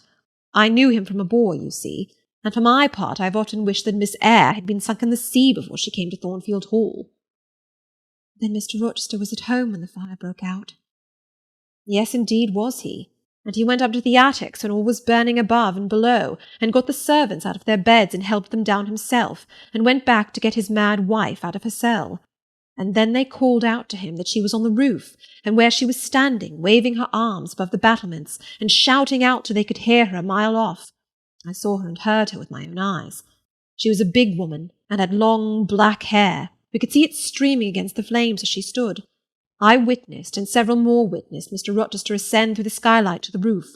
We heard him call Bertha. We saw him approach her. And then, Mum, she yelled and gave a spring, and the next minute she lay smashed on the pavement. Dead? Dead. Aye, dead as the stones on which her brains and blood were scattered. Good God! You may well say so, Mum. It was frightful. He shuddered. And afterwards? I urged. Well, Mum, afterwards the house was burnt to the ground. There are only some bits of walls standing now. Were any other lives lost? No. Perhaps it would have been better if there had. What do you mean? Poor Mr. Edward, he ejaculated. I little thought ever to have seen it. Some say it was a just judgment on him for keeping his first marriage secret, and wanting to take another wife while he had one living. But I pity him for my part. You said he was alive? I exclaimed. Yes, he is alive, but many think he had better be dead. Why? How? My blood was again running cold. Where is he? I demanded. Is he in England? Aye, he's in England. He can't get out of England, I fancy. He's a fixture now. What agony was this? and the man seemed resolved to protract it. "He is stone blind," he said at last. "Yes, he is stone blind, is Mr. Redwood." I had dreaded worse. I had dreaded he was mad. I summoned strength to ask what had caused this calamity. "It was all his own courage, and a body may say his kindness in a way, ma'am. He wouldn't leave the house till every one else was out before him. As he came down the great staircase at last, after Mrs. Rochester had flung herself from the battlements, there was a great crash. All fell. He was taken out from under the ruins, alive but sadly hurt. A beam had fallen in such a way as to protect him partly, but one eye was knocked out, and one hand so crushed that Mr. Carter the surgeon had to amputate it directly. The other eye inflamed. He lost the sight of that also. He is now helpless indeed, blind and a cripple." "Where is he? Where does he live now?" "At Ferndean, a manor house on a farm he has, about 30 miles off. Quite a desolate spot." "Who is with him?" "Old John and his wife. He would have none else. He is quite broken down, they say." "Have you any sort of conveyance?" "We have a chaise, ma'am, a very handsome chaise." "Let it be got ready instantly, and if your post-boy can drive me to Ferndean before dark this day, I'll pay both you and him twice the hire you usually demand." End of chapter 36. Jane Eyre by Charlotte Brontë. Chapter 37. The manor house of Ferndean was a building of considerable antiquity, moderate size, and no architectural pretensions, deep buried in a wood. I had heard of it before. Mr. Rochester often spoke of it, and sometimes went there. His father had purchased the estate for the sake of the game covers. He would have let the house, but could find no tenant, in consequence of its ineligible and insalubrious site. Ferndean then remained uninhabited and unfurnished, with the exception of some 2 or 3 rooms fitted up for the accommodation of the squire when he went there in the season to shoot. To this house I came just ere dark on an evening marked by the characteristics of sad sky, cold gale, and continued small penetrating rain. The last mile I performed on foot, having dismissed the chaise and driver with the double remuneration I had promised. Even when within a very short distance of the manor-house you could see nothing of it, so thick and dark grew the timber of the gloomy wood about it. Iron gates between granite pillars showed me where to enter, and passing through them I found myself at once in the twilight of close-ranked trees. There was a grass-grown track descending the forest aisle between hoar and knotty shafts and under-branched arches. I followed it, expecting soon to reach the dwelling, but it stretched on and on, it would far and farther. No sign of habitation or grounds was visible. I thought I had taken a wrong direction and lost my way. The darkness of natural as well as of sylvan dusk gathered over me. I looked round in search of another road. There was none.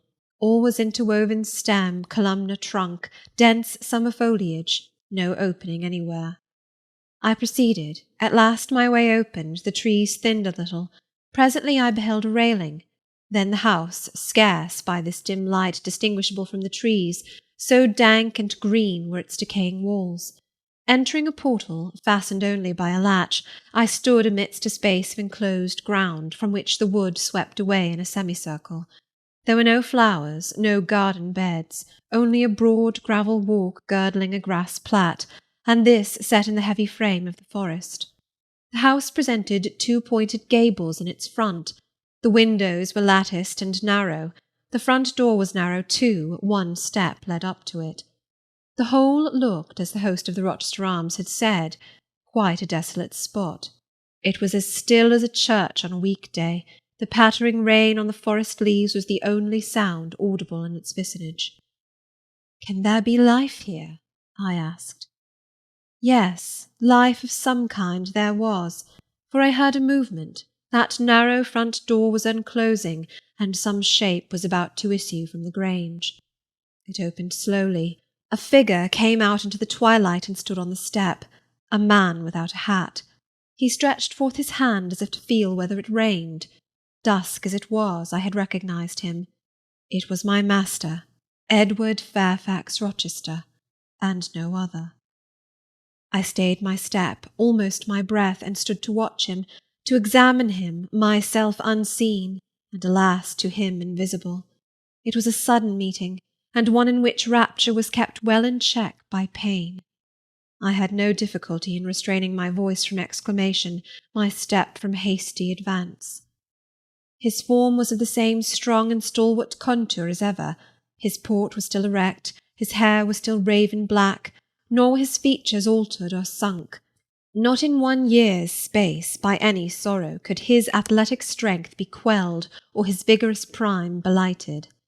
But in his countenance I saw a change. That looked desperate and brooding. That reminded me of some wronged and fettered wild beast or bird, dangerous to approach in his sullen woe. The caged eagle, whose gold-ringed eyes cruelty has extinguished, might look as looked that sightless Samson. And, reader, do you think I feared him in his blind ferocity? If you do, you little know me. A soft hope blessed with my sorrow that soon I should dare to drop a kiss on that brow of rock, and on those lips so sternly sealed beneath it. But not yet. I would not accost him yet. He descended the 1 step, and advanced slowly and gropingly towards the grass-plat. Where was his daring stride now? Then he paused, as if he knew not which way to turn. He lifted his hand and opened his eyelids, gazed blank and with a straining effort on the sky, and toward the amphitheatre of trees. One saw that all to him was void darkness. He stretched his right hand. The left arm, the mutilated one, he kept hidden in his bosom. He seemed to wish by touch to gain an idea of what lay around him. He met but vacancy still, for the trees were some yards off from where he stood. He relinquished the endeavour, folded his arms, and stood quiet and mute in the rain, now falling fast on his uncovered head. At this moment John approached him from some quarter. "Will you take my arms, sir?" he said. "There is a heavy shower coming on. Had you not better go in?" "Let me alone," was the answer. John withdrew without having observed me. Mr. Rochester now tried to walk about. Vainly. All was too uncertain. He groped his way back to the house, and re-entering it, closed the door. I now drew near and knocked. John's wife opened for me. "Mary," I said, "how are you?" She started as if she had seen a ghost. I calmed her. To her hurried, "Is it really you, miss, come at this late hour to this lonely place?" I answered by taking her hand, and then I followed her into the kitchen, where John now sat by a good fire. I explained to them in few words that I had heard all which had happened since I left Thornfield, and that I was come to see Mr. Rochester. I asked John to go down to the turnpike house where I had dismissed the chaise, and bring my trunk, which I had left there, and while I removed my bonnet and shawl, I questioned Mary as to whether I could be accommodated at the manor house for the night, and finding that arrangements to that effect, though difficult, would not be impossible, I informed her I should stay. Just at that moment the parlour bell rang. "When you go in," said I, "tell your master that a person wishes to speak to him, but do not give my name." "I don't think he will see you," she answered. "He refuses everybody." When she returned, I inquired what he had said. "You are to send in your name and your business," she replied. She then proceeded to fill a glass with water and place it on a tray together with candles. "Is that what he rang for?" I asked. "Yes. He always has candles brought in at dark, though he is blind." "Give the tray to me. I will carry it in." I took it from her hand. She pointed me out to the parlour door. The tray shook as I held it. The water spilled from the glass. My heart struck my ribs loud and fast. Mary opened the door for me and shut it behind me. This parlour looked gloomy. A neglected handful of fire burnt low in the grate, and leaning over it, with his head supported against the high old-fashioned mantelpiece, appeared the blind tenant of the room. His old dog, Pilot, lay on one side, removed out of the way, and coiled up as if afraid of being inadvertently trodden upon. Pilot pricked up his ears when I came in. Then he jumped up with a yelp and a whine and bounded towards me. He almost knocked the tray from my hands. I set it on the table, then patted him and said softly, "Lie down." Mr. Rochester turned mechanically to see what the commotion was. But as he saw nothing, he returned and sighed. "Give me the water, Mary," he said. I approached him with the now only half-filled glass. Pilot followed me, still excited. "What is the matter?" he inquired.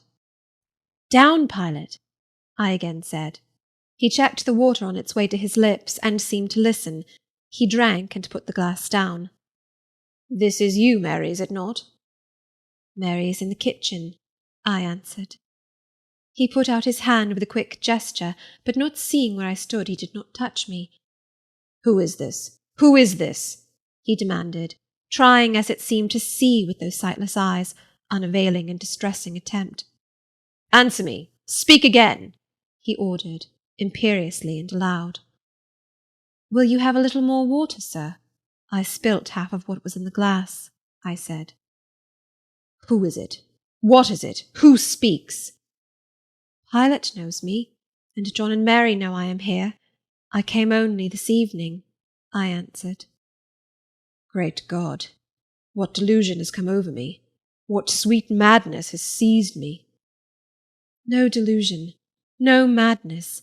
Your mind, sir, is too strong for delusion, your health too sound for frenzy." "And where is the speaker? Is it only a voice? I cannot see, but I must feel, or my heart will stop and my brain burst. Whatever, whoever you are, be perceptible to the touch, or I cannot live." He groped. I arrested his wandering hand and prisoned it in both mine. "Her very fingers," he cried.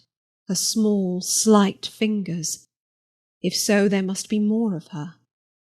The muscular hand broke from my custody. My arm was seized, my shoulder, neck, waist. I was entwined and gathered to him. "Is it Jane? What is it?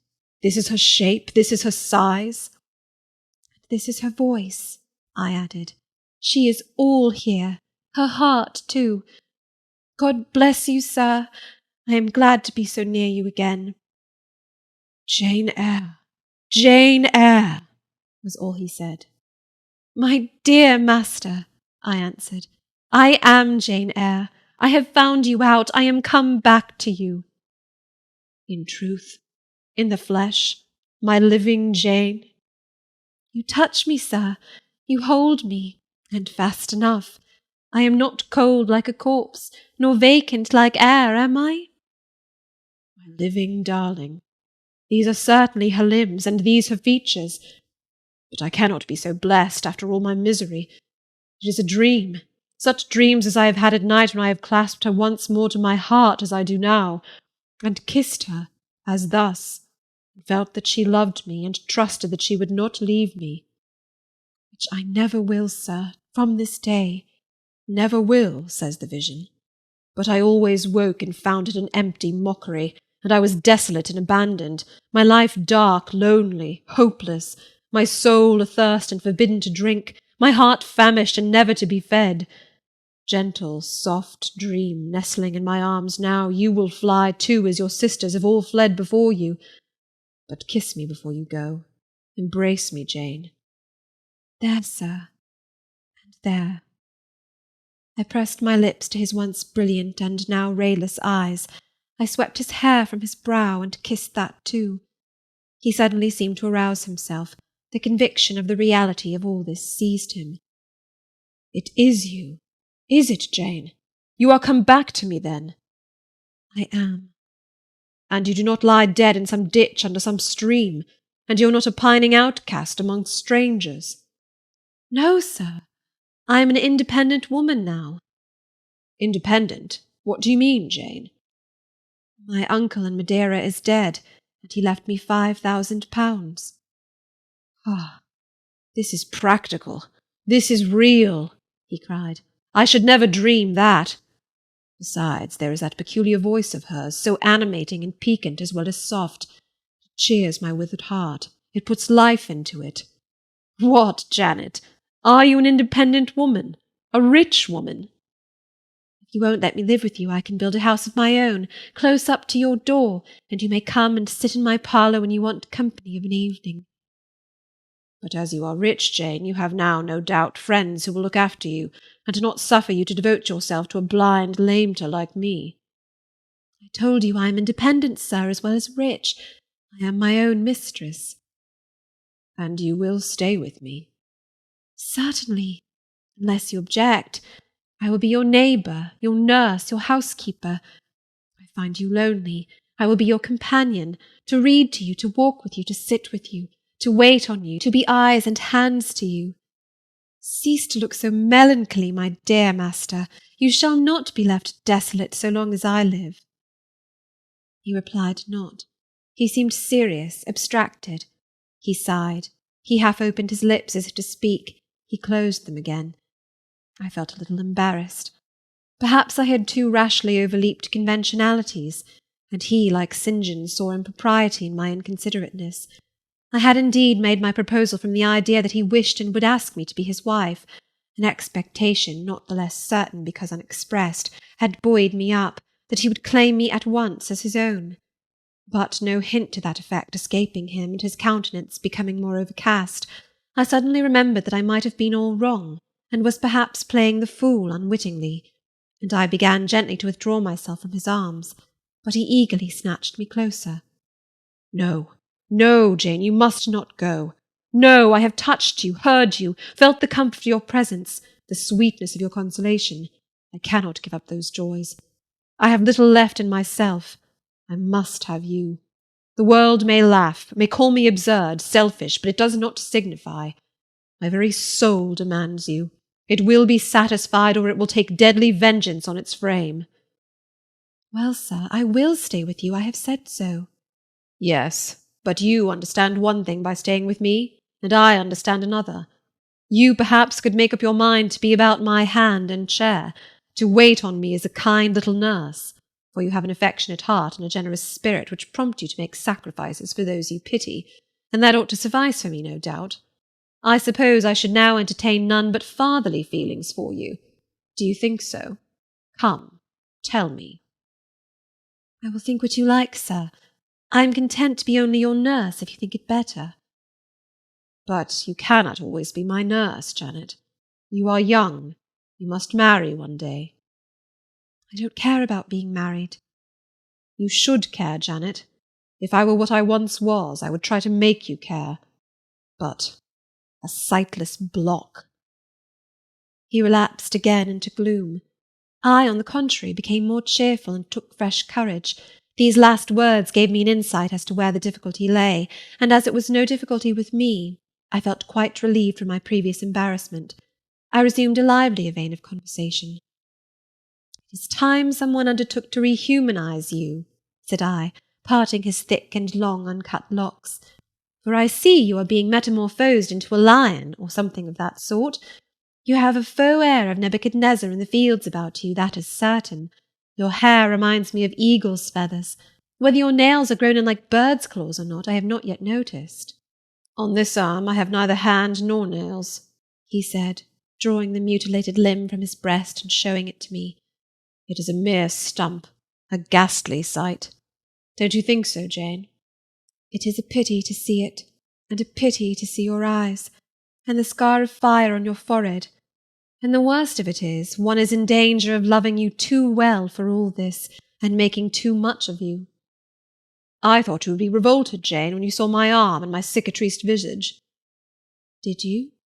Don't tell me so, lest I should say something disparaging to your judgment. Now let me leave you an instant to make a better fire and have the hearth swept up. Can you tell when there is a good fire?" "Yes. With the right eye I see a glow, a ruddy haze." "And you see the candles?" "Very dimly. Each is a luminous cloud." "Can you see me?" "No, my fairy, but I am only too thankful to hear and feel you." "When do you take supper?" "I never take supper." "But you shall have some tonight. I am hungry. So are you, I dare say, only you forget." Summoning Mary, I soon had the room in a more cheerful order. I prepared him likewise a comfortable repast. My spirits were excited, and with pleasure and ease I talked to him during supper and for a long time after. There was no harassing restraint, no repressing of glee and vivacity with him, for with him I was perfectly at ease, because I knew I suited him. All I said or did seemed either to console or revive him. Delightful consciousness! It brought to life and light my whole nature. In his presence I thoroughly lived, and he in mine. Blind as he was, smiles played over his face, joy dawned on his forehead, his lineaments softened and warmed. After supper he began to ask me many questions of where I had been, what I had been doing, how I had found him out. But I gave him only partial replies. It was too late to enter into particulars that night. Besides, I wished to touch no deep thrilling chord, to open no fresh well of emotion in his heart. My sole present aim was to cheer him. Cheered, as I have said, he was, and yet but by fits. If a moment's silence broke the conversation, he would turn restless, touch me, then say, "Jane, you are altogether a human being, Jane. You are certain of that?" "I conscientiously believe so, Mr. Rochester." "Yet how on this dark and doleful evening could you so suddenly rise on my lone hearth? I stretched my hand to take a glass of water from a hireling, and it was given me by you. I asked a question expecting John's wife to answer me, and your voice spoke at my ear." "Because I had come in Mary's stead with the tray." "And there is enchantment in the very hour I am now spending with you. Who can tell what a dark, dreary, hopeless life I have dragged on for months past, doing nothing, expecting nothing, merging night in day, feeling but the sensation of cold when I let the fire go out, of hunger when I forgot to eat, and then a ceaseless sorrow, and at times a very delirium of desire to behold my Jane again. Yes, for her restoration I long, far more than for that of my lost sight. How can it be that Jane is with me and says she loves me? Will she not depart as suddenly as she came? Tomorrow I fear I shall find her no more." A commonplace, practical reply, out of the train of his own disturbed ideas, was, I was sure, the best and most reassuring for him in his frame of mind. I passed my finger over his eyebrows, and remarked that they were scorched, and that I would apply something which would make them grow as broad and black as ever.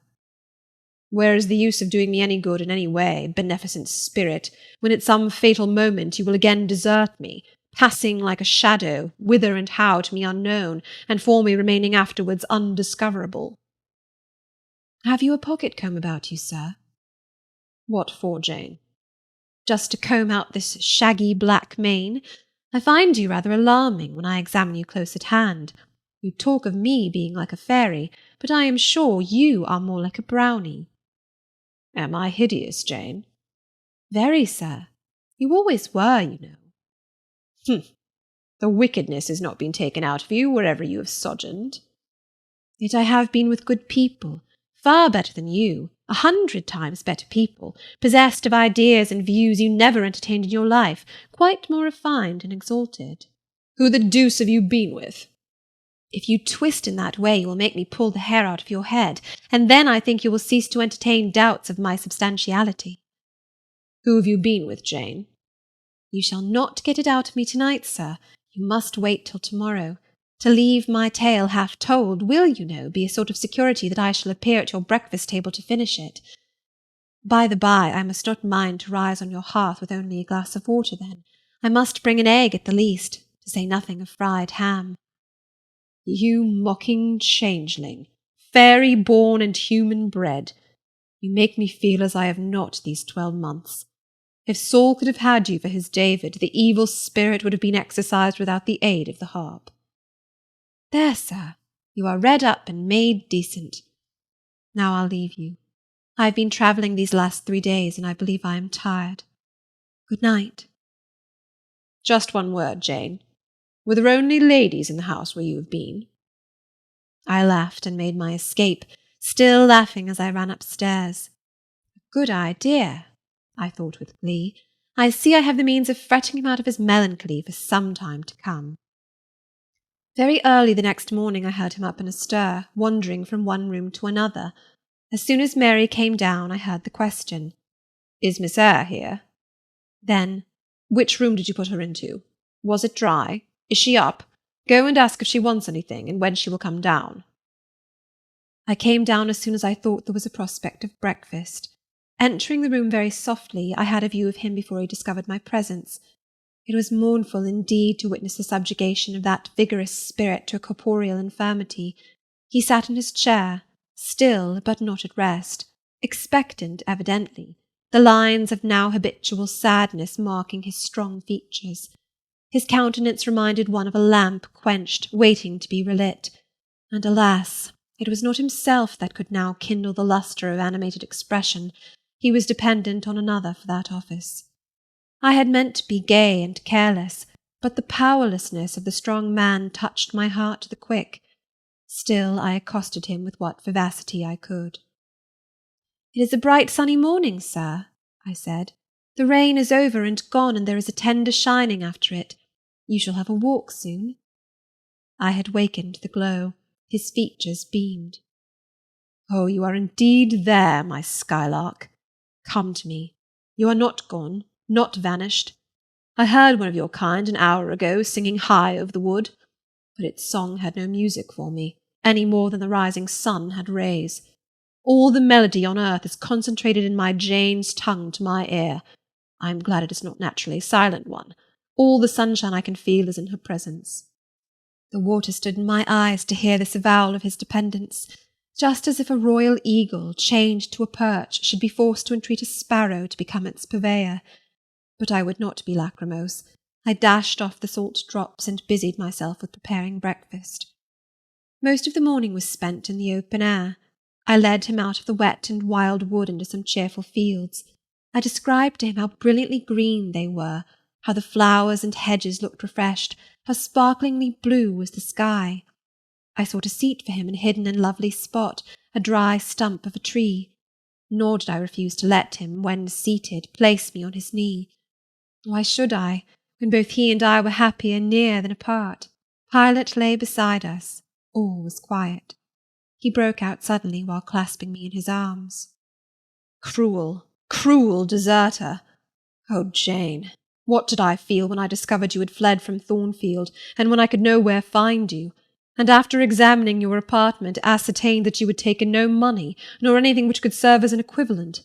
The pearl necklace I had given you lay untouched in its little casket. Your trunks were left corded and locked as they had been prepared for the bridal tour. What could my darling do, I asked, left destitute and penniless? And what did she do? Let me hear now."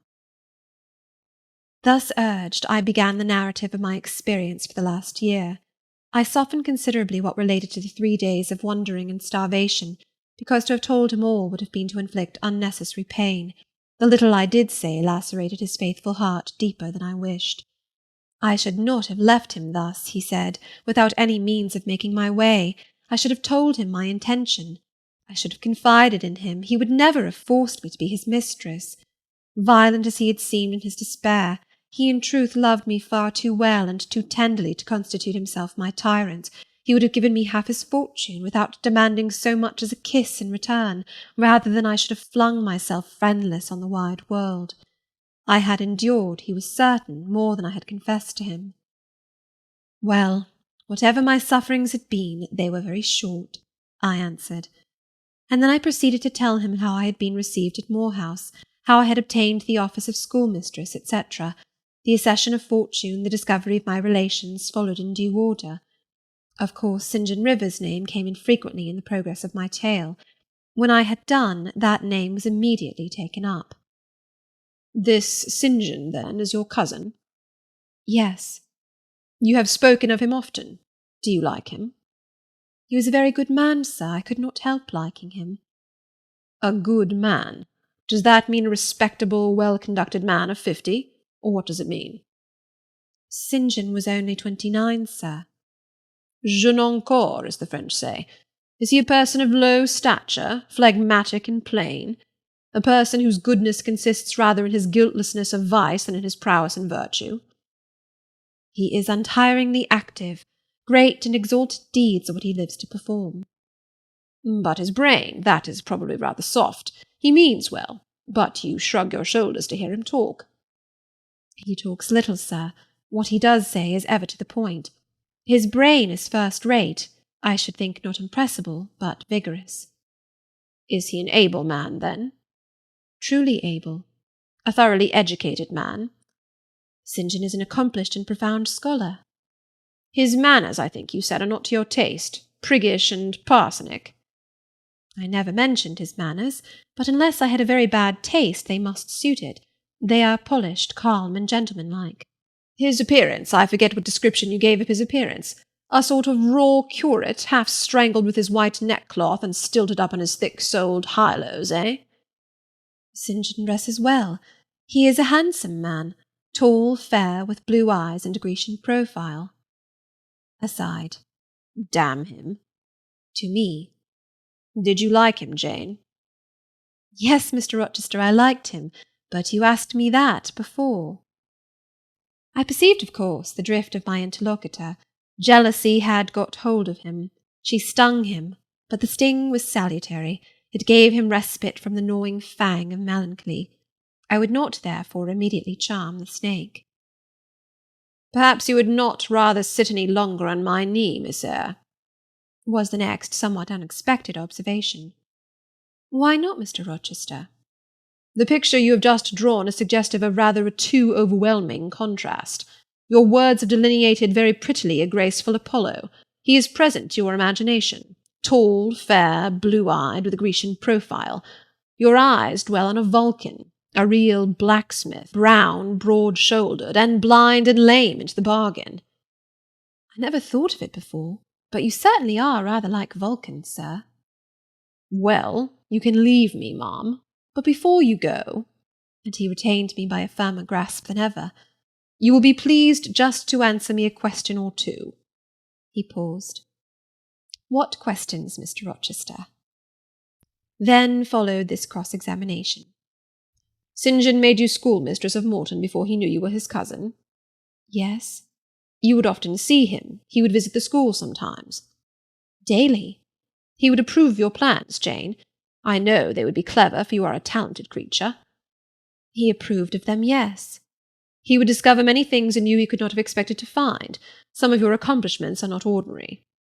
I don't know about that. You had a little cottage near the school, you say. Did he ever come to see you? Now and then. Of an evening? Once or twice. A pause. How long did you reside with him and his sisters after the cousinship was discovered? 5 months. Did Rivers spend much time with the ladies of his family? Yes, the back parlour was both his study and ours. He sat near the window, and we by the table. Did he study much? A good deal. What? Hindostani. And what did you do meantime? I learnt German at first. Did he teach you? He did not understand German. Did he teach you nothing? A little Hindostani. Rivers taught you Hindostani? Yes, sir. And his sisters also? No. Only you? Only me. Did you ask to learn? No. He wished to teach you? Yes. A second pause. Why did he wish it? Of what use could Hindostani be to you? He intended me to go with him to India. Ah, here I reach the root of the matter. He wanted you to marry him. He asked me to marry him. That is a fiction, an impudent invention to vex me. I beg your pardon. It is the literal truth. He asked me more than once, and was as stiff about urging his point as ever you could be. Miss Eyre, I repeat it, you can leave me. How often am I to say the same thing? Why do you remain pertinaciously perched on my knee when I have given you notice to quit? Because I am comfortable there. No, Jane, you are not comfortable there because your heart is not with me. It is with this cousin, this St. John. Oh, till this moment I thought my little Jane was all mine. I had a belief she loved me even when she left me. This was an Adam of sweet and much bitter. Long as we have been parted, hot tears as I have wept over our separation, I never thought that while I was mourning her, she was loving another. But it is useless grieving. Jane, leave me. Go and marry Rivers. Shake me off, then, sir. Push me away, for I'll not leave you of my own accord. Jane, I ever like your tone of voice. It still renews hope. It sounds so truthful. When I hear it, it carries me back a year. I forget that you have formed a new tie. But I am not a fool. Go. Where must I go, sir? Your own way with the husband you have chosen. Who is that? You know, this St. John Rivers. He is not my husband, nor ever will be. He does not love me. I do not love him. He loves, as he can love, and that is not as you love, a beautiful young lady called Rosamond. He wished to marry me only because he thought I should make a suitable missionary's wife, which she would not have done. He is good and great, but severe, and for me cold as an iceberg. He is not like you, sir. I am not happy at his side, nor near him, nor with him. He has no indulgence for me, no fondness. He sees nothing attractive in me, not even youth, only a few useful mental points. Then I must leave you, sir, to go to him. I shuddered involuntarily, and clung instinctively closer to my blind but beloved master. He smiled. What, Jane? Is this true? Is such really the state of matters between you and Rivers? Absolutely, sir. Oh, you need not be jealous. I wanted to tease you a little to make you less sad. I thought anger would be better than grief.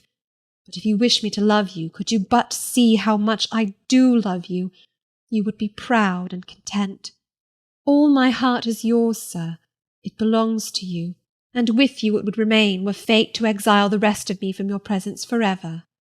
Again, as he kissed me, painful thoughts darkened his aspect. My seared vision, my crippled strength, he murmured regretfully. I caressed in order to soothe him. I knew of what he was thinking, and wanted to speak for him, but dared not. As he turned aside his face a minute, I saw a tear slide from under the seared eyelid, and trickle down the manly cheek. My heart swelled. I am no better than the old lightning-struck chestnut tree in Thornfield orchard, he remarked ere long. And what right would that ruin have to bid a budding woodbine cover its decay with freshness? You are no ruin, sir, no lightning-struck tree. You are green and vigorous.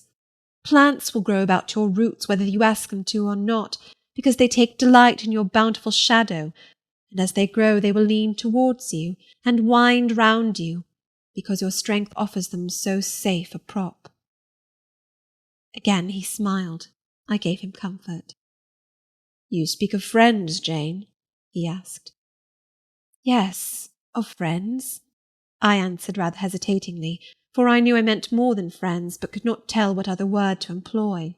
He helped me. Ah, Jane, but I want a wife. Do you, sir? Yes, is it news to you? Of course, you said nothing about it before. Is it unwelcome news? That depends on circumstances, sir, on your choice. Which you shall make for me, Jane. I will abide by your decision. Choose then, sir, her who loves you best. I would at least choose her I love best. Jane, will you marry me? Yes, sir. A poor blind man whom you will have to lead about by the hand? Yes, sir. A crippled man 20 years older than you whom you will have to wait on? Yes, sir. Truly, Jane? Most truly, sir. Oh, my darling, God bless you and reward you. Mr. Rochester, if ever I did a good deed in my life, if ever I thought a good thought, if ever I prayed a sincere and blameless prayer, if ever I wished a righteous wish, I am rewarded now. To be your wife is for me to be as happy as I can be on earth. Because you delight in sacrifice. Sacrifice? What do I sacrifice? Famine for food, expectation for content, to be privileged to put my arms round what I value, to press my lips to what I love, to repose on what I trust. Is that to make a sacrifice? If so, then certainly I delight in sacrifice. And to bear with my infirmities, Jane, to overlook my deficiencies. Which are none, sir, to me. I love you better now, when I can really be useful to you, than I did in your state of proud independence, when you disdained every part but that of the giver and protector. Hitherto I have hated to be helped, to be led. Henceforth I feel I shall hate it no more. I did not like to put my hand into a hireling's, but it is pleasant to feel it circled by Jane's little fingers. I preferred utter loneliness to the constant attendance of servants, but Jane's soft ministry will be a perpetual joy. Jane suits me. Do I suit her? To the finest fibre of my nature, sir. The case being so, we have nothing in the world to wait for. We must be married instantly. He looked and spoke with eagerness. His old impetuosity was rising. We must become one flesh without any delay, Jane. There is but the licence to get. Then we marry. Mr. Rochester, I have just discovered the sun is far declined from its meridian, and Pilot has actually gone home to his dinner. Let me look at your watch. Fasten it into your girdle, Janet, and keep it henceforward. I have no use for it. It is nearly 4 o'clock in the afternoon, sir. Don't you feel hungry? The 3rd day from this must be our wedding day, Jane. Never mind fine clothes and jewels now. All that is not worth a fillip. The sun has dried up all the raindrops, sir. The breeze is still. It is quite hot. Do you know, Jane, I have your little pearl necklace at this moment fastened round my bronze scrag under my cravat. I have worn it since the day I lost my only treasure, as a memento of her. We will go home through the wood. That will be the shadiest way. He pursued his own thoughts without heeding me. Jane, you think me, I dare say, an irreligious dog, but my heart swells with gratitude to the beneficent God of this earth just now. He sees not as man sees, but far clearer, judges not as man judges, but far more wisely. I did wrong. I would have sullied my innocent flower, breathed guilt on its purity. The Omnipotent snatched it from me. I, in my stiff-necked rebellion, almost cursed the dispensation. Instead of bending to the decree, I defied it. Divine justice pursued its course. Disasters came thick on me. I was forced to pass through the valley of the shadow of death. His chastisements are mighty, and one smote me which has humbled me forever. You know I was proud of my strength. But what is it now, when I must give it over to foreign guidance as a child does its weakness? Of late, Jane, only of late, I began to see and acknowledge the hand of God in my doom. I began to experience remorse, repentance, the wish for reconcilement to my Maker. I began sometimes to pray. Very brief prayers they were, but very sincere. Some days since, nay, I can number them, 4, it was last Monday night, a singular mood came over me, one in which grief replaced frenzy, sorrow, sullenness. I had long had the impression that since I could nowhere find you, you must be dead.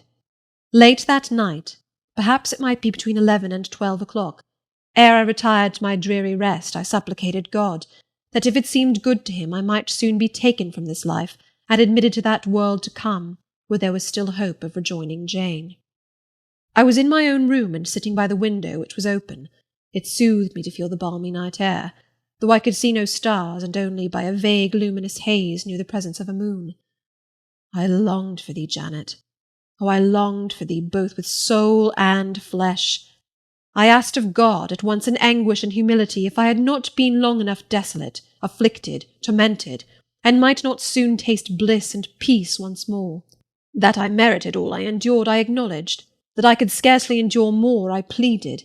And the Alpha and Omega of my heart's wishes broke involuntarily from my lips the words, Jane, Jane, Jane. Did you speak those words aloud? I did, Jane. If any listener had heard me, he would have thought me mad. I pronounced them with such frantic energy. And it was last Monday night, somewhere near midnight? Yes, but the time is of no consequence. What followed is the strange point. You will think me superstitious. Some superstition I have in my blood, and always had. Nevertheless, this is true. True at least it is that I heard what I now relate. As I exclaimed, Jane, Jane, Jane, a voice, I cannot tell whence the voice came, but I know whose voice it was, replied, I am coming. Wait for me. And a moment after went whispering on the wind the words, Where are you? I'll tell you if I can, the idea, the picture these words opened to my mind, yet it is difficult to express what I want to express. Ferndean is buried, as you see, in heavy wood, where sound falls dull, and dies unreverberating. Where are you? Seemed spoken amongst mountains, for I heard a hill-sent echo repeat the words.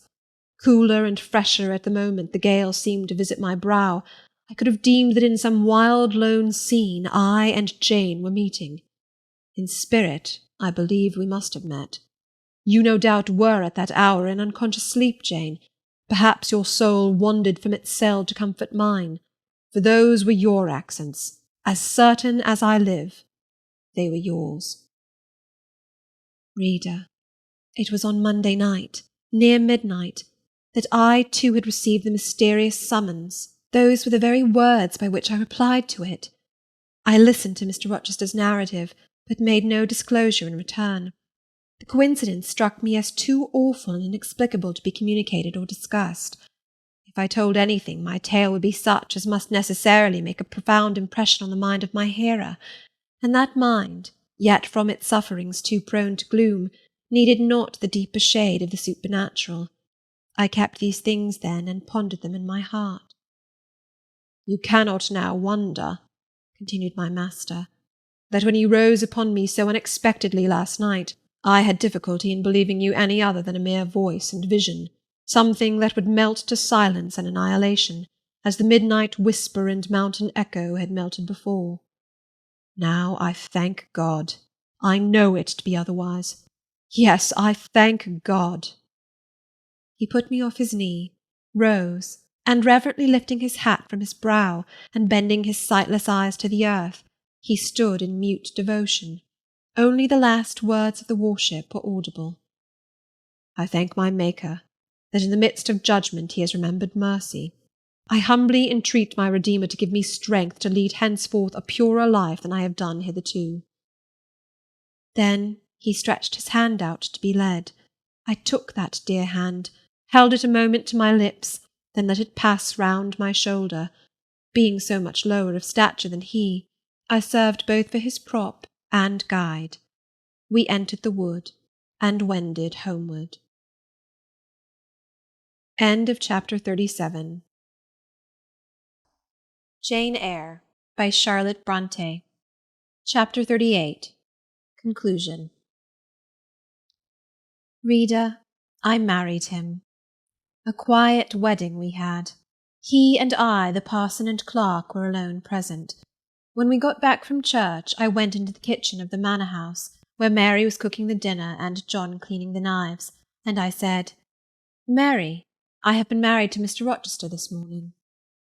The housekeeper and her husband were both of that decent, phlegmatic order of people to whom one may at any time safely communicate a remarkable piece of news without incurring the danger of having one's ears pierced by some shrill ejaculation, and subsequently stunned by a torrent of wordy wonderment. Mary did look up, and she did stare at me. The ladle with which she was basting a pair of chickens roasting at the fire did for some 3 minutes hang suspended in the air, and for the same space of time John's knives also had rest from the polishing process. But Mary, bending again over the roast, said only, "Have you, miss? Well, for sure."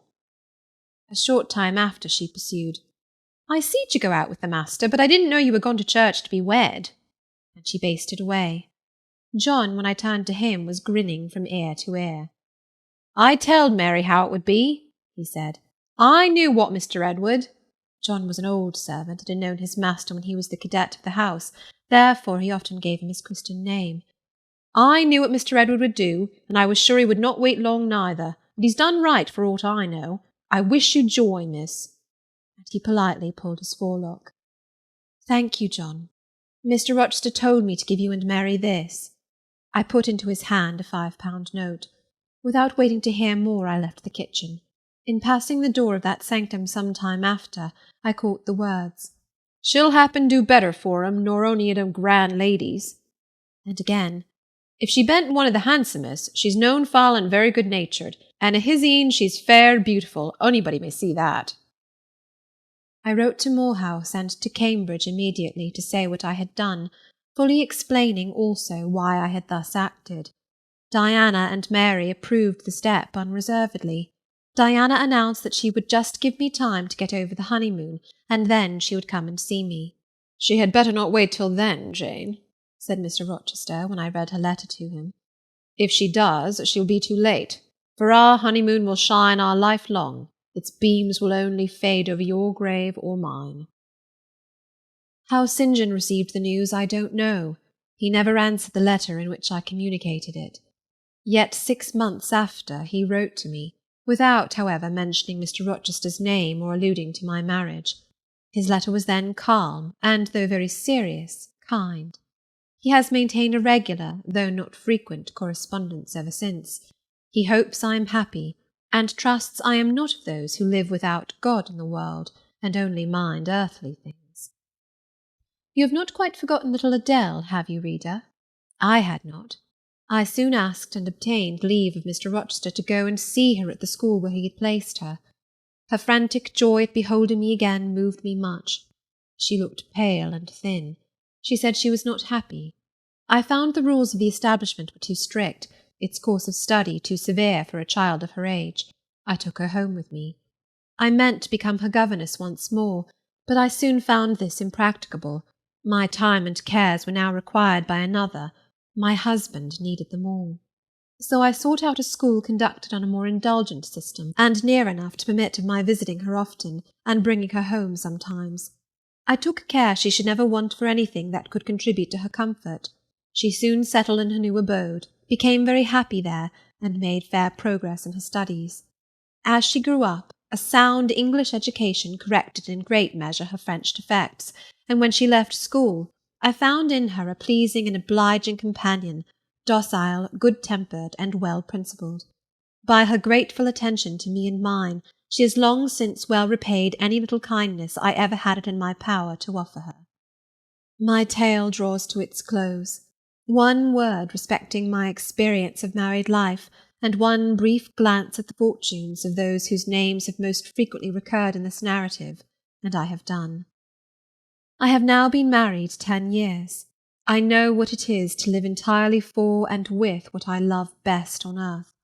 I hold myself supremely blessed, blessed beyond what language can express, because I am my husband's life as fully as he is mine. No woman was ever nearer to her mate than I am, ever more absolutely bone of his bone and flesh of his flesh. I know no weariness of my Edward's society. He knows none of mine, any more than we do of the pulsation of the heart that beats in our separate bosoms. Consequently, we are ever together. To be together is for us to be at once as free as in solitude, as gay as in company. We talk, I believe, all day long. To talk to each other is but a more animated and an audible thinking.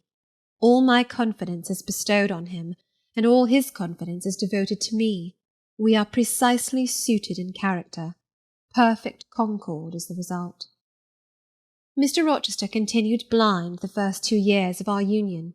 Perhaps it was that circumstance that drew us so very near, that knit us so very close, for I was then his vision, as I am still his right hand.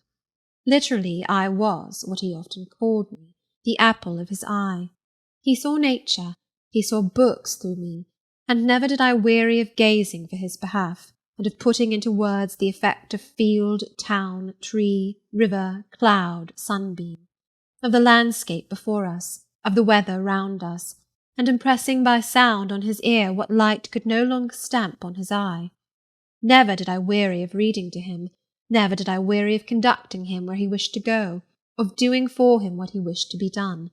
And there was a pleasure in my services, most full, most exquisite, even though sad, because he claimed these services without painful shame or damping humiliation. He loved me so truly that he knew no reluctance in profiting by my attendance.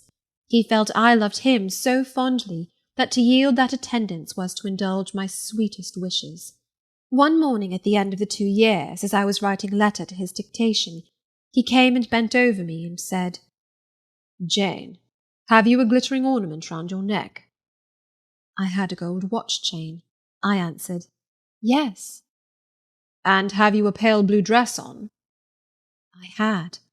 He informed me then that for some time he had fancied the obscurity clouding one eye was becoming less dense, and that now he was sure of it.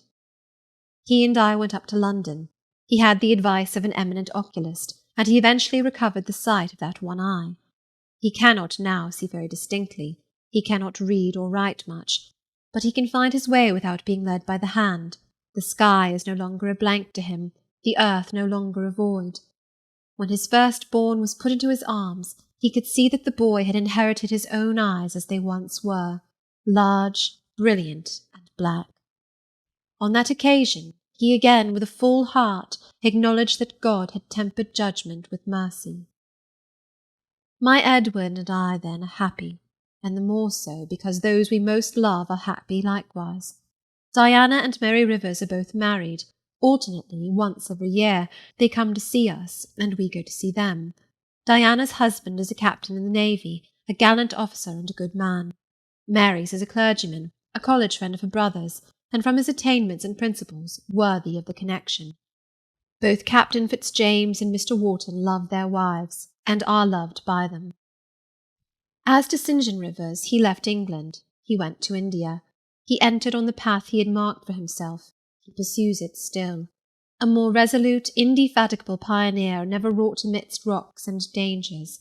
Firm, faithful, and devoted, full of energy and zeal and truth, he labours for his race. He clears their painful way to improvement. He hews down, like a giant, the prejudices of creed and caste that encumber it. He may be stern, he may be exacting, he may be ambitious yet, but his is the sternness of the warrior Greatheart, who guards his pilgrim convoy from the onslaught of Apollyon.